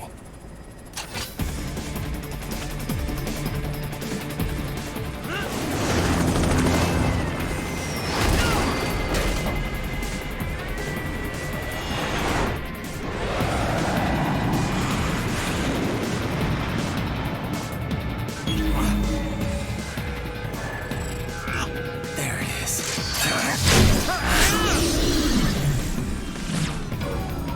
All right, bring the chopper around.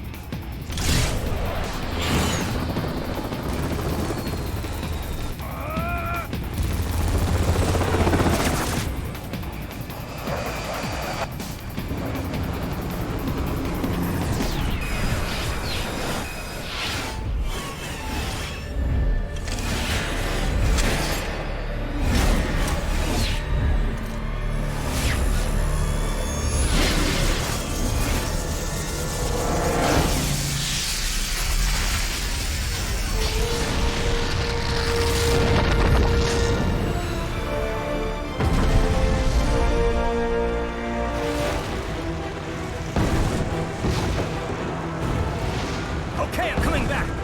This is easier said than done, you know. Very good.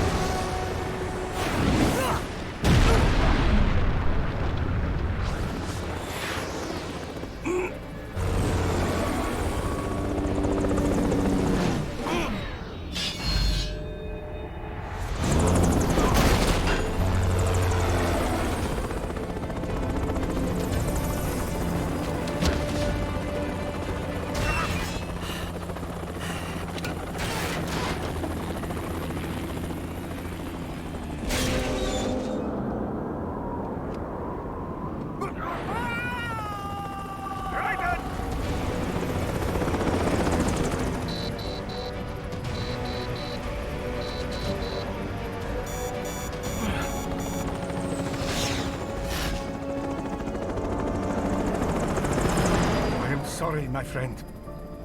Your sacrifice will not be forgotten.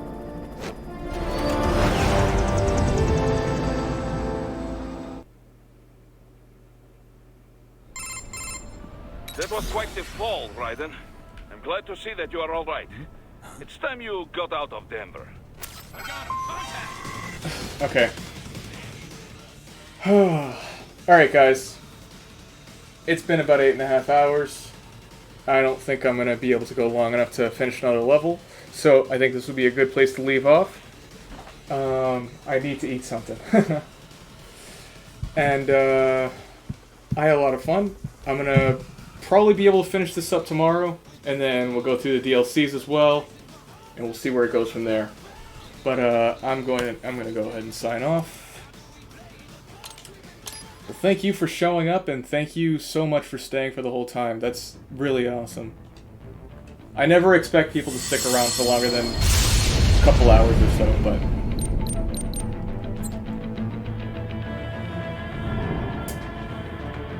You guys have a great night or a great day, depending on where you're at, and, whoops.